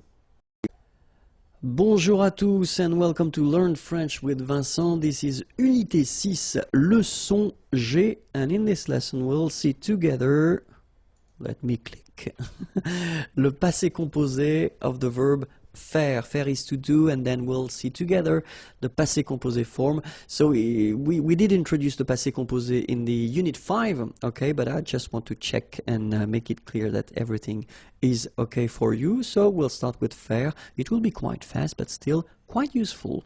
Let's start. J'ai fait. Tu as fait. Il a fait. Elle a fait. Nous avons fait. Vous avez fait. Ils ont fait. Elles ont fait. Alright, so to make it clear, one more time, remember that in most of the cases for the passé composé, you will have to use avoir at the present form, followed by this participe passé form. So if you're not sure how to construct that, check Unité 5 and then you will see the lesson that explains everything, okay? But then we'll repeat it one more time. J'ai fait. So remember, final T is not pronounced. J'ai fait. Tu as fait. Il a fait. Elle a fait. Nous avons fait. Little link between the two. Nous avons fait. Same thing here. Vous avez fait. And same thing here. Ils ont. Ils ont fait. Elles ont fait. Alright? So that's it. It was the verb faire at the passé composé. Really important. If that's okay with you and if it's clear, then you can continue. And the website is youtube.com/imagier. Or then more material, imagier.net. Have a great day. Au revoir. Well, basically it's for important verbs, and this one, venir, to come, is quite important, especially because it's a bit tricky in a way, so we'll see why. Je suis venu. Tu es venu. Il est venu. Elle est venue. Nous sommes venus. Vous êtes venus. Ils sont venus. Elles sont venues. Okay, so if you remember carefully when we introduced the passé composé construction in the Unit 5, I told you that most of the verbs were constructed with avoir, but then we had the list of the verbs that requires this être verb. Venir is among them, okay, so that's the reason why you put être here at the present form, okay, and then remember that if you get to put être, then have a look at the feminine form here. You will have to add this final e, okay, feminine singular, but then for the plural form you will have to add this s here, okay, and then for the feminine plural you will have to add this es. Alright, but then the good news, there is a good news, yes, it's that you don't pronounce them, so basically you get the pronunciation venu, venu, venu, and then the same thing, venu, you don't pronounce this final e. Venu, you don't pronounce the final S. Venu, you don't pronounce the final S either. Same thing here, venu, and same thing here, venu, you don't pronounce S. So phonetically, you only have one way to pronounce it, but remember, if you want to write correctly, you will have to put E for the feminine, S for the plural, ES for the feminine plural. Okay, let's repeat them one more time. Je suis venu. Tu es venu. Il est venu. Elle est venue. Nous sommes venus. Vous êtes venus. Ils sont venus. Elles sont venues. So we'll see together le passé composé form of pouvoir, pouvoir, can, and then we'll see how it goes at the past form, this passé composé form. Okay? So, j'ai pu, tu as pu, il a pu, elle a pu, nous avons pu, vous avez pu, ils ont pu, elles ont pu. Okay, so if you remember carefully, as I said, in Unit 5, when I introduced this passé composé form, most of the verbs are using avoir at the present form, so that's the case here. And then after that, you've got to put the participe passé. Same thing, it was introduced in Unit 5, so check it if you want. And then for pouvoir, it's a bit tricky because pouvoir becomes pu, like that. Only 2 letters, okay? But then it doesn't change. If you look carefully, then it's always the same form. Okay, so let's see them together. J'ai pu. Tu as pu. Remember, you don't pronounce the S here. Il a pu. Elle a pu. Nous avons pu. Little link, little liaison between the two. Nous avons pu. Vous avez pu. Same thing here. Little liaison between the two. Ils ont pu. Same thing here. Elles ont pu. Le passé composé, and the verb is attendre. Attendre is to wait, okay? And so we'll see the past form. So it's just some reviews that we are doing, but they are really important. So let's see how it goes now. J'ai attendu. Tu as attendu. Il a attendu. Elle a attendu. Nous avons attendu. Vous avez attendu, ils ont attendu, elles ont attendu. Alright, so if you remember, when I introduced the passé composé form, I told you that most of the verbs are using this avoir verb at the present form and then the participe passé. Okay, in that case, attendre becomes attendu at the participe passé, and then that's the form you will have to add at the end, and it doesn't change here. As you can see. J'ai attendu, tu as attendu, il a attendu, elle a attendu, nous avons attendu, so 2 liaisons here, nous avons attendu. Nous avons attendu, vous avez attendu, same thing here, vous avez attendu, okay? Vous avez attendu, then same thing here. Ils ont attendu, okay? Liaison here as well. Ils ont attendu, okay, but make it fast. Ils ont attendu, elles ont attendu. Le passé composé of répondre. Répondre is to answer, and it's quite useful. So let's see how it goes for the passé composé form. J'ai répondu. Tu as répondu. Il a répondu. Elle a répondu. Nous avons répondu. Vous avez répondu, ils ont répondu, elles ont répondu. Alright, so it's not that difficult. Keep in mind that répondre, so the infinitive form, becomes répondu at the participe passé form. Okay, so this form that you will have to add each time here doesn't change. You know, you don't put the feminine form or the plural form, you just keep it like that. Okay, so let's see them one more time. J'ai répondu, tu as répondu, il a répondu, elle a répondu, nous avons répondu, vous avez répondu, ils ont répondu, elles ont répondu. Okay? Le passé composé, but this time it will be for the verb partir. Partir is to leave. Okay? And then you will see that it goes like that. Je suis parti. Tu es parti. Il est parti. Elle est partie.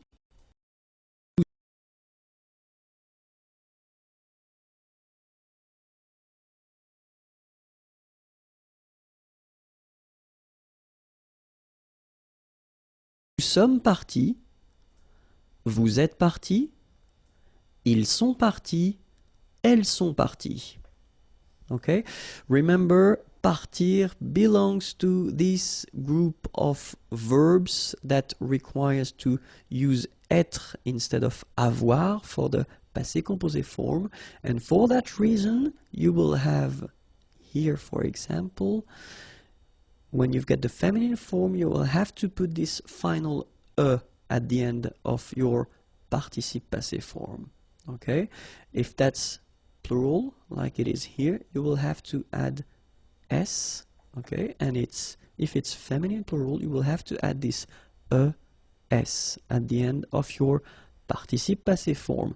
But when it comes to phonetics, so what you will pronounce, the good news is that you won't pronounce these S or ES. Okay, so it will go like partie, partie, and then here same thing, partie, partie, and partie. Okay, so phonetically it's not that difficult, but then if you want to write correctly, remember to put E for the feminine form, S for the plural form, ES for the feminine plural form. Okay, so let's see that together.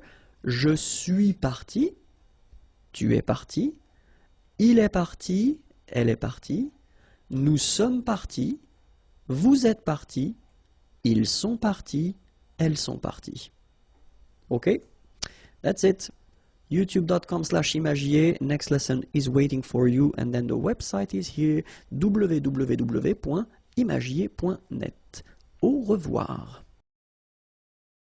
Le passé composé of the verb savoir. Savoir is to know. It's quite used and quite useful, okay? But then keep in mind that this lesson regarding passé composé is the last one, okay? So if you're not sure how to make it, remember that in Unit 5, I did a big lesson regarding le passé composé.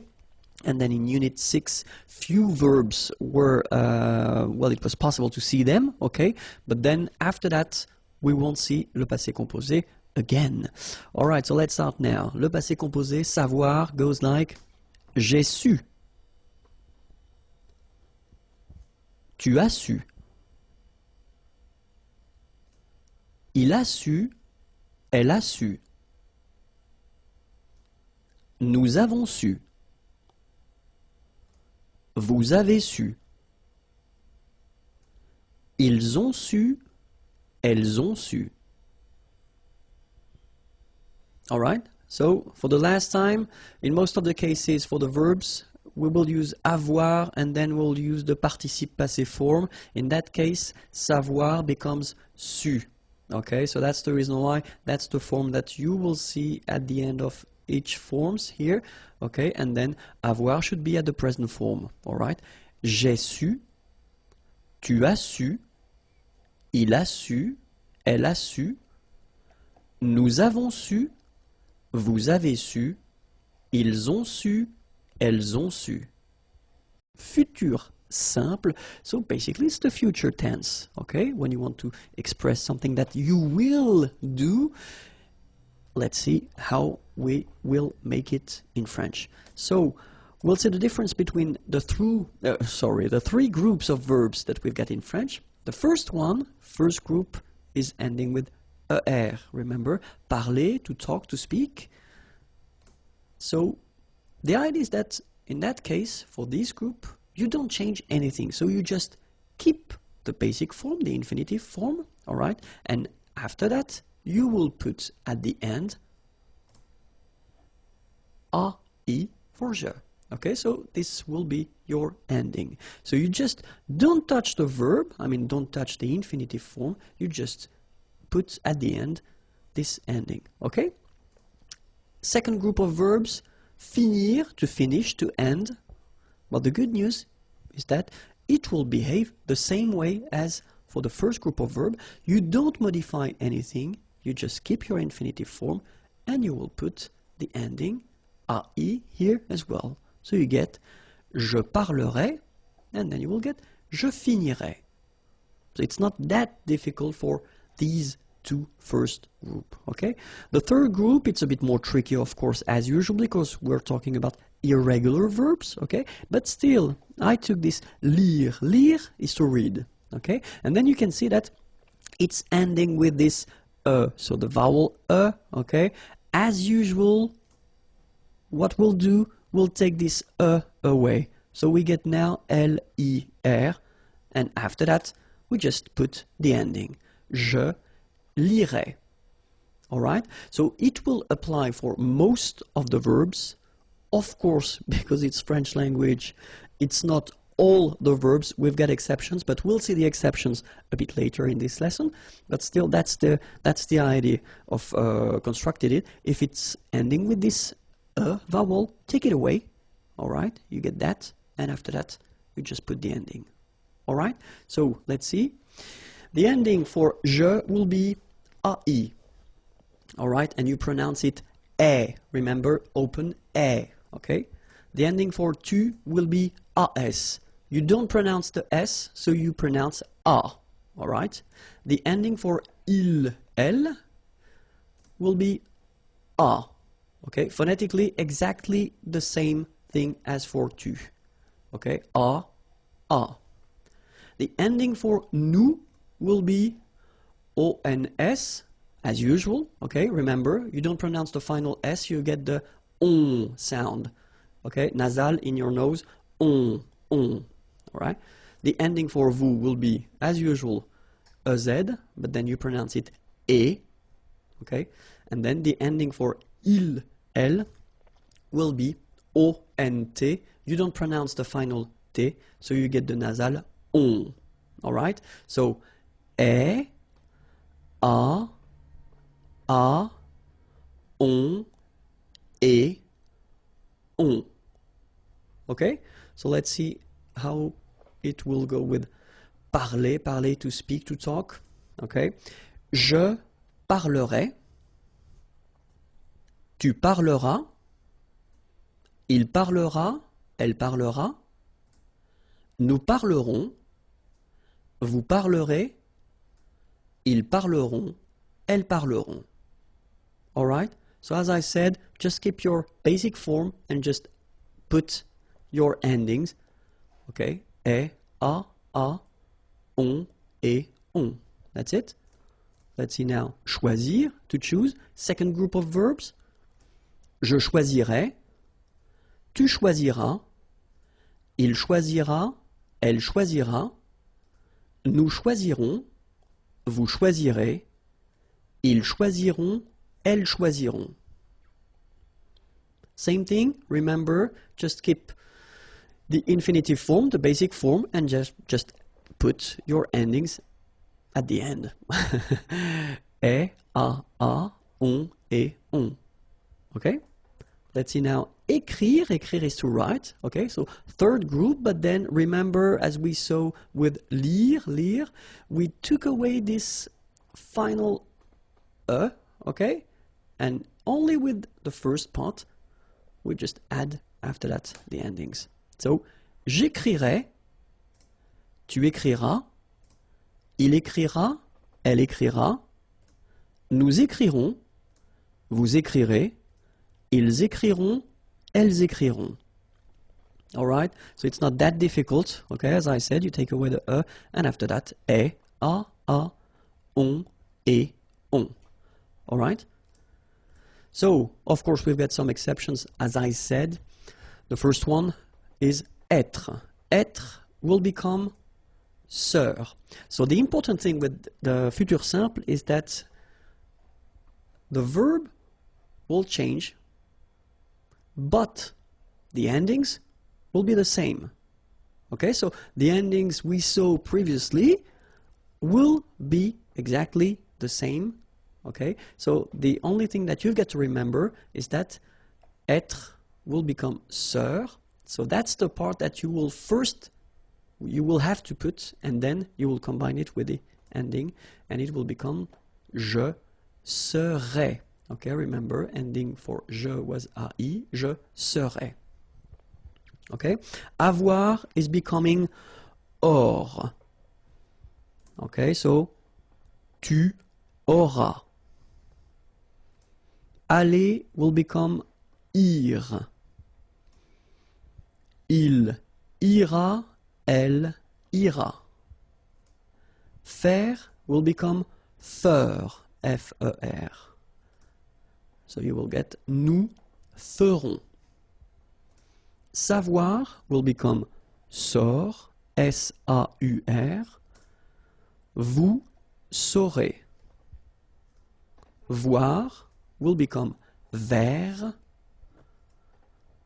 Ils verront, elles verront. Alright, so remember, être is becoming sœur, avoir becomes or, aller, ir, faire, faire, savoir, sort, voir, vers. Okay, but then after all these forms, you will just put the normal endings that we saw previously. So AI for je, AS for a, ONS, EZ, ONT. Other exceptions, pouvoir will become pour. Je pourrais. Vouloir, voudre. Tu voudras. Pleuvoir, pleuvre. Il pleuvra. Devoir, d'œuvre. Nous devrons. Venir, viendre. Vous viendrez. Courir, court. Il, elle, courront. Okay? So pouvoir is becoming pour, and it means can. Vouloir, voudre, to want. Pleuvoir, to rain, pleuvre. Devoir, to have to, d'œuvre. Venir, to come, viendre. Courir, to run, court. Okay? And then, as we saw previously, you only add after the endings. Alright? So, remember one more time. Je, ending for je is AI. Tu, ending for tu is AS. Il, elle, A. Nous, ONS. Vous, EZ. Il, elle, ONT. Okay? So, est, a, on, et, on. Le pronom complément en. So let's see now. We can use this pronom complément en whether with an article partitif, so this some concept, or then it can be an article indéfini, a. In English it would be a, un, une, or then it can be at the negative form, so that's what we'll see, and then we'll start first with l'article partitif. Okay, so let's see now how we can make it. So if you have a question like Nicolas mange du pain, so of course first possibility that you could have would be to answer oui, Nicolas mange du pain. So manger is to eat, du pain, some bread. Okay, in that case, that's really the partitive form. Okay, so you don't want to specify the quantity, but it's some. Okay, so of course, the first option that you would have would be to answer like that. Oui, Nicolas mange du pain. So you repeat everything. Normally, that's not the way we will do, because we tend to replace things with pronouns when it's possible. Okay, so the first option would be to replace Nicolas in that case. You don't want to repeat Nicolas, so you can say oui, il, he, instead of Nicolas because it's masculine, mange du pain. So that's the first step. Okay, the second step, you want to replace this du pain. Okay, so this partitive thing, and that's when this pronoun en is used. All right, so oui, il, en mange.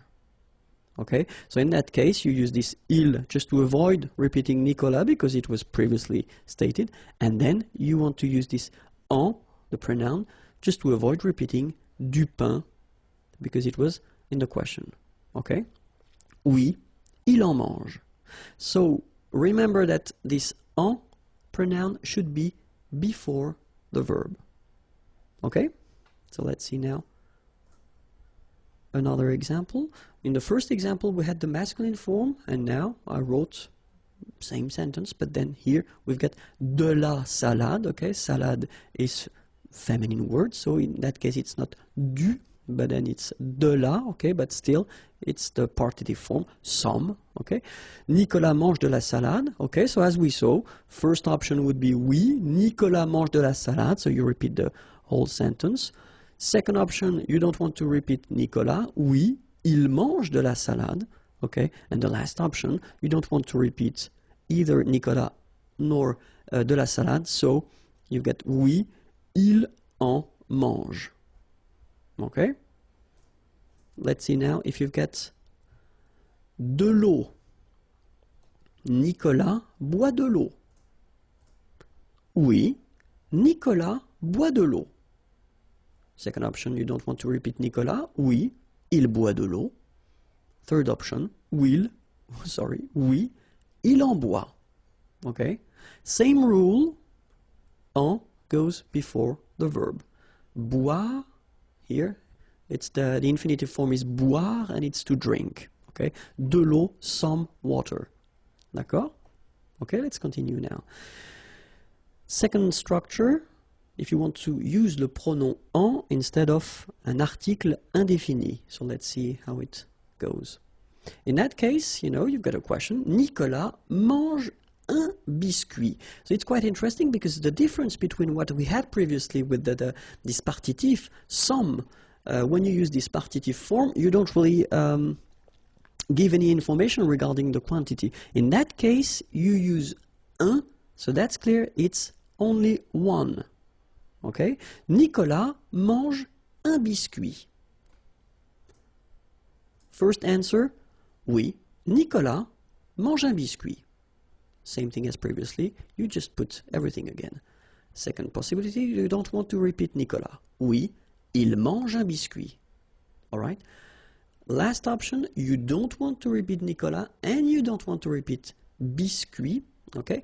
The difference here between what we saw with the partitif and now is that you've got the quantity, so you know exactly how many or how much. Okay, so you get to put that at the end of your sentence. Oui, il en, so you put your pronoun here before the verb, and after that you put un. Il en mange un. All right? So let's see now if it's feminine. Une banane. Nicolas mange une banane? Answer, oui, Nicolas mange une banane. Oui, il mange une banane. Oui, il en mange une. Okay, so the information that you've got now is that you will have to put the masculine or the feminine form after. Okay, here you put une because banane is a feminine word. Alright? So let's see now. Nicolas mange des céréales. So here we've got the plural form. Oui, Nicolas mange des céréales. Oui, il mange des céréales. Oui, il en mange. Alright? So basically when you've got the plural form for des céréales here, you don't put anything after your verb. Alright? So when you use this article indéfini, you will only need to put something after your verb if it's un or une, or then in other cases, but we will come to that a bit later. Okay? So let's see now la forme négative. Nicolas ne mange pas de céréales. Okay, so you've got the question, but here you've got the ne and then the pas, so you know that it's negative. Nicolas ne boit pas d'eau. So let's see the answers. Non, il n'en mange pas. Non, il n'en boit pas. Okay, so the concept is still the same. You put your pronoun here and here before your verb, and then as usual in French, normally you should have your ne coming here, but then look, the pronoun is starting with a vowel, it's starting with a. Okay, so you should take this a away. All right, il n'en mange pas, il n'en boit pas. All right.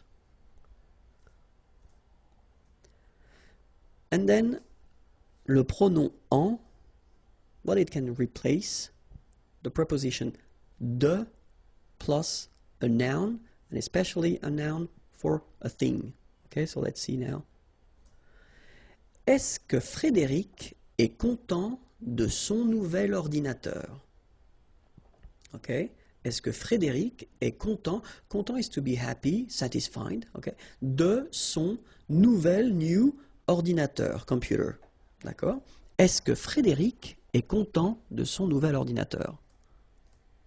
All right, so it's exactly the same concept. You could answer, I mean, you could make a long answer reusing every objects or everything in the question, but then in that case we'll try to go a bit faster, and so we don't want, of course, to repeat de son nouvel ordinateur here.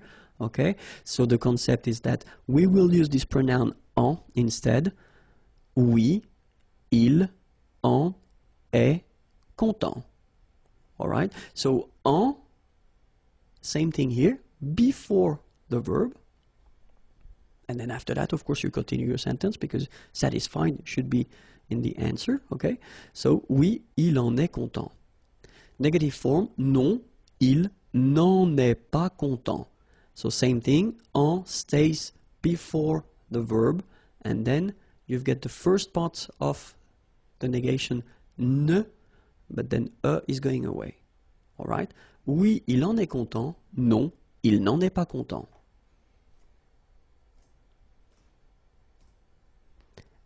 Est-ce que Frédéric parle de son chef? Oui, il en parle. Non, il n'en parle pas. Okay, so same thing, same concept, just put it before the verb. Okay, when you've got the negative form, then you should take this away from the first part of your negative form. Il n'en parle pas. Est-ce que Frédéric a besoin de notre aide? Okay, avoir besoin, it's to need. Okay. Notre aide, our help. Est-ce que Frédéric a besoin de notre aide? Same thing here. We don't want to repeat de notre aide. So, oui, il en a besoin. Non, il n'en a pas besoin. All right?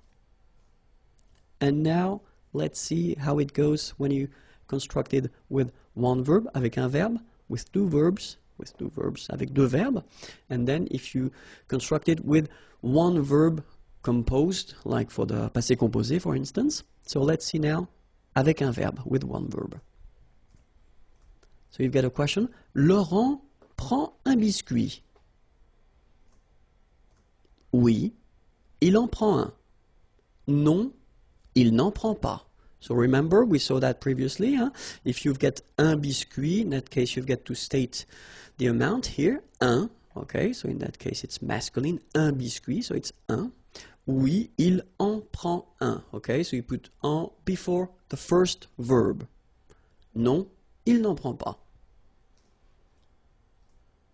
Laurent prend deux biscuits. Oui, il en prend deux. Okay, so in that case, you've got to put the amount. Il en prend deux. So it would be the same if you would have trois biscuits, three. In that case, you would put oui, il en prend trois.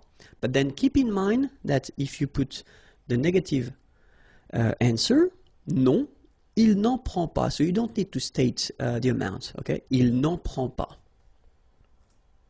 Now we'll see the same structures but with two verbs, and so the best way to construct with two verbs, if you want to make examples like that, is to construct that with the near future. Laurent va prendre un biscuit. Is going to take a biscuit. Laurent va prendre un biscuit. Oui, il va en prendre un.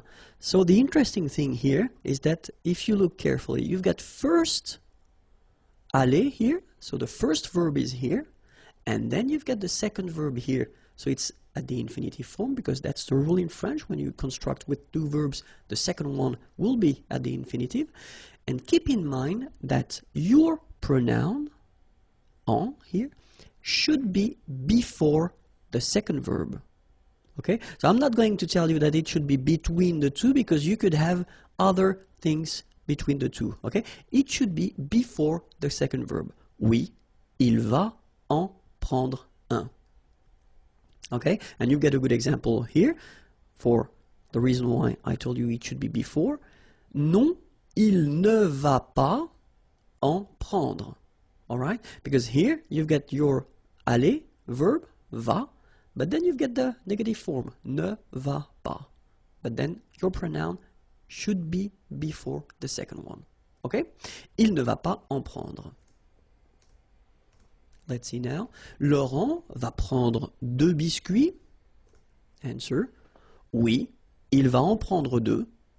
Non, il ne va pas en prendre. Okay? So let's see now when you've got a composed verb. So we just need to put the same sentence at the passé composé form. Laurent a pris un biscuit. Oui, il en a pris un. Okay, so the important thing now is to try to remember that when you've got this form, a pris, even if you've got two parts, well, technically you don't have two verbs, you've got one verb.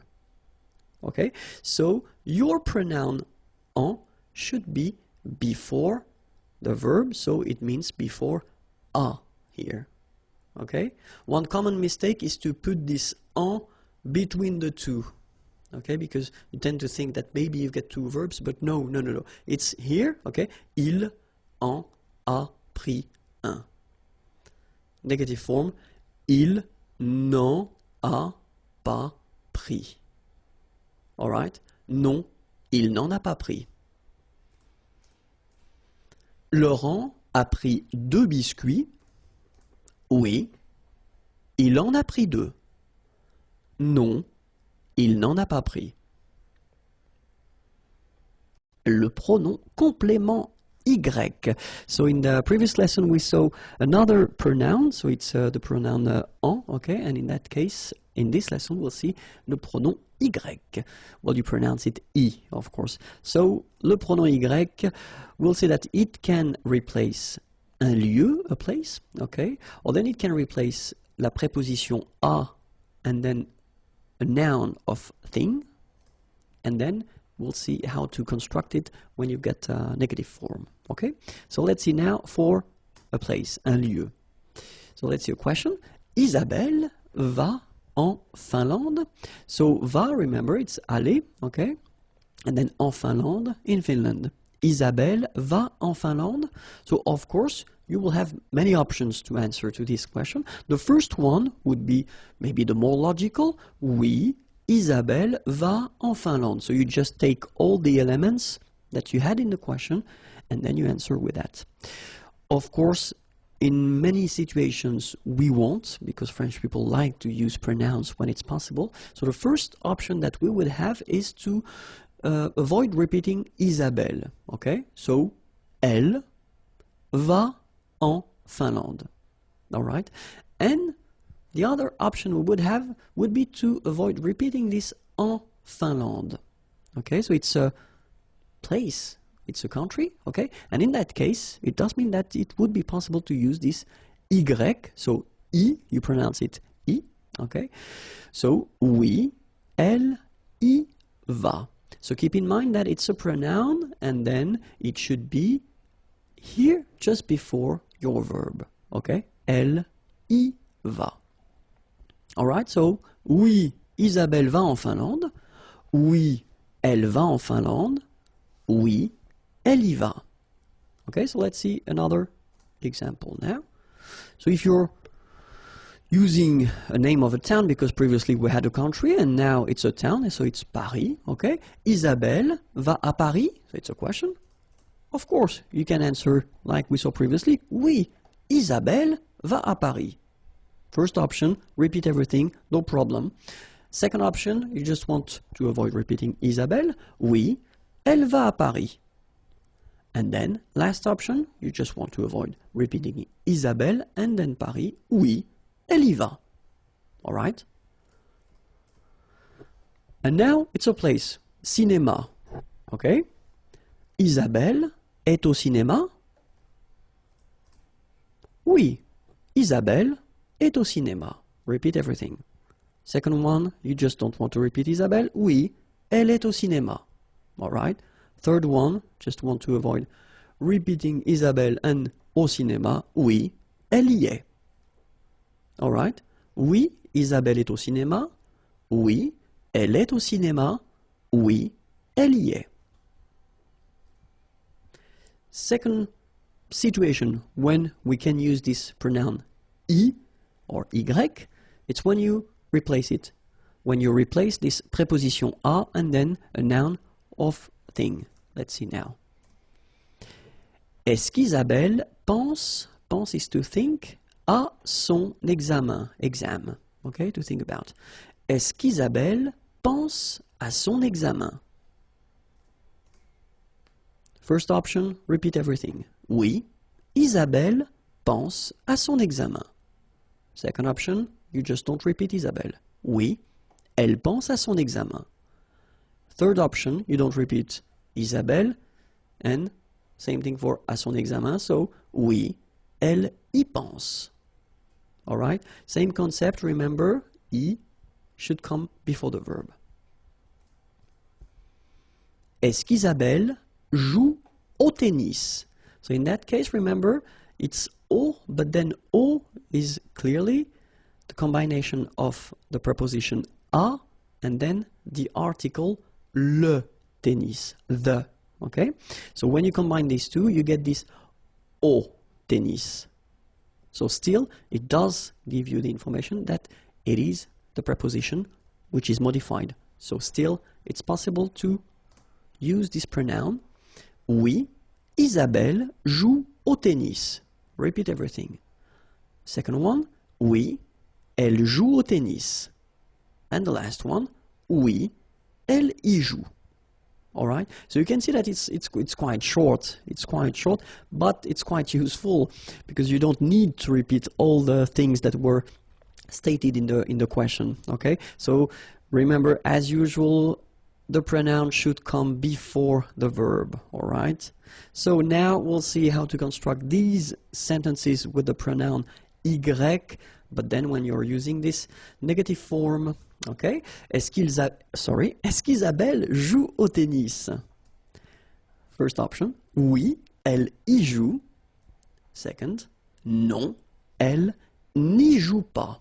All right, so negative form should be before the pronoun here. Okay, and then as usual, remember the ne followed by a vowel, they don't really get along, so should go away.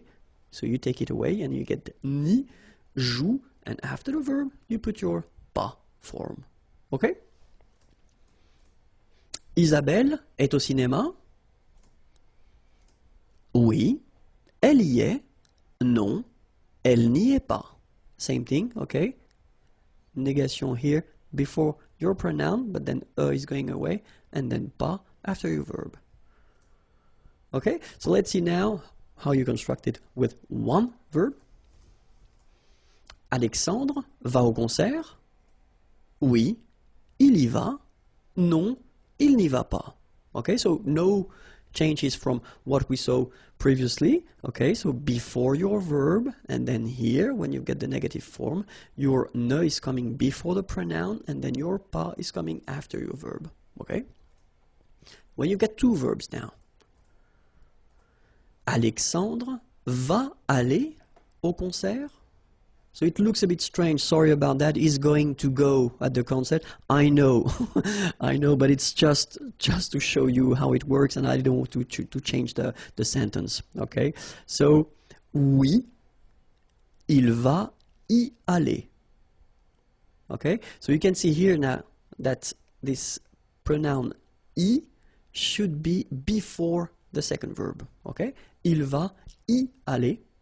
Negative form, non, il ne va pas. Okay, so your negative form is before and after the first verb, and that's the key thing. Okay, and then your pronoun is coming after, or before, sorry, your second verb.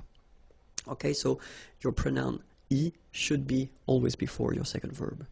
Okay, and now let's see how it will work if we've got composed tense like aller here, and it's at the passé composé form. So Alexandre est allé au concert.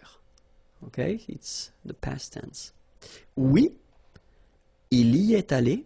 Okay, so keep in mind that even if you've got two parts here, okay, it's only one verb. It's the verb aller at the passé composé. Okay, so it's composed. So we've got two elements, but still it's one verb. So it means that your pronoun y should be before. Il y est allé. All right, and then the tricky thing, normally it's the negative form at the passé composé. Look, non, il. So you put first the negative part. So ne. Obviously, this is going away because you've got a vowel, okay, as usual. Il n'y est, and then you put, as we saw previously in Unit 5, or I don't remember, I guess it was Unit 5 when I introduced the passé composé, you put this pas here between être and your participe passé form, okay? So, non, il n'y est pas allé. All right. Bonjour à tous. Hi everyone and welcome to Learn French with Vincent. This is Unité 7, leçon A. And in this lesson we'll work together on the adverbs, les adverbes. And to be more precise, we'll see three cases. The first one will be with an adjective, an adverb. Second situation will be with un verbe. And then the last one will be with une phrase. Okay, so let's see that right now. The first case we'll discover or we'll work on will be with an adjective or an adverb. Okay, so let's see. The idea is normally that the adverb should be placed, adverbe placé, devant, before the adjective or the other adverb. Okay, so if you've got a structure with one adverb and one adjective, your adverb should be placed before the adjective. If you've got two adverbs, then this one should be before the second one. Okay, so let's see how it goes. First example, ce thé est trop chaud. Okay, ce thé, thé is tea, of course. And then here we've got the demonstrative. This tea is too hot. Okay, so you've got the adjective chaud here, and then this trop should be before the adjective. Okay, so it's quite easy. Another possibility here, you've got two adverbs. So this one, trop, two, and then rapidement, well, fast. Okay, and then parler is to talk. Il parle trop rapidement. Okay, so obviously this trop, too fast, should be before rapidement. Okay, and then last example, ce film est assez intéressant. Ce film est assez, enough, intéressant, interesting. Okay, so assez comes before intéressant. All right, so remember, if you've got one adverb, then you should put it before the adjective or the second adverb. All right, so let's see now how you will construct it if you have a verb. So the rule goes like that. L'adverbe est placé, is placed, so the adverb is placed en général, in general, so that's quite important in French because of course we've got exceptions all the time. We will have exceptions in French, but en général, okay? Après, so after the verb, okay? Adverbe placé en général après le verbe. So let's see how it goes now. Je lis, lire, lire is to read, okay? So it's the present form. Je lis, I read. Rapidement, okay? So fast. Je lis rapidement. So you can see that this rapidement, fast, comes after your verb here, lire. Okay? Second example now. Elle parle, parler is to talk, doucement, okay, quietly. Elle parle doucement, same thing here. Your adverb is coming after your verb, all right? And then the last one, il conduit, conduire is to drive, il conduit très bien, very well, sa nouvelle voiture, his new car. Il conduit très bien sa nouvelle voiture. So as you can see here as well, this très bien, very well, is coming after the verb conduire, to drive. All right? So remember, the adverb is placed in general after the verb. Okay? And then be careful, of course, if you construct it at the passé composé tense. So remember, we saw that previously. You should check the unit 5 if you want to know how to construct this passé composé. But then for the passé composé, we will have, of course, some exceptions. The exceptions are assez, enough, beaucoup, a lot, bien, well, déjà, already, mal, bad, mieux, better, trop, too much, too, okay, toujours, always, and then presque, almost. Okay, so assez, beaucoup, bien, déjà, mal, mieux, trop, toujours, presque. So try to remember them, and then in the next page I will show you how they change.